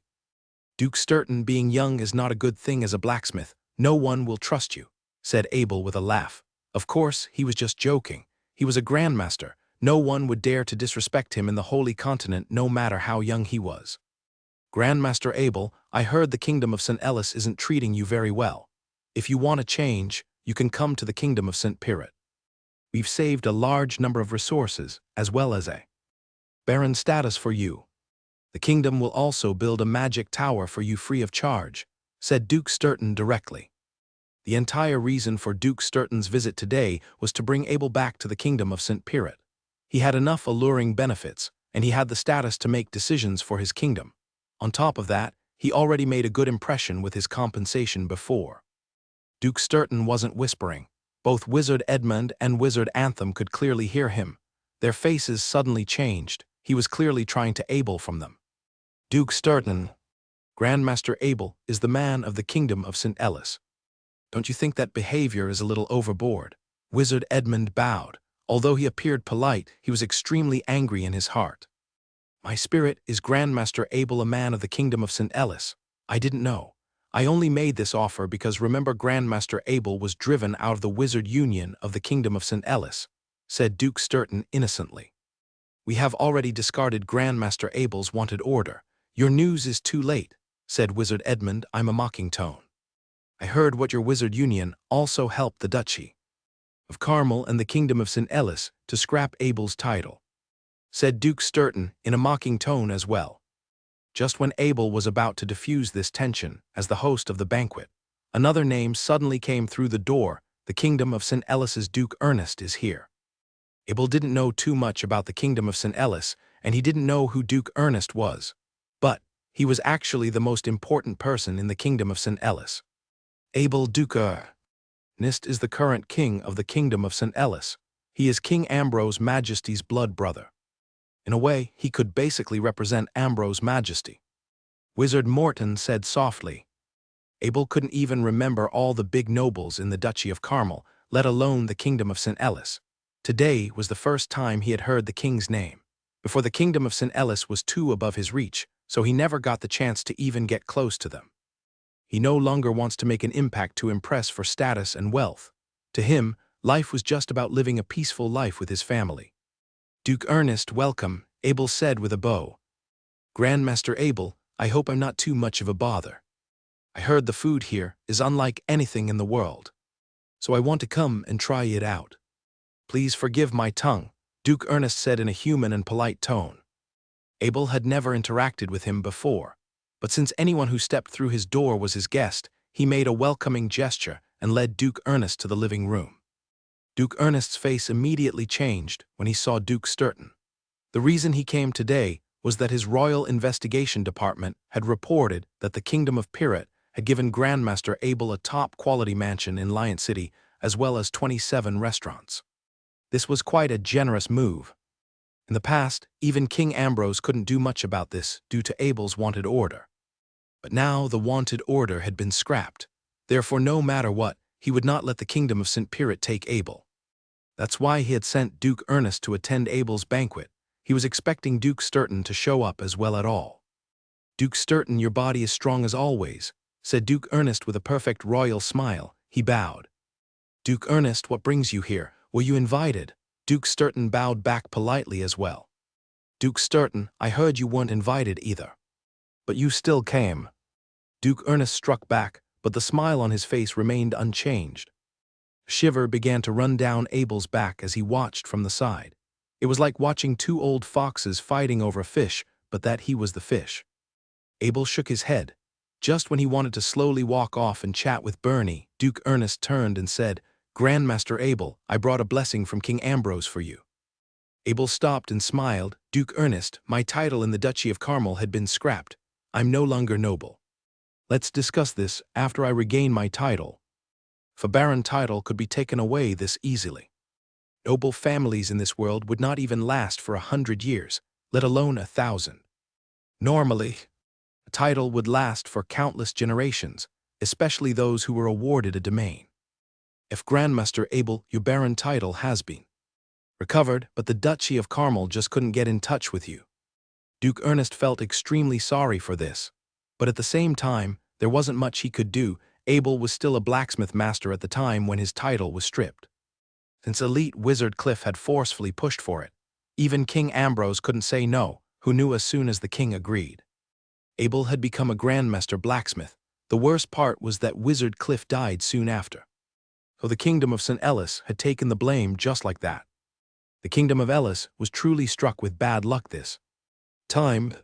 An elite wizard being killed was like a once-in-100 years incident. And it was at that same time, the fourth Grandmaster Blacksmith in the Holy Continent, the first human Grandmaster Blacksmith had appeared. The Kingdom of St. Ellis was struck by these two almost impossible events, which made King Ambrose speechless. My noble status is recovered. Abel still liked his noble status very much. This way, his family could live more stably in the human world. A look of relief appeared on Abel's face. Being a baron was not too much of a big deal to him, but it was just too much dread to have his domain taken away as a Grandmaster Blacksmith. On top of that, it was very easy for Abel to get another baron title if he wanted. Just like a moment ago, the Kingdom of St. Pirate had offered him a baron status. If he had accepted it, he would have a large domain. Duke Ernest then continued with a smile, it's not only been recovered. The Duchy of Carmel's king, Leander George, has been dethroned. If you are not satisfied, we can send him to your castle. You can do anything you want to him. Abel felt his heart drop. Was Duke Ernest trying to set him up? If a king was sent to his castle, for him to do anything he wanted, his name in the noble circle would be done over. Not only that, but it would probably affect his two families in Harvest City, the Harry family and the Bennett family. However, when he saw the sincere look on Duke Ernest's face, he knew he was just joking. Therefore, Abel replied with a smile, getting dethroned is fine, just don't ever let him ever show up in my face. Grandmaster Abel, you are too kind-hearted, said Duke Ernest with a bow. He let out a sigh in his heart. If Abel really wanted the king of a duchy to send to his castle, the impact would last for a long time. Duke Ernest, excuse me, I need to greet my other guests. Abel was not planning to accept the blessing from the kingdom of St. Ellis, and he was not planning to offer the kingdom of St. Pirat either. This was because a blessing always comes with a cost. In the end, you still need to repay this favor for the kingdom. Grandmaster Abel, do you want to hear King Ambrose's blessing? Duke Ernest asked with full confidence. He had ordered the kingdom of St. Ellis investigation department to carefully gather all of Abel's information to create this blessing. Although it was not the best blessing, he believed it would be extremely hard for Abel to say no. Abel stopped, his curiosity got the best of him, so he returned to Duke Ernest. Please tell me. We will make you the Earl of the Kingdom of St. Ellis, said Duke Ernest in a deep voice. At this moment, the kingdom of St. Pirat's Duke Sturton began to laugh coldly. What kind of blessing is that? If Grandmaster Abel accepts our offer, I can represent our kingdom and make you a marquess. Abel didn't really care about his noble ranking. No one would dare to mess with him as long as he was alive anyway. On the contrary, if his family members were not powerful enough when he was away, high-ranking status might attract some unwanted trouble. We can make Harvest City your domain. Every lord in Harvest City will automatically become your minster. If you don't like them, the kingdom can help you change or increase your domain anytime. Duke Ernest continued confidently. Harvest City is just a little agricultural town. It has no huge resources, so it is just a normal domain at most. It seems like the kingdom of St. Ellis is a little stingy, said Duke Ernest in a mocking tone. But unlike Duke Sturton, Abel's eyes began to sparkle. Harvest City was where his family lived, so he was extremely happy with this blessing. Resources could be used up, and good soil was where true wealth lies. Harvest City was located on the fringe of the Holy Continent. It was far from any battles. If that place became his domain and his magic tower was built in Harry Castle, it would be an easy job to take care of even if some scattered orcs came around. After a bit of thinking, Abel said, Duke Ernest, do I need to go to Denman City to see King Ambrose to accept this offer? I am quite busy recently. Since his wanted order had been cancelled and he had become an official wizard, there were quite a lot of things he needed to take care of in regards to his magic tower. He probably wouldn't have free time in the future. Duke Ernest understood the hidden meaning within Abel's words. He felt his heart lift and bowed. Grandmaster Abel, don't worry. King Ambrose had passed down that this blessing will automatically be effective as soon as you agree. Of course, King Ambrose will also always welcome you as a guest to the palace. Duke Sturton didn't seem to show any indifference towards this. Instead, he bowed and said with a smile, Congratulations, Grandmaster Abel. Everyone, let's lift up your glass and have a cheer for Grandmaster Abel's Earl title, said Duke Ernest as he lifted up his wine glass. He really knew how to elevate the atmosphere. Cheers. Actually, everyone in the spot knew this title was just for show, and it didn't really mean much to Abel, but still, having a prestigious title was still an admirable thing in the brain of every noble. Grandmaster, when will the food be ready? You cannot let me get drunk before the food even comes up. Bernie yelled, taking another big sip of wine. Everyone, sorry for the wait. My dishes are a little special, so it has to be eaten when it is hot. Since everyone has arrived, let's bring out the food, said Abel with a bow. Steward Edwin walked in. Soon, the servants began to emerge with large trays of food. There were a lot of guests, so Abel ordered the chefs to put all the steamed fish, sweet ribs, rib soup, and steak in giant trays. All the guests would have their own individual plates to pick as much as they wanted. The steamed eggs were put in small bows. Every single dish was looked after by a specific servant. Once it ran out, they would contact the kitchen immediately. As soon as the servants lifted up the lid of the 4 giant trays, an intense smell engulfed the hall. Every single guest, no matter wizard or noble, began to look intoxicated. Grandmaster Abel, we can only have the privilege to try the most authentic flavor in your place here, Wizard Lorenzo exclaimed. He had visited Abel once and tried the food in the Forgotten Land, so of course he could tell the difference. At this moment, a few more servants came in with little bowls of steamed eggs. They then carefully place each bowl in front of every guest. Don't worry, everyone, the food here is made by the part-time chefs of the Kingdom of St. Pirat. The quality should be great, said Abel with a big laugh. Grandmaster Abel, there is no way the chefs in the kingdom could even come close to this. You are too humble. Everyone knows the food you created is the best in Lion City, said the kingdom of St. Pirit's Duke Sturton. Grandmaster Abel, then I'll dig in. I'll have this steamed egg first. I can't sleep every time I think of this flavor. The ones in the Forgotten Land are great, but it is nothing compared to the one here, Wizard Lorenzo said with a laugh as he reached for a bowl of steamed egg. When they saw Wizard Lorenzo start to dig in, the other guests also stepped up and took a bowl of steamed egg.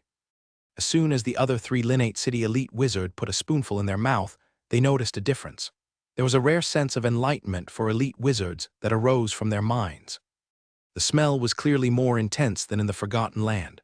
Although to other people, this scent could just make them fantasize about food, to wizards, it could move their heart and therefore their level. Not all wizards were young like Abel. Normally, it took tens of years to become an official wizard, and normally, these elite wizards would have at least 100 years of experience. During these times, they had gone through a lot, losing people who were close to them, as well as long years of training alone. Therefore, it was very hard to get any big emotions out of them. Every time an elite wizard's soul was moved, it would change up their soul a little, giving them a new perspective on the world. Normally, it would take years, if not tens of years, until then could run into an opportunity like this. At this moment, all three of the elite wizards looked intoxicated as they slowly chewed on the steamed egg. Soon, they woke up again from this momentary bliss, and a spark of regret emerged from their faces. Lorenzo, I really shouldn't have gone to Forgotten Land when you invited me last time, Wizard Nigel sighed. Yeah, Lorenzo, if we knew Grandmaster Abel's food is so much better than the one in the Forgotten Land, we would not have gone, Wizard Alembi added. Too bad we wasted the opportunity last time. If this was the first time we tried these dishes, the effect would definitely be much stronger, Wizard Eddington said furiously. Abel's rabbit essence could move the soul of a person, but this effect would slowly wear off throughout time. The first time trying it would be the most effective, so it was no wonder these wizards were regretting their earlier visit. If they tried these dishes at Abel's banquet, it could ease up the training of these three elite wizards for at least a few years. The kingdom of St. Pirit's Lord of Management, Duke Sturton, quietly wiped away a drop of tears from his eyes. He was known for his strength when ruling, and at this moment, looked vulnerable. It seemed as if the food reminded him of something he had almost forgotten. The kingdom of St. Ellis's Duke Ernest also put a spoonful of steamed egg in his mouth, and he was stunned. There was not a single bit of emotion in his face. He only tightly squeezed on the little bow. He was using so much force that even his veins had popped out. As all the guests were drenched in emotion upon trying the food, a scent of level up suddenly shocked awake all the wizards on the spot. Every wizard was extremely familiar with this scent. It was what all of them had been chasing after all their lives. By this point, Wizard Iveline was already drenched in the scent of level up. The past 10 years of pressure had been unleashed all of a sudden. His hands grew weak, and his bowl slipped from his hand. Ching, Wizard Morton flashed his hand and unleashed a telekinesis. The steam egg was then surrounded by white light the moment before it touched the ground. Afterward, it appeared on the table again. All the wizards in the spot let out a big breath of relief. They all knew they shouldn't interrupt a wizard during the process of leveling up. If necessary, they would even need to assist. This was the moral code of a wizard. If that bowl had really dropped to the floor, it would most likely wake up Wizard Iveline from this state. And by that point, the scent of leveling up would fade away. Teacher, quickly help Wizard Iveline to the office so he can have enough mana to level up, Abel whispered. Wizard Morton nodded and gently wrapped Wizard Iveline's hand around his shoulder. In a flash of white light, both of them disappeared from the hall. Wizard Murphy was also worried, so he ran towards the office as well. The kingdom of St. Ellis elite Wizard Edmund knew who Iveline was, so we explained, "That's Wizard Iveline. He is a genius from the Duchy of Carmel. He became a wizard before he even reached 30 years old. But around 10 or 20 years ago, he got badly injured in a conflict with the Duchy of Kian. He hasn't been able to level up ever since, but finally, he did today. The rumors are real. Grandmaster Abel's food can really help Wizard level up," said Bernie with a face full of shock as he watched Wizard Iveline disappear. I don't know why I eat this food every day, but I'm still not a rank 7 wizard, said Abel helplessly stretching his hand. Grandmaster Abel, I can basically guess the reason, said Wizard Lorenzo with a smile. Wizard Lorenzo, what do you know? Tell us quickly, said Bernie with a face full of curiosity. There is some substance in Master Abel's dishes that can touch the heart of every man. I believe everyone here has felt it, said Wizard Lorenzo, looking around the guests. All the guests were still holding their bowls. Although they were distracted a little by Wizard Eveline level up, the effect still hadn't worn off. Upon hearing Wizard Lorenzo's theory, they all couldn't help but nod. I believe all the elite wizards here can clearly feel this heart-touching feeling impacting our soul, so all of you should thank Grandmaster Abel. This taste eased up the hardship of our training for at least a few years, Wizard Lorenzo continued. There were 6 elite wizards on the spot. At that moment they all stood up and gave Abel a bow. They really owed him a favor. I have investigated the identity of every wizard who has leveled up in your restaurant. Grandmaster Abel, I promise this is only a one-off investigation, Wizard Lorenzo explained as he looked at Abel.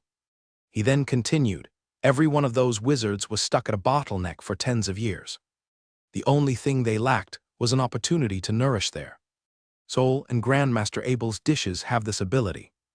Abel didn't want to take such a big responsibility, and what Wizard Lorenzo had said had put him in an awkward situation. If what Wizard Lorenzo said was true, he couldn't keep selling his food like normal. Wizard Eveline was clear evidence of this, said Wizard Lorenzo again. Abel had become unhappy. If what Wizard Lorenzo had said was leaked to the public, it would bring him a lot of trouble. But of course, Grandmaster Abel's food is not effective with all wizards. Among the countless wizards in Linnate who had tried Grandmaster Abel's food, only 4 of them have leveled up. Now 5 including Wizard Eveline, said Wizard Lorenzo, changing up his tone.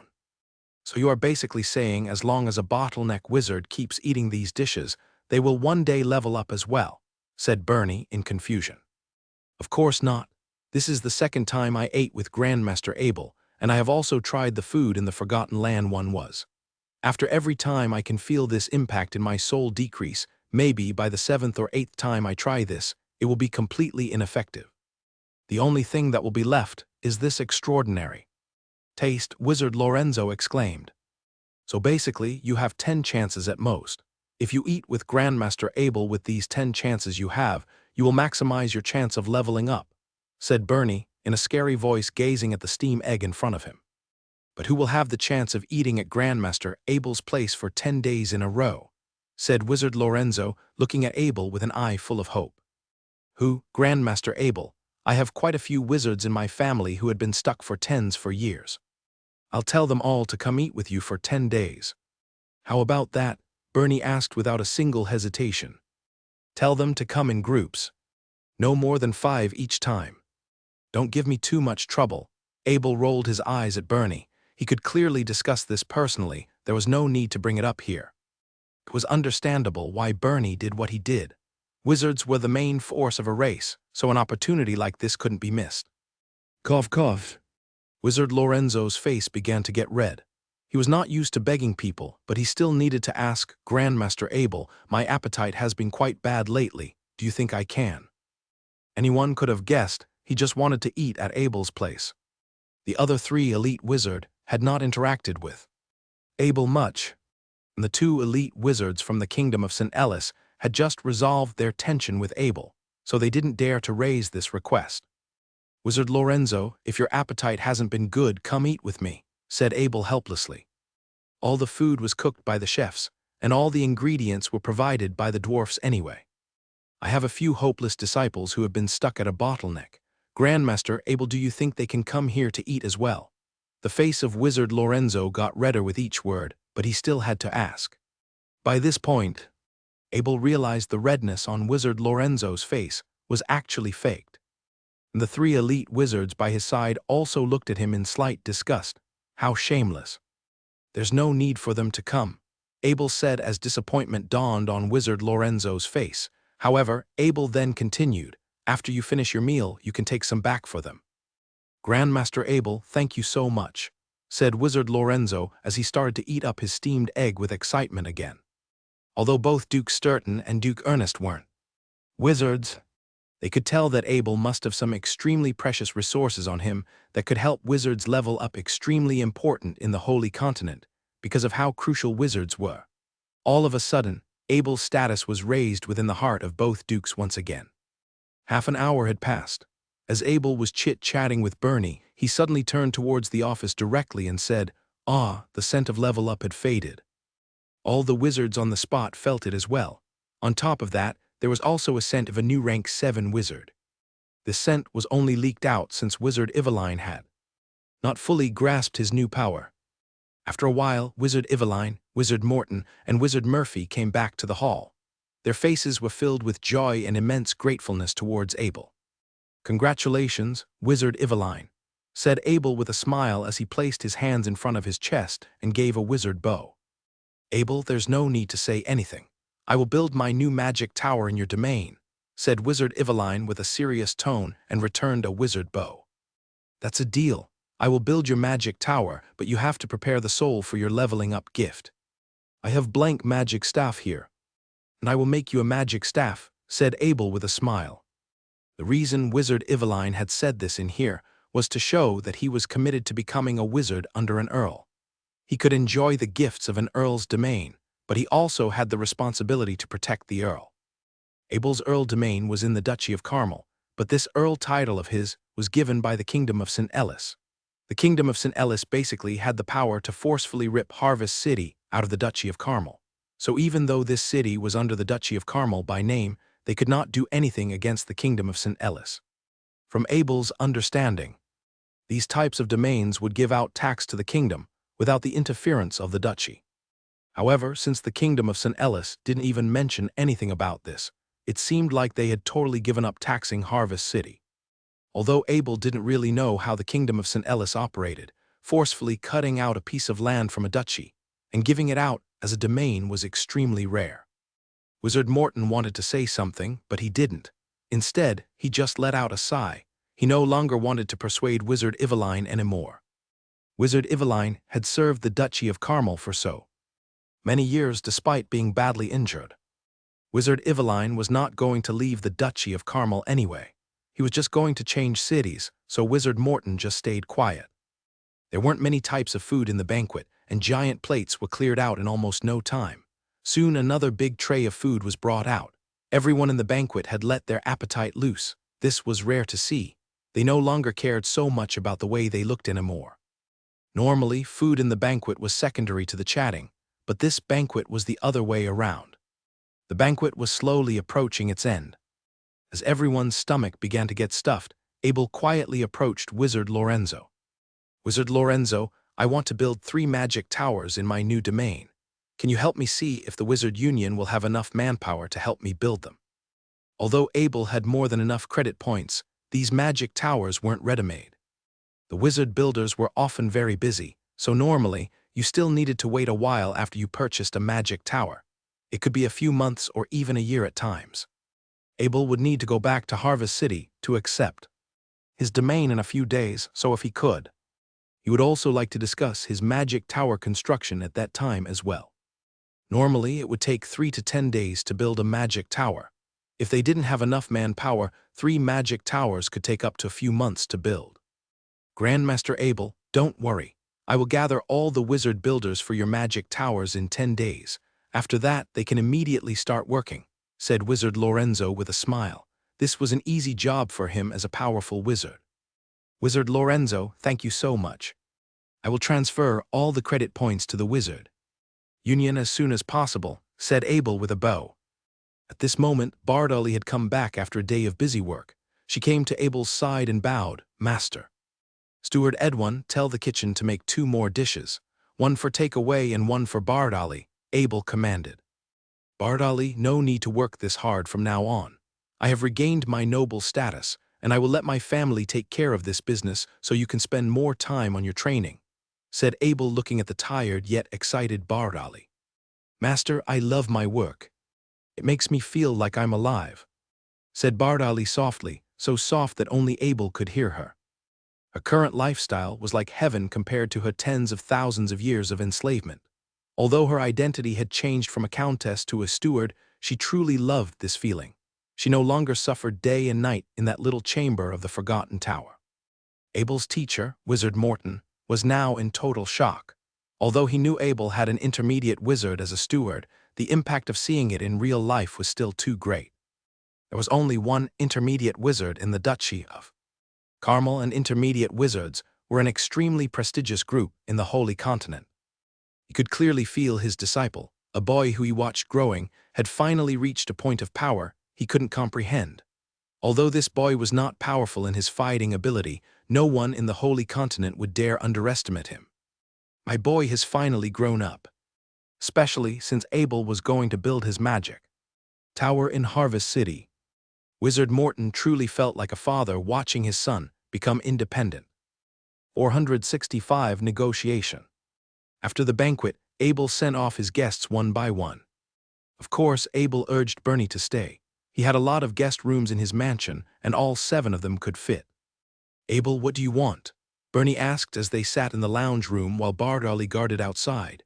Bernie knew Abel needed to ask him something important in secret. If not, he would not tell Bartley to stand outside. "Bernie, does the Goff family have their own magic tower and teleportation circle constructing wizards?" Abel said after a bit of thinking. "Constructing magic towers and teleportation circles? Yes, we do.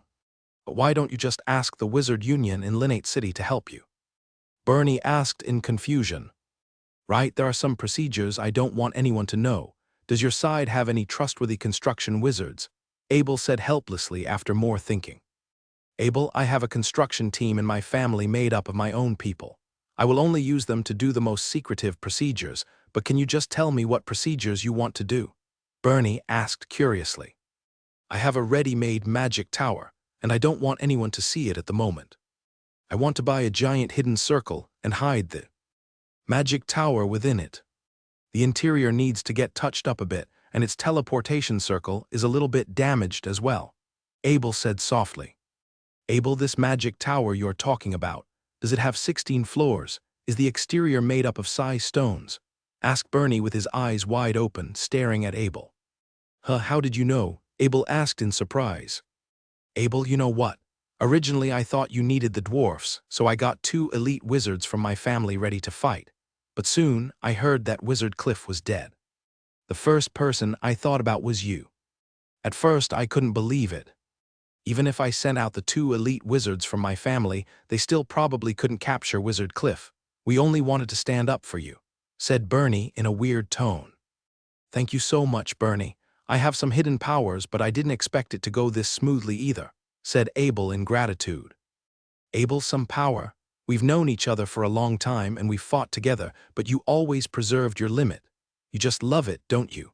Or maybe you are just scared to show your last hand and not let your enemies or friends understand you. This is understandable. Every wizard must have their own secret," Bernie exclaimed, pointing at Abel. Bernie filled with excitement and yelled, "But, this time, you bashed an elite wizard to death. How does that make any sense? Do you know how many elite wizards there are in the Holy Continent? On top of that, you even stole their magic tower." "Bernie, have you ever seen that magic tower? That thing looks amazing, I couldn't help it," said Abel, waving his hand. "Of course I know about the size stone on the thing. Wizard Cliff had gathered them for 50 years through all kinds of methods, and he had only built this magic tower 10 years ago. If floors were not a factor, it's probably the best magic tower in the Holy Continent." Although Bernie wasn't a wizard, he still understood where Wizard Cliff got his magic tower from through his investigation department in the Goff family. "Yeah, a good magic tower was up for grabs. How could I stop myself?" Abel did not hold back when talking to Bernie. He didn't have many friends like this. "The question is, how did you even take it? That thing has 16 floors, that's 50 meters. Bernie's gaze was filled with curiosity. "Actually, you know, I have a contracted beast, that Johnson," said Abel with a smile. "The stone giant, yeah, I've seen him. You gave him a full metal body. There aren't many stone giants in the Holy Continent in the first place, and you got one contracted.